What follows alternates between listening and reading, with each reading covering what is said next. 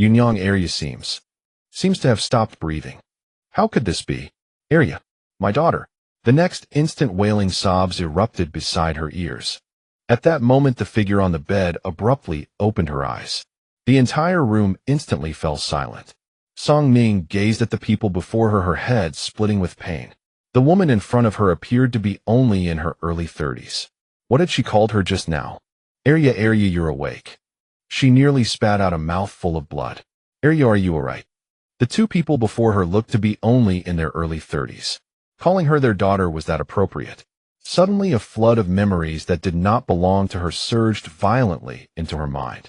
Song Ning froze. Was this some kind of joke? She, a successful modern urban woman, had transmigrated into the body of a lovesick fool. The original owner of this body had been obsessed with the village chief's youngest son, Zhou Lingyan, since childhood. Yet Zhou Lingyan had never thought highly of her. Despite being rejected time and again this heir, you simply refused to let go, clinging to him with shameless persistence. Now Zhou Lingyan had become a Tongsheng, a scholar candidate, his status elevated further still. How could he possibly look upon the original host, a young girl who possessed nothing at all? For Zhou Lingyan's Sake, the original host, had quarreled bitterly with her family. She blamed her parents for Zhou Lingyan's disdain, constantly berating them at home. Why had her parents not been born into a wealthy family? Why were they poor? If only they were rich, they would have been a match made in heaven. She had never once considered whether she was worthy of him. To marry Zhou Lingyan, she had not hesitated to ruin her own reputation in order to force him into submission. The original host had planned to be seen by everyone in public with her clothes disheveled alongside Zhou Lingyan, forcing him to marry her. But Zhou Lingyan had long seen through her intentions and never gave her the chance to get close. She had still tried to chase after him, only to trip and crack her head open. The key point was, this Arya was only 12 years old. When she herself was 12, she had been playing with mud. Yet Arya had already begun planning her lifelong marriage. Arya's reputation had already been foul beyond redemption. Now, having cracked her skull while trying to cling to Zhou Lingyan, who knew what cruel gossip the villagers were spreading behind her back. Now she had truly become the greatest laughingstock of the entire village. The villagers all said that a young girl like her had no sense of shame, shamelessly trying to throw herself at a man, and that suffering this fate was exactly what she deserved. Song Ning closed her eyes, unwilling to face any of it. Arya, wake up. Don't scare your mother. The woman who had called her daughter thought she had fainted again, desperately shaking her head. Song Ning's head truly ached. With no other option, she opened her eyes. Arya, you're alright. Lu Yuelan wept tears of overwhelming joy. Song Ning sighed, then swept her gaze across the entire room. Low mud walls, a few wooden planks stacked together as partitions, nothing but a thatched shed. A few wooden poles formed the frame, topped with a thatched roof with wind leaking in from all four sides. The two people before her wore tattered clothes covered in patches, their faces gaunt and sallow, looking no different from the refugees one might see on television. This family had only this one daughter. Both Song Dahai and Lu Yuelan doted on her, so any good thing they had could never stay in their hands. Once it fell into the original host's possession, she would turn around and give it to Zhou Lingyan. Previously, the original host's father had injured his leg while climbing the mountain, and it had never healed. He had finally borrowed one tael of silver from a relative, intending to go to the town to see a doctor. But it was stolen by Arya, who used it to buy gifts for Zhou Lingyan. Yet Zhou Lingyan had not even looked at them. Song Dahai had thus missed his chance at treatment and was left with a permanent limp. Song Ning pressed her forehead. The glorious misdeeds of Song you could never be fully counted. That she had not yet been cast out of the family was truly a testament to her parents' kindness. I'm thirsty, Song Ning said in a hoarse voice. All right, mother will get you water right away. Lu Yuelan, seeing her daughter had spoken, quickly brought over a bowl of water. She took the bowl and stared at it for a moment. The bowl had a full 5 chips on its rim. Any more water, and it would have leaked. But her throat was so uncomfortable that she could not be bothered by that anymore. She gulped down the entire bowl, and Song Ning felt her breathing ease considerably.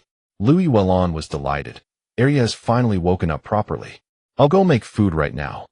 Although she called it making food, there was really nothing edible at home. Only a bunch of wild vegetables picked from the hillside boiled in water for a meal, just enough to keep from starving. Song Ning stared at the bowl before her. Inside was a blackish murky liquid emanating a foul smell. She felt like vomiting just from looking at it. After hesitating for a long while, her stomach growling in protest, Song Ning finally picked up the bowl and took a sip of that blackish soup. She nearly cried. It was truly terrible. The soup was mixed with unrecognizable wild vegetable stems that scraped her throat raw. Song Ning fought to keep herself from throwing up and forced it down with great effort.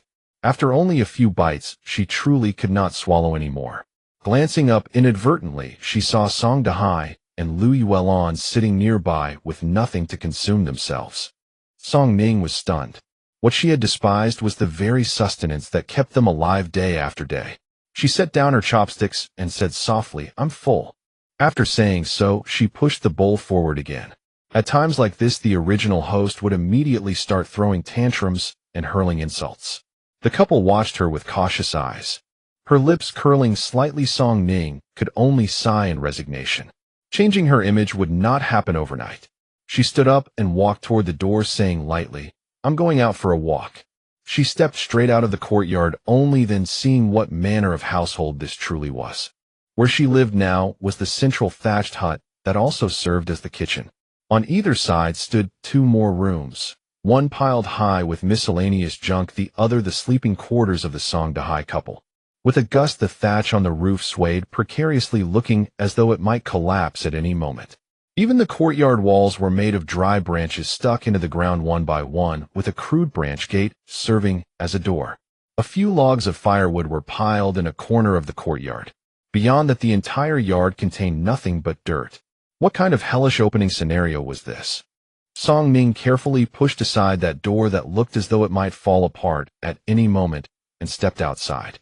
Nanshan village was surrounded by mountains on 3 sides, with only the eastern side opening onto a flat river valley. Yet the river that ran through Nanshan village had long since dried up. In recent years, Nanshan village's harvests had been poor. The best anyone could manage was bare subsistence. Families like the Songs with no stored grain, who had to rely solely on wild greens for food, were not uncommon. Sigh. What sin had she committed in her past life for the heavens to punish her by casting her into this place? Walking farther into the distance, the entire village was bare and bald except for a few patches of green remaining on the mountainside.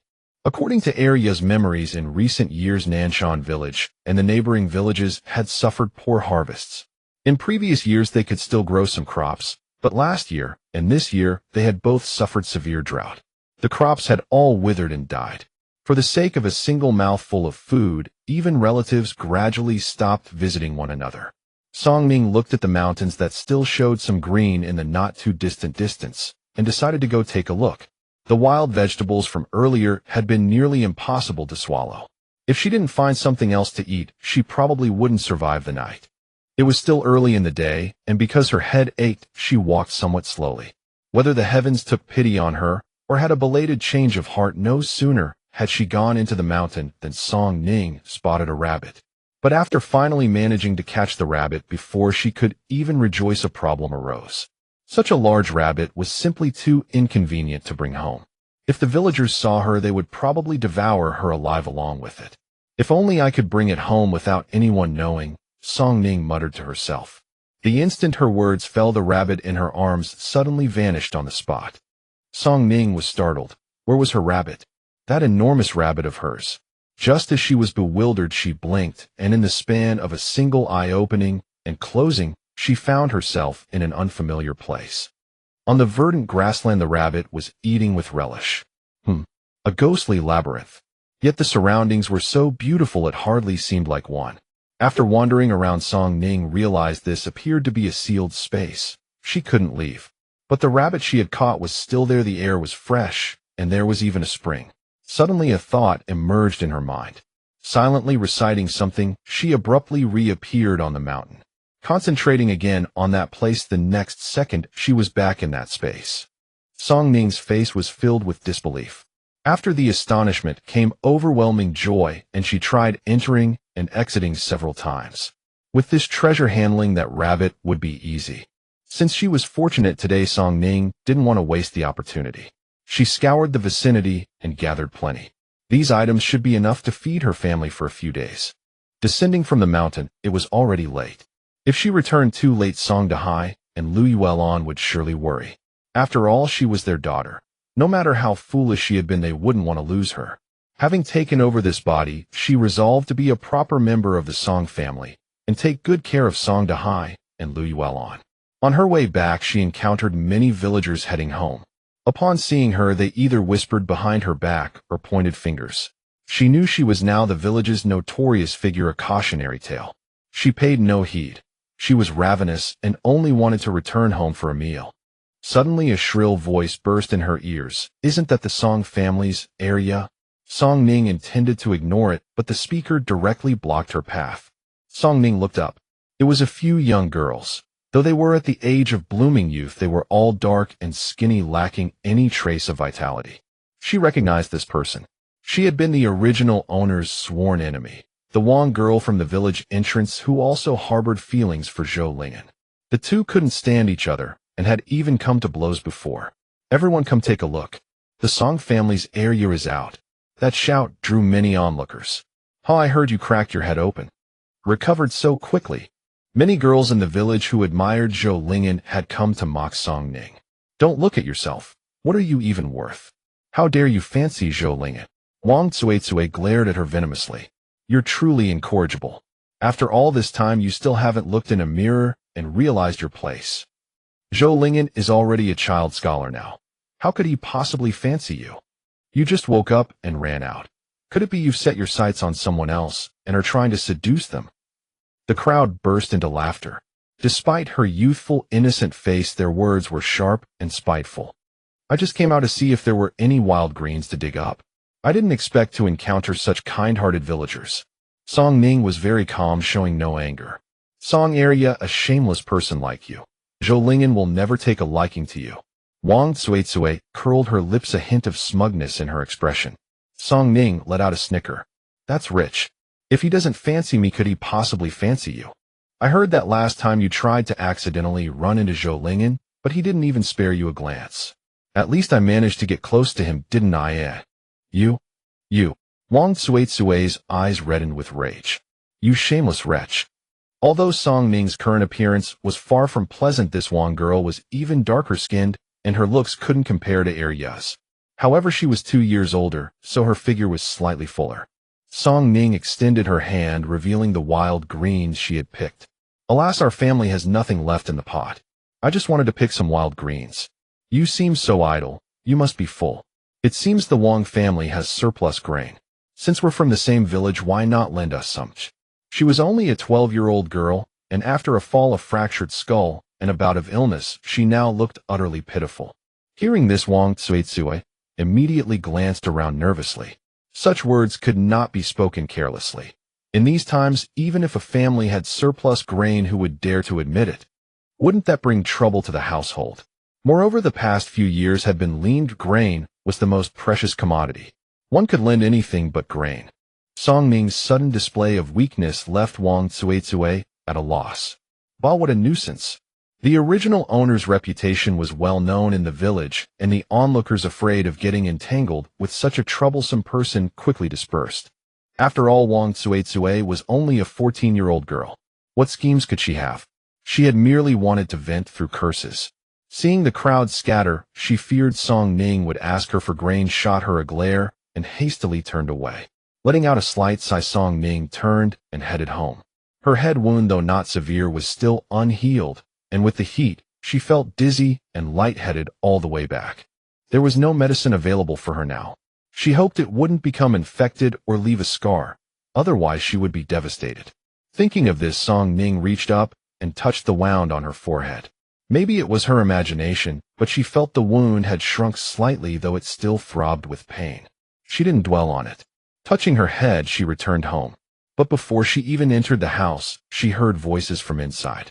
"Husband, maybe you should eat a little." It was Lu Yuelon's voice. "Arya just woke up and is weak. Better leave it for her." "But you haven't eaten all day. If this continues, you won't be able to hold on." Lu Yuelon said worriedly. "This is all we have left. Let's set it aside." A handful of wild greens had to be stretched over 10 meals. If they ate it all in one go, they would starve the next meal. Though the amount was meager, at least it gave them some hope. The original owner had never cared about whether there was food at home. No matter what, the family always prioritized her. Song Ning pursed her lips, feeling a pang of bitterness at these words. In her previous life, she had never worried about a single meal. Now even half a bowl of wild greens was saved from someone else's mouth. She sighed and slowly walked to the door. Seeing Song Ning return, the couple quickly stood up. Louis Wellon came over and coaxed. "Arya's back, you must be hungry. Mother will heat up the food in the bowl for you." With that, she picked up the bowl and headed to the stove. Song Ning entered the house without a word and sat down directly at the table. In the past, whenever Song Arya returned home and was displeased or didn't find hot food ready, she would throw a tantrum and scold her parents until she calmed down. But now she had been silent since coming back. Song Dahai and his wife exchanged bewildered glances at a loss. Song Ning still didn't touch the bowl of blackish wild greens on the table. She was now grateful that she had gone up the mountain earlier, otherwise she would have gone hungry all day. The surrounding villages, including Nanshan village, had been suffering from disasters for years. In the past, they could still dig wild greens from the mountain, but over time, even the greens stopped growing. Finding these wild greens now was already a stroke of fortune. Song Ning's expression was calm. Then, right before the eyes of Song Dahai and Lu Yuelan, she pulled out a wild pheasant. The sun was setting in the west, dusk approaching, the perfect time for cooking dinner. Yet the village had grown oddly quiet. Since the calamity had struck the village, nothing but barren earth grew from the fields, and with no work to be had, many villagers remained cooped up indoors to save their rations. The less one moved, the less one ate. The Song family was no exception. Song Dazai and Lu Yuelan were still reeling from the sudden appearance of the wild pheasant when Song Ning spoke up. "I caught this on the mountain today. I was planning to give it to Zhou Lingyan." Upon hearing this, Song Dazai and his wife snapped back to reality, their earlier excitement instantly crushed. They knew their daughter harbored feelings for the village head's youngest son, so whenever anything went missing from home, they immediately suspected she had taken it. In previous years, there had never been anything of special value in their household, but this was a wild pheasant. Even individuals as gentle as Song Dazai and Lu Yuelan felt a profound chill upon hearing such words. "But Zhou Lingyan does not care for me. What happened last time was my fault, and I have come to understand. I have given up all hope regarding him." The couple exchanged bewildered glances. They were well aware that Zhou Lingyan held no interest in Arya, and they had advised her before only for their daughter to ignore them, and when pressed further, she would complain that they nagged. Every time she suffered some slight at Zhou Lingyan's hands, she would return home and vent her frustration on them. "Father, mother, rest assured, I shall not act foolishly henceforth. From now on, any fine things we acquire will be for our own consumption. We shall feast upon this pheasant tonight." Lu Yuelan's voice trembled. Eat it all. In their household, a wild pheasant was an unthinkable luxury. In all these years, not even a single feather had crossed their path. Wild vegetables had become their daily staple, and even then they could barely manage one meal after another. 2 servings of wild greens in a single day was already considered fortunate. "Father, mother, how long has it been since we've had our fill? I crave meat as well. Let us simmer this chicken tonight." Seeing Song Ning's earnestness, Lu Yuelan dared not ask further and took hold of the wild pheasant on the table, preparing to pluck its feathers and cook it. With the house leaking wind on all sides, any aroma would inevitably escape into the open air immediately. While Lu Yuelan continued plucking, Song Ning rose to her feet. "Father, we should somehow screen this dwelling." The courtyard contained an accumulation of thatch and firewood that might serve the purpose. Moreover, their residence stood somewhat isolated, with only a single neighboring household in proximity and few people about at present. It ought to pose no complications. Though Song Dazai walked with a slight limp, his strength was considerable, and within moments he had stacked the thatch and would be beyond the wall. Upon returning inside, he found Lu Yuelan already tending to the simmering wild pheasant, but she had divided it in 2, setting aside the other portion. "Mother, half a bird will hardly suffice. Simmer the whole thing." Lu Yuelan was startled. Such a sizable wild pheasant. If they consumed it all tonight, what would remain for tomorrow? They had scarcely secured a proper meal, and now she was suggesting they finish it in one sitting. Lu Yuelan cast a glance towards Song Dazai, who nodded in agreement. "Let Arya decide." The wild pheasant lacked the fattiness of domestic fowl, and yielded no rendering oil. Their household possessed no seasonings or sauces, nor any salt, so the meat was simply chopped into chunks and boiled in water. Song Ning crouched by the fire, occasionally stealing glances at the pot, his mouth watering uncontrollably at the rising aroma. A fragrant scent gradually emerged from the pot, though faintly mingled with an unmistakable wildness. Yet Song Ning could not help but feel her stomach churn with anticipation. The fragrance permeated the entire dwelling, making one yearn to lick the very air. The pot bubbled vigorously, steam rising as an ever more intense aroma spread throughout. The family gazed longingly at the pot. When the time seemed right, Lu Yuelon tested the meat with chopsticks. It was done. She quickly fetched bowls and selected a drumstick to hand to Song Ning. Song Ning paused briefly before accepting the bowl, yet did not eat. Set this aside for now, we'll eat together. Lu Yuelon, barely able to contain her eagerness, retrieved the entire fowl from the pot and placed it on the table, but no one reached for their chopsticks. Song Ning glanced between her father and mother, then without hesitation placed both drumsticks into their bowls. Father, mother, you've worked hard. Please eat the drumsticks. Lu Yuelon, overwhelmed with gratitude, trembling hands transferring the drumstick towards Song Ning's bowl. You eat this, mother won't. I do not care for drumsticks, Song Ning replied, picking up a wing from the basin. Instead, with a smile, I prefer this.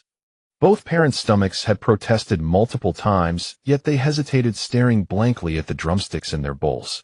Father, mother, if you don't eat now, I shall take these to Zhou Lingen.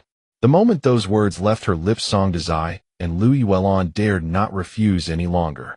Their daughter had finally come to her senses, and they could not bear to see her revert to her former self. Though the wild pheasant lacked even a hint of saltiness, the first bite proved it to be the most exquisite delicacy imaginable. Despite the warmth of the season, sipping a bowl of steaming chicken broth and breaking into a sweat constituted an unparalleled pleasure. Fearing her parents would ration the meal, Song Ning spoke up, Father, mother, eat heartily. We shall not go hungry henceforth. According to the original owner's memories, this family had not tasted meat in many years, surviving entirely on wild vegetables, which left all family members with a greenish hue to their complexions. It had been so long since they'd last eaten meat that Song Ning and his wife had nearly forgotten its flavor entirely. Once the meat touched their tongues, they found they could not stop eating. Nevertheless, Lu Yuelon quietly set down her bowl, licked her lips, and ceased eating. Mother, why have you stopped? Song Ning asked. Lu Yuelon smiled. Mother has had enough. You and your father should eat more. Such rare treasures could never be treated as mere sustenance. They were reserved for their daughter. She also feared that indulging too deeply in today's feast would imprint the flavor upon her memory, spoiling her palate for future meals of wild vegetables. Song Ning could easily discern the truth and feigned annoyance. Mother, haven't I told you we shall not hunger henceforth? This wild pheasant was caught expressly for you, and father, eat your fill. But if you refuse to eat, I shall take it to the village head's household. Mother will eat. Mother will eat. She quickly served another bowl of broth and added several pieces of meat, afraid Song Ning might actually carry it away. The family dined until they were drenched in perspiration. Afterward, the three sat motionless for an extended period. Gazing at the now empty basin, Lu Yuelon murmured, could this all be a dream? Their family had endured years of food scarcity and subsisted on wild vegetables, yet today's feast felt as though they would never dine so well again. Husband, pinch me. Lu Yuelon lacked any sense of reality, convinced everything was an illusion. Song Ning, equally bewildered, actually reached out and pinched her arm. Lu Yuelon winced in pain and whispered, not a dream. Truly not a dream. Father, mother, rest assured. Your daughter will ensure you live in comfort henceforth. After the meal, the sky gradually grew dark. This had been the finest meal the Song family had enjoyed in years. Before the disaster, meat was a rare luxury, but at least during festivals and special occasions they would buy some to savor. Eating so freely like this was truly a first. Burp, Song Ning let out a satisfied belch, rubbing her belly with a contented smile. The whole family had eaten to excess, and for the first time in living memory, they found themselves lingering in the courtyard after dark to digest their meals. By the time they climbed into bed, it was barely past 10 in the evening by modern standards. Song Ning had intended to wash before sleeping. She had sweated through the day and felt quite wretched. But Nanshan village had endured drought for years now, and every household's well had long since run dry. Nowadays daily water had to be hauled from a single well at the eastern edge of the village, the only remaining source. Those who lived nearby managed it fine with daily trips. But the Song household sat far from the well, making each journey arduous. Song Dai's legs were weak, and the round trip left them both drained. So now, apart from drinking water, they conserved wherever they could. She told herself to make do. It was only her first day, and after years of drought, having water at all was a blessing. Yet when bedtime arrived, Song Ning was stunned. The blackened quilt on the bed, its original color lost to grime. Was it meant for her? She touched it, and felt the thick, unwashed layers as if decades of neglect had piled upon it. But it was the only quilt the household possessed. The weather had turned warm, and there was little need for heavy cover. Song Ning extended 2 fingers, pinched the corner of the quilt, and tossed it aside. She finally managed to lie down, trying to ignore the sour smell of sweat on her skin, but the bed was unforgiving against her aching lower back. Though a mattress lay beneath her, it was as worn as the quilt. Hard and unyielding, no different from the wooden planks beneath. She tossed and turned until sleep finally claimed her. But not long after drifting off, an itching sensation crawled across her face, spreading discomfort through her entire body. Blinking awake through heavy lids, she sat frozen for a long moment before realizing the roof was gone. The wind outside had grown ferocious, tearing the thatch clean away. Stumbling from the bed in her daze, she heard the door open. Area. Louis Wellon found her way through the darkness, pulling Song Ning into an embrace before ripping the iron-hard bedding from the bed. Thatch littered the floor everywhere, and wind poured through the opening above, making the bed uninhabitable. Soon after, Song Dahi came running in. Of the 3 thatched rooms, only the one near the stove, where Song Ning had slept, had escaped the storm's wrath. Every other room was utterly devastated. The wind howled so loudly that the entire cottage shuddered. Through all of this, Song Ning realized what they needed most was not food or wealth, but shelter. Summer was survivable, but what of winter? That would surely be fatal. Still, there was something unnerving about a summer gale without rain. A bad omen, surely. Louis Wellon gathered her daughter, close, gently patting her back. Rest a little longer, Area. Dawn is still far off. The family huddled together and dozed until nearly dawn, when the wind outside finally began to die down. Summer days break early, and with them come early risers. Last night's gale had damaged several homes, so by first light the village was already buzzing with activity.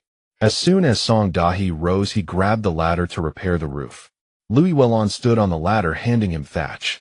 Song Ning held it steady from below, calling up, "Father, Mother, be careful." With his weak legs, Song Dahi was dangerously unsteady, and the soft, yielding thatch offered little security. Song Ning feared he might lose his footing and fall. While they worked, a girl's voice drifted over from outside the yard. "Uncle, Grandma wants you." Song Ning turned to see a scrawny girl no older than herself, likely malnourished and stunted. She recognized her. It was Sanya, her second uncle's daughter. Their own roof was unfinished, so Song Dahi called back, "I'll be there shortly." Noticing Song Ning staring, Sanya sniffed resentfully. "What are you looking at? Won't you try to steal something again?" The 2 girls had been about the same age and initially got along well, but Sanya had accused Area of theft and demanded compensation. Area maintained her innocence, and their friendship soured irreparably. After the family split, Area had heard many unkind words about her uncle's household, and she could hardly bring herself to show Sanya any warmth. Seeing no response, Sanya shouted, "I'm talking to you. Did you crack your head and lose your tongue?" "Nothing," Song Ning replied, turning away. Sanya fumed, but could do nothing, stamping her foot before striding off toward the east. Song Dahi climbed down from the ladder, returned it to Old Man Lee next door, and said, "Go back inside. I'm going to your grandmother's." Song Dahi hurried to the old house. As soon as he entered, he saw his mother's cold face refusing to meet his eyes. But he was accustomed to it. Calmly he asked, "Mother, what do you need?"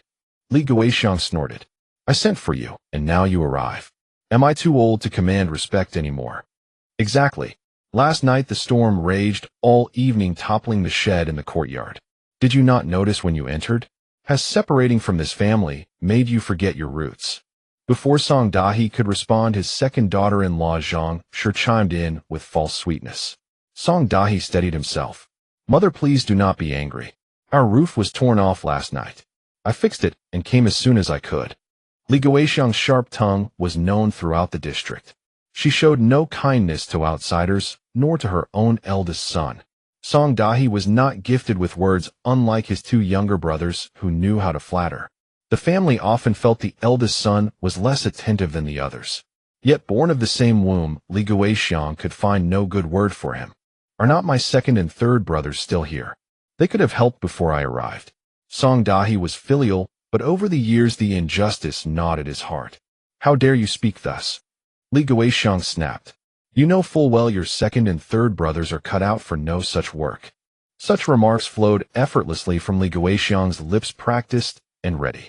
When the land could still be farmed, Song Irai and Song Sanhai were no tillers. While Song Dahi broke his back in the fields, his two brothers sat idly in the shade. They lacked the strength for water-carrying duties. Even when these very houses were built, they stood with folded arms. Yet she was his mother, and Song Dahi did not wish to anger her. It was only labor, and he could bear it.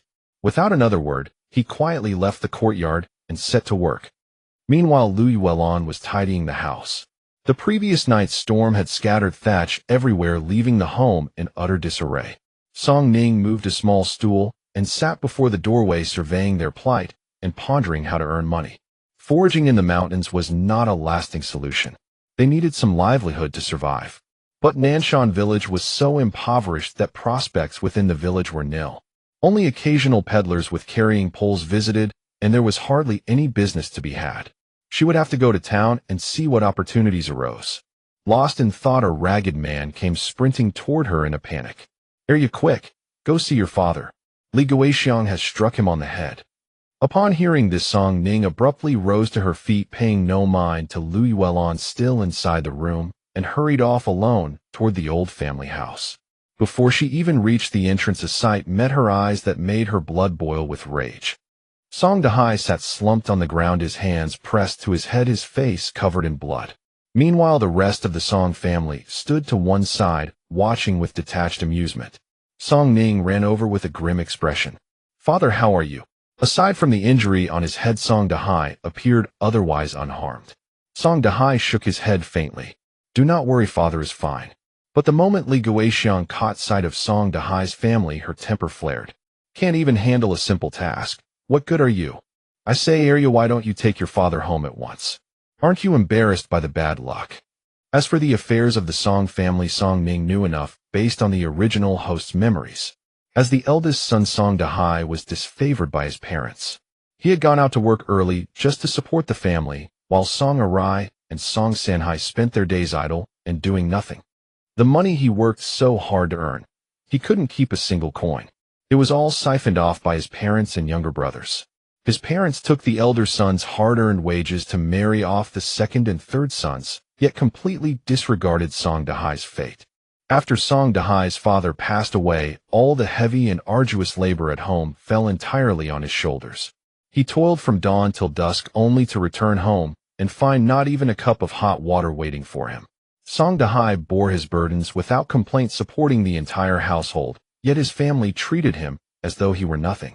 When he finally managed to marry a wife, he emptied all his savings to provide a single tael of silver. Yet these members of the Song family complained that he had spent too much, saying that if they had known it would cost so dearly, they would never have arranged a wife for him at all, wasting a whole tael of silver on nothing. But when the brothers Song Arai and Song Sanhai married, their wives each had spent 3 taels of silver. Once Song Dahi established his own small family, he learned to save for himself.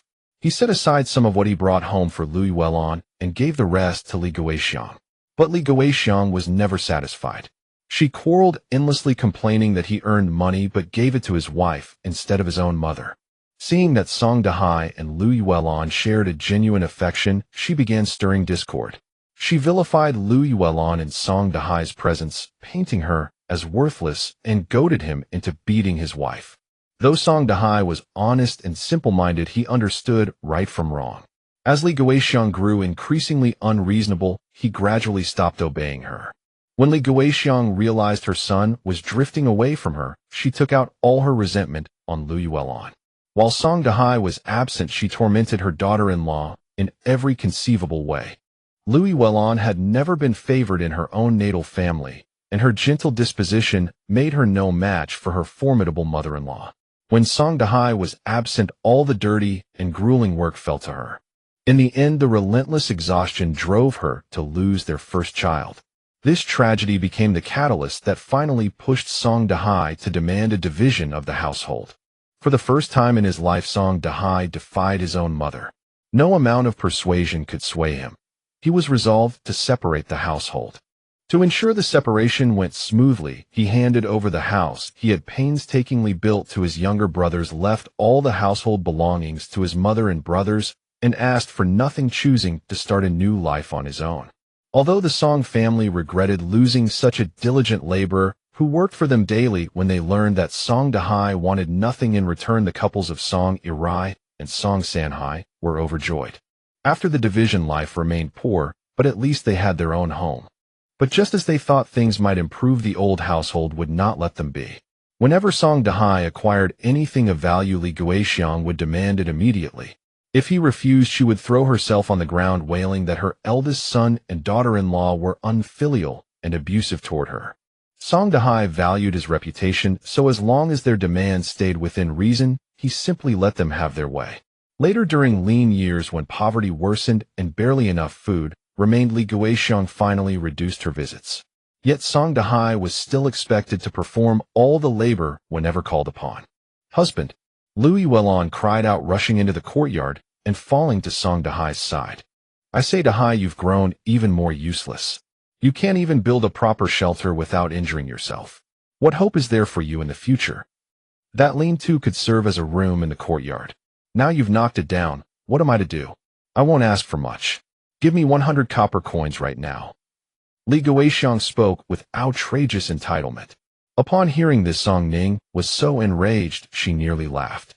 They occupied the house Song Dahai had built, used his blood and sweat money for all these years, and that shed was erected by his own hands. Today he injured himself working for them, and now they have the nerve to demand money. Every item in that courtyard was earned by Song Dahai. Fine. They were making outrageous demands now. If that was how they wanted it, she would show them no mercy. "Mother, watch over father," Song Ning said coolly. Louis Wellon nodded through tears. "Grandmother says our family must pay 100 copper coins. That shed has seen many years. Dahai is my son. An old woman like me doesn't ask for much. 100 coins will suffice." Li Guixiang carried herself with the authority of the family matriarch, her eyes full of calculation. "That's right, Arya. Mother is your own grandmother, elder brother's own mother, not some stranger. Otherwise it wouldn't be just 100 coins. Zhang Shi, Song Irai's wife, chimed in from the side. Song Ning let out a cold laugh. "Is that so? A rotten shed. That's nothing but a few pieces of wood and some thatch. That costs 100 coins. I've never seen such a dear mother in all my life. That shed can count as a room. People live in it during summer. Knocking down a room.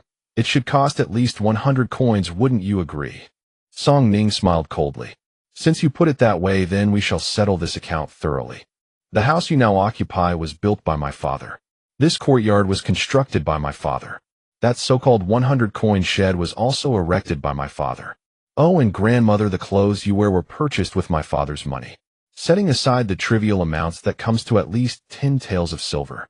When do you plan to repay us?" The moment she heard this, Zhang Shi erupted. "Elder brother said he wanted none of this house or courtyard. Why should we pay? So you're admitting all these belong to my father? If they belong to my father, they belong to me. My father agreed to give them away. I never did." Li Guixiang flew into a rage instantly. "You worthless little whore. Just like your mother. Shameless to the core, demanding money right to my face." She tore off her shoe, ready to strike. Song Dahai immediately rose and shielded Song Ning.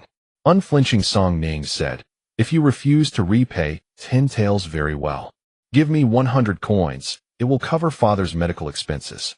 "Pa, trying to extort money from me. Never." Song Ning stepped forward to support Song Dahai, her voice icy. "My father was injured on your premises. That is your responsibility. If you refuse to pay, I will take this to the county magistrate. And by then it won't be just 100 coins at stake. I wonder whether my cousin's upcoming marriage will survive the scandal." Song Rui, the son of the second branch of the Song family and the family's first grandson had been spoiled since childhood. Having secured employment in town after coming of age, he was now the family's sole hope. At 17, Song Rui was now of marrying age. His family had been arranging matches, but after several failed attempts, unexpectedly the daughter of his employer took a liking to him. This prospect filled the Song family with pride. They had heard the employer had only one daughter, and should Song Rui marry her, the entire shop would eventually be his. Such a brilliant future must not be destroyed over 100 copper coins. The Song family would never permit it. Arya, have you lost your mind? Zhang Shi's eyes widened in horror. Our entire family pins our hopes on Rui. If you dare go through with this, when Rui prospers, you'll get not a single benefit from him. Who cares? Just tell me, will you pay or not? Song Ning said coldly. Li Guixiang was so furious she nearly fainted. She had always known the worthless prodigal of the elder branch was no good, but to bring her own grandmother and uncle to court. Since you refuse, then it is settled. We shall meet in court. With that, she supported Song Dahai and turned to leave. Madame Zhang's teeth were so clenched they nearly shattered. Song Rui was her son, the pride of their second branch of the family.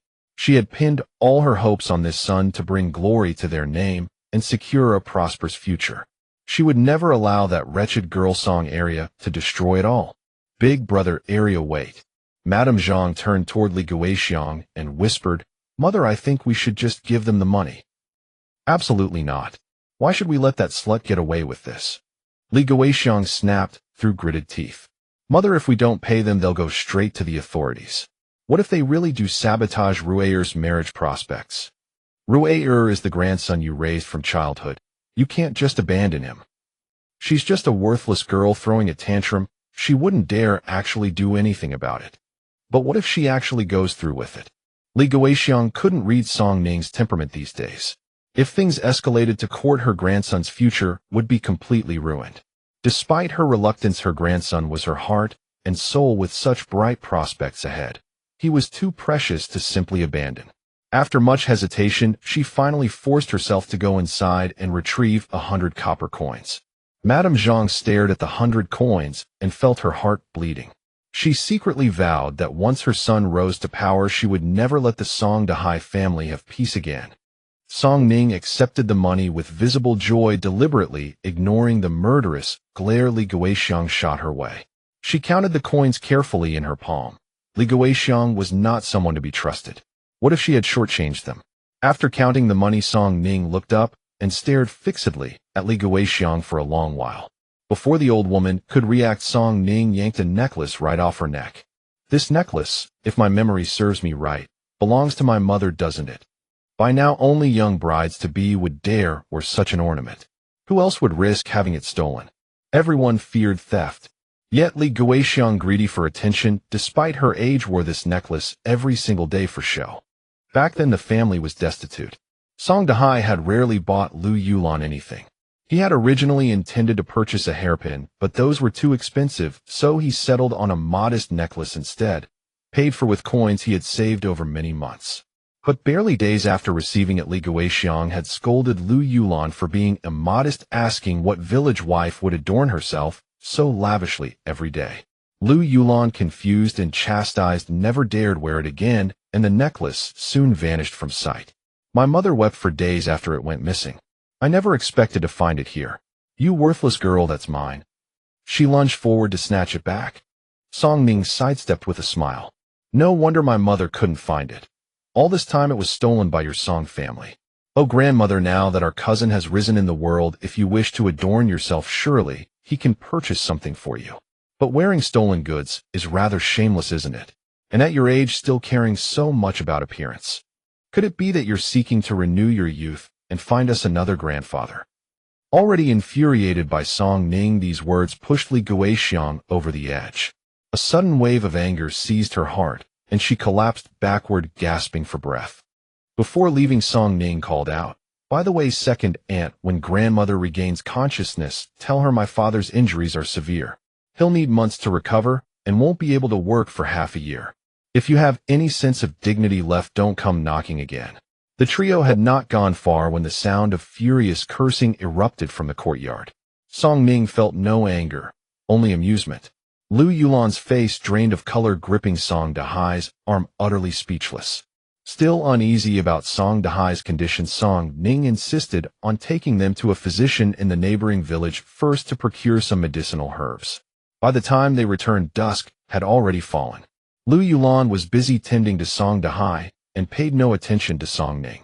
Song Ning retrieved another wild pheasant from her spatial realm and placed it on the table. The family had skipped breakfast, and combined with their restless night and the lengthy delay at the ancestral home, they were undoubtedly exhausted and starving. She had planned to take over lunch preparation for Lu Yulan, but upon opening the water jar, she found it nearly empty. With Song Dahai injured and unable to draw water, Song Ning found herself in a difficult position. Suddenly, as if struck by inspiration, she grabbed a cracked bowl from the stove and slipped into her spatial realm. Fortunately, a natural spring awaited within, a perfect solution for the moment. Clear water bubbled forth continuously from the spring.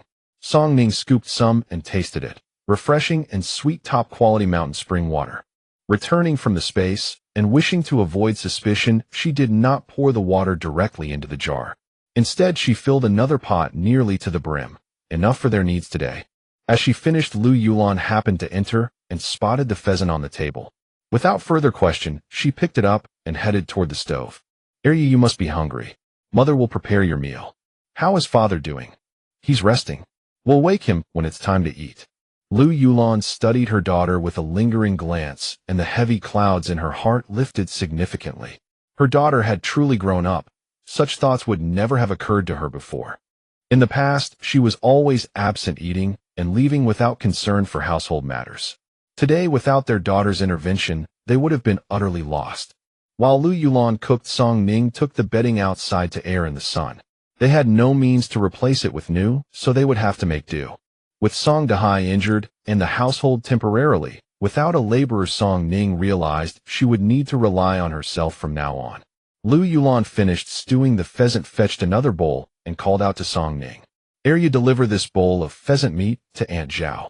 Song Ning accepted the bowl and headed straight out the door, making her way up the slope. The Li Daniu family was their only neighbor. Living so close, Li Daniu and his wife had been most kind to Song Dahai and Lu Yulan over the years. The fact that Song Dahai and his wife could settle here was largely thanks to Li Daniu. The couple had never forgotten this kindness. Last night, preoccupied with their own affairs, they had not thought to return the favor, only remembering today. It was nearing midday, and regardless of whether they had food or not, the villagers were all returning home. The Li Danius were also preparing their noon meal. With only two of them in the household, a few quick bites would suffice. They wouldn't dare indulge in such precious ingredients anyway. A handful of wild vegetables mixed with coarse flour, pan-fried into flat cakes, accompanied by aged pickled vegetables, that could satisfy them to 8 parts full. But as Aunt Zhao had just set out the bowls and chopsticks, a knock came at the door. Who could be visiting at this hour? Aunt Zhao muttered to herself as she rose to answer the door. Stepping out of the courtyard, she caught a faint whiff of meat and immediately dismissed it as imagination. At a time like this, which family could afford to eat meat? They should be grateful not to have starved to death. "Aunt Zhao, are you home?" Hearing Song Ning's voice, Aunt Zhao hurried to open the door. The girl must have come upon some trouble. But the moment she opened the door, she saw Arya standing at the threshold with a bright smile, holding a bowl in her hands. Inside was a generous serving of meat. Aunt Zhao rubbed her eyes, certain she was seeing things, yet there unmistakably was meat. "Aunt Zhao, my mother sent me to bring you some meat." Zhao Auntie was stunned, taking a long moment to react, thinking she had misheard. "Auntie," Song Ning called again, and only then did Zhao Auntie snap back to reality. She glanced outside and quickly pulled Song Ning into the house. As soon as Song Ning entered the house, she called out, "Uncle Li," and set down the bowl. "Uncle and Auntie, my mother wanted me to bring this. We have no oil or salt at home, so I had to make do. Please try it, and I'll be heading back now." "Hey, wait." Zhao Auntie immediately stopped her, turned around, and went into the kitchen. In no time, she came out holding some small paper packets and 2 eggs, which she pressed into Song Ning's hands. "Good child, take these back with you. Auntie, you and Uncle have helped our family so much already. I can't accept these. It's fine, these are just things we have at home. Take them, or else I won't accept the meat." Zhao Auntie pretended to be angry. Song Ning had no choice but to accept the gifts, thanked her, and ran back home. As soon as Song Ning left, Li Daniu and his wife were both astonished. When did Brother Dahai's family have meat? They lived not far from each other, and they knew well how poor Song Dahai's family was, barely able to keep the pot boiling. How could they afford meat? He must have hunted it in the mountains. Since he brought it, let's give it a try. Although the Li family was relatively well off in the village, it had been a long time since they had tasted any meat. Adding a little salt, they took a bite. It was tender, savory, and carried a unique fragrance, truly a delicacy. After delivering the meat, Song Ning returned home and handed the items to Lu Yuelon. Aunt Zhao gave these. Lu Yuelon opened the small paper packets and found they were cooking spices. These things were not cheap now, and Zhao Annie had given so many along with 2 eggs. Eggs were a precious commodity. The villagers had little money, and those who kept chickens relied on eggs for nourishment.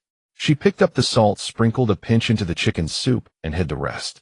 All right, time to eat. Lu Yuelon ladled out the chicken soup, took the chicken meat to the neighbor's house, and insisted on staying until Song Dahai had finished everything in his bowl before she would leave.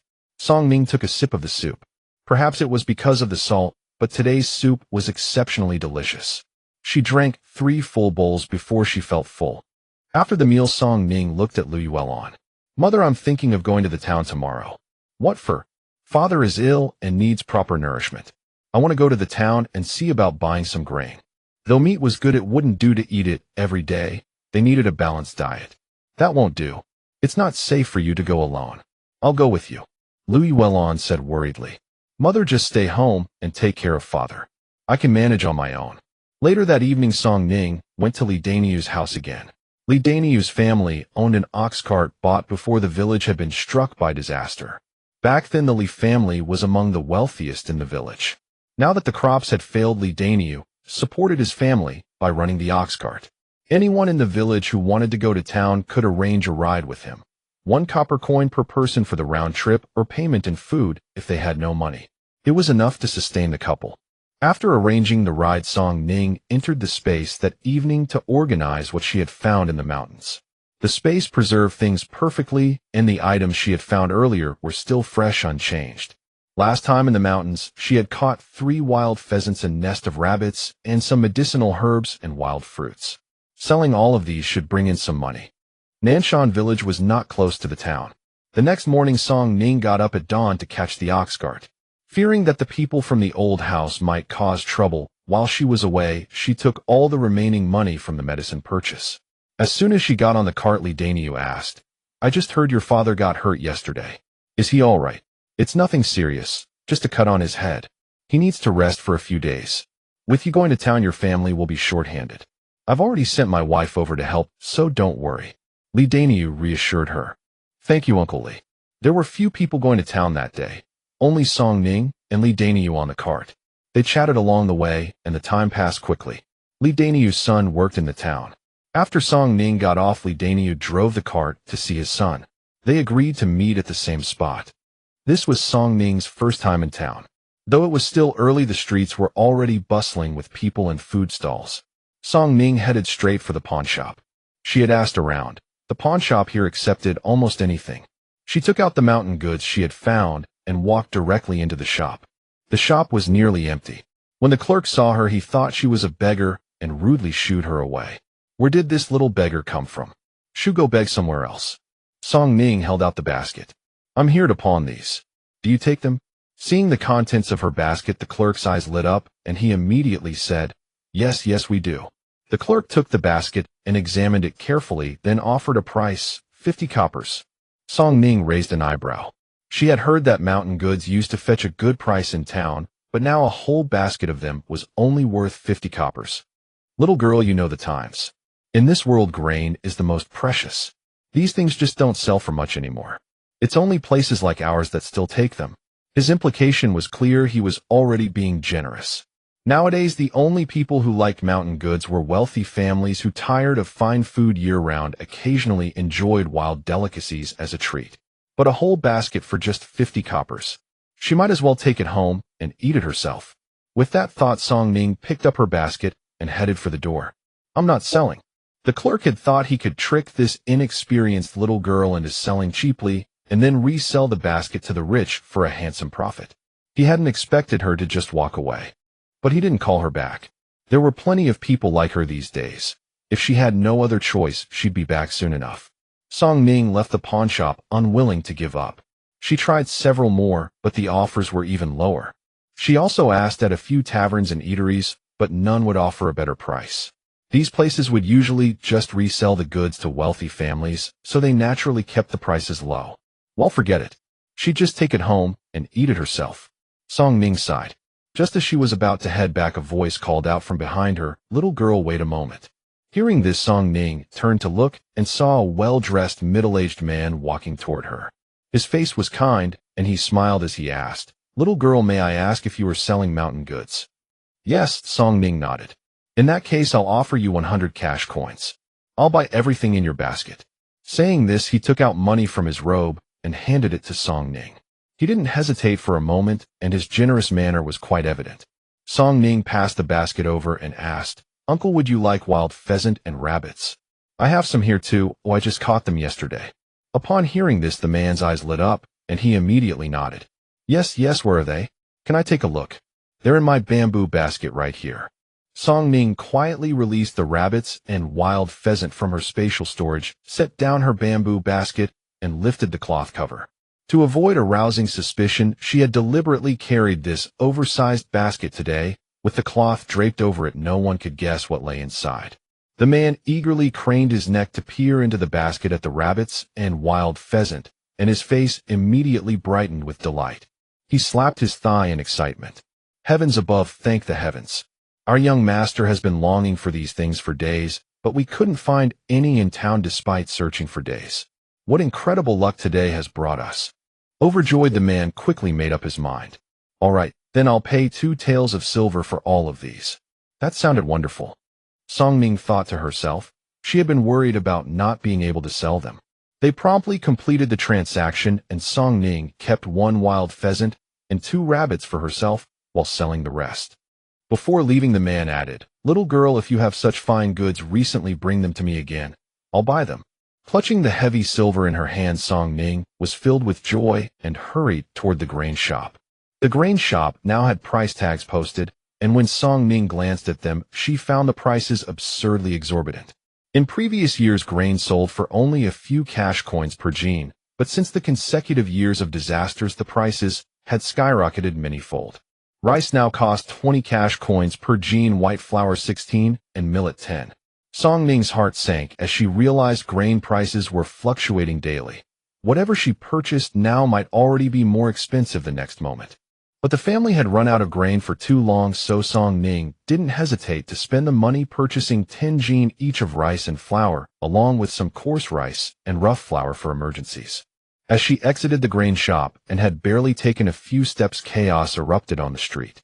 Unsure of what was happening, Song Ning quickly retreated to a corner and slipped into an empty alley. Watching the turmoil on the street, she sighed. The times were restless, and who knew what troubles might arise. Only when the street finally settled did she emerge from the alley. After wandering the streets for a while, she had purchased most of what she needed, and her basket was nearly full.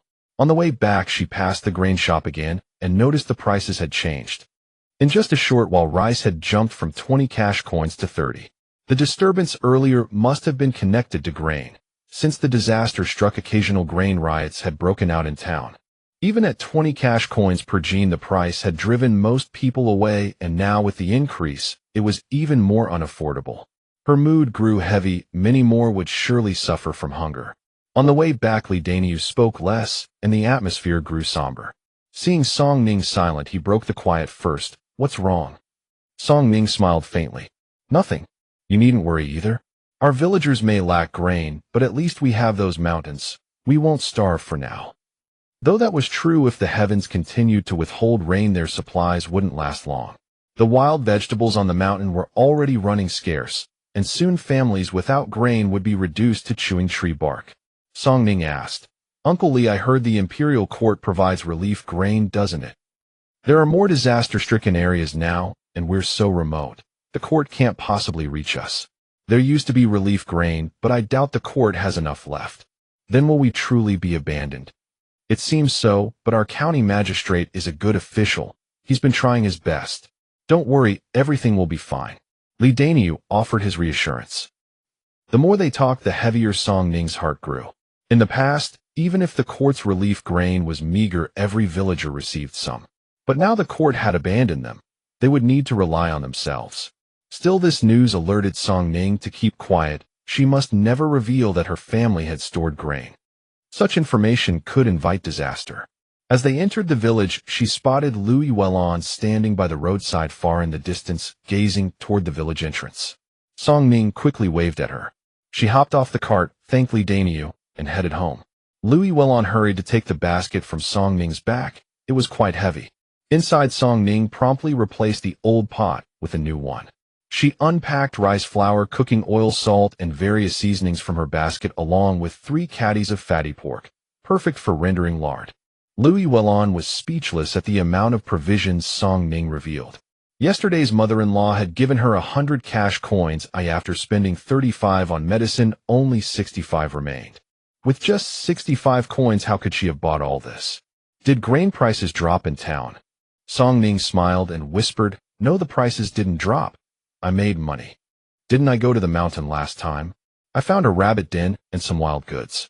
I loaded them into this basket today and sold them for over 1 tael of silver." Oh, 1 tael.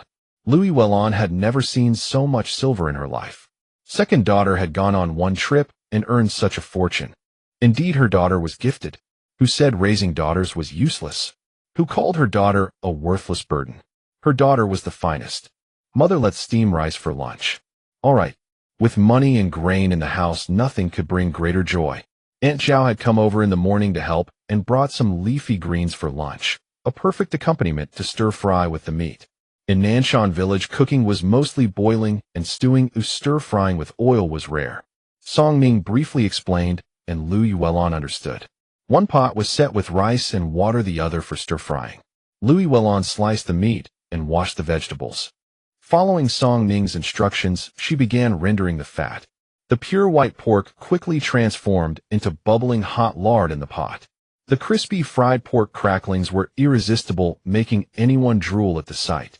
Song Ning lifted the bowl of cracklings, picked out the largest piece, and held it to Lu Yuelon's lips.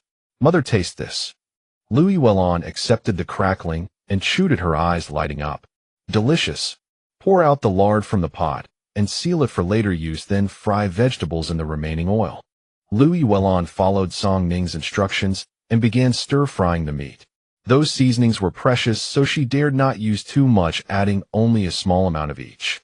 Yet the aroma that rose from the pot was unmistakably different. The fragrance of stir-frying surpassed even yesterday's stewed meat, reaching even Song Dahai lying in the next room. The meat and vegetables sizzled in the wok, filling the air with irresistible scent, yet Song Ning could barely contain her eagerness. As the dishes came out of the wok, Song Ning had already prepared the bowls and chopsticks, and she helped Song Dahai into the room. Rice was served, dishes were placed on the table, and the whole family felt an unusual sense of joy. That day their dining table featured white rice, 2 dishes, 1 meat and 1 vegetable, as well as half a basin of egg drop soup. In Nanshan village at the time, this must have been among the finest meals available. A smile spread across Song Dahai's face. "Let us begin then."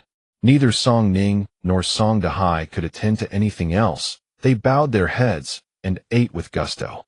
Even Lu Yuelon remained silent, focused entirely on her meal. After the meal, not a single leaf of vegetable was left behind. The family, thoroughly satisfied, rubbed their full bellies. After sitting for a while, Lu Yuelon turned to Song Ning. "Second daughter, if we continue eating like this, can we really manage? At this rate, the family would run out of grain in just a few days." Having dined so well for merely a handful of days, they already feared returning to those old times when they could not even find wild vegetables. "Perhaps from now on we should only eat twice a day. If we eat more sparingly, it will last longer." Grain was exceedingly precious these days. Such indulgence simply could not be sustained. Song Ning pondered carefully. "Mother, what you say is reasonable.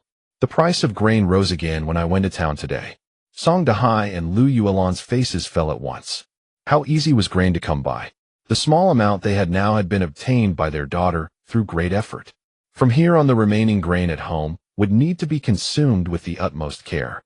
"But, father, mother, do not worry. I will find a way." She could not simply scavenge like a chicken. To ensure she could eat her fill in the future, she must work hard. Second daughter, do not push yourself too hard. Louis Wellon set her heart aching. Since Song Ning had awakened from that head injury, she had grown far more sensible, though it also caused Song Dahai and his wife some concern. It is all my fault as a father for not being able to care properly for you too. Song Dahai spoke with a heavy heart. Father, do not think that way. We are a family. In the past your daughter was foolish. From now on I too will share the burden with father and mother. Since Song Ning had changed Song Dahai, and Louis Wellon had come to believe that their daughter had previously been possessed by some evil spirit, but now the goddess had appeared and restored her to her senses. Hearing Song Ning speak thus, their eyes brimmed with tears at once. So please, father, mother, rest assured. From now on we will never go hungry again. After the meal, Song Dahai and Louis Wellon returned to the next room to rest. Song Ning took out the seeds she had purchased that morning and entered her spatial realm. She had bought quite a variety of seeds at the market that day. She had long noticed the 2 plots of land within her space. If she could grow grain there, her family would never again worry about hunger, nor would they fear running out of food due to rising prices. The 2 plots in her space had remained empty for some time. Song Ning scattered the seeds and drew some water from the spring to irrigate them. At present, most of the fields in the village had cracked from drought. Not only did crops fail to grow, even weeds withered away. Few people bothered to plant grain or vegetables anymore. Only a few households near the well at the eastern end of the village still tended small garden patches, though the vegetables grew stunted without sufficient water. Even the seeds she had purchased were far from prime quality. They were dry and shriveled from lack of moisture. She could not be certain whether anything would grow at all. After lingering in her space for a while, Song Ning returned to the room, filled the water vat beside the stove, then lay down on her bed and pondered what kind of livelihood she might pursue. When she had gone to town that day, she had also visited the market. Many vendors sold goods, with food items being the most plentiful. However, grain was scarce, causing food prices to climb. A coarse flour steamed bun alone cost 2 copper coins. Early in the morning, the streets were already lined with stalls, most of which sold food. Nevertheless, setting up a stall in town required arriving early to secure a good spot.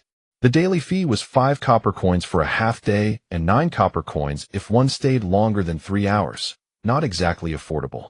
If she wanted to take advantage of the market crowds, she would need to rise before dawn. Arriving late would mean missing out on any desirable location. However, Nanshan village was somewhat distant from town. Even riding an ox cart took nearly an hour. To secure a good position, she would need to leave even earlier. Such an early routine every day might break her body. Regrettably, her family had lived in Nanshan village for years and had no acquaintances in town. Song Ning sighed. Life was not easy. This matter would have to wait. Taking advantage of the quiet noon hours, she headed into the mountains once more. The mountains were cooler than the village, yet she was not the only one there. Many people had come, some even bringing children to dig for wild vegetables. However, the vegetables in the forest were nearly exhausted, forcing people to venture deeper into the woods. Song Ning climbed higher and accidentally spotted a small sapling, no bigger than a human palm, growing beneath the canopy of a larger tree. Its leaves had already begun to wilt. The surrounding mature tree was already dead, so this sapling likely would not survive long either. After observing for a moment, she determined an apricot tree from the appearance of its leaves. In her past life, she had picked plenty of these during her vacation at an orchard. Song Ning gently dug around the soil with her hands and carefully uprooted the small sapling, secretly placing it into her spatial realm. It was unlikely to survive anyway. Why not try growing it in her space? If it truly took root, she could enjoy fresh, sweet apricots in the future. Having made up her mind, Song Ning felt the urge to dig up every sapling she saw. Apple, orange, pear. Who knew what might take root? She walked a little further up the mountain, planning to dig several more saplings, when suddenly she heard a familiar voice behind her. I just want to accompany you while searching. Rest assured, whatever I find will be entirely yours. I will not keep a single thing. A young woman followed closely behind a young man, her eyes gleaming with barely contained enthusiasm. No need. I prefer quiet company, the man replied coolly, declining her offer outright. Trust me, as long as you let me stay by your side, I will be perfectly quiet. That voice was almost drenchingly sweet, entirely mismatched with her actual demeanor. Wang Tsuetsue must have saved her best outfit for this occasion. Her hair was combed and adorned with flowers. Though her complexion was somewhat dark, she appeared somewhat lively, if one ignored the fact that her hair had not been washed in who knows how long. The young man wore simple cotton clothes as well, but unlike most, his garments bore no patches and were impeccably clean. His hair was neatly combed. Could it possibly be anyone other than Zhou Lingyan? Zhou Ling grew impatient, yet the two words he had just spoken were the harshest he could muster, leaving him no choice but to let Wang Tsuetsue flutter around him. "Brother Zhou, wait for me," Wang Tsuetsue called from behind. Zhou Lingyan strode onward as if he hadn't heard a word. But before he could shake off Wang Tsuetsue, he encountered Song Area, who gave him an even greater headache. The last incident had left a considerable shadow in Zhou Lingyan's heart. As a scholar, he cultivated the way of the gentleman, and his fellow students in the academy were all respectful and courteous.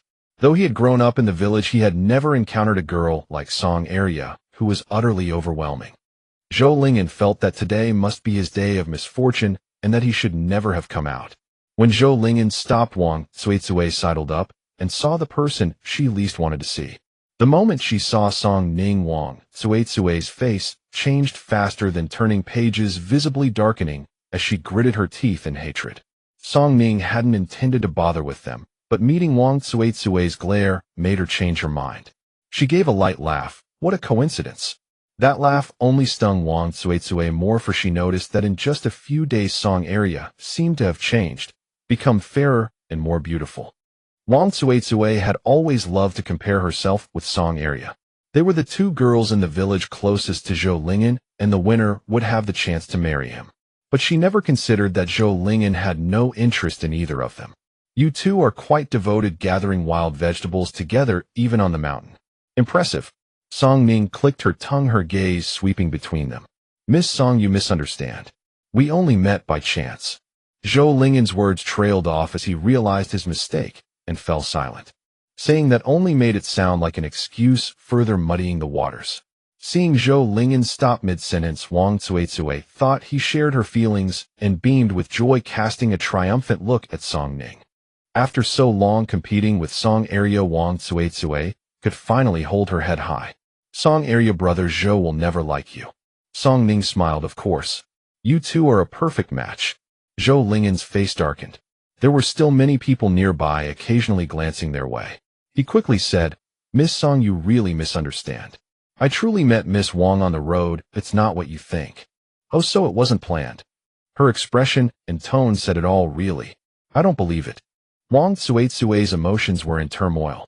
She glared at Song Ning, but dared not speak loudly, needing to maintain her image in front of Zhou Lingyan. "Area, why did you come up the mountain today? Surely you didn't hear that brother Zhou was coming and followed him on purpose." Wang Tsuetsue was quite amusing. In front of Zhou Lingyan, she was all delicate and gentle, even her voice becoming syrupy. But Song Ning had seen her picking her nose after scratching her feet while sitting at the door. It was a pity that she was the only witness. Song Ning ignored her and turned to climb the mountain. Her fruit trees were waiting. Seeing Song Ning leave, Zhou Lingyan breathed a sigh of relief and headed off in another direction. Now every household in the village was struggling. Though he was a child scholar, and his family was slightly better off than before someone had suggested they move to the town. But his father was the village chief and had to be responsible for Nanshan village. Moreover, being a child scholar wasn't enough to support the whole family moving to town. The town had once offered some subsidies to child scholars, but times had changed. Those subsidies were now intermittent and unreliable. He had planned to take advantage of his day off to check the mountain, only to encounter such trouble. He had barely taken 2 steps when Wang Tsuetsue followed, offering eagerly, "Brother Zhou, I found some wild fruit. Here for you." Zhou Lingyan didn't take it, saying flatly, "Keep it for yourself. Times are hard for everyone." "It's fine. I'm happy to help you find them. I'll give you all I have." Wang Tsuetsue stepped forward, nearly pressing against him. Zhou Lingyan frowned, stepped back, and hurried in the opposite direction, the same direction Song Ning had gone. Wang Tsuetsue gritted her teeth. "Song Area."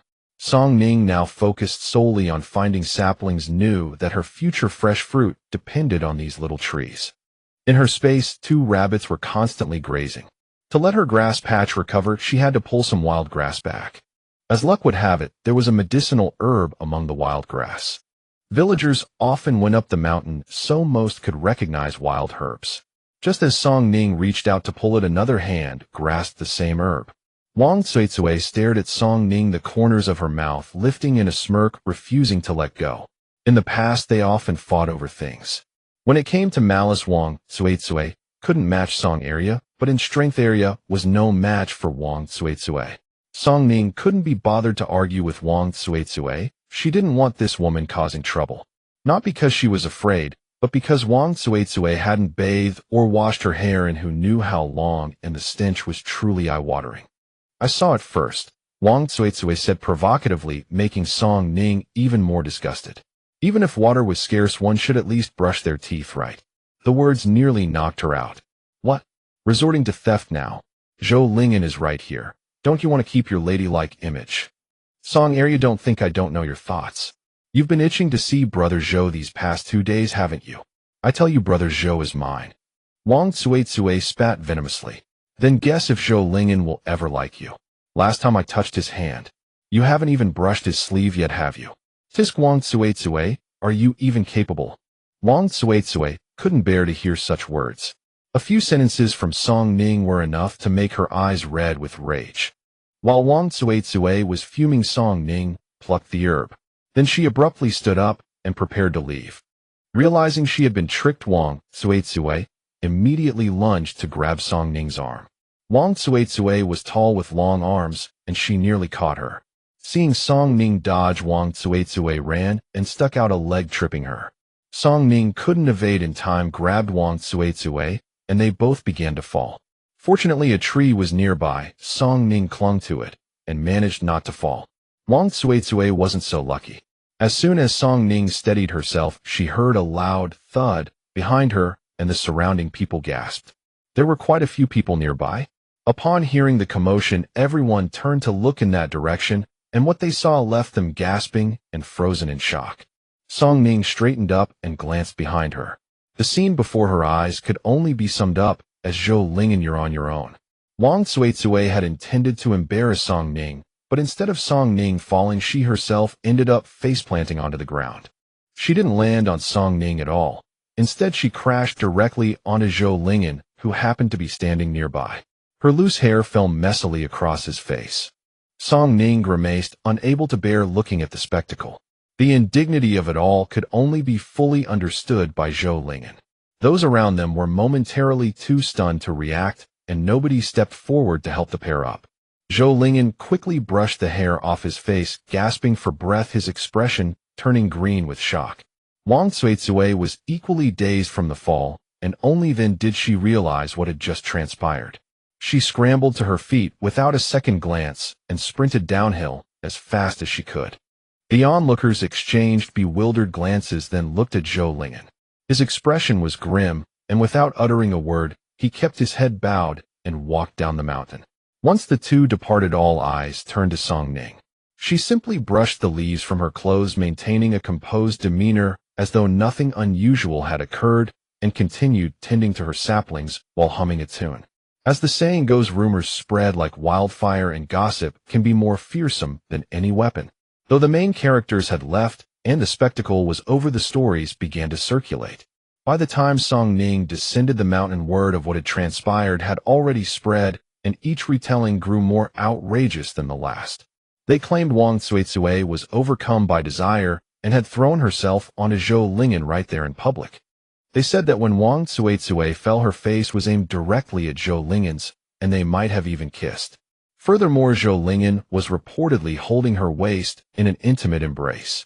They also claimed that before getting up, Wang Tsuitsue had slapped his posterior, a bold move indeed. They told the story with such vivid detail that they were nearly inventing names for their hypothetical children. Everyone was saying that something Song area had never accomplished was somehow pulled off by Wang Tsuitsue. They were calling her a remarkable woman.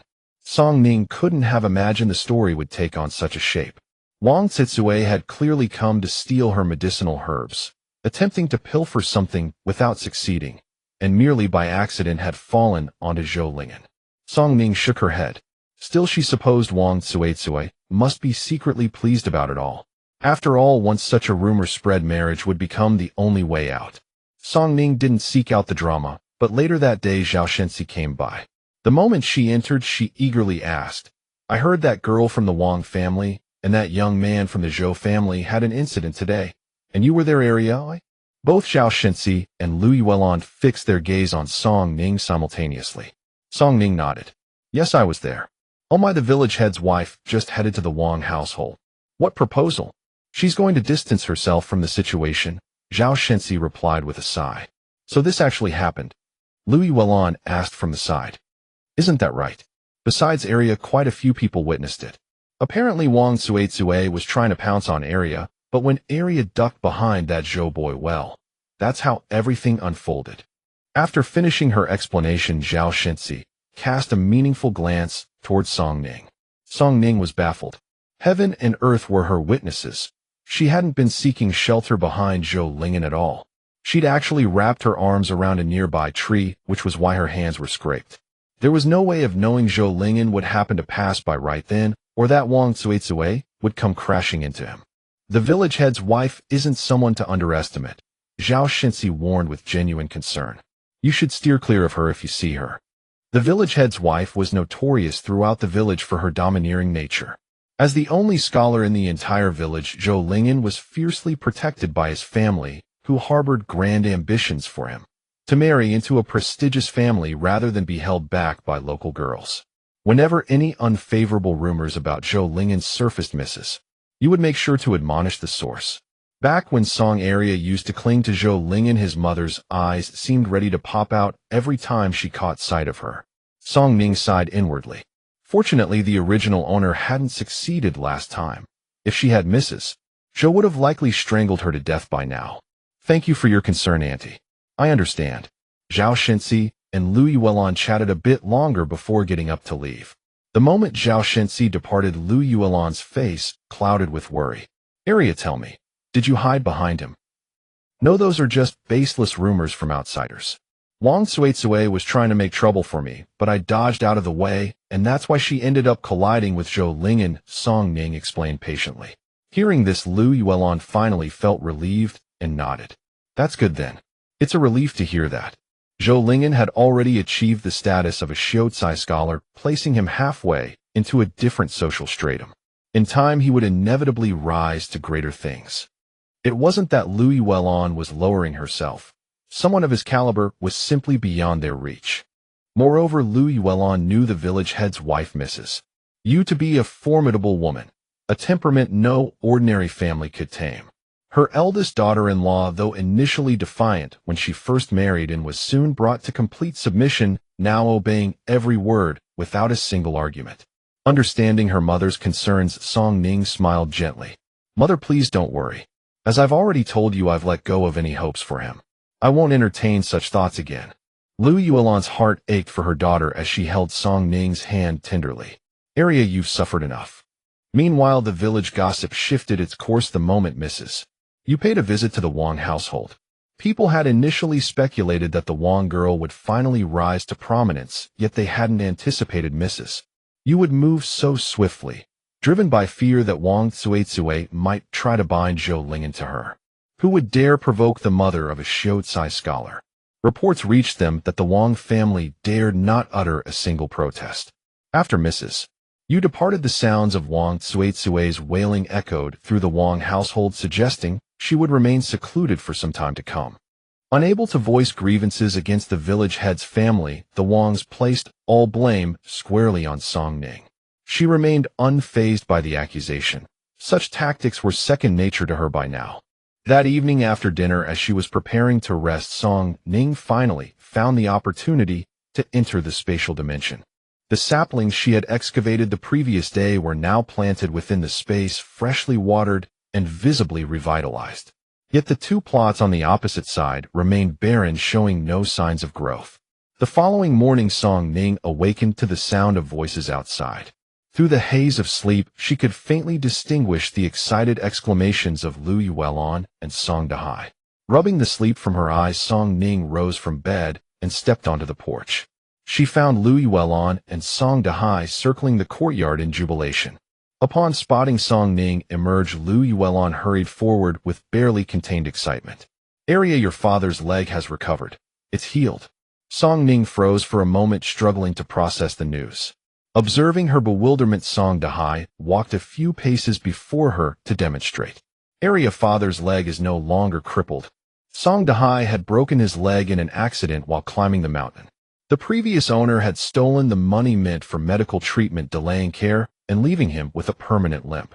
For over a year, the doctor had declared it beyond remedy. Song Dahai had fallen into a deep depression because of it. But now, upon waking from a night's rest, he found his leg completely healed. Song Dahai and his wife were absolutely overjoyed.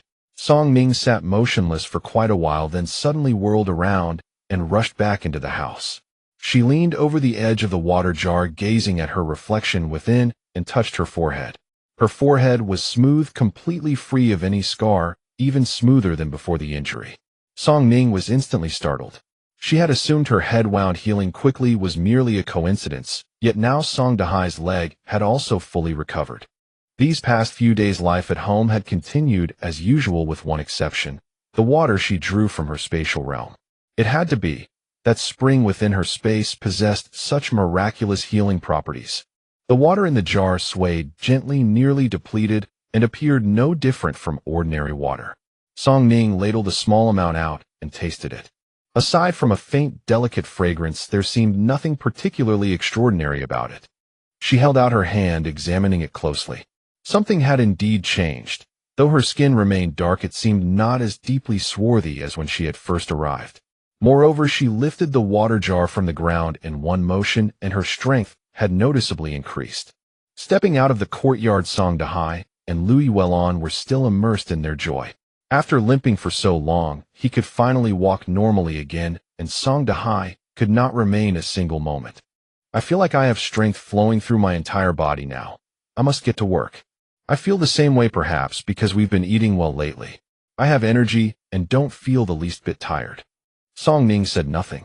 Good heavens, she had essentially leveled up. She looked up at the sky and thought, "Heavens, I admit I spoke rather harshly to you before." But she decided she should continue drawing water. If her family's transformation became too obvious, it would surely draw suspicion. "Erla, what's wrong?" Lu Yuelon noticed her daughter had fallen silent and asked with puzzlement. Song Ning snapped back to reality and smiled. "Nothing, I was just taken aback seeing father's leg healed. It was because of Erla that Song Dahai had been left with a crippled leg, a matter that weighed heavily on his heart. Because of this incident, the main household had come to cause a commotion. Of course, they had not come out of concern for Song Dahai, but rather hoping to use this as an opportunity to sell Erla off. Yet even so, Song Dahai and his wife had refused. They had been soundly scolded by Li Guixiong, but remained silent, steadfast in their refusal to sell their daughter. In this era, parents who did not favor sons over daughters were few and far between. Song Ning felt deeply fortunate to have transmigrated into such a family. Now that Song Dahai's leg was completely healed, Song Ning felt a great weight lift from her heart. With his leg newly recovered, Song Dahai could not stay still, busying himself around the house. Lu Yuelon, equally joyful, each went about their tasks, occasionally glancing back at one another with sweet smiles. Having been served a mouthful of public affection, Song Ning also had no desire to remain idle. Villagers climbed the mountain almost daily, and the southern slope was always the most crowded. After leaving the courtyard, Song Ning looked toward the mountain behind their houses. The northern mountain was taller. According to the villagers, the paths were extremely steep, and someone had once died there. Everyone considered that back mountain eerie and ill-omened, and would only climb it under dire necessity. Song Ning merely informed Song Dahai and Lu Yuelon and set off up the mountain with a basket on her back. The couple assumed she was heading to the southern slope. As soon as they knew she intended to climb the back mountain, they would never have agreed.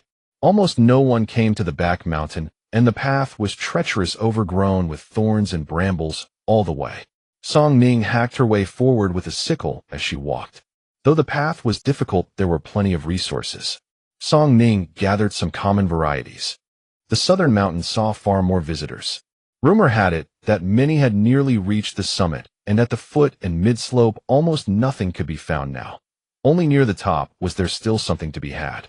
Some people would set out at dawn with only water and climbed straight to the summit, returning only at night.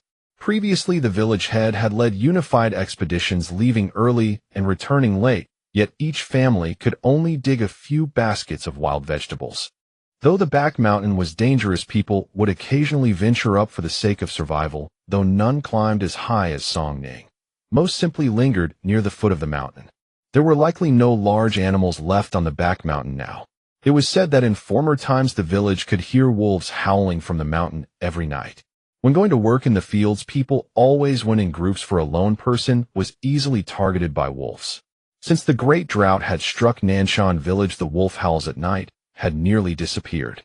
Since arriving, Song Ning could not hear anything at night, not even wolf howls, only the sound of wind.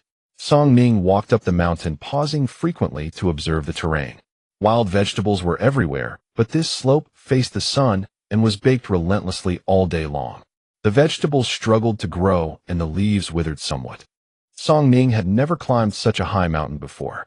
Before long, she was breathless and found a flat spot to sit and rest. No wonder no one dared to climb this high. The weeds grew so thick that the path ahead was completely obscured. Fortunately, she had brought a sickle to clear the way. After resting sufficiently, Song Ning rose to continue upward. But the moment she stood, her foot slipped, and she fell right back down. The ground, baked hard by the sun, was stony. Her buttocks ached from the impact, her hand was scratched by small pebbles, and it was covered in mud. Mud? Song Ning paused in surprise. It had not rained here for ages.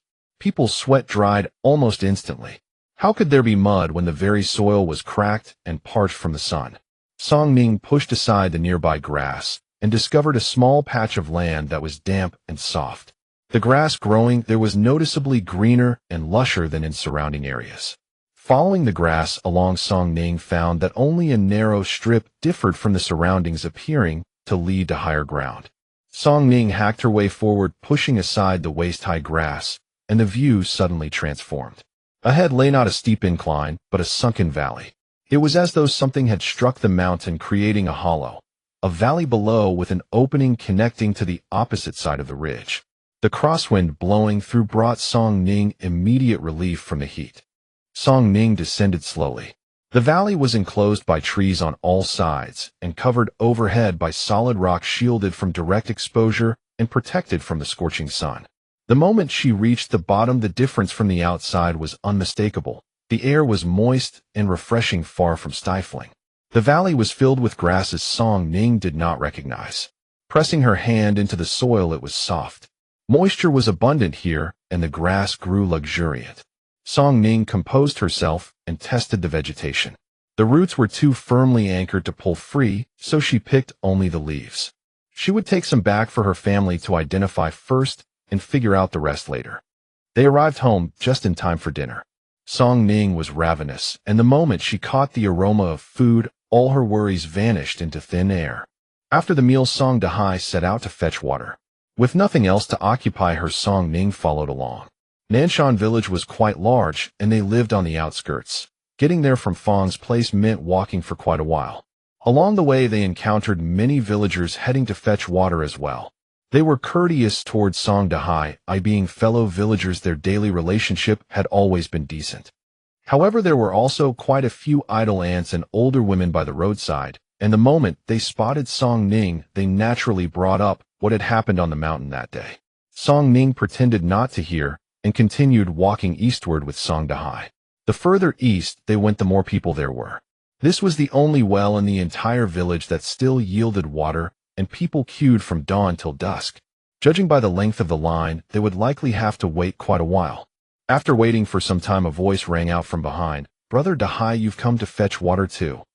The father and daughter turned around to see a tall, thin young man of ordinary features, wearing patched clothes, standing behind them, accompanied by a woman of roughly the same age. Noticing Song Dahai's gaze, he seemed somewhat uncomfortable. Song Dahai gave a nod without a word, his manner rather cold, leaving the young man in an awkward position. The young man said nothing further, but the girl beside him spoke up. "Second maiden came out today as well. I heard that last time you had the Zhou family boy take the blow for you." Those words were clearly intended to provoke, and those around them turned to look at Song Ning, some deliberately and others casually. Song Ning turned to look, and the woman sneered. Oh, I haven't seen you in a few days, and second maiden has actually put on quite a bit of weight. I heard Brother Dahai is doing well now. Eating meat every day truly makes a difference. Look at that soft, fair complexion of hers. Unlike us who subsist on chaff and vegetables day in and day out. I heard from Delin that Brother Dahai borrowed 50 copper coins from him before. I suppose he used that money to buy meat as well. Upon hearing this, many people began murmuring among themselves. The man beside her tugged at her sleeve, signaling her to stop. But the girl swept her hand away, rolled her eyes at him, and raised her voice to continue shouting, "Why shouldn't I say it? They have money to buy meat, but won't repay their debts. We've never seen such behavior in our village." With so many people watching, Song Dalan felt he could barely hold on to his dignity, so he stepped forward to intervene. "Enough." Song Ning held Song Dahai back, stepped forward with a smile, and said, "Baseless slander could land you in jail if taken to the magistrate. Mind your own business. It seems you've simply eaten too well, otherwise you wouldn't have such leisure to gossip so recklessly. You, sharp-tongued at such a tender age, and yet you still harbor designs on the Zhou family. No one will ever want you. None of your damn business." Then turning with a smile towards Song Dalan, she said, "Uncle Dalan, they say a man should marry a virtuous wife. This Annie hasn't even entered your household yet, and she's already making decisions for your family. Here's sowing discord between you and my father. My father helped Uncle Dalan greatly in the past, and I'm sure Uncle won't forget that. But what exactly are this future auntie's intentions? The most feared pest in any household is a meddlesome woman stirring up trouble, Uncle Dalan. Do watch your back. Not only will your home know no peace, but she might just take your money to support another man," Song Ning said with apparent earnestness. With every word she spoke, the woman's face grew darker, her eyes bulging with fury. Song Dalan's expression was no better, his face alternating between red and pale, unable to lift his head. "You little slut, what nonsense are you spouting?" Wang Lanji, consumed by rage, screamed and lunged towards Song Ning. Song Dahai quickly stepped in front of Song Ning to shield her, while Song Dalan rushed over to restrain Wang Lanji. Song Ning peeked out from behind Song Dahai and continued fanning the flames. "Uncle Dalan, your future wife is truly terrifying. How can you even consider marrying a woman like that?" This woman was Wang Tsuetsue's aunt, and Song Ning had recognized her immediately. The Wang family had been unwilling to let go after the incident with Wang Tsuetsue last time. Today they had come seeking retribution on Wang Tsuetsue's behalf. As for Song Dalan, he and Song Dahai were distant relatives who by seniority were like brothers. They had once been very close. Song Dahai had been incredibly supportive of that brother, giving everything he had. But ever since Song Dalan began courting a wife, the two had grown apart. Following the commotion, Song Dalan's face darkened, and he grabbed Wang Lanji's arm, roaring, "Have you had enough?" Wang Lanji was instantly startled silent by that roar, frozen rigid and daring not to move. Since their engagement, Song Dalan had been utterly obedient to Wang Lanji, never once raising his voice to her. Between her shock and her anger, Wang Lanji could hardly believe it. Song Dalan dared to shout at her. She opened her mouth to unleash a torrent of curses, but before she could speak, Song Dalan bellowed, "Say one more word, and I'm calling off this engagement." Song Dalan's family had emptied their entire savings for this bride. Before agreeing, Wang Lanji had made it explicitly clear if he wanted to marry her, he must cut ties with Song Dahai's family. This had always been a knot in Song Dalan's heart. And now with that single roar, the match was as good as ruined. Yet deep down, Song Dalan felt a wave of relief. He truly did not wish to be the kind of ungrateful person he felt he had become. Since the engagement, every time he encountered Song Dahai in the village, he had been unable to meet his eyes. "Brother Dahai," she just spoke without thinking. "Please don't take it to heart," Song Dalan explained once he had calmed down. If Wang Lanji had kept a low profile and avoided being so cutting with every word, Song Ning would have simply ignored her. She had heard that the Wang family was quite satisfied with this match, given a generous betrothal gift, and the woman herself was fine. It was a pity that Wang Lanji's tongue was so venomous. "Miss Wang, since you and Dalan are engaged, I had no right to comment on you managing affairs on his behalf ahead of time. However, the money Brother Dalan borrowed last time was already repaid long ago. As for the matter of us eating meat, who in this village doesn't know what kind of life our family leads? How could we possibly be eating meat?" Everyone in the village knew what sort of life the senior branch of the Song family led. Could they really be eating meat daily?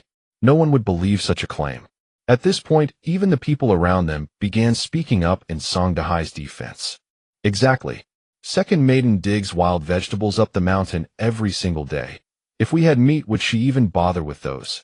Wang Lanji is Wang Tsuetsue's aunt. Have you forgotten last time? This is her seeking revenge on behalf of her niece. They dare not provoke the village head, so they pick on the Song family instead. And she hasn't even married in yet. Already so domineering and vicious. Fortunately, I didn't try to arrange a match for my nephew's family. With these words, Wang Lanji's face became a spectacle of colors, shifting from white to green. All that talking, and she had ended up losing face. Pointed at and criticized by the crowd right before their eyes. She wanted to retort, but glancing at Song Dalan's expression, she dared not say another word. Song Dalan could no longer bear to stay and be made a spectacle of. He shot Wang Lanji a furious glare and turned to leave. Knowing she had lost face today, Wang Lanji trailed after Song Dalan, reaching out to grab his sleeve in an attempt to smooth things over. But Song Dalan, still seething with anger, shook her off and left her behind. That night, as Song Ning lay in bed trying to fall asleep, she felt as though she had forgotten something important, but no matter how hard she thought, she couldn't recall what it was. She decided to stop thinking about it, and simply turned over to sleep. The next morning, Song Ning woke early and, hearing no movement outside, quietly slipped into her spatial realm. Yet the sight before her left her utterly stunned. The two barren plots that had been bare the day before now bore crops and vegetables, and even the small saplings she had planted had grown considerably. Yesterday there had been nothing here at all. Now everything had transformed completely into a little garden. Song Ning stepped forward to examine the crops more closely. With a light touch, the once vigorous plants immediately wilted, collapsing at her feet, already husked and prepared. She scooped up a handful of white flour, snowy fine and of higher quality than anything sold in the market. Then she turned her attention to the vegetables nearby, their leaves still glistening with morning dew, so fresh they practically gleamed. She glanced through the bags and was delighted to discover chili peppers and sesame seeds among the contents. Overjoyed, she realized that if this spatial realm could produce grain and vegetables, her family would never again need to worry about rising food prices or starvation. Looking back at the trees, she saw buds forming on their branches on the verge of blooming. On the grassland, the two rabbits had grown considerably, and Song Ning had even arranged a fence of branches to keep them from wandering too far. Song Ning checked the cupboard and found the grain supplies running low. She added some to the grain bags, but deliberately left them only partially filled to avoid suspicion. She also took out some vegetables. After all, the villagers only grew and ate what they could cultivate. These vegetables were unlike anything grown in the village, so Song Dahai and Lui Yuelon had likely never seen them before. In the past, every household maintained a vegetable garden, most commonly planting bitter greens and ditch vegetables. Song Ning had never seen or even heard of these before, knowing only that their taste was merely ordinary, yet they were remarkably resilient. Once everything was in order, she finally heard activity outside and opened the door to step out. Lui Yuelon entered from outside, intending to start cooking, when she spotted a basket of leafy greens on the stove. Curious, she asked, "Arya, where did these come from?" "I dug them up on the mountain this morning," Song Ning replied, glancing at the stove. "Dug them? I've never seen this kind before. Where exactly did you find them?" "Well, I stumbled upon them by accident," Song Ning explained earnestly. "I can't quite remember the exact location, but these vegetables looked so appealing that I tasted them and found they were far better than the wild herbs we usually eat, so I brought some back." Lui Yuelon didn't suspect anything. Apart from the mountains, where else could such things grow? "From now on, let your father handle these things. It's not safe for you to go alone."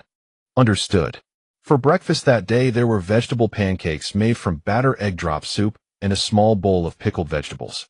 The 2 eggs Auntie Zhao had given them previously had been carefully kept, afraid they might go bad, so Lui Yuelon decided to use them all together.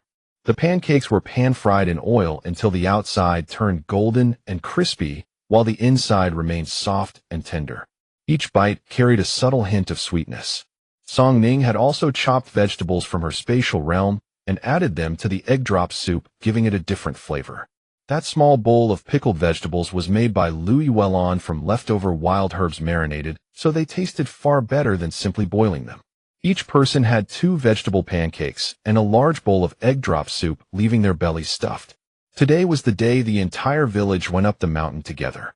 After finishing his meal, Song Dahai took his tools and left, not planning to return for lunch. Louis Wellon would need to bring him food later. As she watched Song Dahai's figure disappear, something suddenly struck Song Ning, and she slapped her forehead. "Tisk, how could I have forgotten?"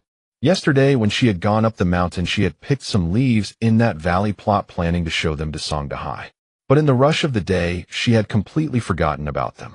All the able-bodied men from the village had set out in a large procession with the village head. Song Dahai, carrying a basket on his back and wielding an axe and shovel, followed the main group up the mountain. As they walked, a voice of astonishment called out from behind, "Brother Dahai, is your leg healed?" Song Dahai slowed his pace and looked back. It was young Ergu from the village, a former delinquent who used to hang around with idly unemployed youths from neighboring villages, stealing chickens and engaging in thieving and mischief day and night. Yet a person like him had somehow managed to marry and start a family. After getting married, he had shaken off those bad habits and got along reasonably well with the villagers. "Yes, it's better," Song Dahai said with a smile. "How did it get better? Wasn't it said that it couldn't be cured?" The moment he finished speaking, young Ergu realized his words might be misinterpreted. He quickly tried to smooth things over. "Brother Dahai, I didn't mean it that way. I'm just curious how your leg healed so suddenly." "I'm not sure either. I just slept one night, and when I woke up the next morning it was fine." "Are you serious?" a few people nearby said in surprise. "Probably the Bodhisattva showed mercy and chose to work on this particular leg," Song Dahai chuckled awkwardly. As they continued upward, the people around him began chatting. Hearing that his leg had healed, everyone found it hard to believe. Song Dahai had always been one of the best workers in the village. Ever since his leg became disabled, many people had felt it was a great loss. Now that his leg was healed, everyone was happy for him. Maybe his lame leg was all an act all along. Just as they were enjoying the conversation, a dampening voice piped up.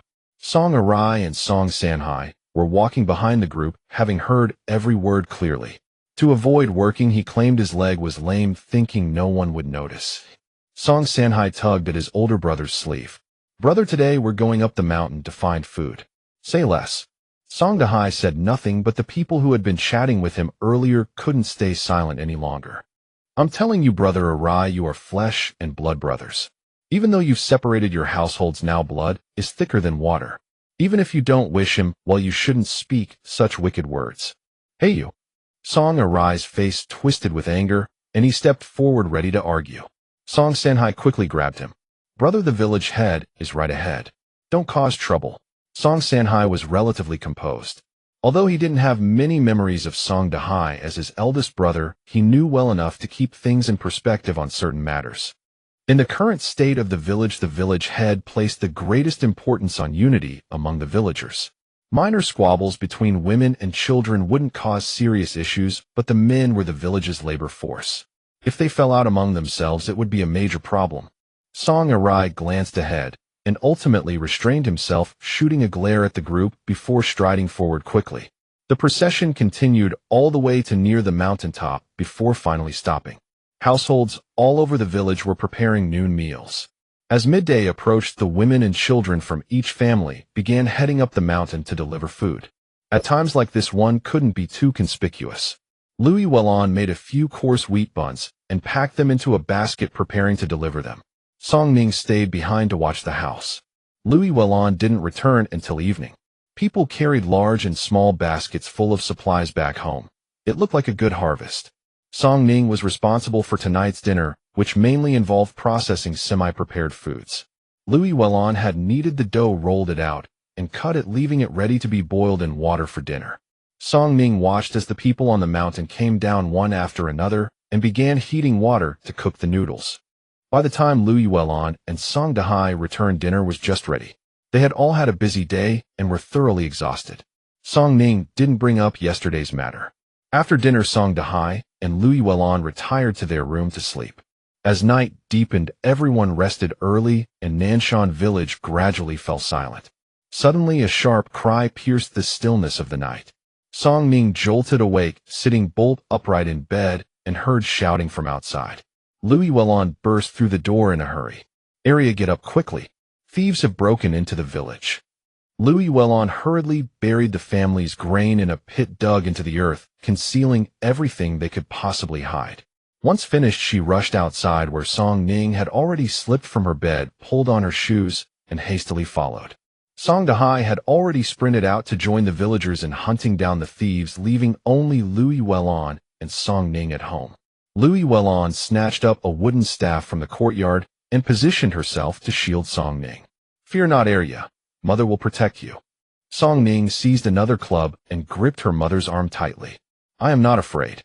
Before long, footfalls echoed from nearby, sending tension coursing through Song Ning. Before either woman could call out, a voice rang across the yard. "Yunyang, are you there?" It was Aunt Zhao, and both women exhaled in relief. As she crossed the courtyard, they hurried back inside. "Yunyang, are you both unharmed?" "We are fine." "Sister-in-law, are you all right?" "Rest assured, I am unharmed. My husband has also gone to help capture the thieves, so I came straight here." At this hour, with the thieves still at large, the women and children dared not wander. Darkness still cloaked the village, and they huddled indoors save for the occasional clamor of the hunt drifting through the night. Sigh, I wonder which family has suffered next. The bandits raiding the village targeted grain stores. For peasants already teetering on the edge of survival, the theft of their harvest meant utter catastrophe.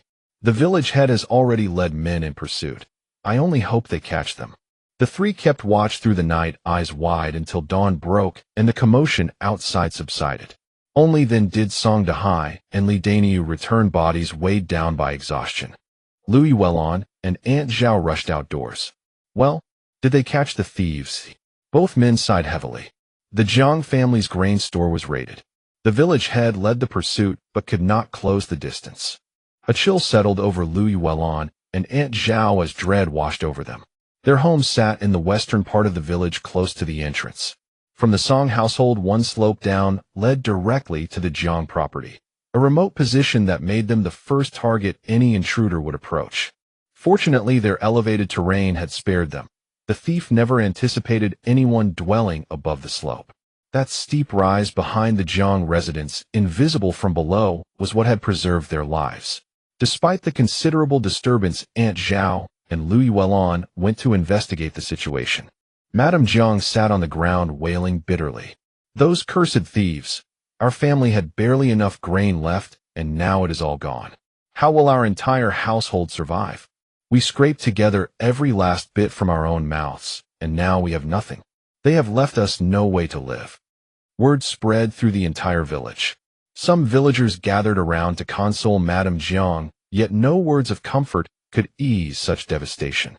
With crops still growing in the fields and the family's remaining provisions stolen, the question of how to survive became urgent. The village head sighed heavily. Even as village head, he could do nothing, unable to conjure grain from nothing. The onlookers all furrowed their brows in sympathy. In these desperate times, even rival families felt no pleasure in another's suffering. No matter which household had suffered this blow, none in the village could find cause for celebration. The village head had considered asking everyone to contribute what they could, just enough to tide them over until the next harvest. But looking at the assembled villagers, all gaunt and hollow-eyed, their words caught in his throat, and he could not bring himself to speak.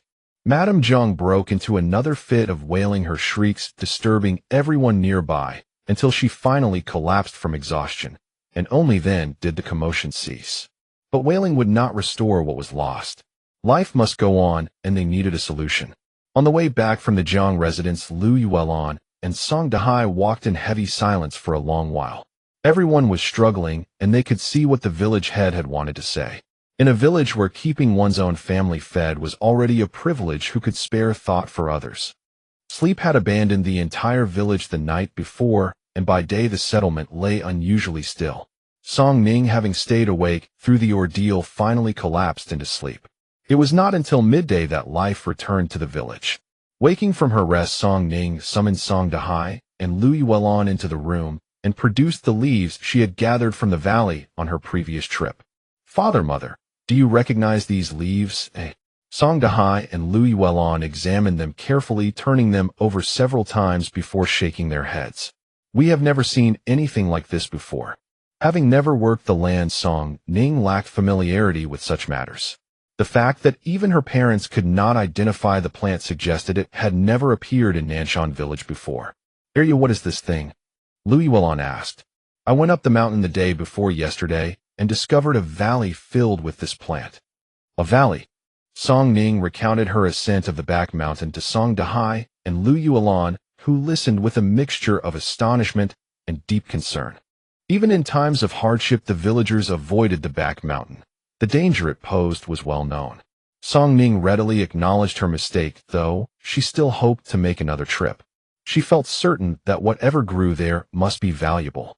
The leaves above were unfamiliar to her, but she suspected the fruit might be rooted underground. Resolved to return, Song Ning decided she must climb the mountain again. This time Song Dahai would accompany her. Her family was uneasy about letting her go alone, but unwilling to argue further, he reluctantly agreed to follow. From a distance, Song Ning studied the mountainside and noticed the trees differed from before. Certain sections stood noticeably taller than those on either side. She surmised this marked the continuation of the valley she had discovered, previously nourished by water and thriving as a result.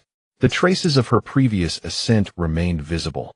Father and daughter hacked their way upward with sickles as they climbed. Armed with prior experience, they moved considerably faster. Reaching the valley's edge, Song Ning brushed aside the surrounding vegetation and pointed downward. "Father, this is the spot." They descended the slope into the valley, still marveling at this hidden place. Without delay, Song Ning retrieved her spade and began digging. The soil was not deep, and after considerable digging, she finally uncovered what lay beneath. Round and caked with earth connected to the stems above, Song Ning fell silent. Potatoes. They had to be. The same potatoes she knew from another life.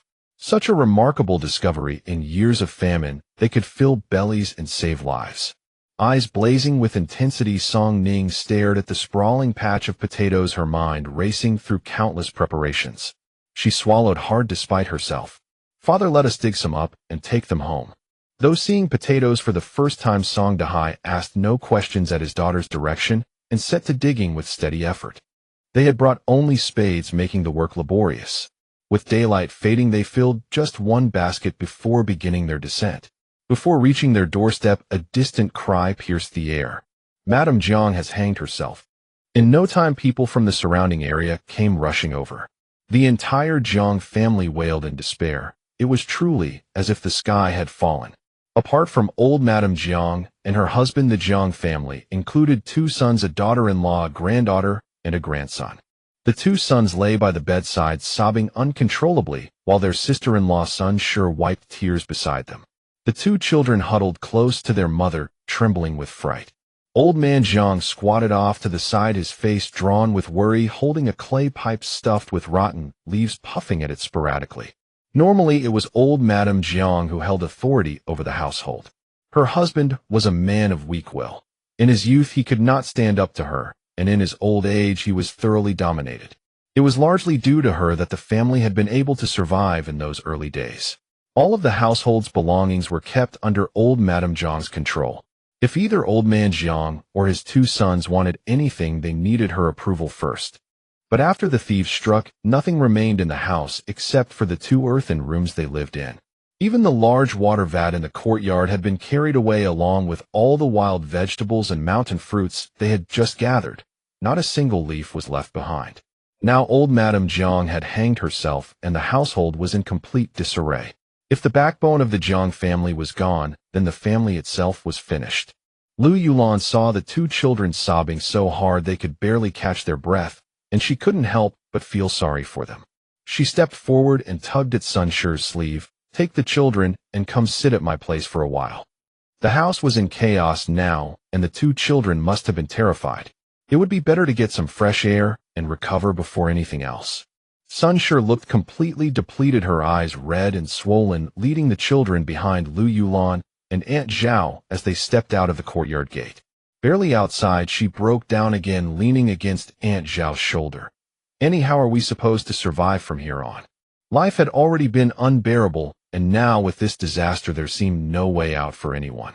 Aunt Zhao could only pat her back to comfort her. Don't worry, there are still so many people in the village. We'll find a way. The two younger children, a 5-year-old girl and a 3-year-old boy, saw their mother crying endlessly and came forward hugging her legs and whimpering before bursting into tears themselves. Don't frighten the children. Sun Shi glanced at the two kids and finally wiped away her tears, leading them to the Song family's house. The commotion at the Jiang residence eventually reached the village head. When he arrived, the house was surrounded by an impenetrable crowd, and all he could hear was the sound of weeping from within. During dinner tonight, old Madame Jiang hadn't made a sound. Her daughter-in-law had called out to her twice, but she simply said she wasn't hungry. The family assumed she was just feeling down about the lost grain and would recover in time. After dinner, everyone went about their own tasks. Old Man Jiang and his two sons went to fetch water, while Sun Shi kept an eye on the children and sewed by the dim light before nightfall. The older girl, full of energy, was running in and out of the house playing. She must have accidentally pushed open the door to the main room and found old Madame Jiang already hanging there. The little girl fell to the ground in terror, screaming for her mother. When Sun Shi came out at her daughter's cry, she discovered her mother-in-law hanging. Though terrified, Sun Shi reacted quickly and raised the alarm, rousing the neighbors who helped bring her down. When they lowered her, old Madame Jiang's face had turned blue. Just then, old man Jiang and his two sons returned from fetching water, dropped their buckets, and began to weep. The village head had come with a physician. Fortunately, she had not been hanging for long, and they managed to save her life. As soon as old Madame Jiang regained consciousness, tears began streaming down her face. The village head could only sigh helplessly. Better to endure a hard life than to seek death. Why do this to yourself? Let's think of a solution together. We'll find a way to survive. Besides, your situation isn't the worst. At least your family is still intact. Over in Linshan village, another household was robbed and lost 2 members, yet they're still managing to live. No one spoke. The Jiang family members lowered their heads and wiped away their tears. The village head sighed and led his group out. All right, it's getting late. Everyone should go home and rest. Meanwhile, Sun Shi followed Lu Yulan and Aunt Zhao into the Fong residence and began crying again. Lu Yulan handed the 2 children to Song Ning. Here, you take care of the kids for a bit. Song Ning was aware of what had happened at the Jiang family. Looking at these 2 children before her, she couldn't help but feel sorry for them. They were clearly malnourished, skeletal, and frail, pitiful in every way. Song Ning couldn't bear to see them suffer, so she fetched some food and offered it to them. Children were easy to please.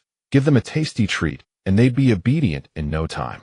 After eating their fill, the 2 little ones soon fell asleep. Outside, Lu Yulan and Aunt Zhao continued comforting Sun Shi with occasional sobs drifting in. Growing drowsy herself, Song Ning drifted off to sleep without noticing when Sun Shi and the children had left. Young children didn't yet understand what had happened, so they quickly forgot the chaos and were excited to be home. Mother, that older sister gave us food too. Sun Shi smiled at her children, finding the strength to endure whatever hardships lay ahead. Really? Did you thank the sister? The little girl thought for a moment, then shook her head. I don't think so. Sun Shi didn't press the matter. Food given to strangers was likely just wild vegetables or coarse flatbread. She would offer thanks next time they met. Mother, the sister also gave us red berries. They were so delicious. Red berries. Yes. Sweet and fragrant, really tasty. Sister said they were fruits. Nonsense, where would we get fruits like this now? You must have misunderstood. Sun Shi chuckled. Fruits in this season. She wouldn't believe it even if her life depended on it. They were probably just wild mountain berries that the young children hadn't recognized. Hearing his wife's words, Jiang Yongsho remarked coolly, I recall Song area isn't known for her gentle temperament. Even at such a young age, she's as domineering as Li Huixiang, with no good reputation in the village. Why would she offer food to our children? Sun Shi sighed. That's all village gossip. We never saw it ourselves, so don't take it seriously.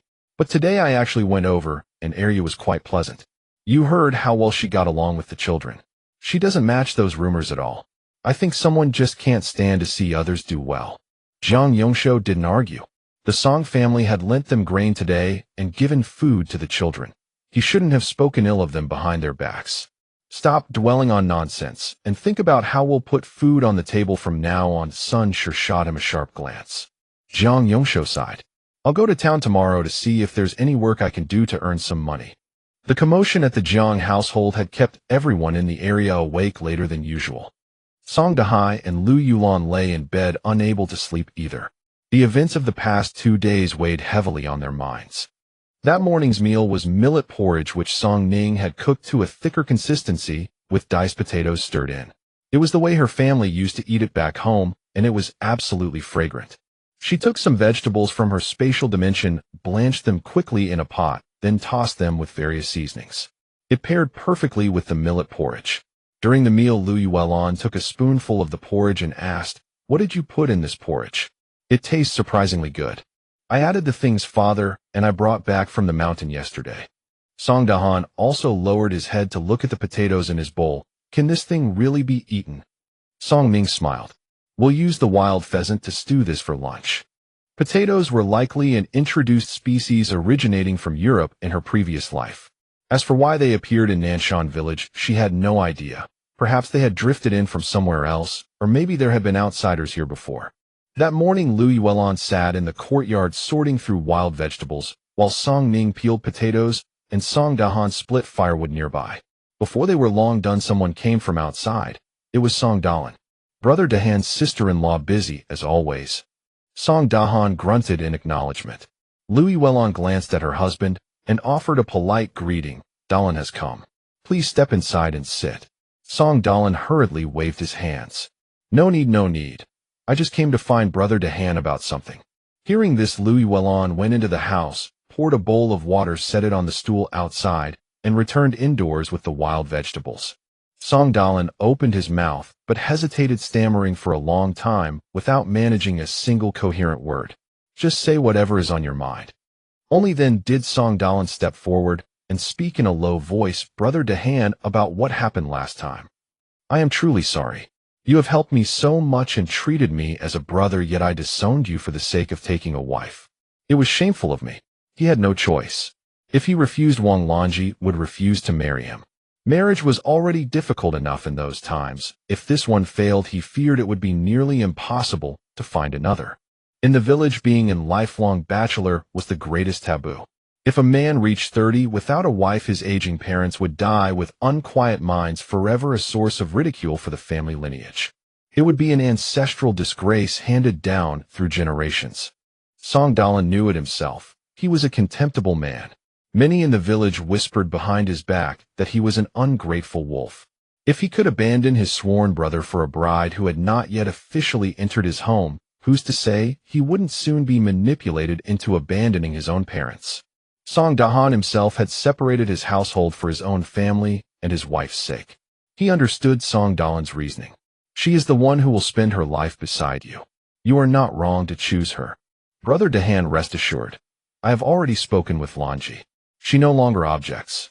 We will still be brothers," Song Dalan said excitedly. Song Dahan remained silent for a moment. Since things had come to this, it would be best to keep his distance in the future. He could not let his own feelings disrupt another couple's life. "Live well in the future. Do not let trivial matters cause strife between us. I do not hold it against you. Brother Dahan, I speak from the heart. We will remain brothers. Lanji will not interfere anymore." Song Dahan nodded and said nothing further. Seeing that Song Dahan remained quiet, Song Dalan did not press the matter. After standing for a while longer, he slipped away dejectedly. Song Ning could not understand if Song Dalan's family could produce so much money. There were plenty of women in the village who would have married him. So why insist on Wang Lanji in particular? She believed Song Dahan was right. Once you cross a line, there will be a second. Wang Lanji was likely preventing the friendship because of Song Ning herself. She and Wang Tsuetsue were bitter rivals. Even though they had reconciled, now discord would surely return someday. Wang Lanji was far more ruthless than Wang Tsuetsue. She might well plot against them in the future, so caution was essential. The matter did not dampen the family's spirits. After finishing peeling the potatoes, Song Ning washed and diced them, waiting to add them to the pot. Lu Yulan prepared the wild pheasant alongside, chopping it into pieces, blanching it in water, then adding seasonings to the pot. Once the pot came to a boil, she added the potato chunks. In another pot, white rice steamed, bubbling cheerfully. Song Ning swallowed hard. When the pheasant stewed with potatoes was finally served, she tasted a bite. The chicken was tender and succulent, the potatoes soft and deeply flavored. Simply irresistible. Louis Wellon set aside an extra bowl. Take this to Auntie Zhao. In her haste to get home for lunch, Song Ning delivered the bowl and did not even bother to retrieve it, sprinting all the way back. Today's lunch was truly exquisite. With generous portions of ingredients, a bite of wild pheasant, a bite of potato, all accompanied by fragrant white rice, the whole family enjoyed themselves to contentment once again. Louis Wellon could not help but sigh. After all these years, I never imagined we would live such fine days again. Even if we starved to death afterward, it would be worth it. Their family had been eating richly of late. Even before the disaster struck, they had seldom dined so well. White flour and pork were purchased only on festive occasions to taste. Louis Wellon had never been favored in her natal home. Her brothers and sisters always ate first, and she received only what remained. After marriage, her mother-in-law was formidable, and she had scarcely known a good day's meal. At first, eating white rice and flour every meal made her anxious about what would come after. But these past 2 days, she could not spare a thought for such worries. She simply ate her fill to her heart's content. If worst came to worst, they would return to wild vegetables, or even bark. Song Ning smiled. With her ability to cultivate land, starvation was not a concern. They would eat their fill every meal from now on. Mother, do not worry. We will never go hungry again. Sated and satisfied, the whole family could not be bothered to move. Song Ning gazed at the potatoes she had dug up, lost in thought. These could feed the stomach and were suitable for the entire village to dig up. However, she needed to first inform the village head and let him take the lead. For now, she was not yet prepared to reveal the matter completely. If she spoke of it openly, every villager would rush to the valley immediately. The potatoes in the valley were still too small. Digging them now would yield very little for each family. It would be better to wait until they grew larger. In her free time, Song Ning entered her spatial dimension to tend to things within. After these past few days, it had accumulated quite a bit. Moreover, she had discovered a wonderful surprise. The space itself was growing. Previously a stretch of grassland, 2 bare plots of field, and a spring well had nearly filled the entire space. But recently, she noticed the space seemed to have expanded. From 2 plots of field to 3, and the distance from the spring had grown considerably. She realized then that the more things there were inside the space, the more it would expand on its own. Song Ning hurriedly planted the potatoes she had gathered on the mountain. In the future, she would be able to enjoy French fries, mashed potatoes, potato pancakes, and even potato starch noodles. Life at the main branch of the Song household was flourishing while trouble brewed at the old residence. That afternoon, Jiang Yongshou of the Jiang family returned from town, and without even stopping by his own home, hurried straight to the Song family's old house. No one knew exactly what Jiang Yongshou had said at the old residence, but when he emerged from the Song household, Li Guixiang fainted dead away. Her second daughter-in-law Zhang Shi wept uncontrollably, and even Song Sanhai and his wife wore gloomy expressions, muttering that they could bear it no longer. The villagers, ever eager for gossip, quickly pieced together what had happened. In recent days, many from the village had traveled to town seeking work, going in groups and scouring the streets each day. Yet jobs in town were scarce. Hardly any locals could find work, let alone villagers. Every day they set out at dawn and returned at dusk, their faces streaked with dust and grime. Of those who ventured to town, the fortunate ones found positions as shop hands or long-term laborers in wealthy households. The desperate sold themselves and their families away with a simple contract, condemned to lifelong servitude under a master's yoke. Among those who had gone to town was Song Arai. Since Song Dahai had branched off from the family, the household had been living on dwindling savings. Neither Song Arai nor Song Sanhai was any good at manual labor. In fact, they were less efficient than any village woman at even gathering wild vegetables in the hills. Song Arai spent his days idle and drifting through the village with nothing to occupy him. When he heard that others were heading to town in search of work, he joined them with misplaced enthusiasm. After days of searching, however, he had not found a single satisfactory position. He complained that the work was too strenuous or that the wages were too meager. Others at least managed to bring home a few copper coins each day, no matter how menial their labor, surely better than returning empty-handed. Song Arai was ambitious beyond his means, convinced himself fit for work far above his station. Such sorry work, he sneered. 12 or 13 copper coins for a full day's toil. I wouldn't deign to do such things. The men from his village soon lost interest in accompanying him. Yet after a few days people noticed something strange. Song Ning seemed to have money. When they crossed paths on the street, he walked with his chin held high, radiating an air of smug self-importance. When the others asked where he had struck it rich, Song Ning refused to say. "I've found myself a benefactor," he'd reply with a smirk. "As for you, just keep toiling away like good little laborers." At the time, everyone envied his luck. But today, as they made their way back past a tavern, they witnessed Song Ning being hurled onto the street by an establishment hand. "You've got no coin, and you're still coming in here to drink. Beat him." A gang of men burst from the tavern and descended upon him with fists and kicks. Jiang Yongshou and the others hesitated at first, afraid to intervene. Once the attackers retreated, they considered stepping in, but soon another group of thugs appeared on the scene.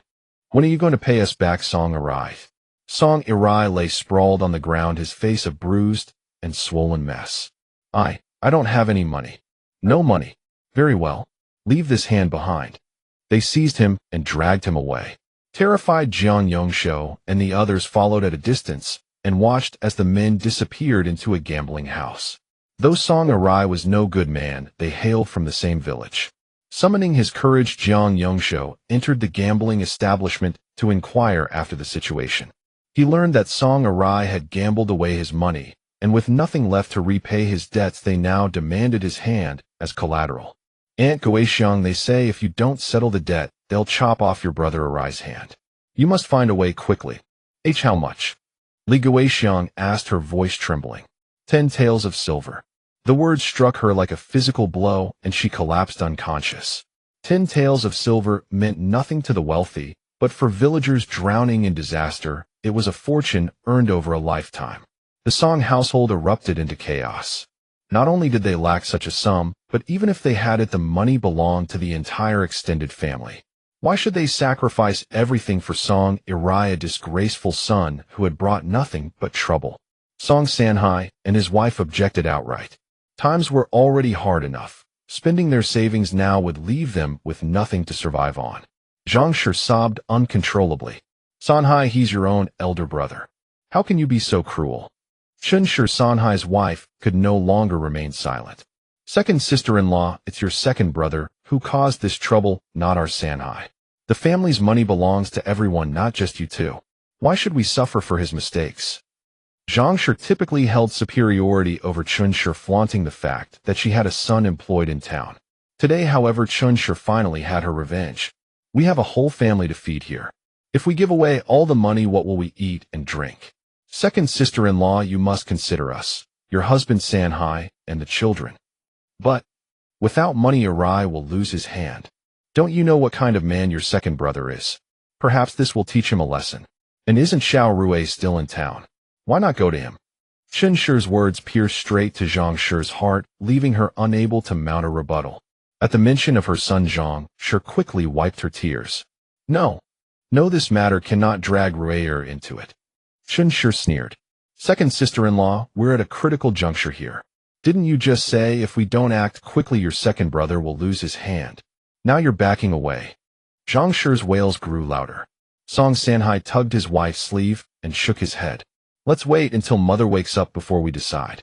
The children of the Song family huddled in fear at the uproar from the main room. Song Sanyi, old enough to understand, pieced together what had transpired from their words. Her eyes red and streaming with tears, she wiped them away and bolted out the door. In the chaos of the Song household, no one paid her any mind.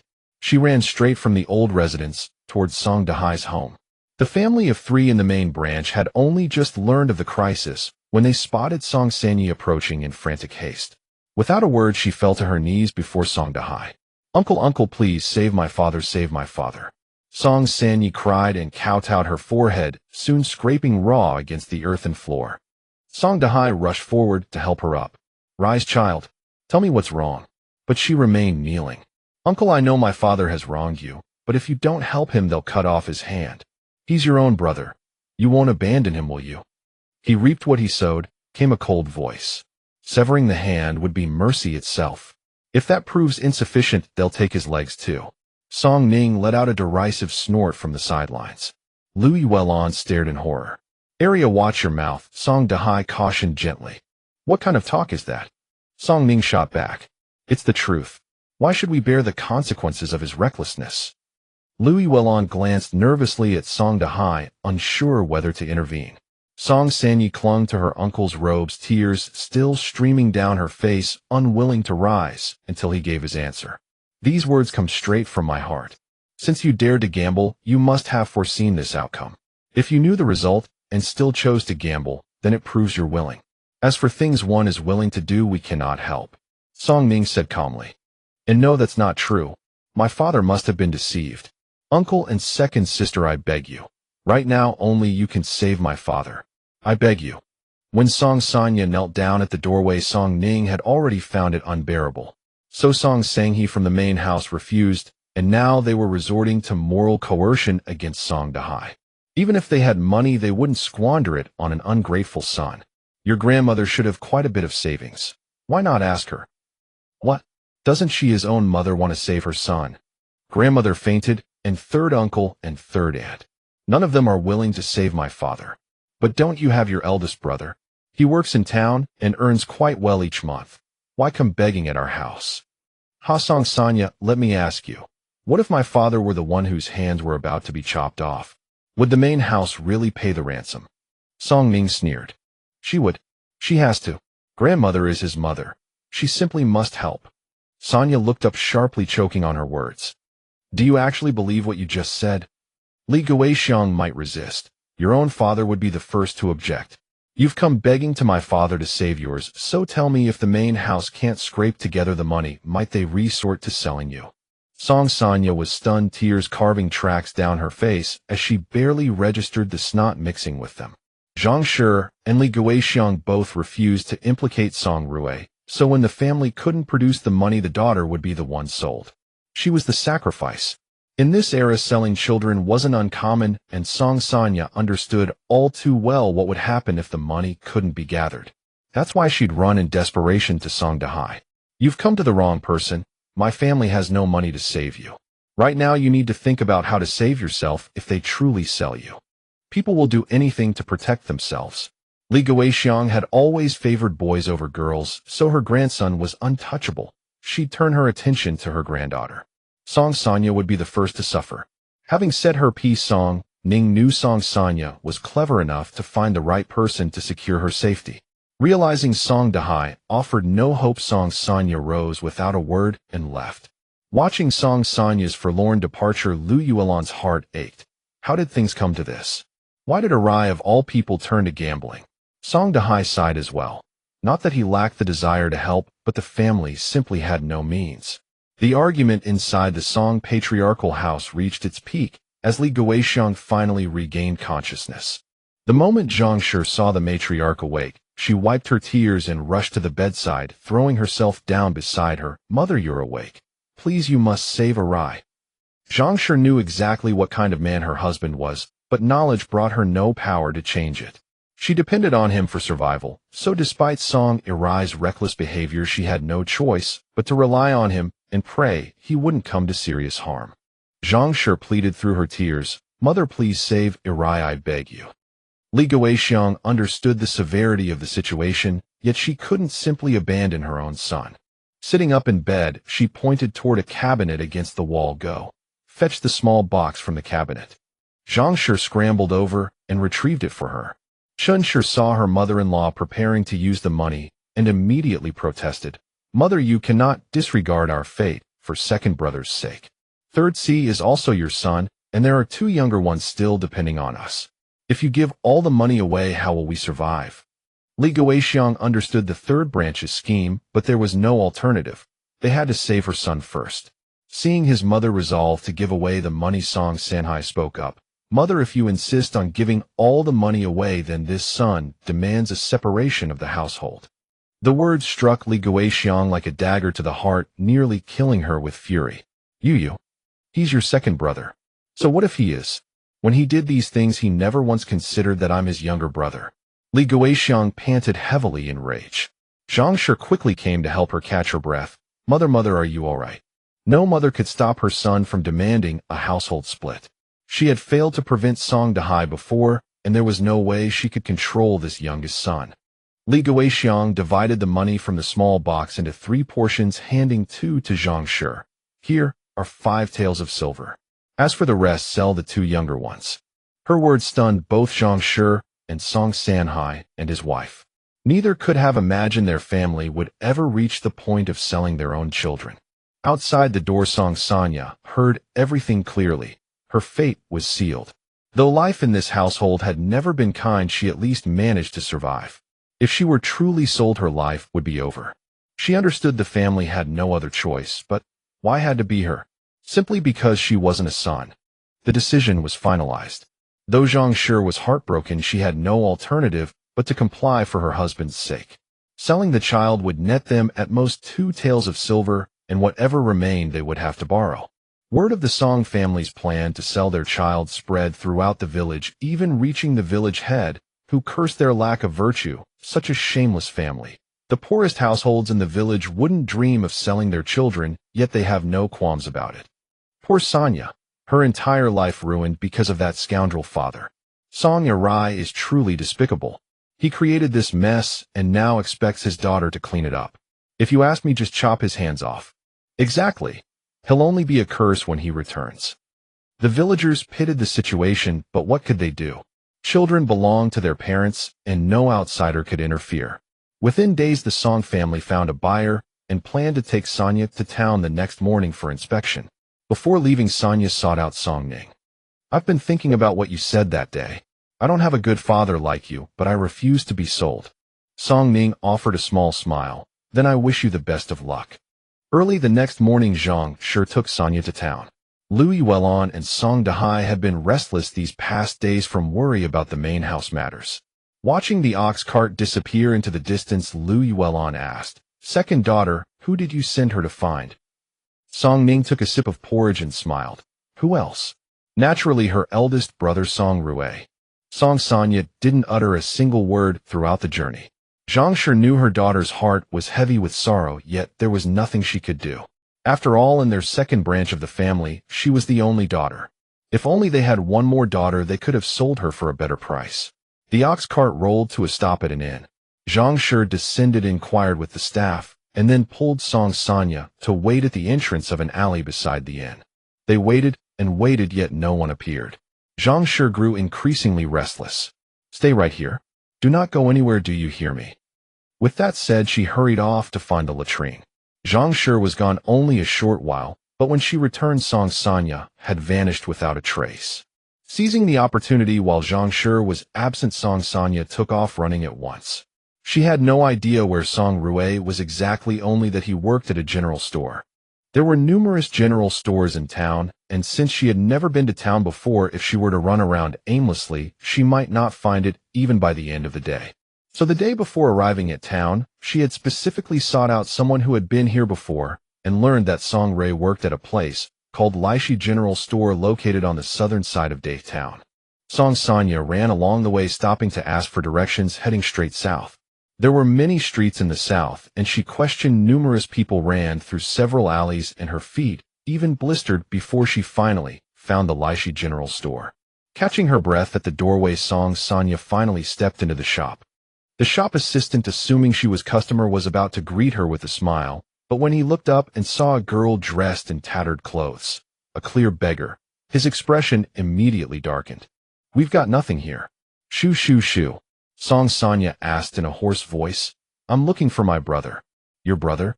This is a general store. Where would we have a brother? If you're looking for someone, go to the labor agency. No, my brother's name is Song Rui. He also works here. Hearing this, the assistant finally gave Song Sanya an up-and-down look. This little beggar-looking girl was actually Song Rui's sister. Now this was entertaining. Wait here. I'll go get someone for you. Upon hearing this, Song Sanya nodded with delight. After waiting a long while, someone finally came hurrying out from the back. As soon as they stepped out, they grabbed her arm and dragged her outside, all the way to the alley behind the general store. Before Song Sanya could even speak, Song Rui impatiently demanded, Why are you here? Father, it's father. He fell into gambling debts and was detained at the gambling house. They said if he can't pay to ransom himself, they'll chop off his hand. Big brother, please save him. Song Sonya grabbed Song Rue's hand, begging. Song Rue's brows furrowed tightly, his face a mask of exasperation. Where would the family get money? Why did he go gamble? Song Sonya didn't know much either, so she recounted the general situation to Song Rue.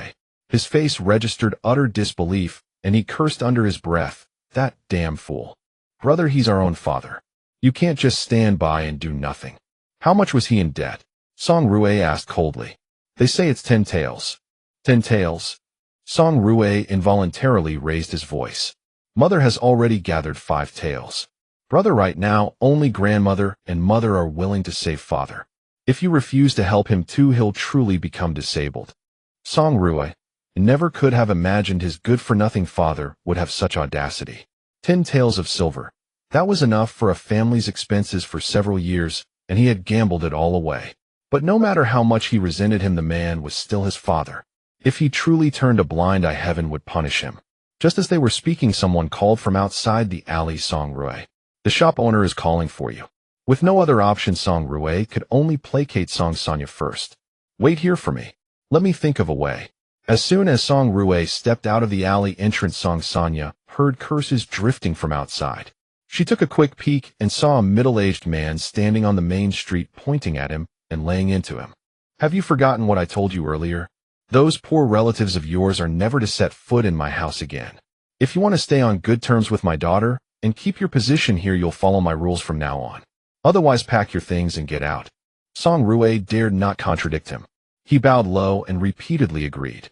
Song Sonya had always believed, just as her family described, that her eldest brother was incredibly capable, that he had established a foothold in town, and that their entire family would benefit from his success in the future. But witnessing the scene today, Song Sonya dared not entertain such fantasies anymore.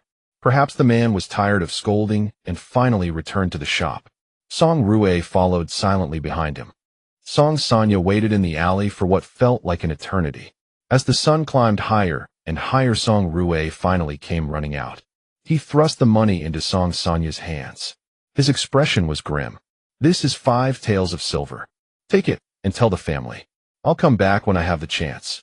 Saying this, he did not dare waste a moment and hurried back. As Song Sonya was about to leave the alley, she saw a young woman stepping out of the shop and making for a horse-drawn carriage. Song Rue immediately dropped to his knees, letting the woman step on his back to board the carriage. Song Sonya bit her lip, clenched the money tightly in her hand, and ran off without a backward glance. Zhang Shi knew Song Sonya had gone to find Song Rue. Without hesitation, she delivered a sharp slap to her daughter's face. Song Sonya didn't make a sound. But the matter was done. With enough money gathered, they rushed to redeem him. The owner of the gambling house was a reasonable man. Seeing that they were a poor family, he made no further difficulty, accepted the silver, and released him immediately. On the way back, Zhang Shi's face was iron gray. Song Sonya kept her head down, silent. Song Arai, who had cowered like a chick at the gambling house, only started showing off his authority in front of his wife and daughter now. I told you to come redeem me. Why did you take so long? Look at the suffering I went through. Seeing neither of them respond, he kicked Song Sonya and leaned against the side to sleep. The driver Li Dainu merely shook his head and chose not to meddle. Everyone in the village knew the Song family had gone to sell their daughter that day. As the sky darkened, they all came out to see whether the person had returned. Hearing that the ox cart was coming back, some couldn't even wait to finish their meals. The ox cart slowly rolled into the village entrance. Louis Wellon spotted from afar that Song Sonya was still on the cart, and that Song Arai had returned too. She instantly breathed a sigh of relief. Heaven bless us. The child is safe. Upon hearing that Sonya had come back, the villagers all rushed out to gawk. Zhang Shi jumped off the cart and walked straight toward home. She couldn't bear the humiliation. Even Song Arai, a man utterly shameless, couldn't withstand the villagers treating him like a spectacle. Only Song Sonya walked slowly with her head bowed. She noticed Song Ning standing nearby, giving her a thumbs up and a faint knowing smile, and then she headed home.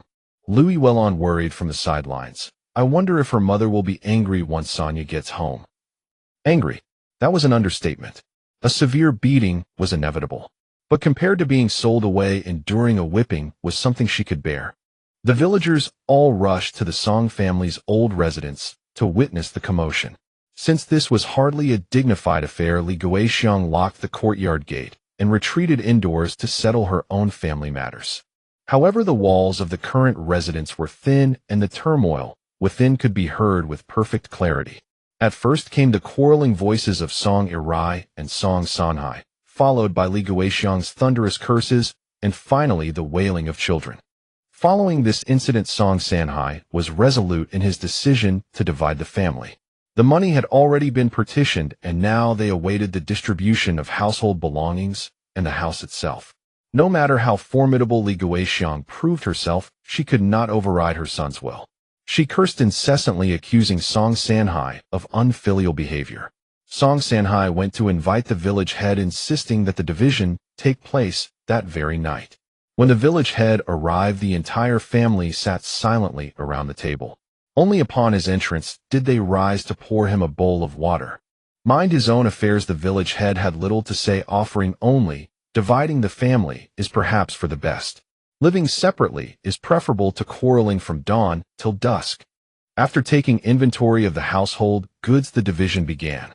Song Dahai and his wife said nothing, claiming only their share.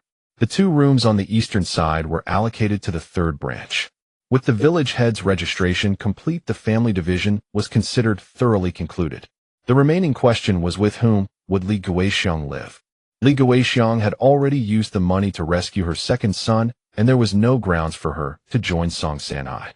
She openly declared that she would live with Song Irai. Once everything was divided, the village head's duty was fulfilled. After he departed, Song Sanhai and his wife, Chun Shi, lingered not a moment longer, returning directly to their 2 rooms. Before leaving, Chun Shi could not contain herself. "Brother-in-law, do not blame us for seeking separation. My husband and I only wish to live in peace. Had we not divided the family, the entire household would have been driven to hang themselves. Now that we have parted, do as you please. This time you sold our daughter. Next time it will be your wife and mother." Having spoken, she turned and left without a backward glance. Song Irai, unable to bear it, stared wide-eyed and rose to curse, but Song Sanhai stepped before his wife. "Brother, should this happen again, there will be no 10 taels of silver." Song Irai's family and Li Guixiang stood with stricken faces, rendered speechless for a long while. The family's money was now gone, and the grain had been divided into 3 portions. What remained for them, 2 shares, was far too little, barely enough to sustain the family for several days. Still fuming over the division, Song Irai complained bitterly, "This Sanhai is far too reckless. Mother, how could you allow him to split the family? And that Chun Shi, when did she ever earn the right to sit at this table and speak? And you have the nerve to talk. If not for a spendthrift like you, how could we have reached this state?" Li Guixiang cried in fury. Song Irai curled his lip. "Wasn't this family wealthy? Those funds would have been ours anyway. What difference does it make whether we spend them now or later?" Li Guixiang's head throbbed with rage. The silver in her possession had been saved over an entire lifetime, her life's blood and sweat. Now everything was gone. Zhang Shi, who had remained silent for so long, finally spoke. "Stop dwelling on the money.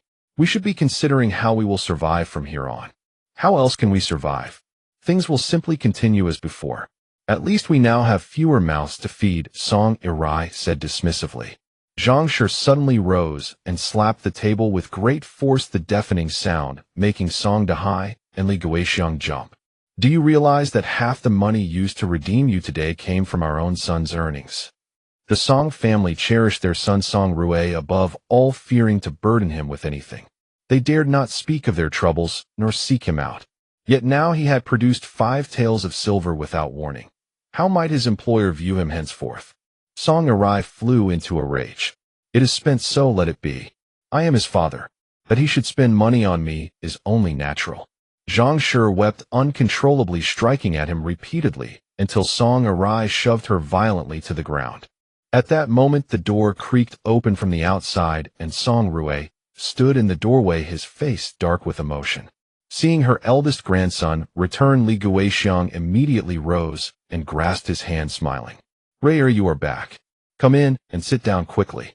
Song Rui withdrew his hand, stepped into the room, helped Zhang Shi to her feet, and regarded Song Irai with cold indifference. "I paid the silver I owed. As your son, I did indeed bear this expense. But thanks to you, those 5 taels have cost me my position. I have been dismissed by my employer." These words struck like a bolt from the blue. Song Rui was the most promising child of the Song family. With his livelihood gone, the family's sole hope vanished with it. Zhang Shi's sobs grew even more desperate. Even Li Guixiang slapped her thigh and collapsed to the floor, wailing loudly, while Song Ning sat stunned and motionless. "If you gamble again in the future, do not come to me. Even if you do, I will only have them strike you down with additional blows. From this day forward, consider me your son no longer." Gritting his teeth, he turned to leave.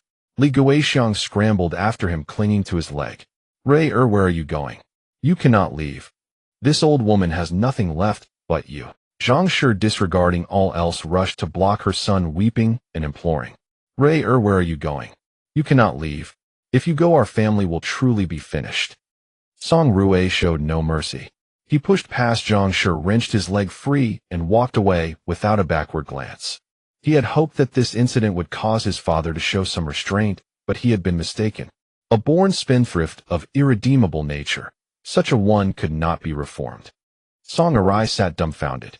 Zhang Shi, in despair, disregarded the onlookers and broke down weeping in the courtyard. "How can we endure this life?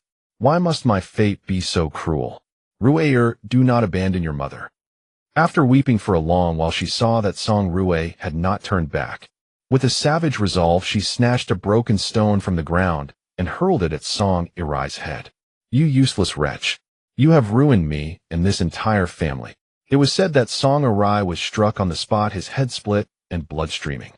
Li Guixiang's health had already been weakened by the anger over her second son. This latest outrage proved nearly fatal, and it was whispered that she barely survived. Lu Yuan, upon hearing of the affair, sighed with relief. "Thank goodness we divided our household early. Had we waited until now, who knows what tragedy might have unfolded." Song Ning was indeed despicable, but Lu Yuan had not anticipated that the child born of Song Ning and his wife would prove so resolute. Had Song Rui not drawn a clear line, now that family would have become his burden forever. A domineering and arrogant grandmother, an insatiable mother, and a foolish father who only knew how to cause trouble. Yet he was truly a Song by blood, ruthless enough to sever ties and mean it. In this era, a son disowning his parents was an act that drew universal condemnation. Yet given Song Ning's outrageous conduct, few in the village criticized Song Rui. On the contrary, they said he had done rightly, or else he would only invite further disaster. The Song family, shamed by the villagers, dared not leave their homes. Song Ning became a complete outcast. Even the village children would pelting him with clods of earth whenever they spotted him. Formerly, Li Guixiang had possessed some means. Now the second branch survived by foraging wild vegetables from the mountains day after day. Song Ning, upon learning of this outcome, remarked simply, "Serves them right. It is karmic retribution." The story circulated throughout the village for many days, becoming a favorite topic of idle conversation. It even reached neighboring villages, where visitors would sometimes stop to inquire after the details. The tale spread ever wider. The married daughter of the Song family, having heard of the affair, hurried back to her natal home.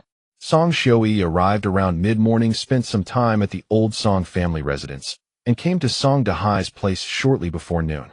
As soon as she stepped inside, Song Dahai noticed her gloomy expression and asked, "Did mother lose her temper again?" Song Ning smiled faintly. She was in a bad mood, and said a few harsh words to vent. "It's nothing." Like Song Dahai, Song Ning was unwelcome in the Song household. Given Li Guixiang's nature, she wouldn't stop at merely a few words. She would likely have screamed insults right to her face. When Song Ning had just arrived and hadn't even spoken a word, Li Guixiang had immediately opened her mouth, asking to borrow money. Song Ning knew all too well that what was called borrowing was actually demanding. Once the money was handed over, it would never return. Her own life was already hard, and besides, all their money was controlled by her mother-in-law. Where could she possibly find silver to spare? Hearing there was no money, Li Guixiang erupted in a curse, calling her a worthless money drain at every turn. Unable to bear it any longer, Song Ning had slipped away. Lu Yuan poured her a cup of water and sat down to keep her company. Song Ning had married into Nanwan village, which was somewhat distant from Nanshan village, and she hadn't returned in quite some time. Tonight she would surely stay over. As Song Ning descended from the mountain and entered the courtyard, she spotted Song Xiui. Song Xiui immediately smiled. "Second, you're back." Song Ning set down her basket and politely bowed. "Greetings, aunt. Come here, let Annie take a good look at you. You've grown so tall, such a proper young lady now."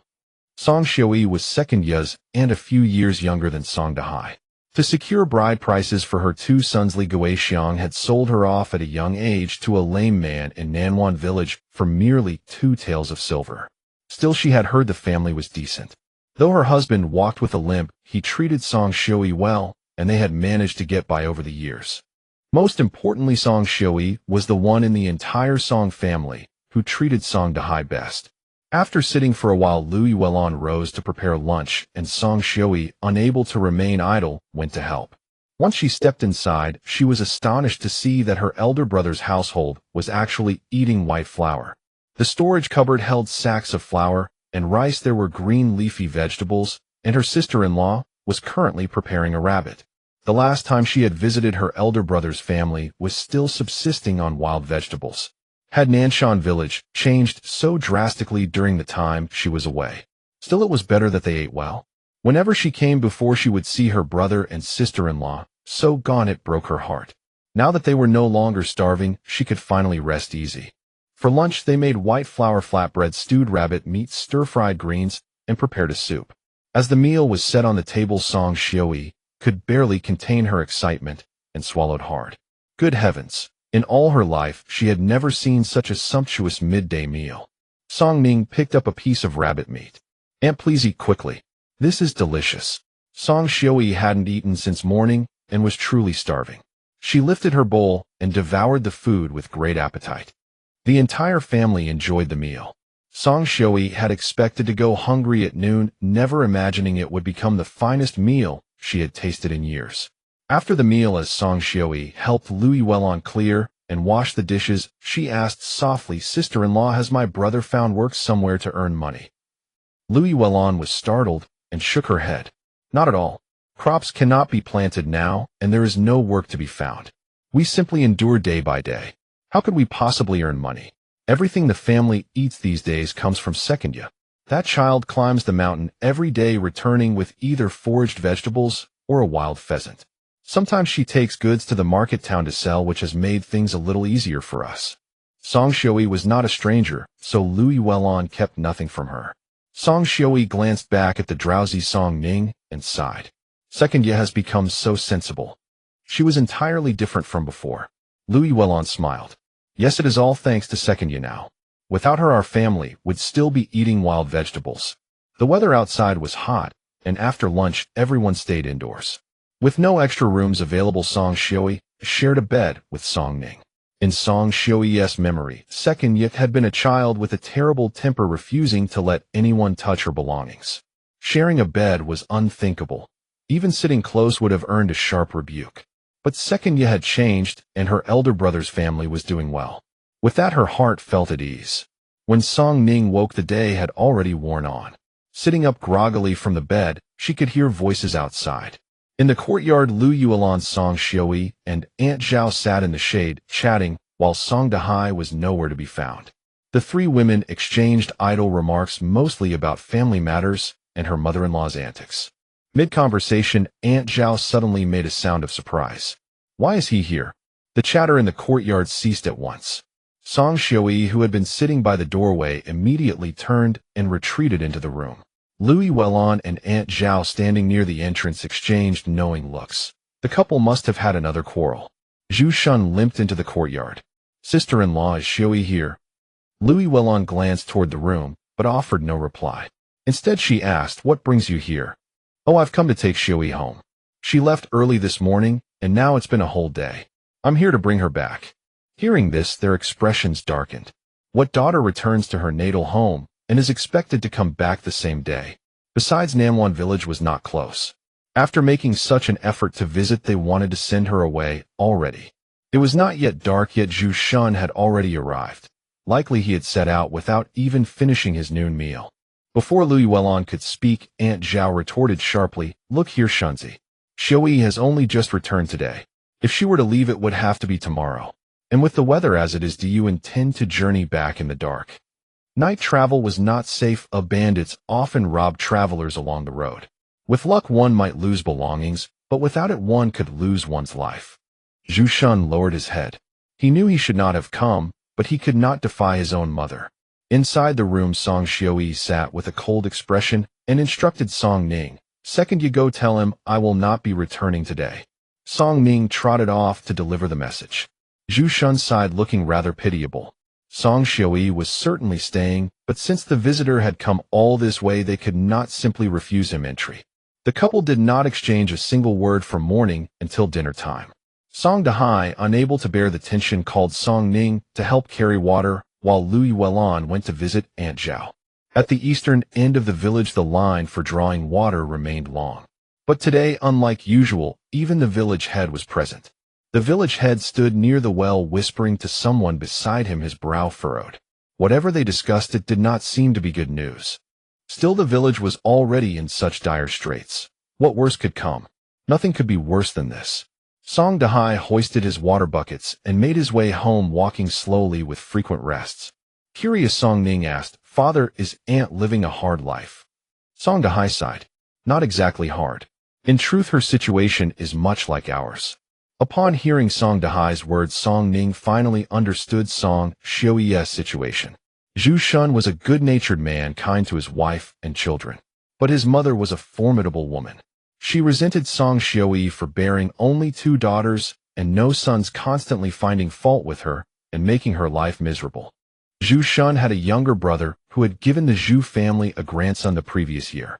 This made the old woman despise her eldest daughter-in-law even more, and she also treated the 2 children poorly. All the household chores fell on Zhu Shun and his wife, yet the old woman never uttered a single word of gratitude. But Zhu Shun was weak-willed and dared not defy his mother. Whatever she said was law. Now that Song Xiuyi had returned to her parents' home, no one was left to do the chores, so he had to bring her back. Song Ning sighed after hearing this. Every family has its own troubles, and none are easy. In the village, it was not easy to split the household unless it was absolutely necessary, like the Song family's situation. No matter how hard things got, the family stayed together, and united they were stronger. At the very least, they wouldn't starve. Returning home, Song Ning sensed a change in the atmosphere and knew the 2 had reconciled. That night, Song Xiuyi still slept with Song Ning, while Zhu Shun stayed at Li Dainiu's place. Since they had to leave early the next morning, Lui Welan packed a basket full of provisions the night before. In the past, it was always Song Xiuyi who brought gifts to her parents' home. This was the first time she took things back to her husband's family. Lui Welan packed some fine rice and flour, a small bundle of leafy greens, a wild pheasant, and some dry rations for the journey. Seeing how much her brother and sister-in-law had given her, Song Xiuyi's nose tingled, and she couldn't hold back her tears. The next morning before dawn, Song Xiuyi and Zhu Shun left on an ox cart. Song Ning didn't get up until the sun was high in the sky. She was the only one left at home. Song Dahai and Lui Welan were also out. It wasn't until nearly noon that the 2 returned slowly from outside. Song Ning could tell from their expressions that something was wrong. "Dad, Mom, what happened?" Song Dahai and Lui Welan sighed, lowering their heads. "The village is almost out of water." Song Ning's heart sank, recalling the village chief's grim face from yesterday. The well at the east end of the village had been yielding water much more slowly. The village chief had discovered it by chance and had been worried ever since. Today he finally broke the news. But that well had been resilient enough, supplying the entire village for so long without running dry. It was already remarkable. The village chief said that households with fewer than 4 people can only draw 1 load of water per day, and those with 4 or more get 2 loads. I hear that many villages have already run out of water. I wonder if the county office will do anything. Song Dahai sighed again. Their family only had 3 people, so 1 load a day was enough. There was no other choice now. If they conserved, they could hold out for some time. If it didn't rain, things would only get worse. Song Ning didn't want to sit back and wait for death. It was time to earn some money, and she also needed to bring out the things in her space openly. Once they were in the open, she wouldn't have to sneak around anymore. It was summer now, and people would probably enjoy something cold. But there was no ice, and she couldn't make shaved ice. After much thought, Song Ning chose to accept reality. She should focus on what she had instead of thinking about what she didn't. Seeing Lu Yuelon busy kneading dough by the stove, a white dough ball being tossed and turned in the basin, a spark of inspiration hit Song Ning. That afternoon after lunch, Song Dahai and Lu Yuelon took a nap. Song Ning quietly took 2 bowls of flour, added water, and began to knead the dough. It was her first time doing it herself. She followed the sequence from memory, kneading, washing the dough. Without proper tools, she picked a large plate, ladled a spoonful of the starch water, and steamed it in the pot. The first time the fire was too high, the water boiled and knocked over the plate, spilling the starch water into the pot. The second time the fire was smaller, but the starch solidified and stuck tightly to the plate. She couldn't pry it off. The third time Song Ning managed the heat better and switched to a different plate, but still failed. Song Ning wondered, did she really have no talent for this? Just as she was pondering where she went wrong, a sudden exclamation came from the doorway. "Oh my heavens! What are you doing?" Lu Yuelon looked at the mess of wasted grain on the stove with a pained expression, clicking her tongue repeatedly. Song Ning scratched her head awkwardly. "I wanted to make some special food, but it didn't work out." While cleaning the stove, Lu Yuelon said helplessly, "If you want to eat something, just tell me. Why waste all this grain?" After she finished cleaning, Song Ning was still pondering why she had failed. She had seen so many people do it at home. What was the problem? When Lu Yuelon opened the cabinet, Song Ning caught sight of a jar and suddenly remembered what she had forgotten. She was getting dumber. When people made liangpi, they had special tools. They would brush a thin layer of oil on the tray before steaming, so the finished product came off easily. The plates at home were all made of wood and not very smooth. Without oil, it was impossible. With this realization, Song Ning's determination reignited, and she rubbed her hands together to continue. Lu Yuelon quickly blocked the cabinet. "Our grain can't take this much abuse." "Don't worry, Mom. This time it'll work." She dipped a little oil from the jar, brushed it on the plate, placed the plate over the water ladled in the starch water, and covered the pot. Lu Yuelon sat on a small stool to tend the fire, inwardly lamenting the wasted flour and oil. Timing it, Song Ning lifted the lid.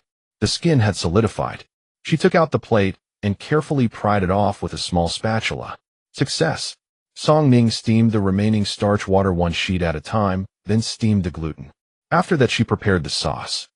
The liangpi she used to eat always came with a flavorful broth, a bowl of boiled water with scallions, ginger, and garlic stir-fried in hot oil, a pinch of Sichuan pepper powder, and then topped with water. It would be even better if they had cucumber shreds and bean sprouts. But with limited resources, she had to make do with what they had. Once the sauce was ready and the gluten was cooked, she sliced the liangpi and gluten, poured the sauce over them, and a bowl of liangpi was done. Song Ning said excitedly, "Mom, try it quickly. It's delicious." How could it not be? With all those good ingredients, even a lump of dirt would taste great. Lu Yuelon felt sorry for the ingredients, but the moment she tasted it, all those thoughts vanished. Today's family dinner consisted of cold-skinned noodles. Lu Yuelon had fried a few flatbreads, which was already the finest meal in Nanshan village at present. After Song Dahai and Lu Yuelon had both tasted the cold-skinned noodles, Song Ning asked, "Father, Mother, what do you think?" "It is truly delicious, cool, and refreshing. After a bowl, I feel much less hot. It has a nice chewiness, silky smooth in the mouth, and so fragrant." In poor families, there were few luxuries or fusses. Since the disaster, merely surviving was enough. They had no room to dwell on finer things. Not to mention these cold-skinned noodles. Even a handful of white flour would have seemed a delicacy to them. Hearing their evaluations, Song Ning finally smiled. "Father, Mother, if you both find this acceptable, I want to make cold-skinned noodles and sell them in town." Song Dahai and Lu Yuelon had never done business before, nor had any of their ancestors. They knew nothing of it, and never expected Song Ning to say such a thing. For a moment, they were stunned at a loss for words.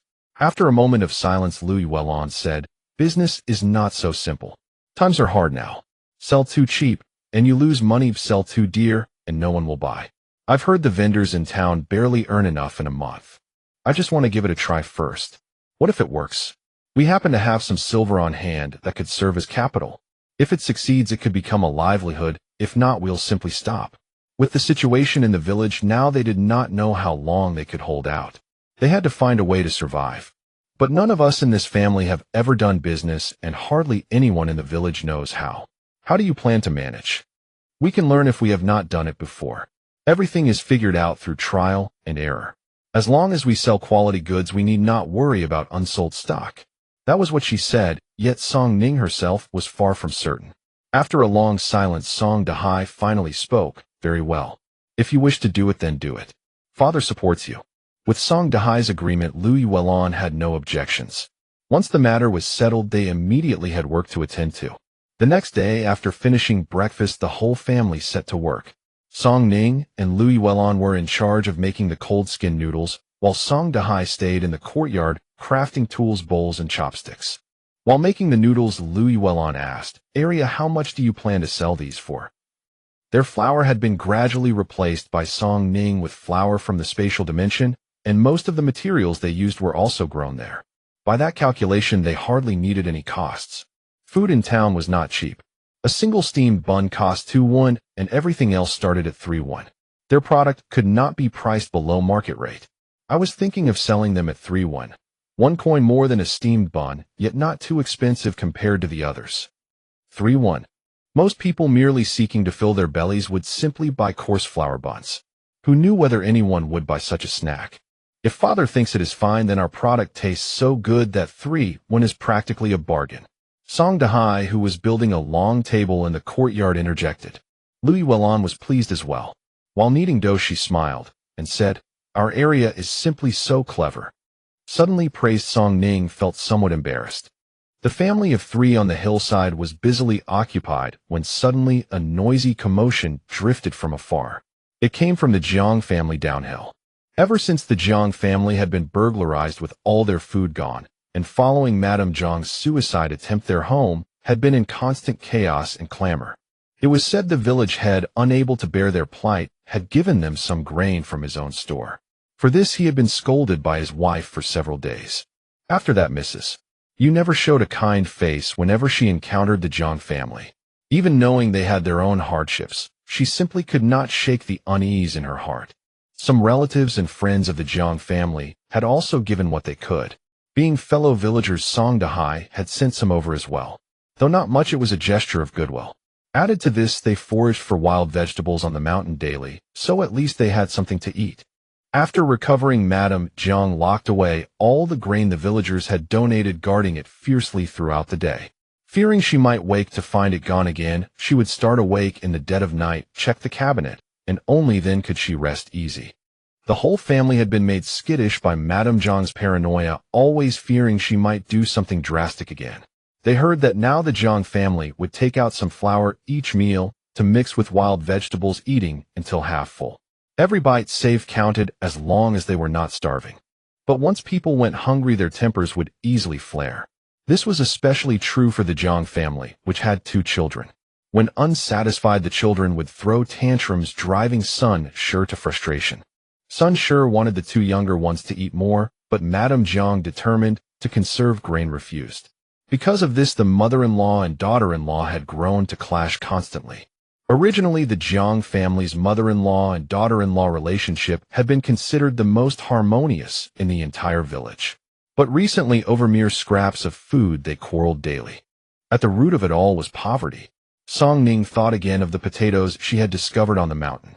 To encourage others to dig more, she had deliberately kept quiet about it initially, and even Song Dahai had approved of her decision. If they had harvested the potatoes back, then what one household could dig would barely suffice for a little over a month. But once they matured, the situation would be entirely different. From that vast valley, each household could dig enough to last more than 3 months. The Jiang family still had some food now. Moreover, their 2 sons went to town every day for manual labor and could likely earn some money. For the moment, there was no urgent problem. Thinking of this, Song Ning suddenly recalled the water in her spatial dimension. If she sprinkled some of that water onto the valley, she wondered whether it would prove effective. Song Ning resolved to give it a try next time. As evening approached, Louis Wellon reminded, "Husband, go ask whether Aunt Zhao's ox cart is heading to town tomorrow." "Father, if no one in the village is going to town tomorrow, tell Uncle Danny we will hire his ox cart. Tomorrow they would need to carry quite a lot of supplies. If Song Ning went alone, it would be simple enough. Just deposit everything into the spatial dimension, the most convenient method. However, since Song Dahai and Louis Wellon were accompanying her, an ox cart would be far more practical. It was their first time doing business, so they wanted to prepare as thoroughly as possible. Fortunately, there was moonlight that night, and the family of 3 labored late into the evening by its glow.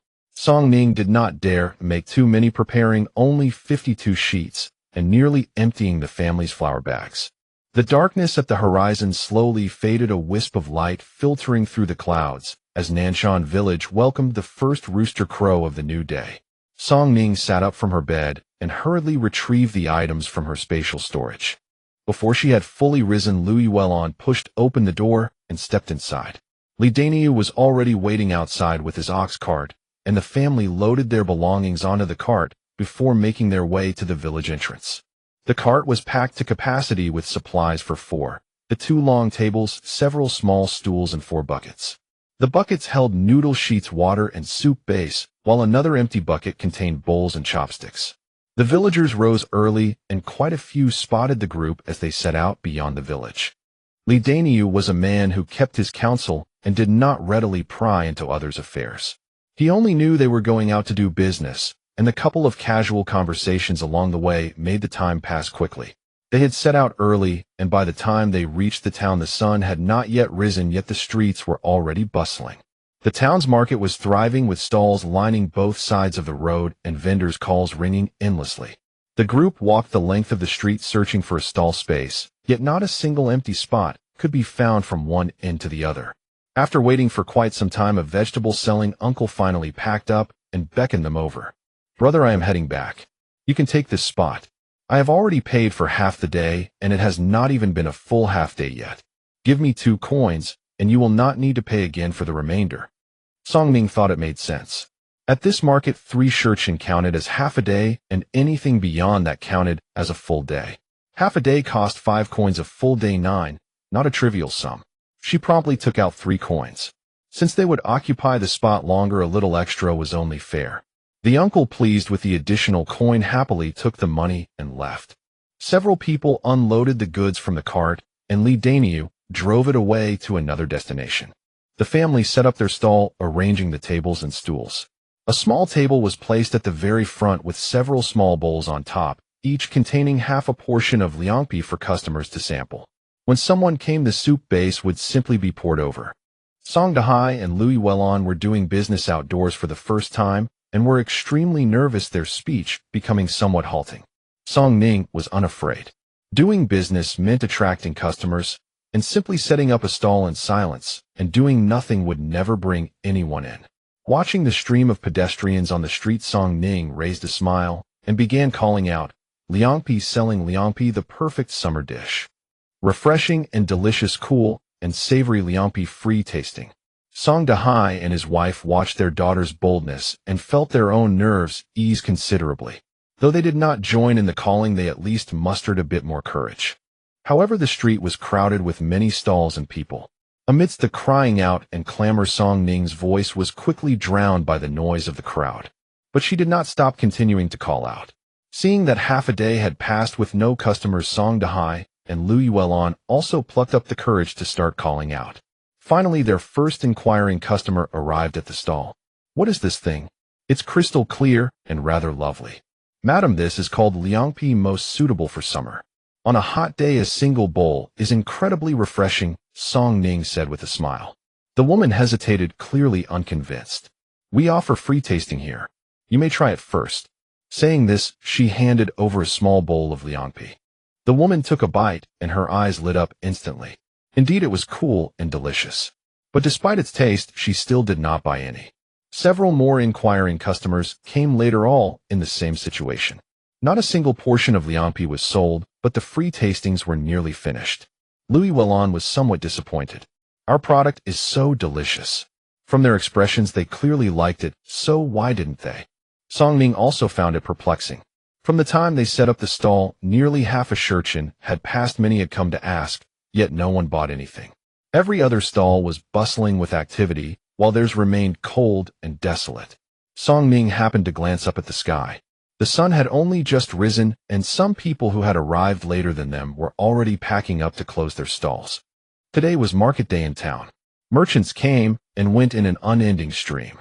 Song Dahai and Lu Yuelan, terrified of selling nothing, stopped caring about propriety and shouted at the top of their lungs.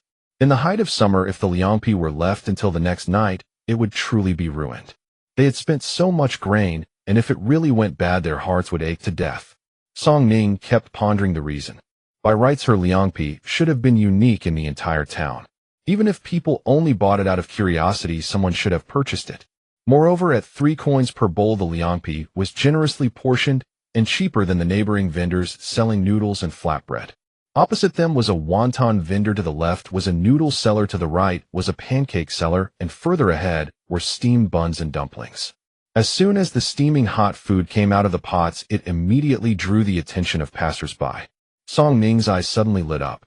Mother, watch the stall for now. I will be right back.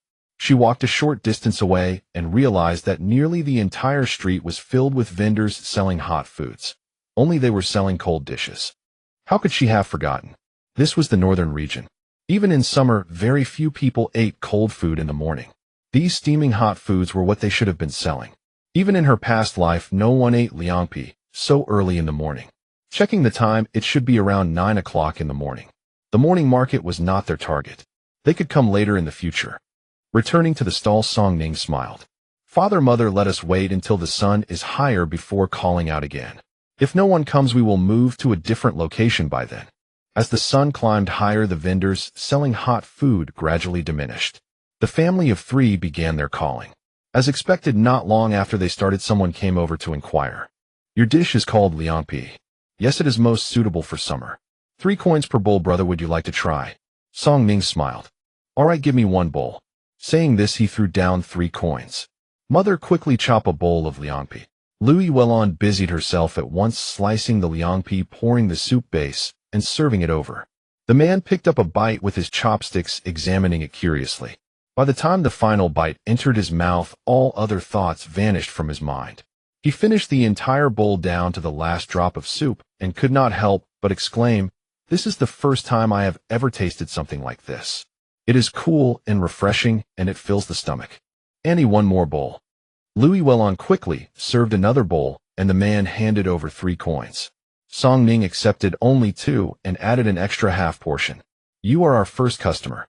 The second bowl is half price." The man laughed heartily twice. "Young lady, you know how to do business." He finished the second bowl quickly, savoring the flavor with a satisfied smack of his lips.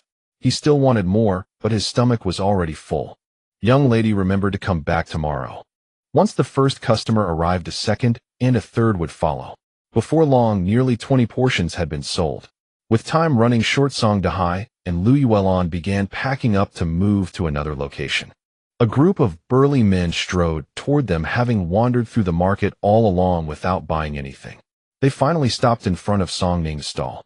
Song Ning's face immediately broke into a smile. "Would you gentlemen like some cold skin noodles? They're cool and refreshing, perfect for beating the heat." The mention of cooling relief instantly piqued their interest, and each ordered a bowl on the spot.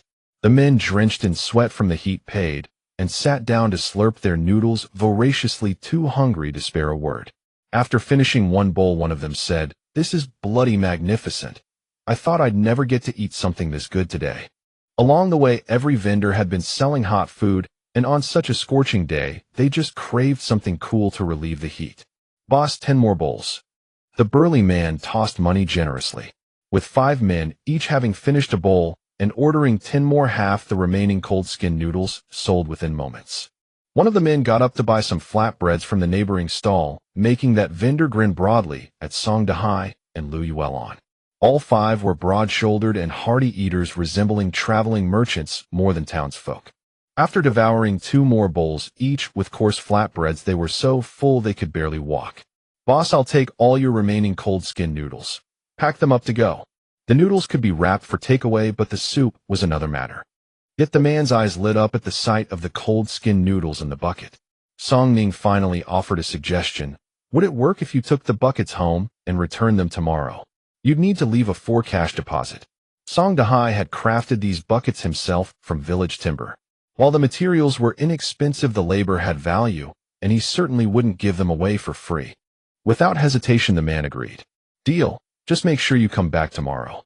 He paid and carried off both wooden buckets. Song Dahai and Lu Yuelon stood dumbfounded. Had everything really sold out so quickly? Those customers had demanded 30 portions at 3 cash, each totaling 90 cash. When all the earnings were tallied, their family had made over 100 cash in a single day. The numbers left Song Dahai and Lu Yuelon flushed with excitement, at a loss for what to do next. Song Ning smiled. It's time, we should pack up now. As noon approached and the heat intensified, Song Ning stopped at a street vendor on her way out of the market to buy some buns. The family hadn't eaten since morning, and they were growing weak with hunger. They each grabbed a bun to stave off the hunger, saving the rest for later. At the meeting point with Li Daniu, he hadn't arrived yet, so the three found shade and waited. Father, mother, rest here. Our grain supply is running low. I'll go buy some. I'll come with you. No need, I can manage alone. Afraid they'd follow, Song Ning hurried off immediately after speaking. If they came along, how could she possibly retrieve items from her spatial storage? Song Ning first stopped at the meat shop to buy some pork, then browsed the poultry vendor, selecting 2 young chickens after careful deliberation. With oil running low at home, she made another stop at the oil shop to fetch cooking oil and picked up various seasonings. As she exited the shop, Song Ning turned and spotted a familiar figure, Song Rui. He was with a woman arm in arm as they entered a jewelry store, their affectionate demeanor unmistakable. Ever since Song Rui's last visit back to the ancestral home, the second branch of the Song family had been thrown into turmoil. They tried to track him down, but according to reports, the shop owner had turned them away, claiming no such person existed there. With nowhere else to turn, the second branch had no choice but to fend for themselves. Song Ning didn't linger to watch. They weren't her concern. Her only focus was building her own life. As soon as she started walking away, the pair emerged from the store. Song Rui's eyes met Song Ning's across the street, but neither acknowledged the other. They acted as though strangers. Passing by the grain shop again, Song Ning noticed prices had climbed once more, from 30 cash last time to 35 now.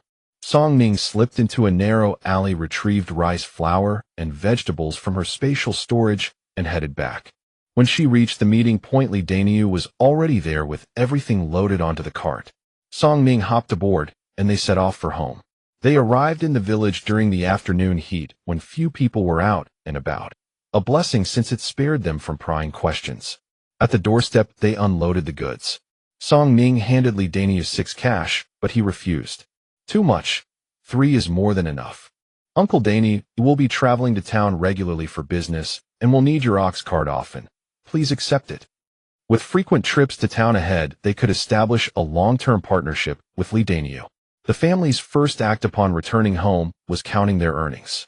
They had prepared 52 portions of cold skin noodles in total. After setting aside 2 for tasting samples, 49 remained. At 3 cash per portion, that should have been 150 cash.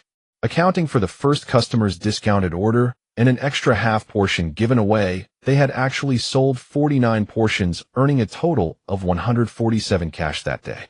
Fortunately, most ingredients came from her own garden, so expenses were minimal beyond oil, salt, and seasonings. Otherwise, profits would have been far slimmer. After tallying everything, they had roughly 100 cash in profit. Song Dai and Lu Yuelon were beside themselves with excitement. Though they had previously earned over a tael of silver from Song Ning selling rabbits and wild goods, there was a meaningful difference between money earned through one's own hands and windfall income. I've heard even hard laborers carrying sacks in town only make a dozen or so cash a day, Lu Yuelon said cheerfully. Yet we earned this much in a single day. True, it's a considerable sum. Our family has never made so much money before. Witnessing their beaming faces, Song Ning suddenly realized these coins, however modest, represented something far greater. They were hope itself, the very means to survive. Today was only our first day. Most people haven't heard of us yet. Customers will surely increase from here. After counting the money, Song Ning unpacked their purchases from the basket. 1 jean of meat, dozens of jean of flour, plus rice and millet. The vendor had even included a small cage for the chicks. When Song Ning opened it to peek inside, one chick appeared listless and lethargic. Song Dahai constructed a rudimentary coop in the courtyard, and Song Ning placed both chickens inside, though the second one remained sluggish throughout. Song Ning and Lu Yuelon spent the afternoon making cold skin noodles, while Song Dahai worked in the courtyard. When they went to check on the two chickens later, one had already collapsed. Song Ning quickly cupped the chick in her hands, sensing it was still breathing. Taking advantage of no one watching, she hurriedly drew out some water from her spatial dimension and fed it to the chick. In these times, when even chickens struggled to survive, how much harder would it be for humans? After the chick drank its fill, Song Ning gently set it back down, scattered some chopped wild vegetables nearby, and poured water for it. You must grow up strong, for I'm counting on you to lay eggs for me.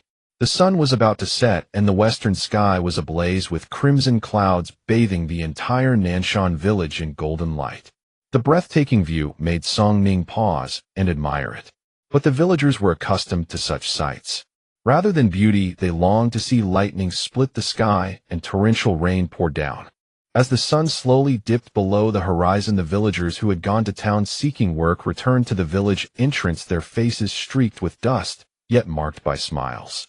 Ever since Song Irai's previous mishap, the villagers no longer invited him along when heading out, fearing he might cause further trouble.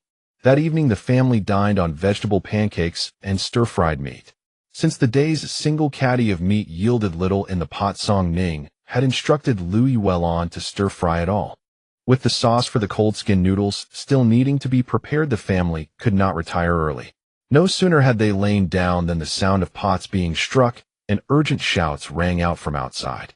The family scrambled up once more. Song Dahai hurried out to investigate, hearing shouts that thieves had infiltrated the village again. Lui Welon rushed into the room to hide their belongings, while Song Dahai grabbed whatever he could and ran toward the commotion. The entire village was roused and rushed urgently toward the eastern end.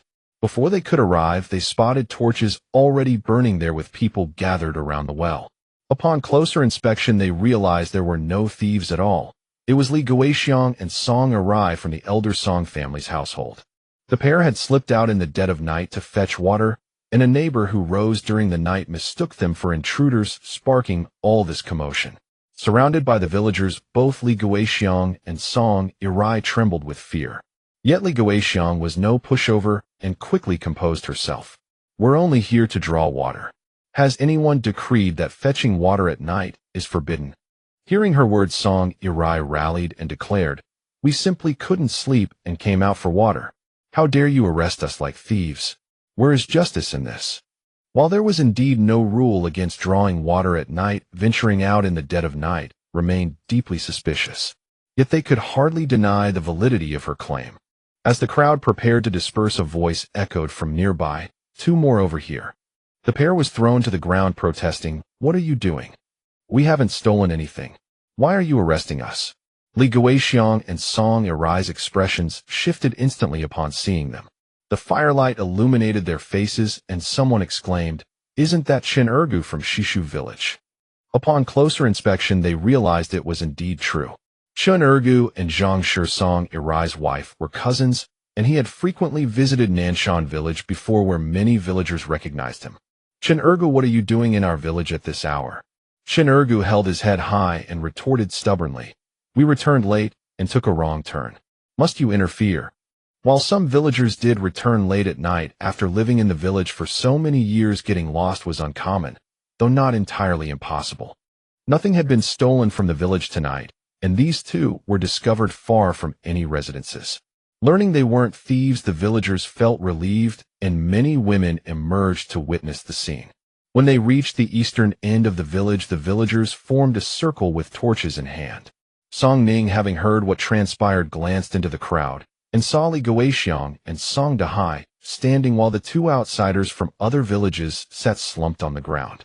Suddenly, someone in the crowd remarked, "Song Irai only finished drawing water this afternoon. Why is he back in the middle of the night?" Since the village chief had announced that the well's water flow had slowed, each household was restricted to a limited number of daily trips to draw water. Fearing the well might one day run dry, villagers conserved every drop with absolute compliance. Hearing this, everyone's expressions darkened. Song Ning observed the group and suddenly understood what Li Guixiang and Song Irai were up to. Several nearby villages were also facing water shortages. Nanshan village was relatively fortunate, while others had already been cut off entirely. In those villages, residents now relied on borrowing or trading water with neighboring communities. Could they be here to trade water? Someone murmured, and everyone instantly grasped the implication. The village chief immediately sent someone to search the area where the two had concealed themselves, and indeed they found 2 cloth bags, one filled with coarse flour, and the other with wild vegetables. At this a fierce glint flashed across the villagers' faces. With a single bucket of water able to exchange for 2 caddies of millet and a basket of wild vegetables, who wouldn't be tempted? Song Ning had never been one for hard work and couldn't endure hardship. With nothing left at home, unable to gather wild vegetables, and his attempts to find work resulting in squandering their remaining resources, the family was in dire straits. Song Ning had now cut ties with him, and with the whole family depending on survival, Li Guixiang had devised this scheme. I always wondered why the second branch of the Song family had food every day. It turns out they were secretly trading water for grain. Song Ning can't do anything right, and with no food at home, he had to come up with another scheme, someone observed. The village chief maintained a stern expression. While the method was questionable, nothing explicitly prohibited it, leaving him powerless to stop the Song family's actions. After rousing most of the village in the middle of the night, and going through all this commotion, the matter ultimately came to nothing. The villagers were dissatisfied with the outcome, but had no alternative course of action. Song Ning felt no surprise. The method the village chief proposed had its merits, but also its drawbacks. The Song family was merely the first to exploit this loophole, and once others learned of this approach, increasingly more people would follow suit. Word had reached them that Shishu village had been without water for quite some time, now relying entirely on trades with neighboring villages. In such scorching heat, skipping a meal or two, or even an entire day, wouldn't prove fatal, but going a single day without water was impossible. Reports indicated that numerous villages were scrambling to locate alternative water sources, driving the county magistrate nearly to white hair with worry. Other villages had already begun reporting starvation deaths. To conserve grain for their families, some went days without eating. Eventually, they became too weak to move, unable even to rise or speak, and simply perished from starvation.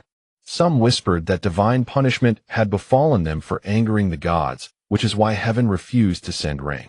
Song Ning had previously witnessed villagers burning incense and paper offerings at the foot of the rear mountain, placing tributes and chanting prayers for blessings, kowtowing repeatedly. Even on the brink of starvation, no one dared venture up the mountain. Song Ning's heart grew heavy with complexity. She knew she needed to find time to return to the mountains soon. At the first crow of the rooster in Nanshan village, Song Ning and Lu Yuelon rose from their beds.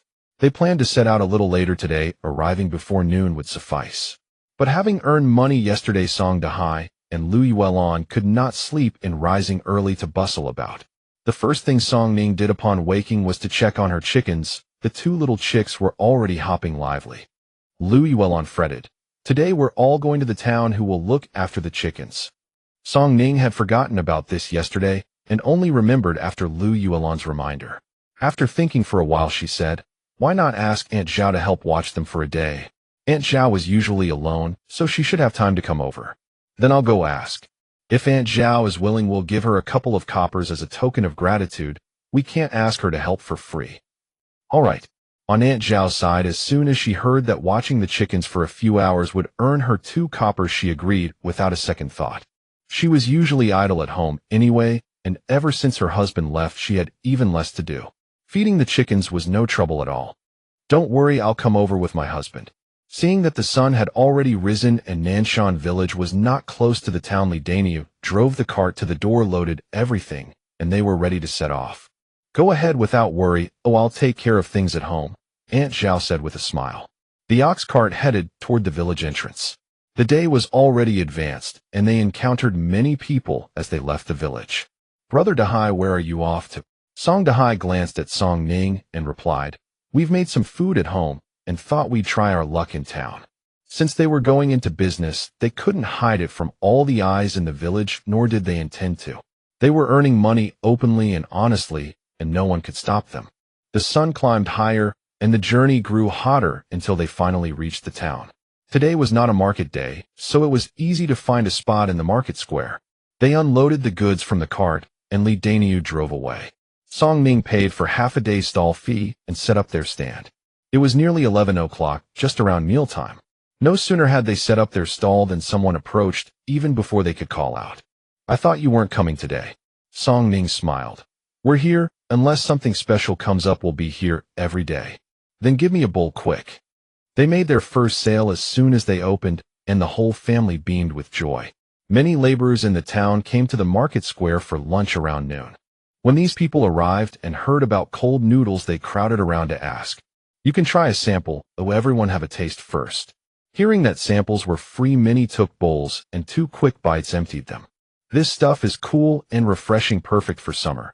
It beats the heat. Give me a bowl." Song Ning took the money, and Lu Yuelon quickly cut and served it. With the weather so hot, many were willing to spend 3 coppers on a bowl of cold noodles. Some, perhaps truly poor, could only save what little they had. They came to ask, and then left. Mom cut 3 more bowls of cold noodles. Some didn't even bother to sit down. They waited by the side, took the bowl, and shoveled the noodles into their mouths with chopsticks. The area around the stall was filled with the sound of slurping. Everyone ate with such relish that it drew the attention of many passers-by. They had made more today, enough to go around. A man swallowed a mouthful of noodles and said gruffly, "When will you come to the south side? We're working over there, and it's not easy to get a bite from you." This market was on the north side of Shurha town, a residential area. The south side had more shops and construction sites. But for now they were short-handed and could only manage one side. "We'll come over when we get the chance," Song Ning said with a smile. The man was clearly disappointed. Shurha town was large, and the distance from north to south was considerable. In this heat, walking from the work site all the way here was indeed inconvenient. Those who had eaten were still craving more, but at 3 coppers a bowl, 2 bowls were beyond their means. Just as they finished serving one group, the same people from yesterday arrived. They returned the bucket from yesterday, and Song Ning gave back their deposit. The leader glanced at the table behind and asked with a smile, "We have more people today. Oh, is there enough to go around?" Enough, please sit." As soon as these caravan people sat down, they devoured nearly half of the cold noodles. Once this group arrived, they quickly filled all the tables and stools. Later more people came, but seeing no empty seats, they could only give up. This incident served as a reminder for Song Ning. Their stall was small, seating limited, and they were short-handed, which imposed many constraints. But there was nothing to be done for now. After all, they were poor. After finishing, the group was still not satisfied. One man said regretfully, "We're leaving tomorrow. Who knows when we'll get to eat this again." The leader slapped him on the back. "I think you've forgotten where you came from after just a couple of good days. You can't bear to part with this." The man quickly shrank his head, chuckled sheepishly, and scratched the back of his head. Song Ning realized that this group would probably not come again tomorrow. "Little girl, your cold noodles are really good. It's a shame we can't take them with us, otherwise I'd take plenty." "Then come back to us next time you brothers pass through," Song Ning replied with a smile. As soon as this group left, the crowd waiting for cold noodles surged forward. In no time the stall was surrounded by people. The 3 of them were busier than ever. Fortunately, they had made extra bowls and chopsticks yesterday, or they would have run out today. By the time the sun reached the zenith, their cold noodles were sold out. Song Ning took down the sign, "Today's cold noodles are sold out. Come earlier tomorrow." They packed up the stall, touched the money pouch, and knew that today's mood would be nothing but cheerful. Song Ning secretly took some grain from her space, and the family boarded the ox cart to return home. Li Daniu had also earned some money these past few days by following the Song family. In the past, though villagers occasionally went to town, it was rare, sometimes with days in between when no one went. But in just 2 days he had earned 12 coppers. How could he not be happy? Yet Li Daniu was not one to gossip. He didn't ask about things that weren't his concern. The ox cart journeyed back to Nanshan village. In the morning, many had seen them leave. Now it was afternoon, and people were rising from their naps, sitting under the trees to cool off. As soon as they saw the Song family return, they crowded around to ask, "Brother Dahai, we heard you went into business. How did it go? Did it work out?" The family didn't get off the cart. Song Ning only said, "Business is indeed hard. We had no choice but to try our luck. Aunties, please sit. We've been tired all day and need to rest first." With that, the ox cart headed straight for their doorstep. Aunt Zhao, probably having seen them return, was waiting at the door. The family alighted, and Aunt Zhao quickly pulled Lu Yuelon aside, whispering something unknown. After Aunt Zhao and Li Daniu left, Song Ning, taking advantage of the moment, when Song Dahai and Louis Wellon were not paying attention, quickly shouldered her basket and headed up the mountain. The sky was still early, so she could descend before dark. The traces from her last visit were still visible. Following that path, she reached the valley. Once down, she took out a bowl, scooped some water from her space, and sprinkled it around. The area was too vast. She only sprinkled 3 or 4 bowls, for even if she drained her spring, she couldn't irrigate it all. She dug out 2 more potatoes from the earth. They seemed slightly larger than when she had last come. Song Ning decided to wait another 2 or 3 days. Coming down from the mountain, she saw villagers burning incense and yellow paper at the foot, with a few clods of earth placed as offerings.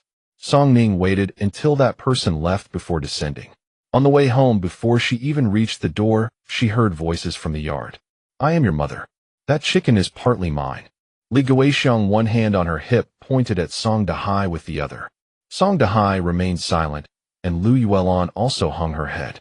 "And you, after all these years, you haven't given birth to a son, and you still have the nerve to stay in our old Song family. If I were you, I would have already dashed my head against a wall and died." Today, as soon as Lu Yuelon returned, Aunt Zhao pulled her aside and told her that while they were away, Li Guixiang had come. The house where Song Ning and her family lived had no lock, only a bolt on the outside. When Li Guixiang tried to enter, Aunt Zhao happened to be there and stopped her. Since Song Dahai's family was not home, Aunt Zhao flatly refused to let her in. Then Li Guixiang spotted the 2 little chicks in the yard and insisted on taking them away. Aunt Zhao was no pushover in the village. She grabbed a stick from the yard and swung it at Li Guixiang's legs. Li Guixiang, a bully who cowered before the strong, saw that Aunt Zhao would not yield, so she slunk away, shouting that this was not over. Just after Song Ning had left, Li Guixiang showed up at the door. She demanded grain and the chickens. When Song Dahai and his wife refused, she stood in the yard and began cursing loudly. The shrill voice grated on Song Ning's ears. She frowned. "What madwoman is this?" she said as she entered the yard. Li Guixiang was about to speak, but Song Ning beat her to it. "Oh, it's you. Haven't seen you here for a while, scrounging off us. I heard you've run out of money. You little slut, when did you get a say?" Li Guixiang glared, her wrinkles so deep they could crush a fly. Her face was smeared with something pale, ghastly, and unsettling. In the past, she had at least pretended to be decent when scrounging, but now she was simply robbing. "I heard that my cousin doesn't acknowledge you anymore. No matter, my second aunt is still young, there's time. She can have another one, or..." Song Ning smiled. "You, old as you are, might still bloom again. Hurry up, it's not impossible for you to have one yourself. You little wretch, I'll tear your mouth apart." Li Guixiang was ablaze with fury. Her ghastly white face, coupled with that ferocious expression, was truly unbearable. Song Dahai could not stand to see his daughter wronged. He stepped in front of her and said coldly, "Mother, what do you think you're doing?" Li Guixiang, in her rage, shoved Song Dahai, staggering him. Fearing for his wife and child, he lost his temper and grabbed Li Guixiang, flinging her aside. Li Guixiang fell hard on her backside. Seeing she had gained nothing, she slapped her thighs and began to wail, "Heaven has no justice. My son and daughter-in-law are bullying an old woman. I'm starving to death, but my son eats white flour and rice every day. Who will judge? Now even my granddaughter is riding over me. I can't go on living. If you want to howl, go home and do it. Sitting in our yard. What's that supposed to be? We think it's bad luck." Li Guixiang was Song Aria's grandmother, not hers. Her task was to take care of Song Dahai and Lu Yuelon. As for those who mistreated them, they could go back where they came from. She wouldn't serve them. Besides, Song Rui could disown her, so why couldn't they?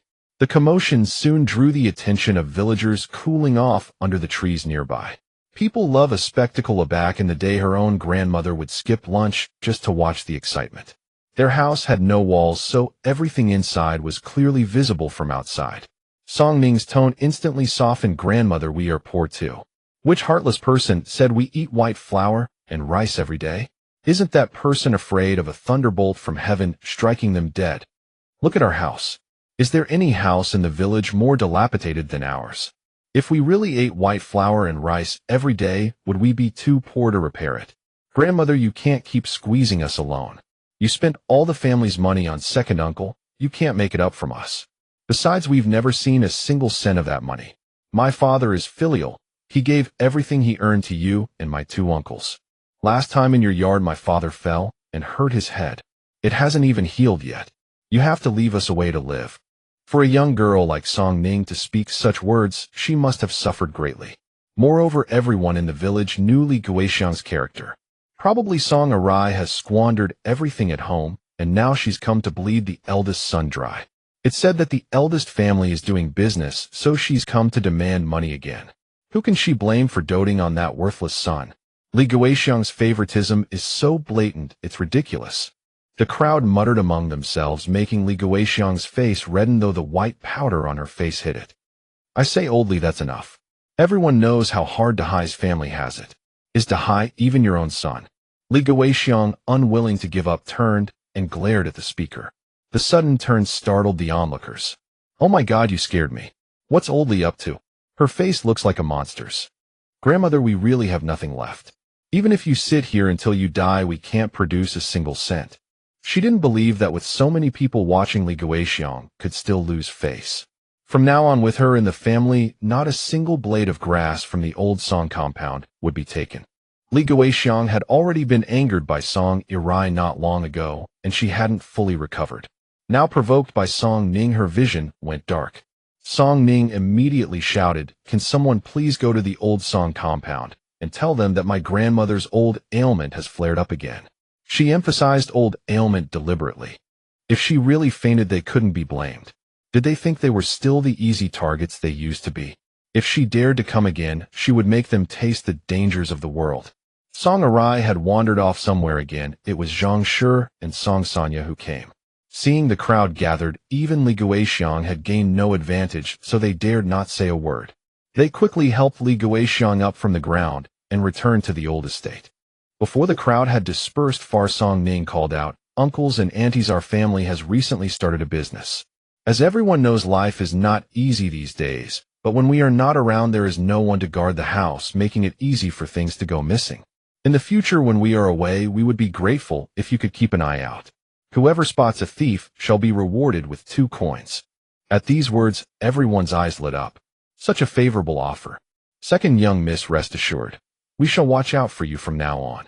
Someone in the crowd shouted first, and the others eagerly agreed, fearful that Song Ning might change her mind. "Then thank you all, uncles and aunties." Before the crowd scattered, the sun had already set, and the family finally returned indoors. It was getting late, so they had dinner first. Dinner that evening consisted of stir-fried greens, wild vegetable pancakes, and a bowl of soup. During the meal, Song Ning shared her idea with Song Dahai and Lu Yuelan. "Father, Mother, tomorrow, when we sell Liangpi, I would like to scout the southern area." Lu Yuelan paused. "Aren't we selling quite well here at the market? Why go south? I have thought it through. We can split into 2 groups. Father and Mother stay here at the market while I head south." They exchanged a glance. "How can you manage alone? Moreover, neither your father nor I knows how to do this. What if we make mistakes with the accounts?" "Mother, rest assured. I plan to find someone else to accompany me." They pondered for a moment, falling silent, likely weighing whether they could manage on their own. Neither had ever imagined being apart from Song Ning. Song Ning smiled. "Father, Mother, we have already been at this for 2 days. You will surely be able to handle it." Song Dahai and Lu Yuelan were simply not accustomed to doing business. For the past 2 days, Song Ning had been the one calling out to attract customers. At first, they could not bring themselves to shout, but later they joined in with a few calls of their own. Once the first step is taken, there will be no further issues. By now, Song Dahai and Lu Yuelan trusted Song Ning's words completely. Although they had harbored some worries, hearing their daughter speak so confidently eased their minds somewhat. Beyond their surprise, they actually found the plan feasible. "As for the person to accompany me, what about Aunt Zhao? Since we have already hired Uncle Daniel's ox cart, Aunt Zhao has nothing to occupy her during the day. She could come along with me. Uncle Daniel receives 6 coins per day, and Aunt Zhao would receive 5, 6 during busy periods.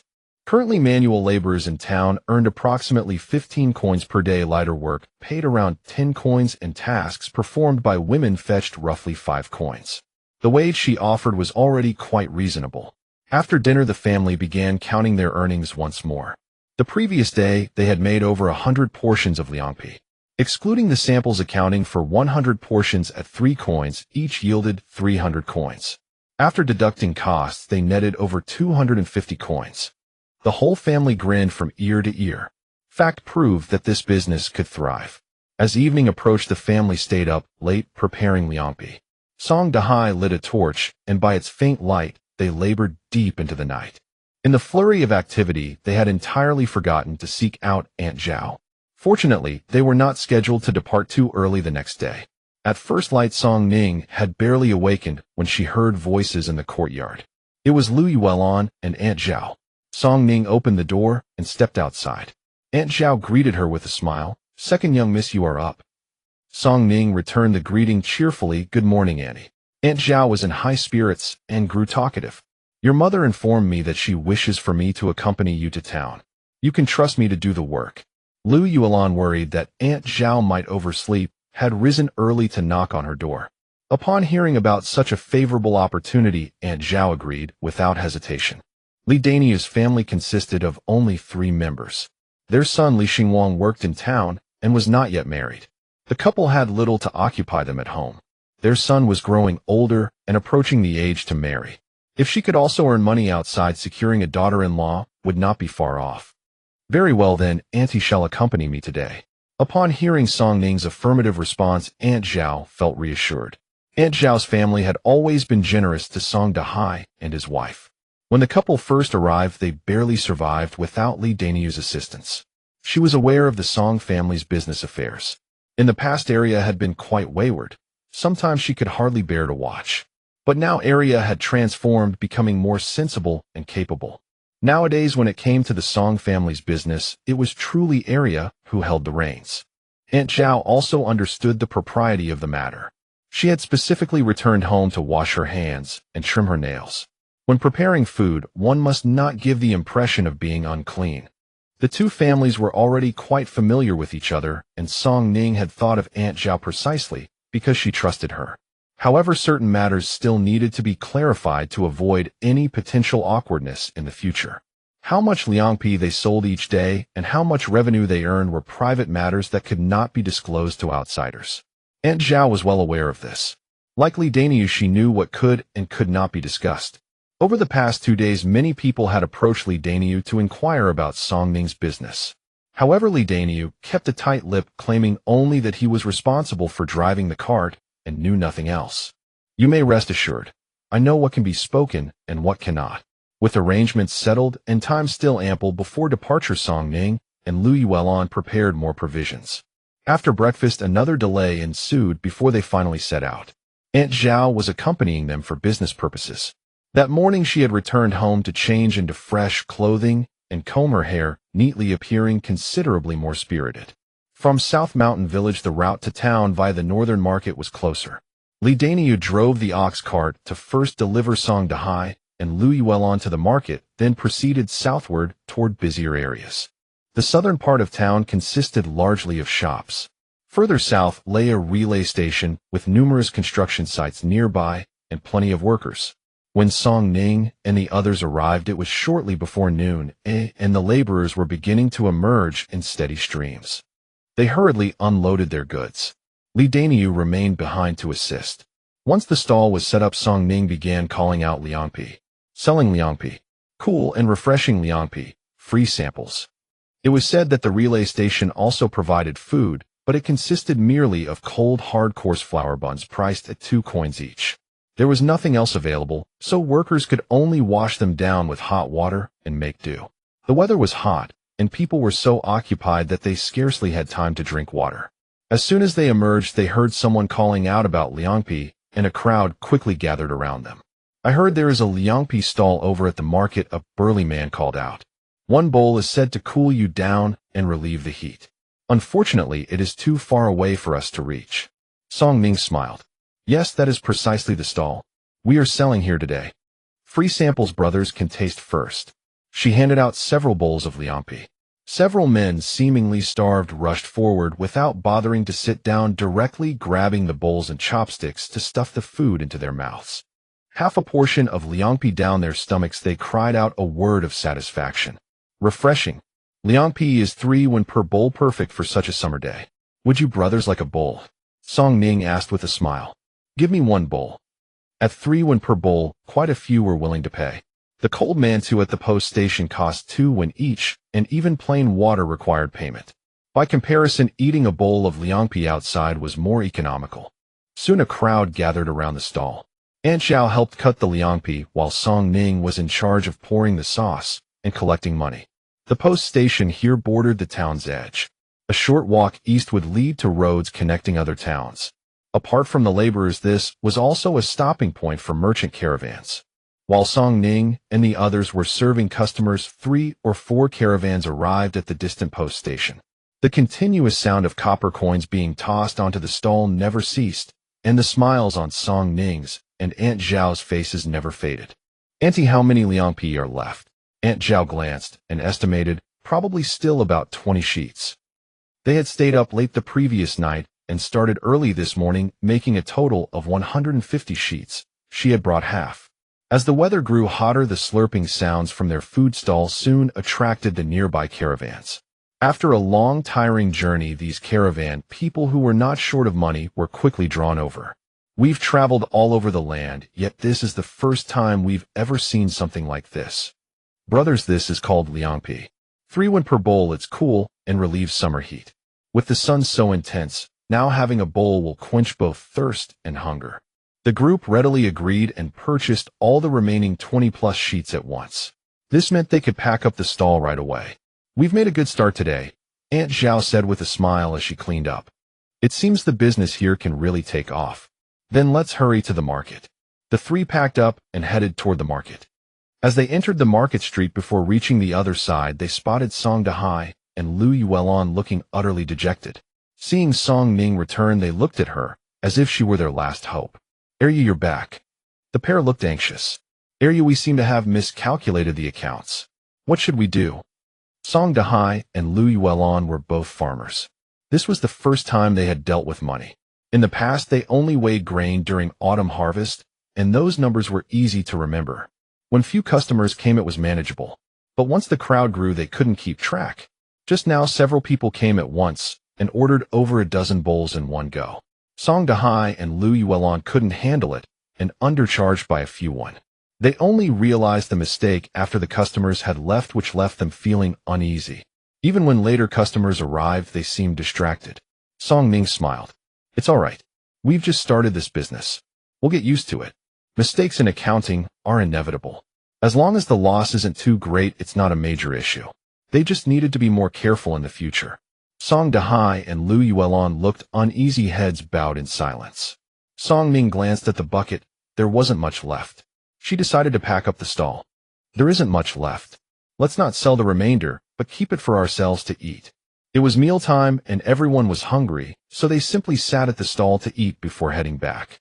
Li Daniu and Aunt Zhao, hearing that meals would also be provided, waved their hands. "You've already paid us wages. Why should we also get free meals? Which family running a business would provide meals for helpers? If such a gig existed somewhere, the threshold would have been worn down by now. The weather is hot now. If we go back, it'll be unbearable. This liangpi doesn't keep well. Better to eat now." Song Ning prepared the liangpi and handed a bowl to each person. Li Daniu and his wife still hesitated to pick up their chopsticks, exchanging glances, but remaining motionless. "Uncle Daniu, Aunt Zhao, just eat. It's nothing. If I eat while you watch, I won't feel at ease either." The couple finally relented. Li Daniu and Aunt Zhao were also trying liangpi for the first time, unable to stop marveling as they ate. "No wonder it sells so well. It's truly delicious. All these good ingredients inside, oil and salt. 3 won is too cheap." Aunt Zhao was quite excited. Song Dahai and Lu Yuelon remained silent, still blaming themselves for the miscalculation. "Father, Mother, don't dwell on it. We'll earn it back in the future. Besides, we've already made quite a lot today. It's just a few won. We'll sell more and earn it back. Once we make more money, these few won won't matter at all," Song Ning comforted them. "We earned a few won less today. We won't eat this liangpi, save it for you. Mother, even professional accountants make mistakes. What about us? Besides, this is only our 3rd day in business. Father and Mother have only made 1 mistake, which is already very good." Lu Yuelon, however, caught the key point. Accountants also make mistakes." "Exactly. Those accountants in town have been calculating for their whole lives, yet they still often make errors. People like us have really done quite well. Song Ning began to fabricate. Their mistake only cost a few won, but if an accountant miscalculated, that would truly be disastrous. The couple's expressions finally improved. They sighed and began to eat with chopsticks. Aunt Zhao also smiled. You'll have better times ahead. Arya is capable. Good days await you. Before coming, Aunt Zhao had worried about whether this would work. But after joining Song Ning today, she completely put her heart at ease. Arya is trustworthy. Following Arya, there's money to be made. Louis Wellon finally smiled too. The atmosphere lightened. After the meal, the group boarded the ox cart and headed home. On the way back, they saw many people coming from the north appearing to head south. Louis Wellon wondered, what are these people up to? Looking at them, it seemed like they were relocating.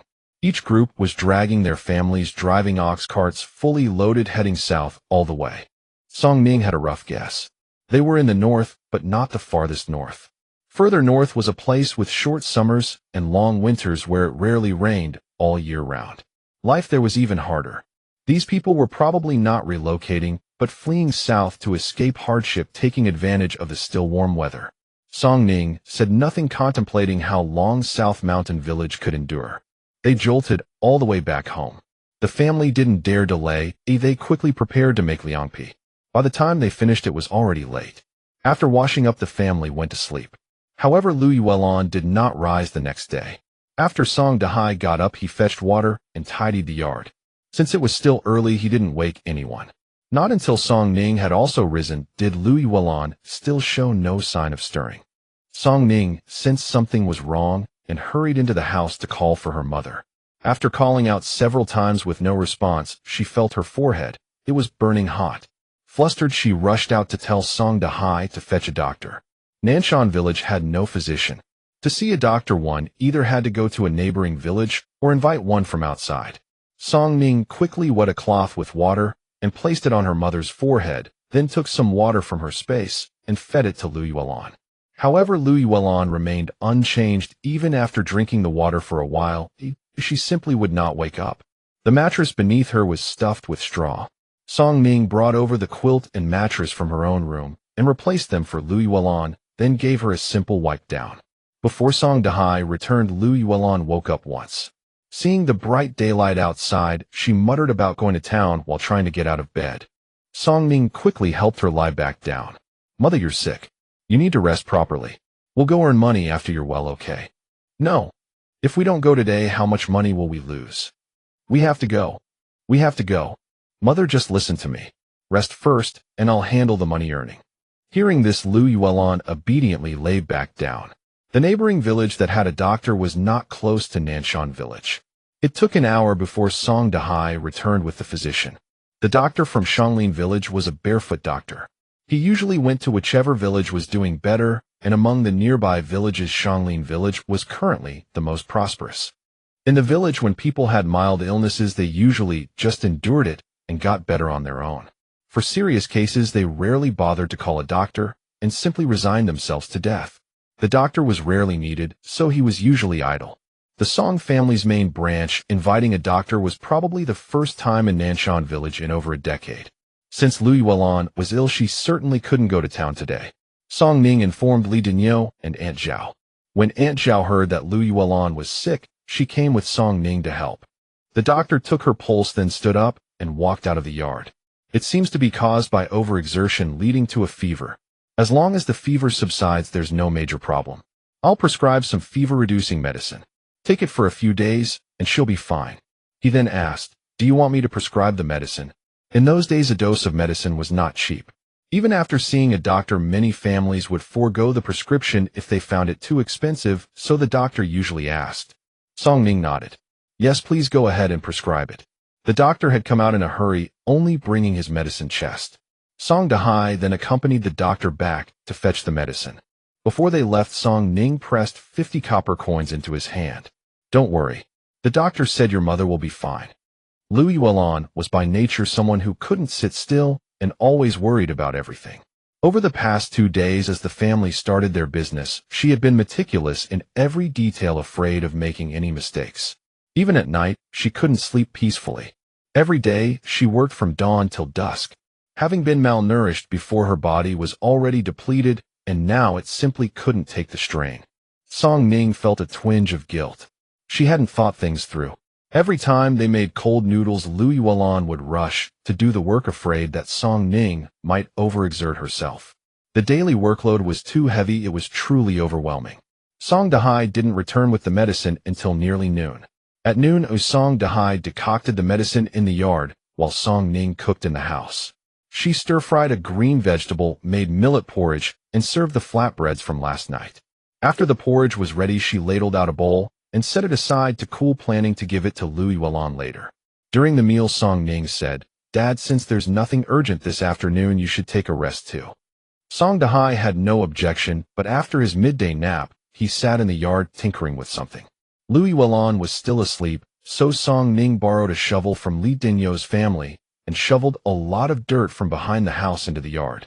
Song Dahai intended to help, but Song Ning refused. "You rest. I can handle this by myself." Since she had nothing better to do anyway, Song Ning planned to build an earth oven in the yard.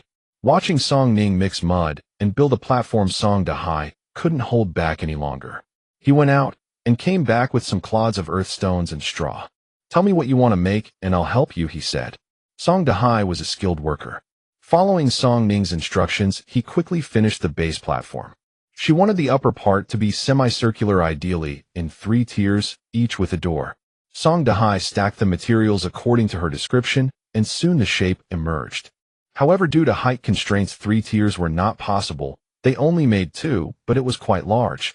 Although Song Ning helped on the side, she mostly just handed things over. Song Dahai worked deftly and meticulously. Even though Song Ning had never seen an earth-built oven before, looking at the current result, it seemed exactly right.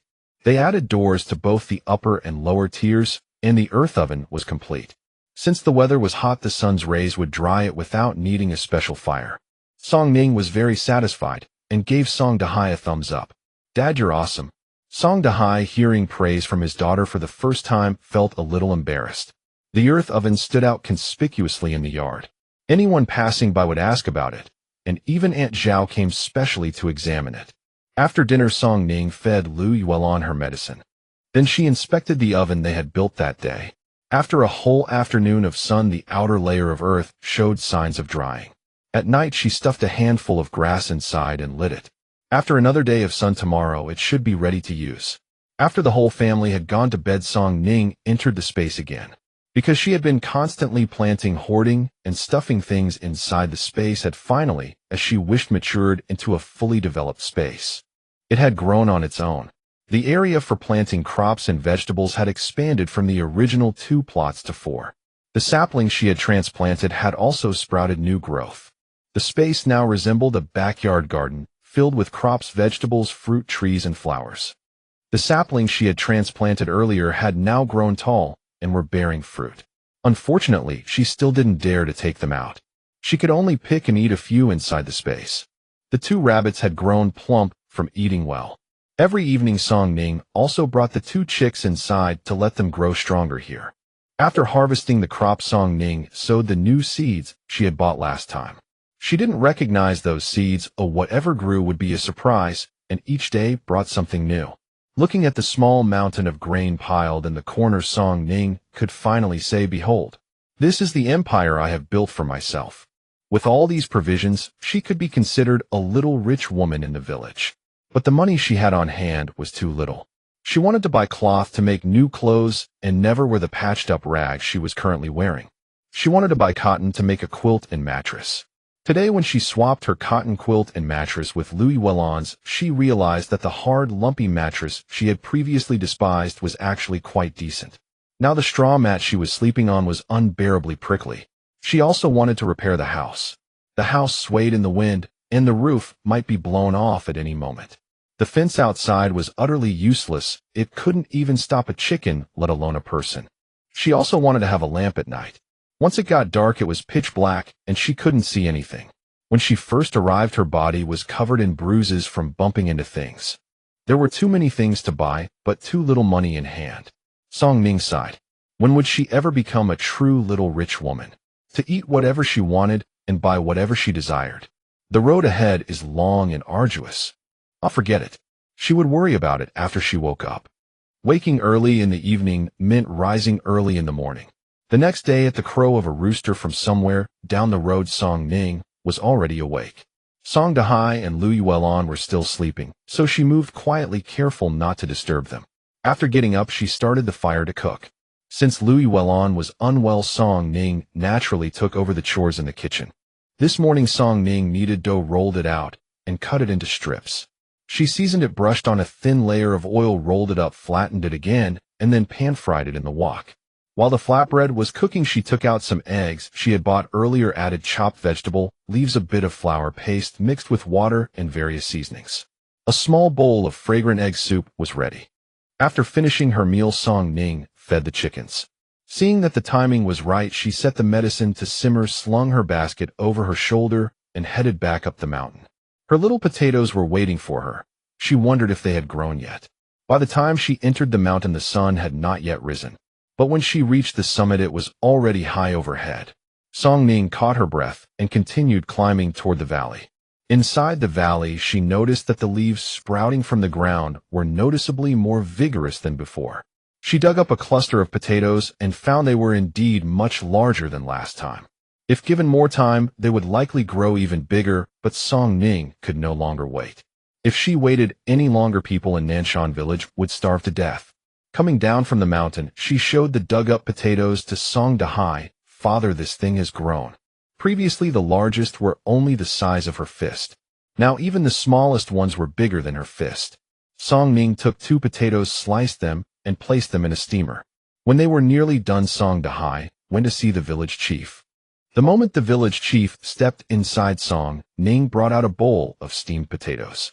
The chief did not understand why, but he was genuinely surprised by what was in the bowl, golden yellow and looking thoroughly appetizing. "Village chief, please taste it." Having never seen such a thing before, the chief reached out and took a piece with his bare hands. The moment the potato entered his mouth, his voice rose sharply. "What is this?" Song Ning shook her head. "I do not know what it is either, but it is edible, tastes quite good, and can fill your stomach."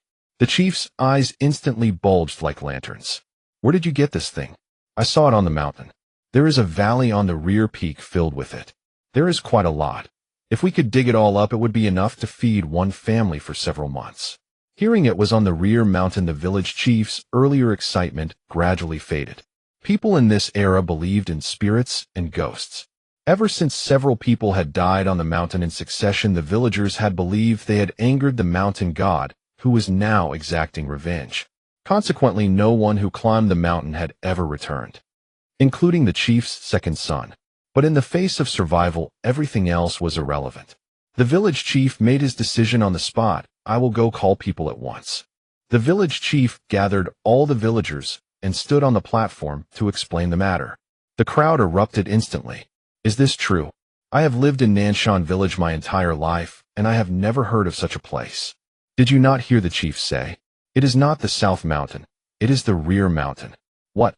That place is cursed. I would rather starve to death than go there." The Li family next door sent all 3 sons up the rear mountain at once, and only one returned. But that one did not last long either. All 3 strong young men were gone within 3 days. Song Ning had expected the villagers to be joyful upon hearing of something that could fill their stomachs. Instead, chaos erupted. Only fear, no joy. When many villagers had died before they had gone to the temple to pray for a Buddha statue and placed it on the mountain to ward off evil. But who could have predicted that those who carried the statue up the mountain never returned either? This only made it even less likely anyone would dare climb up. Even the boldest among them would only linger at the mountain's foothills. Without grain, they could at least survive on wild vegetables and tree bark for a while.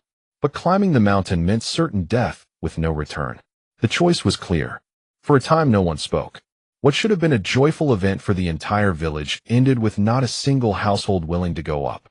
When the village chief returned home, he was immediately scolded from head to toe by Yushur the moment he stepped inside. "Have you forgotten how your son died?" Yushur's eyes reddened as she spoke through sobs. If her second son had not gone up the mountain, he would likely be married with children of his own by now. The chief sighed and silently puffed on his pipe, remaining speechless for a long while. Song Ning heard about what happened that day and understood the villagers' feelings. But to claim the rear mountain was haunted by ghosts and monsters was utter nonsense. During her last visit, she had observed that as long as one climbed steadily and did not touch unfamiliar things, there would be no danger. The mountain had many poisonous plants that looked vibrant and beautiful, almost identical to wild fruits. They appeared tempting on the outside, but all were toxic. When villagers went up the mountain, they wanted to dig up everything they saw, inevitably stumbling upon these poisonous plants. However, by telling the village chief about this matter, Song Ning felt her duty was done. Some beliefs were rooted too deeply in people's hearts, and she was powerless to change them. Whether they went up the mountain or not was beyond her control. She had already planted the potatoes inside her spatial realm. From now on, her family could eat as much as they wanted and would have nothing to worry about. By evening, not a single household in the village had considered climbing the rear mountain to dig potatoes. Everything remained eerily silent with no response whatsoever. Song Ning thought the matter would be dropped, but the next day the village chief arrived with 7 or 8 burly men in great haste. Each of them carried a basket on their back and a hoe over their shoulder. The sight was so fierce that outsiders might have mistaken them for debt collectors come to collect. "Area, we want to follow you up the mountain," the chief said firmly. The chief was already a grandfather this year. For decades, he had worried himself gray over Nanshan village. After his son died on the mountain, he now dared to climb it again. Song Ning truly admired him. "Are you certain you want to go up?" "Yes, we want to follow you. We have no grain left at home anyway, so we might as well go up and try our luck." They were going to die either way. Why not take a chance at survival? Both Song Dahai and Liu Yuelon looked at Song Ning, waiting for her to speak. Song Ning hesitated for a moment, then finally relented. "Fine, I will take you up once. But hear me out first. Once we are up there, you must follow my instructions without exception. Do not worry. In all these years, you are the only one who has gone up the rear mountain and returned safely. We will definitely listen to you." Hearing this, Song Ning grabbed her basket and hoe without another word and led the group up the mountain. Song Ning led the way while those behind her swung their sickles to clear the weeds along the path. If this trip went smoothly, the entire village would come up in the future. Having a clear path would make things much easier. As they climbed higher and higher, Song Ning could barely continue. She glanced back at the group and found them breathing steadily, showing no signs of fatigue at all. She raised her hand and said, "I cannot go on anymore. I really cannot walk anymore. Let me rest for a bit." Then she sat down heavily on the ground. All of them were skilled in farm labor. What was such a slope to them? They had climbed steeper terrain before. "Then let us rest," the chief said. Only now did the others realize that Song Ning was merely a 12-year-old girl, unlike them, who were grown adults. "Area, how much farther is it ahead?" "We have not even reached halfway yet, but the path ahead is easier than the part we have already climbed." While the group rested, a few restless individuals wanted to wander around nearby. Song Ning called out, "Everyone be careful. Do not touch anything here at random. In the deep mountain forest, it was best to be cautious and not touch unfamiliar plants. There were many poisonous mushrooms here along with various unidentified plants. If someone ate them by mistake, they might not die, but they would surely suffer greatly." After resting enough, Song Ning stood up. "All right, let us continue forward." But the moment she spoke, someone shouted from ahead, "Dashin, what is wrong with you?" They saw a man running toward them in a frenzy, his eyes bloodshot, reaching out desperately to grab anyone in sight. Song Ning buried her face in her hands. She had known someone would be reckless enough to touch something they should not have. Song Ning, taking advantage of her small stature, avoided becoming a target. She circled behind the man, picked up a wooden stick, and struck at his joints. The man's legs buckled, and he collapsed to the ground. "Bind him quickly," Song Ning called out. After tying the man to a tree trunk, she turned to another person and asked, "Did he eat something?" The man's face flushed with embarrassment as he stammered, We saw a tree with red berries over there. Dashan just tasted one, and then he ended up like this." Song Ning glanced at their basket, which was filled with some mushrooms. "Throw them away, these are all poisonous." Upon hearing this, everyone quickly emptied the mushrooms from their baskets and dared not look at them again. Song Ning sighed. "I finally understand why the people who went up the mountain didn't return. In such a state, they can't even recognize themselves, let alone find their way back. Out in the wilderness, if they went mad like this, how could they possibly survive? Once hallucinations set in, they wouldn't even know what they were doing. One wrong step, and they'd fall to their death, tumbling somewhere no one would ever find them. In the end, it's all because of starvation. If they could eat their fill, who would willingly come here?" Is he going to be all right? The village chief asked with concern. From what they could see, he was only going mad with a mild allergic reaction and no other symptoms. It should just be caused by hallucinations. Song Ning had seen such scenes before and wasn't shocked. Once her friend had hallucinated from eating mushrooms, convinced she was a monster, and went crazy trying to destroy her. In the end, she had no choice but to tie the person up and send them to the hospital. He'll be fine. It's just hallucinations from the poison. He'll be okay in a while. The village chief fell silent for a long time. Back then, if only his son had someone like Song Ning by his side, perhaps he would still be alive. But alas, those people were not meant to live. Now no one dared to pick things up randomly anymore. A group of grown men were no match for a teenage girl. We were narrow-minded before, the village chief said with apology and approval. When she found food on the mountain, the first thing she thought of was the villagers, not eating it all herself. Such generosity is not something everyone possesses. Moreover, if not for her, they would hardly have been able to make it down the mountain today. Previously, they had thought she was a bad influence, learning to be sharp-tongued and vicious from Liguation. A young girl chasing after a man all day long was enough to shame her family. But today he had completely changed his opinion of Song Ning. Such a Song Ning was worthy of being matched with his son. Song Ning smiled. We're all from the same village. We'll see each other every day. In the future, we need to help each other get through hard times. At moments like this, we must unite. Several people looked uncomfortable. Who in the village didn't know Song Ning? Many had gossiped about her behind her back, always with mockery on their faces. Now they finally thought Song Ning was truly a good girl. Song Ning wasn't selfless. She could grow things herself in her spatial dimension, where the potatoes grew large and of good quality. Why would she go all this way just to dig up potatoes? Many in the village had run out of food. It was rumored that some had already started surviving on tree bark. These life-saving resources she didn't plan to hoard. The village chief, worried, left one person to watch over Zhao Deshan, while the others followed Song Ning further up the mountain. The path above was much flatter and faster to traverse. Passing through a small grove and pushing aside the weeds outside, they could see the valley within. As soon as several people descended, their expressions showed some urgency. But after what had happened earlier, they didn't dare to act recklessly this time. Instead, they waited to follow Song Ning's instructions. These things aren't poisonous. Dig with confidence. With Song Ning's words, several people picked up their hoes and started digging. Next came a series of continuous exclamations of surprise. The village chief didn't rush to dig. Instead, he picked up a potato and examined it closely, muttering to himself, I seem to have seen this somewhere before. After a while, his eyes lit up. I've seen it in books before. It's recorded as something from Fan Country with many uses, easy to grow and filling. Song Ning smiled. As long as it can fill our stomachs, we haven't come here for nothing. The village chief couldn't help but laugh. This is a wonderful thing. Our village is saved. After everyone had dug a basket full of potatoes, they started heading back down the mountain. When they reached the place where they had rested earlier, the man was already looking much better. The hallucinations had passed, but he had vomited all the way, and in the end, 2 people had to support him down the mountain. Song Ning didn't want to exert herself, and only picked some wild vegetables on the mountain. Several people's pace down the mountain was somewhat urgent, especially the village chief, who wished he could fly down. The village chief now only wanted to lead the entire village to dig up potatoes. A man past 50, he walked very quickly, and everyone's steps became much lighter. Meanwhile, the Song family at the foot of the mountain was in chaos. Song Ning had only led the village chief and others for a short while when people came causing trouble at the Song household. As soon as those women and children arrived at the Song family's door, they sat there wailing and crying.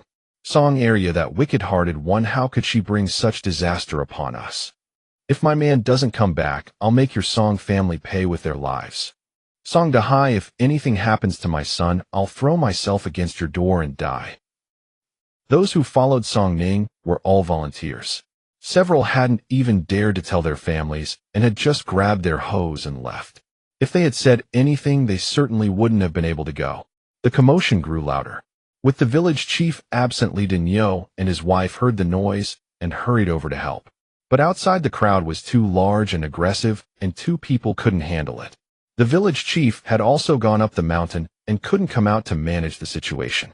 For a moment, the courtyard was surrounded by people, and even the walls made of dry branches were trampled down. Song Dahai wanted to say something, but his voice was immediately drowned out by these wailing sounds. The couple could only worry helplessly. Lu Yulan was still ill. Hearing the noise outside, she anxiously got out of bed. Being disturbed by these people like this, she fainted directly. Sun Shi from the Jiang family also came upon hearing the noise and helped the Song Dahai couple block the people. Everyone calmed down. Sun Shi shouted at the top of her lungs. It's all them, it's all their family. If it weren't for their song, area, how could my man have left us orphan mother and son to go up the mountain? A woman with her child sat on the ground crying and shouting, snot and tears streaming down her face. It was so pitiful. I only have this one son. If he's gone, how am I supposed to live? The courtyard of the main branch of the Song family was in chaos. Seeing that this group wouldn't listen to anything, Sun Shi steeled her heart, went straight into the house to grab a kitchen knife and came out waving it fiercely in front of the crowd. Everyone fears death. Seeing that real knives were drawn, the noise diminished for a moment. What's going on? Taking advantage of the village chief's absence to bully people together. Sun Shi roared loudly. Let the Song family return my son. Yes, give me back my husband. Sun Shi raised a kitchen knife and shouted. Is it only your men who went? 3 of our men went too. Are you starting to wail before they've even left?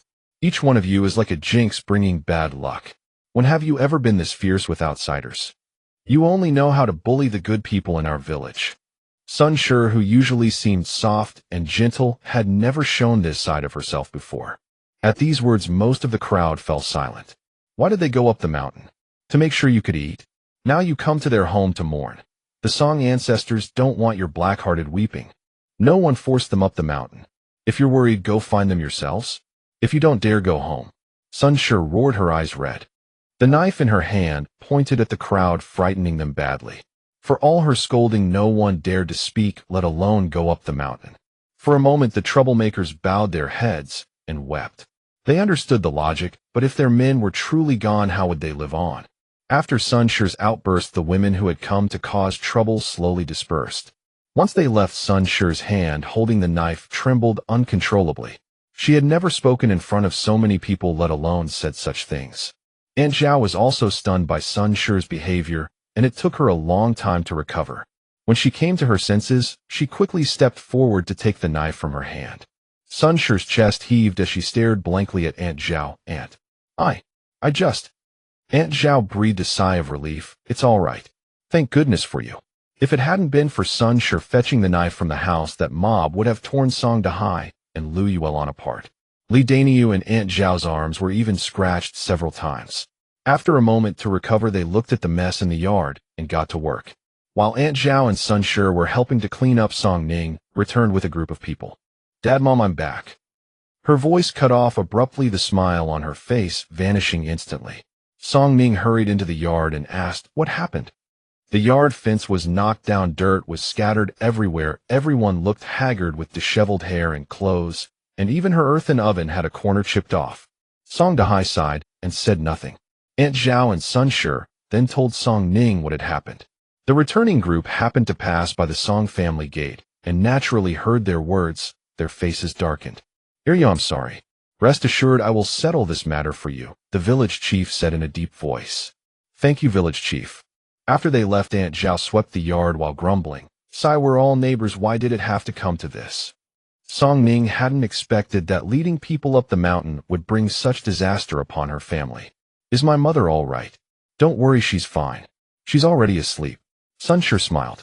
Thank you both, aunt and sister-in-law. Don't say that. You did a good thing, but it's those people who don't understand. Song Ning went to check on Lu Yulan. She was already ill, and now her fever had worsened. Futile thinking was truly terrifying. Just because they went up the mountain, their family had to be torn apart like this.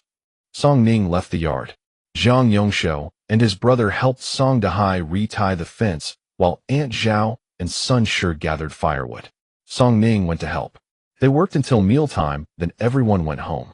During dinner, Song Ning said gloomily, Dad, I wasn't thoughtful enough today. I made you and Mom suffer for it. Song Dahai took a bite of a potato and shook his head. How could it be your fault? If you hadn't taken me up the mountain last time, I would have thought the same as them. The people here revered the gods. Whenever the harvest was poor or illness struck the family, they attributed it to superstition. Song Ning just hadn't expected such a strong reaction. You did it for the village. Your mother and I understand, and the village chief knows too. Song Dahai was usually a man of few words, but he understood everything. The family's spirits were low because of the villagers' disturbance. It was said that the village chief had gathered the whole village and explained that it was safe to go up the mountain to dig potatoes as long as they didn't eat or touch things recklessly. Then everyone strapped on baskets and mobilized the whole family. Moreover, since those who went up in the morning had returned safely, most people were about 80% convinced. Right after lunch, without even resting, the village chief led the entire village up the mountain. Everyone who could work, even the children. The outside was quiet, and Song Ning enjoyed a rare good nap. In the afternoon, Song Ning mixed some mud, patched up her earthen oven, and prepared to make baked flatbreads. She kneaded the dough, let it rest for nearly half an hour, then rolled it out and cut it into small pieces. She rolled each piece flat, brushed it with oil, added seasonings, and finally sprinkled a pinch of sesame seeds on top, then placed them on a plate. This plate was a ceramic one Song Ning had bought specifically for making cold noodles.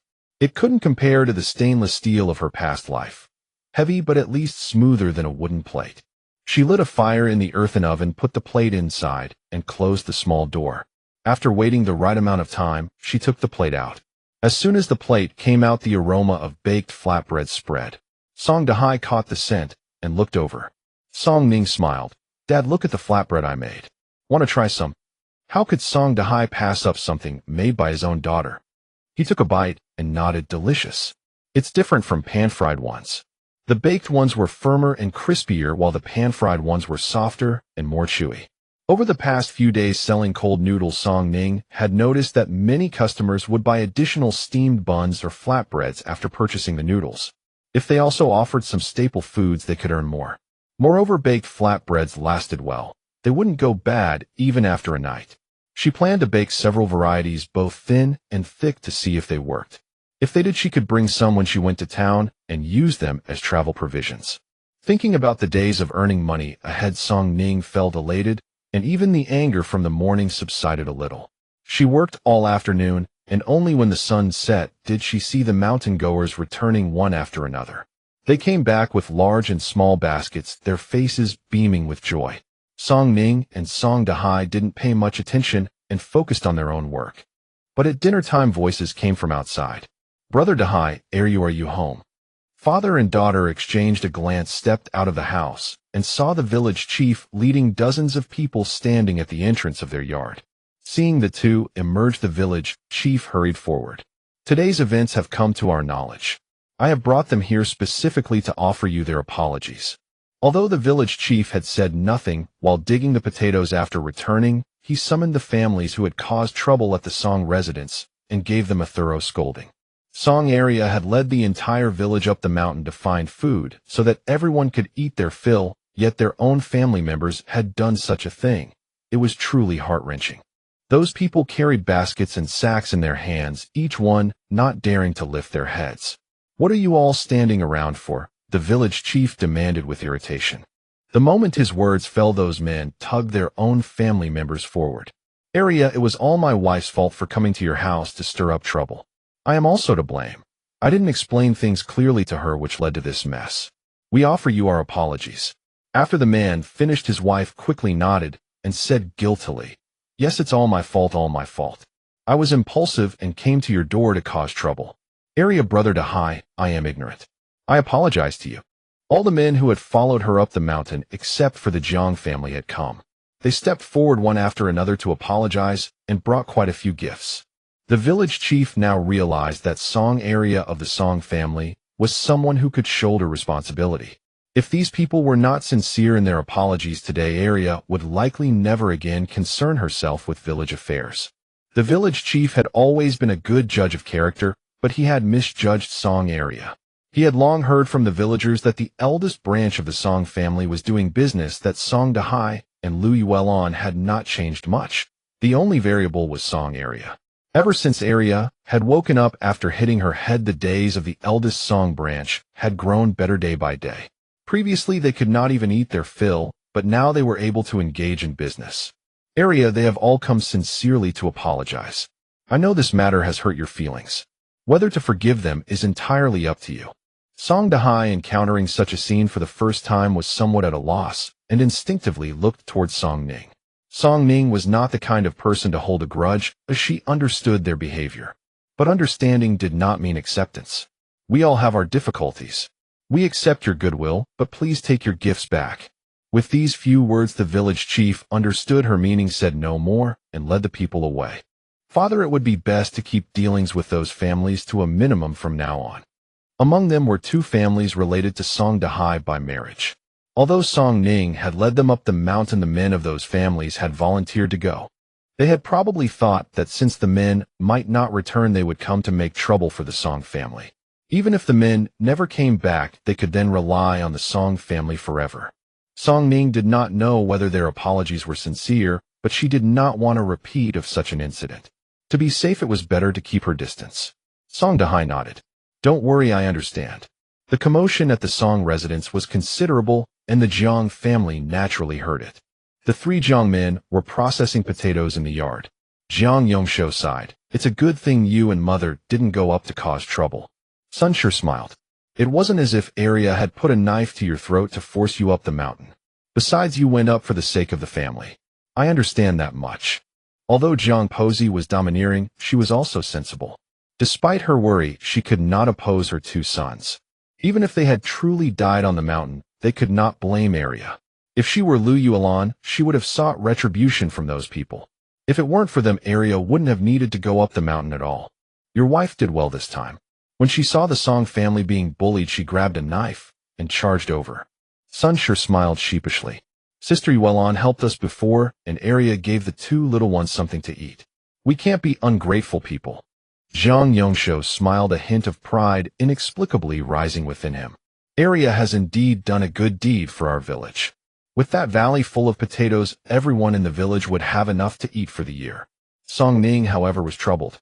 Lu Yuelan's illness kept recurring. Apart from administering medicine, Song Ning fed her some water from the space every day, but it was of no use. The spring water was spiritual. Ever since drinking it, her strength had increased, her skin had improved, and recently she felt she had grown even fairer. Song Dahai's leg had also healed, and his wounds closed quickly. So why was it ineffective on Lu Yuelan? Song Ning could not understand. As long as Lu Yuelan remained unwell, they could not go out to do business. Yet continuing like this was not an option. To run a stall, at least two people were needed. Someone also had to stay home to care for Lu Yuelan. With Aunt Zhao, they could only go to one place. The area near the southern post station was out of the question. The 200 sheets of cold noodles they had made last time were still stored in her space. Song Dahai volunteered to stay behind and look after Lu Yuelan, so Song Ning went to inform Aunt Zhao and Li Daniu. Loading the cold noodles and the baked flatbreads she had made over the past 2 days, they set off again the next day, with Li Daniu driving the ox cart. Having been absent for several days, as soon as they set up the stall, familiar faces from before gathered around. I've been thinking about this for days. You're finally here. Song Ning recognized that most of the people crowding around the stall were regular customers. Something came up at home, so we haven't been around lately. Sorry to keep you all waiting. With that, the two began bustling about, cutting cold noodles, collecting money, and greeting customers. While Aunt Zhao was cutting the cold noodles, Song Ning brought out the baked flatbreads. Everyone, I've made some new baked flatbreads. Please try them. After handing them over, the crowd looked, but didn't touch. Song Ning smiled. These are new products from our stall, free samples. Hearing it was free, everyone set aside their reservations and began eating them with the cold noodles. One bite of flatbread, one bite of cold noodles, a perfect match. Her baked flatbreads received unanimous praise. These flatbreads are delicious. How much each? Someone asked. 1 cent each. Steamed buns cost 2 cents, so her flatbreads at 1 cent should have a market. Upon hearing the price, many ordered another one. Song Ning was busy attending to customers when she noticed a figure approaching in the distance. Song Arai. The smile on Song Ning's face instantly vanished the moment she saw him. Song Arai swaggered over and announced, "Give me 6 portions of cold noodles." The old Song residents had learned that the family was in business. Today Song Arai had come to town and remembered the matter. In the past, whatever the old residents wanted his elder brother had offered with both hands. Now with cold noodles he could eat as much as he pleased. His elder brother's business was his business. Song Ning said nothing, pretending not to hear. Aunt Zhao was perceptive, and since they were from the same village, she knew full well what kind of person Song Arai was. Seeing Song Ning ignore him, she also remained silent. Seeing Song Ning not moving at all, Song Arai slapped the table. I say, Arya, have you forgotten your own second uncle? Now that you're doing business and making money, you won't even acknowledge your own family. That's not right, is it? Song Ning took a deep breath and looked up at him. You want cold noodles? Fine. 1 bowl costs 3 cents. 6 bowls make 18 cents. Pay first. Song Arai's expression stiffened visibly, but he continued shamelessly. Money. You're asking me for money. Song Arai laughed as if he had heard a joke. Arya, we are family. Ask anyone here. Which family doesn't support their elders when they earn money? You're young and haven't learned well. Not only don't you bring money home, but now you want to charge me. In Song Arai's eyes, all the money earned by Song Dahai's family belonged to the Song family, and by extension it was his. In those days, most households lived together as one big family, and earnings were handed over to the head of the household. Few families separated, and nothing was more detested than unfilial behavior. Hearing Song Arai's words, the crowd actually found them reasonable and began to point fingers at Song Ning. Song Arai's words made the crowd find them reasonable, and they began pointing at Song Ning. Song Arai had no good fortune lately. The family's money was gone, his son no longer acknowledged him, and even his wife had grown far less considerate than before. Now, even a niece of his looked down on him. He came to her family's stall. How could he be expected to pay for food? Unfortunately, Song Ning would not indulge him. Second uncle, you haven't been gambling again, have you? At any time, gamblers were looked down upon. Song Ning's words made the surrounding people change their expressions. As the ancients said, even brothers settle accounts clearly. Since we are only uncle and niece, you can't expect me, a niece who will marry out one day, to support you, can you? You. Song Arai's heart immediately sank. It was only natural for children to support their parents, but no one had ever heard of a niece supporting her uncle. Song Ning kept a cold face and did not raise her voice for fear of disturbing the dining customers. However, Aunt Zhao could no longer stand it. Song Arai, you haven't reformed your ways, have you? Last time you lost all the family silver, clamored to sell your daughter, and even disowned your own son. Have you forgotten so quickly? Idling all day with a shifty look, occupying your elder brother's house, without a word. What? Can't make it in the village, so you come to town to throw your weight, as an elder. Now you want to freeload. Huh. Aunt Zhao was well liked in the village, and was skilled at everything, including quarreling. Now with her pose, she had the intimidating air of a village strong woman. Song Arai was usually thick-skinned, but being berated like this in front of so many people made his face burn. Only then did everyone understand why Song Ning had acted this way. The nearby wonton seller murmured, no wonder the girl didn't acknowledge him. He's taking advantage of the parent's absence to bully the child. Song Arai, a grown man bullying a young girl. Why don't you just go and smash your head against your mother's chest? Aunt Zhao shouted. Song Arai stiffened his neck. This is a matter of the Song family.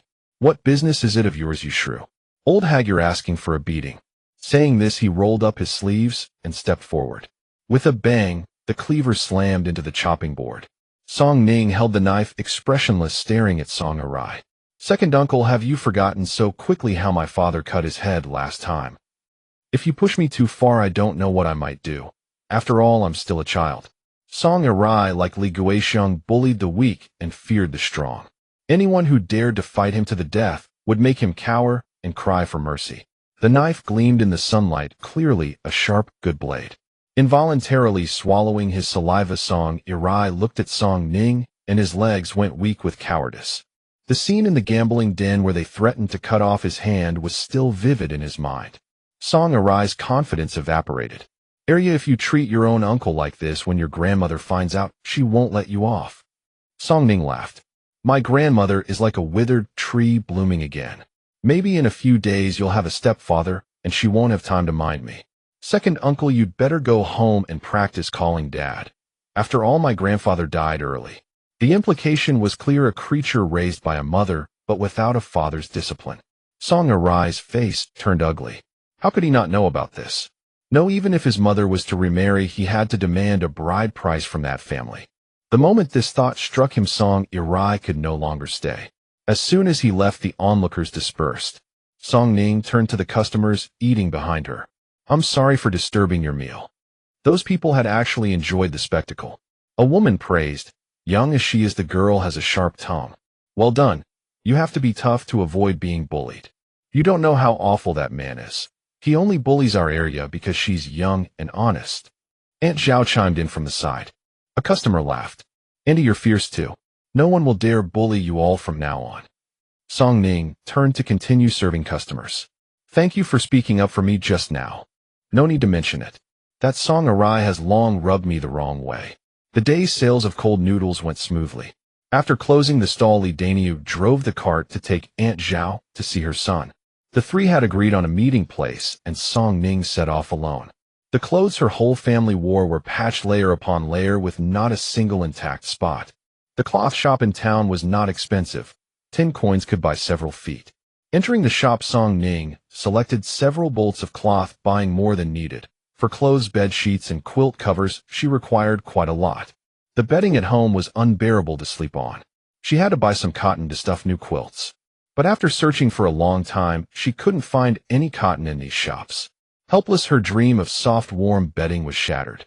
In the end, she only bought some seeds and seasonings before leaving. Passing by a street, Song Ning turned her head and saw it lined with people begging, selling themselves to bury their fathers or selling their children to survive.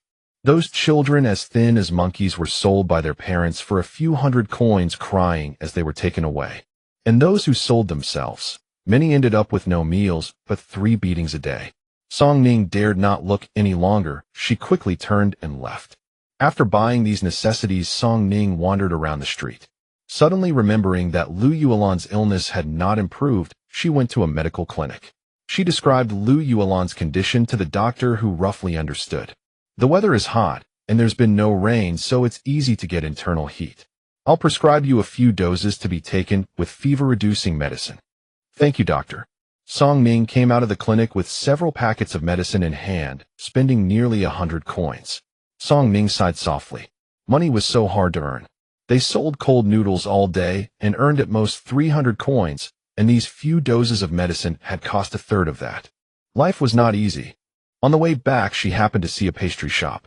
Lu Yuelan had been taking bitter medicine 3 times a day and kept complaining of a bitter taste in her mouth, so Song Ning went in and bought some. Nowadays, brown sugar and white sugar were only affordable by the wealthy and officials. There was no specialized shop for them in this town. The sweetness in the pastries came from sugar bought elsewhere, boiled into syrup, and then added sparingly to the pastries to save sugar. Coming out of the shop, she saw that it was almost time, so she prepared to head back. She met a young man in coarse cloth, looking like a servant, walking toward her. Song Ning meant to step aside, but the man stopped in front of her. "Young lady, our master would like to invite you to come with me." "Boss? Which boss?" It sounded like a proprietor. "What would they want with her?" "You'll find out when you go," the man said with a smile. A stranger suddenly appearing, claiming a boss wanted to see her. What if he was a human trafficker? Song Ning dared not follow him. "If you won't say which boss, I won't go with you." The man hesitated for a moment, then said, "Oh, we are." "Young lady." Before the servant could finish, a voice from the side interrupted him.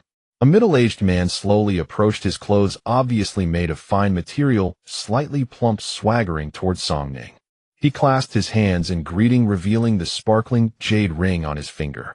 "Young lady, I am the boss of Rongfu Restaurant, surnamed Ding. I wish to discuss a business deal with you." Song Ning now understood what these two groups were after. They were all coming for her Liangpi. Just as the servant was about to speak, Boss Ding sneered. "Is Nankong Restaurant now sending only a servant to discuss business? It seems you lack sincerity." Song Ning smiled, wanting to first hear what Boss Ding had to say. "Boss Ding, what kind of business do you wish to conduct with me?" Hearing Song Ning's question, the man said with a beaming smile, "Young lady, would you be willing to sell me the recipe for your Liangpi? Rest assured I'll pay a high price." Song Ning knew it. These people, seeing her good sales, were scheming to get her recipe. They still needed this to make a living. If she sold the recipe, what would her family live on? Song Ning didn't answer. Instead, she turned to the servant and asked, "Do you want to say the same?" "Shh. Seeing that the matter was already exposed, the servant didn't hide it and nodded. Song Ning smiled. Sorry, but this recipe is not for sale. Hearing this, Boss Ding stepped forward and said with a smile, Young lady, don't rush into a decision. If you can't decide, there are your elders. I'll discuss it with your family. Song Ning maintained her smile. Boss Ding, the recipe is truly not for sale.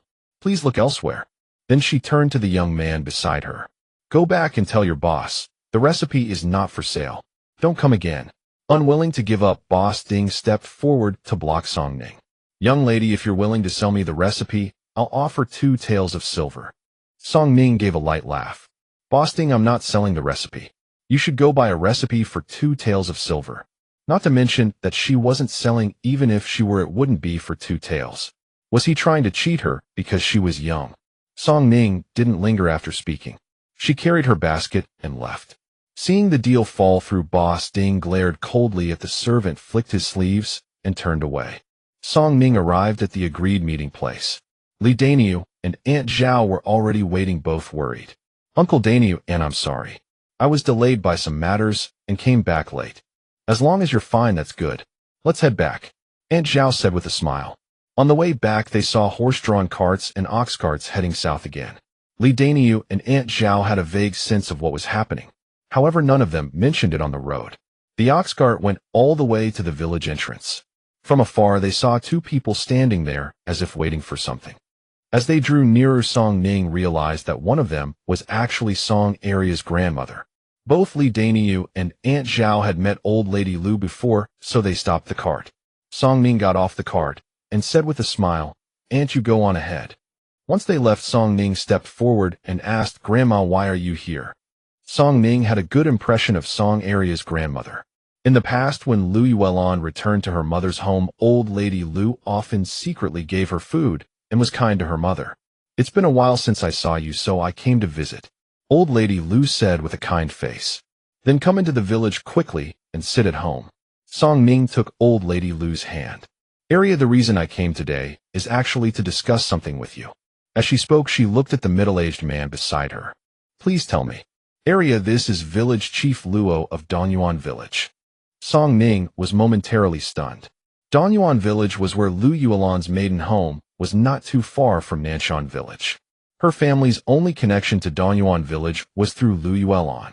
Song Ning still politely greeted him. Hello, Village Chief. Village Chief, this is my granddaughter.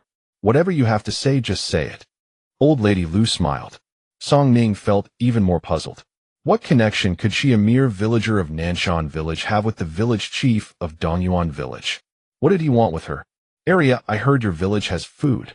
Song Ning didn't hide it. She nodded. We found some food on the mountain.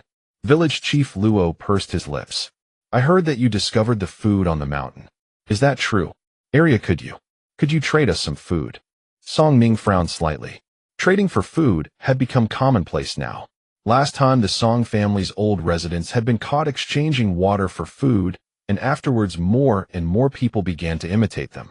Now the well at the east end of the village was nearly dry. But shouldn't such a matter be taken to the village chief? Why come to her? Village Chief Luo, I can't make that decision. If you want to trade for food, you should go to our village chief. Village Chief Luo grew anxious. But wasn't it you who discovered that food? Whoever discovered it owned it, so it was fine for them to come to Song Ning. Village Chief Luo, although I discovered it, I truly cannot decide. This matter requires the village chief's approval. Luo Wenxin didn't want to go to Zhoucheng. Song Ning didn't understand the reason, so she asked, how about I help you ask the village chief? Luo Wenxin originally didn't want to involve Nanshan Village, but now he couldn't care about that. That works. I heard your village is nearly out of water. We'll trade water for food then. Hearing this, Song Ning couldn't help but be surprised. Nanshan Village was probably the last village to face water shortage, yet Donyuan Village still had water to trade for food. Don't worry, leave this matter to me. Then she turned to old lady Lu. Grandmother, since you're here, why not come to the house for a while? Old lady Lu waved her hand. No, dear child. You go home quickly. I'll be on my way back now. Old lady Lu refused to enter the village no matter what. Song Ning had no choice but to let her go. When Song Ning returned home and told them about meeting old lady Lu, she didn't see Lu Yuelan as happy as she expected. Instead, her expression was indifferent and she didn't ask many questions. Lu Yuan was still ill, so she didn't say much. After dinner, Song Ning had planned to go to the village chief's house, but she heard that he had gone out early in the morning, and no one knew when he would return. Song Ning tidied up the house, then went into the space to sow the seeds she had bought today. She sat in the space nibbling on an apple for a while. She waited until the village was quiet late at night, then heard some commotion outside. Song Ning quietly slipped out and headed to the village chief's house. The lights were still on there. Song Ning went up and knocked on the door. "Who's there at this hour?" Yu Shi shouted crossly from the yard. "And it's me, Song Area." The village chief recognized Song Ning's voice and hurried out to open the door. "Area, it's so late. Is something the matter?" the village chief asked. Song Ning told him about meeting the Donyuan village chief today. This matter ultimately had to be handled by the village chief. "All right, I understand. I'll handle it." After that, Song Ning turned to go home. But just as she turned, she heard a scream not far away. "A thief has entered the village." The village chief didn't have time to ponder further. He snatched a hoe from the courtyard and bolted. Had the thieves struck again? Song Ning hurried home in a flap. Every household in the village had been roused, and in that moment the entire village swarmed toward the western end. Song Ning ran all the way home, and by the flickering torchlight, she saw Song Dahai pacing anxiously in the courtyard. "Father, are you and mother safe?" Upon seeing Song Ning return, the knot of worry in his chest finally loosened. "Rest assured, nothing has happened." It was only then they noticed the villagers' torches aloft making their way up the mountain. Could the thieves have stumbled upon the valley behind the ridge? With his wife ill and daughter young, Song Dahai remained behind to guard his family. Hours drifted by. Gradually the shouts grew fainter, and from the distant hills came the sound that the culprits had been apprehended. Father and daughter stepped outside and witnessed a group descending from the mountain, torches raised, escorting 3 bound figures who were shoved roughly onto the flat ground near the Jiang family compound. Song Dahai and Song Ning ventured out to observe. 3 large sacks lay on the ground filled to the brim with potatoes, while the 3 prisoners lay bound and discarded in the dirt. By the torchlight, Song Dahai caught a clear view of the 3 faces and froze. Song Ning also felt a pang of familiarity. Had she seen them somewhere before? The 3 men on the ground suddenly spotted Song Dahai and Song Ning in the crowd and began shouting, "Brother-in-law. Second youngest. It's us." Hearing that, Song Ning's memory clicked into place. If not the brothers of Lu Yuan, who else could they be? "Quick, let us go." Upon hearing these were relatives of the Song family, the crowd exchanged bewildered glances, their eyes converging on Song Dahai and his daughter. "So what if they're relatives?" "Stealing is still stealing," someone muttered from the crowd. "Stealing? My niece discovered these potatoes. She has a right to a share." Song Ning was speechless. She barely thanked her own luck. With those words spoken, the crowd fell silent, but calculations began whispering behind every pair of eyes. How did the Lu family come to know? The village chief had explicitly ordered this matter kept secret. If word leaked and thieves took notice, what then? Many wives in the village hadn't even dared confide in their natal families. Now every eye turned toward Song Ning with fresh suspicion. The Lu family was Lu Yuan's natal home. If they knew, couldn't the Song family be the source? Song Ning refused to carry such blame. Stepping forward, she demanded, "How did you know there was grain here?" The 3 men on the ground hesitated, then Song Ning's eldest brother-in-law smiled broadly. "Second youngest, have you forgotten? You were the one who told us, said Nanshan village had discovered grain and invited us to take some back." What a careful choice of words. Take. When did I ever tell you that, brother-in-law? Well, last time we met at the market town. Didn't I tell you? I saw the old woman from the Lu family here today, someone murmured from the crowd. With the 2 accounts corroborating, Song Ning found the accusation nearly impossible to shake. She turned to the village chief, whose expression darkened. "Do you also believe this was second youngest's doing?" The previous incident had not faded long from memory. Even if the villagers suspected, none dared speak it aloud. Silence reigned. Then Song Ning spoke. "Everyone here shares this village. Since I reported this to the village chief, I never harbored thoughts of keeping it for myself. If I intended to profit secretly, why would I have shared it at all? Even if the potatoes rotted untouched, I would still have said nothing to this village." Moments ago, Lu Hong's reasoning had seemed sound. Now Song Ning's words carried equal weight. "I've told the village chief everything. As for the rest, the Song family bears no responsibility. With that, she took Song Dahai's arm and led him home. Behind them, the three Lu men grew desperate at the Song family's indifference. Brother-in-law, second youngest, you can't abandon us. Song Dahai and Song Ning pretended not to hear, not even glancing back. Soon curses echoed from the darkness. Song Ning paid them no mind. In the original owner's memories, aside from their grandmother, none in the Lu family were worthy of trust. The moment they turned the corner, the village chief spoke. Second youngest sought me out today specifically to discuss exchanging grain with Dongyuan village. The village chief explained the full circumstances, and only then did the villagers understand. They had nearly wronged Song area once more. Then how did they find out? The village chief's face remained grim. How? Naturally, it was the work of those within the village who fed secrets to outsiders unwilling to see the Song family prosper. This matter bore no lasting weight on Song Ning. When morning came, a new day began, and she still had ways to earn coin. That morning, Sunshur paid a visit. She had only learned of last night's events and came out of concern. Song Ning smiled. Sister-in-law, rest assured nothing serious occurred. Good. Your mother is still unwell. You must be careful. Sunshur, a fellow villager of Dongyuan, knew somewhat of Lu Yuelan's circumstances. The Lu natal family was no easy adversary. Lu Yuelan had returned to her natal home only once 2 years prior, and never again. As for the reasons, Sunshur dared not speak them before a young girl. Only that the Lu family was no reputable household. I understand. Thank you for the reminder. Suddenly remembering something, Song Ning asked, by the way, sister-in-law, Aunt Zhao mentioned you can sew garments. Sunshur blushed faintly. I used to make clothes for my family before I married, but it's been many years. I've likely grown rusty. In this village, few households stitched new garments anymore. Her skills had surely faded. I have some cloth here. Would you mind making a few outfits for us? I'll pay you for your labor. Sunshur never expected her visit to yield employment. Without hesitation, she agreed. Song Ning handed over the fabric. Sister-in-law, I don't know much about styles. Please decide as you see fit. Though the cloth wasn't truly hers, Sunshur's delight knew no bounds. Don't worry. Once I take your measurements, I'll begin right away.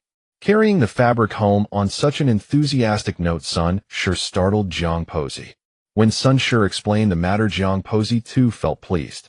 It seems the eldest branch of the Song family truly earned money. In so short a time, they can already afford new clothes.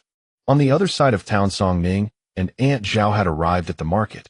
Today's cold-skinned noodles sold swiftly. By the time the meal hour ended, the stall was cleared. The three of them laughed as they packed away the remnants when a figure approached. Song Ning didn't look up. The cold-skinned noodles are sold out today. Please return tomorrow. Little miss, it's me. Hearing that voice, Song Ning lifted her gaze. It was the servant boy who had sought her out the day before. The smile on Song Ning's face dissolved. She spoke patiently. Young sir, as I said yesterday, my recipe is not for sale. The boy chuckled. Not for sale is fine. Our master merely wishes to discuss business with you. Before the words had settled, a middle-aged man emerged from behind him, neat in features, dignified in bearing. Though a merchant by trade, he carried himself like a scholar. He stepped forward, clasped his hands in greeting, and said, I am Qi Lianyuan. This person's attitude was slightly better than yesterday's. Even if you came in person, I won't sell my recipe. You should leave now. Song Ning refused flatly. Qi Lianyuan smiled. I'm not here to buy the recipe, but to discuss business. Then Li Daniu drove the cart and followed Qi Lianyuan to a tavern. It was the same Nankong tavern that the man from yesterday had mentioned. Li Daniu and Aunt Zhao were led to the tea room downstairs, while Song Ning followed upstairs without a trace of timidity, which further reassured Qi Lianyuan. Once inside, the two sat down. Qi Lianyuan did not beat around the bush. I know you're the one in charge of your business. Boss Qi has keen eyes. Song Ning wore a smile. Our tavern would like to cooperate with you. You supply the goods, and we sell them. What do you think? Song Ning had been thinking the same thing. Setting up a stall was not a long-term solution, and cold noodles sold well only in summer. Once the weather turned cold, fewer people would buy them. She could also take this opportunity to earn more. Song Ning did a quick mental calculation. This deal was feasible. Agreed. Qi Lianyuan breathed a sigh of relief. Shall we start supplying from tomorrow? Song Ning did not answer directly. Instead, she said, Since we're going to cooperate, we should clarify everything. Our cold noodles are usually sold at 3 won per bowl. For you, Boss Chi will charge 2 won per portion. We won't be responsible for the soup and toppings. No problem.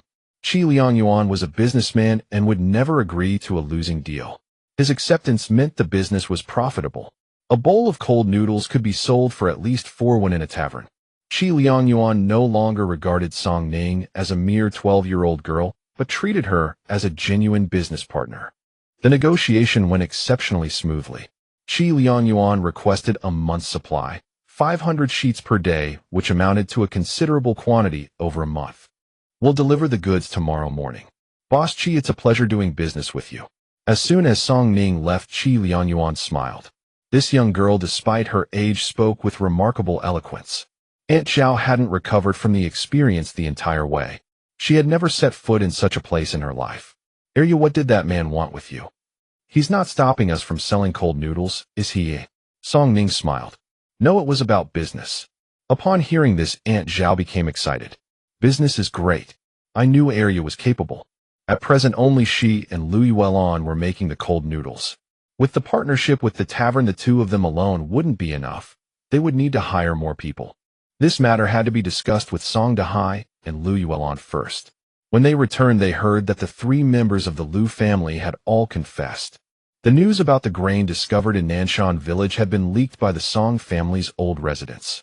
It was said that Song Arai had run into Liu Hong from the Liu family in town, and words led to words, spilling the story. Everyone knew exactly what kind of people the Liu family were. Old Master Liu was money-grubbing and loved taking advantage of others. Of his 5 children, the 3 sons took after him, only caring about money, and sons with a preference for males over females, and none resembled Grandma Liu. The remaining 2 daughters had been sold off. Like Song Xiuyi's situation, the Liu family sold Louis Wellon to Song Dahai in order to get a wife for their son. As for the eldest Liu daughter, she was traded in a marriage exchange. Although Louis Wellon was constantly mistreated by her mother-in-law after arriving in Nanshan village, at least Song Dahai protected her. The fact that they managed to separate from the family was no small feat.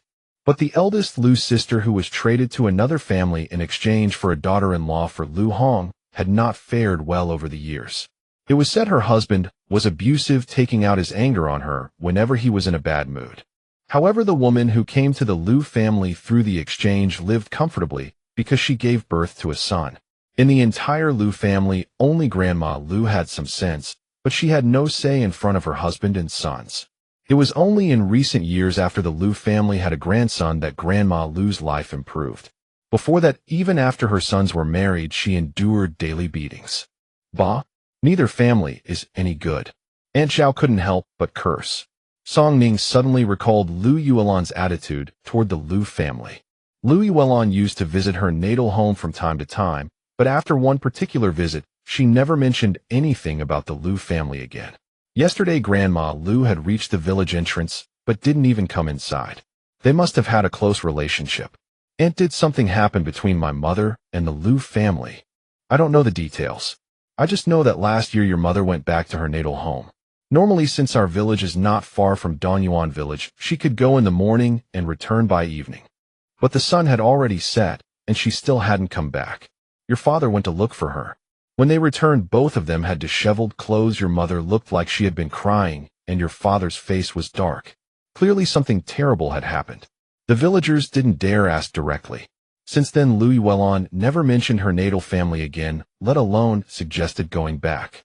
Previously, Grandma Liu would sometimes visit Nanshan village to see her daughter, but after that incident, she never came again. It seemed something truly serious had occurred. Liu Yuelon, who was deeply sentimental and soft-hearted, would only sever ties like that over something extraordinary. Aunt Zhao seemed about to speak, but held back. She wanted to warn Arya to stay away from the Liu family, but then thought better of it. After all, they were relatives, and family ties were hard to break. The Liu family were not good people. Both of Liu Hong's daughters had been sold, and it was said they were now eyeing the eldest Liu sister. Song Ning went straight home. Louis Wellon had recovered somewhat, and was able to get out of bed today. Song Ning first discussed the cold noodle business with the 2 elders. She had in mind Aunt Zhao and Sun Shi. Both were trustworthy so far. Aunt Zhao had accompanied her on several trips, and seemed reliable. Sun sure had helped them before, so at least she was dependable. Louis Wellon nodded, feeling a bit guilty. It's all because of my ailing body. Otherwise we wouldn't need to hire anyone. No one except Song Ning and Louis Wellon knew the method for making cold noodles. If they hired people, the recipe would be exposed, which was always a risk. Mother, I negotiated a business deal today. From now on, we only need to produce the noodles, and we won't have to worry about selling them. What kind of deal? Song Ning recounted what happened in town. Song Dahai and Louis Wellon were stunned. Although they had been making money from the cold noodles, they had never imagined their product could be sold in a big tavern. So we need to hurry. Tomorrow morning, we have to supply 500 sheets of cold noodles to the tavern. The whole family sprang into action. Song Dahai needed to make a few more wooden buckets. Louis Wellon, still recovering, could only do light work. Song Ning, meanwhile, went to the Jiang family. Song Ning hadn't yet reached the Jiang family's doorstep when she heard the children crying inside, and she couldn't make out what Sun Shi and grandmother Jiang were saying. She stepped forward and knocked on the door, calling out, "Sister Sun, are you there?" At her call, the conversation inside stopped, and before long Sun Shi came running out from the room, hastily welcoming Song Ning inside. "Second daughter is here, come in and sit." Grandmother Jiang was well aware that she had asked Sun Shi to help with the sewing, and seeing Song Ning arrive, her delight was plainly evident. Song Ning entered the room where grandmother Jiang lived, and the latter was about to pour her a cup of water. "Auntie, no need for the trouble. I've come to see Sister Sun about something." Sun Shi suddenly grew tense. Earlier that day, second daughter had just given her the fabric to make clothes, and now she had come to the house. Had she found someone with more skillful hands and wanted to take it back? "Is it about making clothes?" Song Ning smiled. "The clothes aren't urgent. I've come today for something else." Sun Shi visibly relaxed, smiling as she asked, "What is it? Tell me." Second sister also knows that our family has started a small food business and has been quite busy lately. With my mother being ill recently, we've been overwhelmed. I wanted to ask if you have time. I'd like to hire you to help with the food preparation, and I'll pay you for your work. Song Ning spoke, slowly watching the reaction. Sun Shi didn't respond immediately, but it was grandmother Jiang beside her who excitedly gave her a nudge. "You're just standing there stunned. This is such a wonderful opportunity. What is there to hesitate about?" Sun Shi finally came to her senses, looking somewhat flustered. Me. Song Ning nodded. "Second sister helped us last time, and I remember her kindness. Of course I would offer this to her first." Sun Shi could hardly believe it. Her one small act of compassion had brought such an unexpected blessing, not only helping with the sewing, but now this offer of employment. "As for wages, since there's quite a lot to do each day, I can offer you 10 won per day. What do you think?" Before Sun Shi could even respond, grandmother Jiang eagerly chimed in. Yes, absolutely yes." Grandmother Jiang's eyes crinkled with joy, too happy to know what else to do. When Song Ning left, Sun Shi finally nodded. "Don't worry, I'll come over shortly." After Song Ning departed, Sun Shi stood dazed for a moment until grandmother Jiang called her back to her senses. "Hurry up and wash your hands. Make them perfectly clean so you can start working right away." Sun Shi nodded with a smile. "All right." As soon as Sun Shi left, grandmother Jiang clapped her thigh and exclaimed, "Oh my, our family has finally been blessed with such good fortune."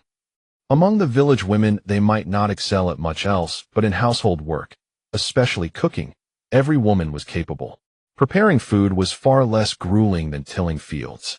People must do good deeds. If it weren't for her daughter-in-law's kindness and speaking up last time, would such blessings have fallen upon their family?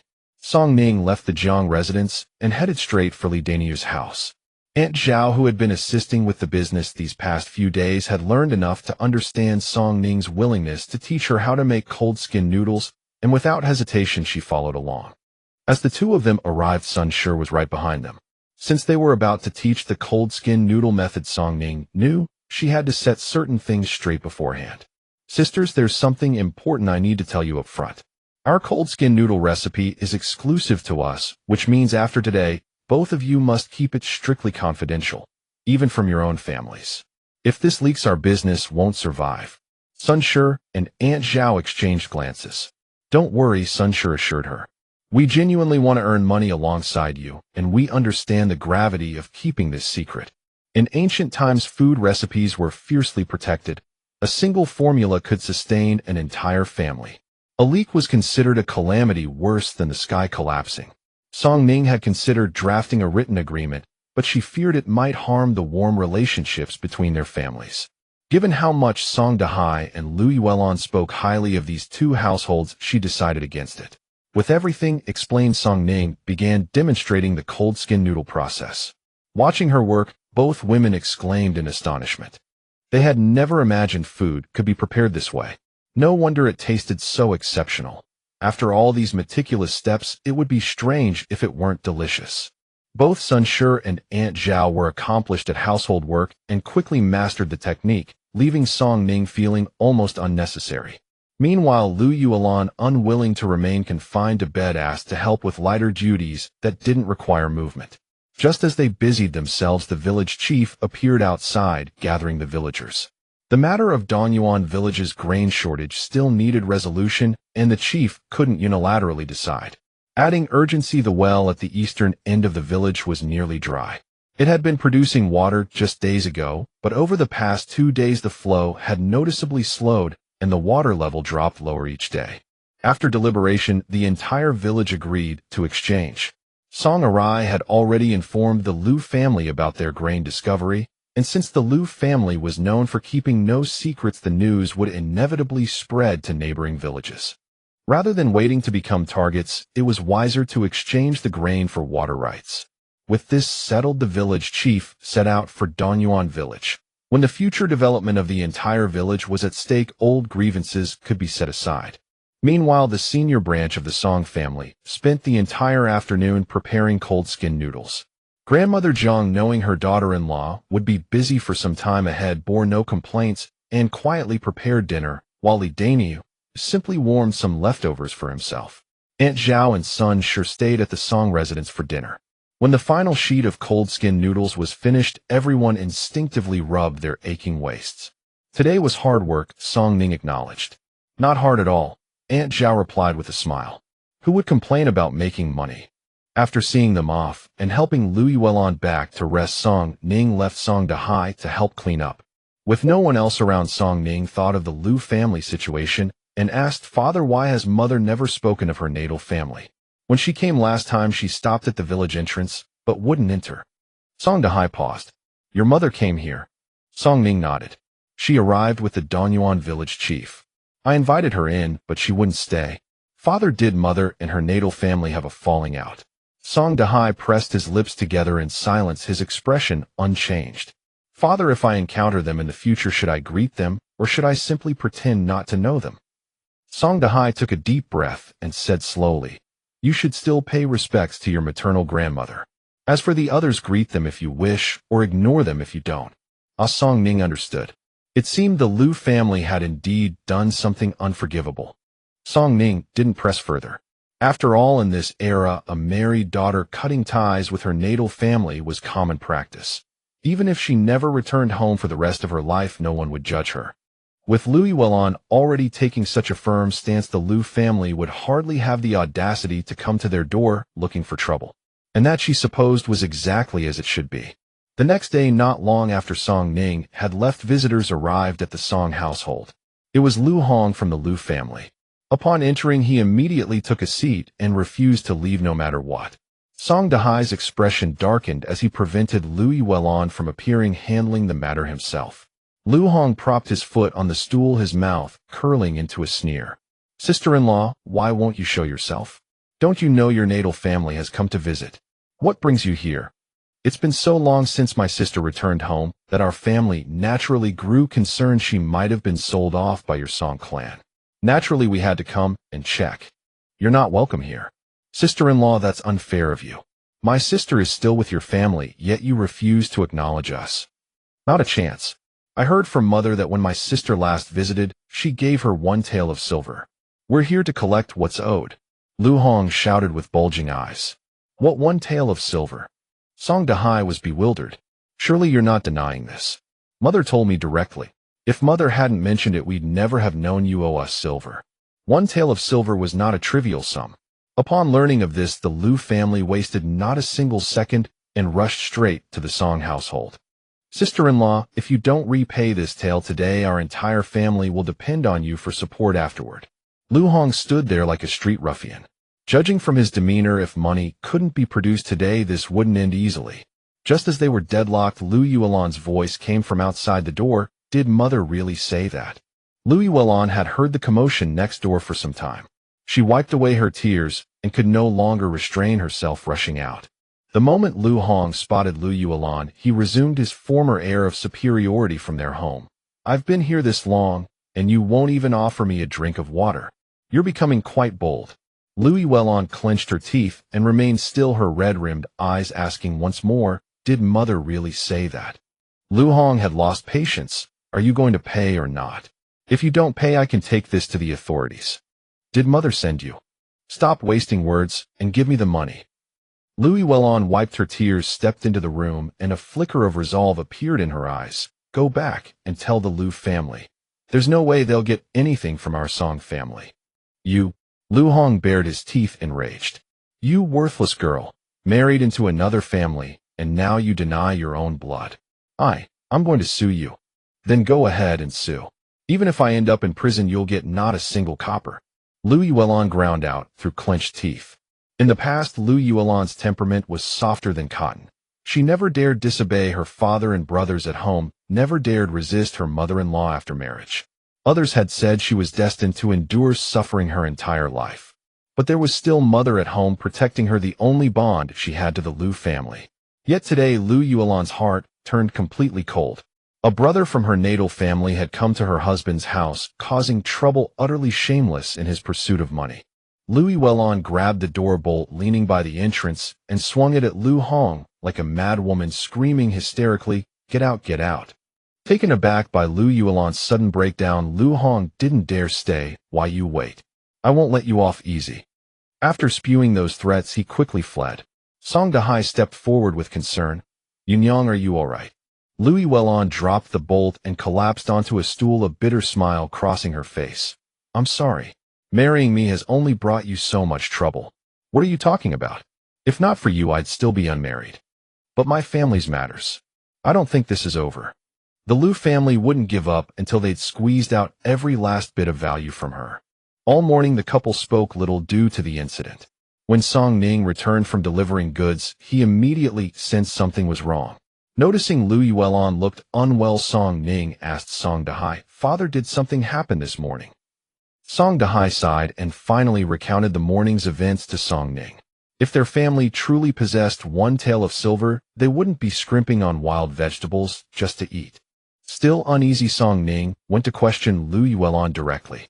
She initially resisted, but with the bullying reaching such extremes, Song Ning insisted on knowing the full truth. Once Lu Yuelan began speaking of it, tears flowed freely, and Song Ning finally understood what had transpired. The Lu family had fallen into such desperate poverty that they'd already sold off every daughter they could and were now devising other schemes. Their eldest daughter lived too far away to be drawn into their schemes, so Lu Yuelan became their target. The previous year, when Lu Yuelan returned home, her family displayed unprecedented warmth. She had been delighted by their sudden kindness, only to later discover their true intentions. During that period, Lu Hong had coincidentally encountered a wealthy merchant in town. Through some connection, he sold Lu Yuelan to him. The merchant paid generously, handing over one tael of silver as a deposit up front, waiting only for Lu Yuelan's arrival before finalizing the arrangement. By the time Lu Yuelan discovered her family's scheme, it was too late. Had Song Dahai not noticed her prolonged absence and come looking for her, she truly would have thrown herself against a wall to end her life. When the merchant realized the deal had fallen through, he demanded his money back. The Lu family then blamed everything on Lu Yuelan. In the end, it was Granny Lu who secretly returned the tael of silver to her daughter, finally resolving the matter. From that point forward, Lu Yuelan never returned. The Lu family, aware they were in the wrong, left her alone. What she hadn't anticipated was that after all this time, the Lu family would come demanding money once more, a betrayal that chilled her to the bone.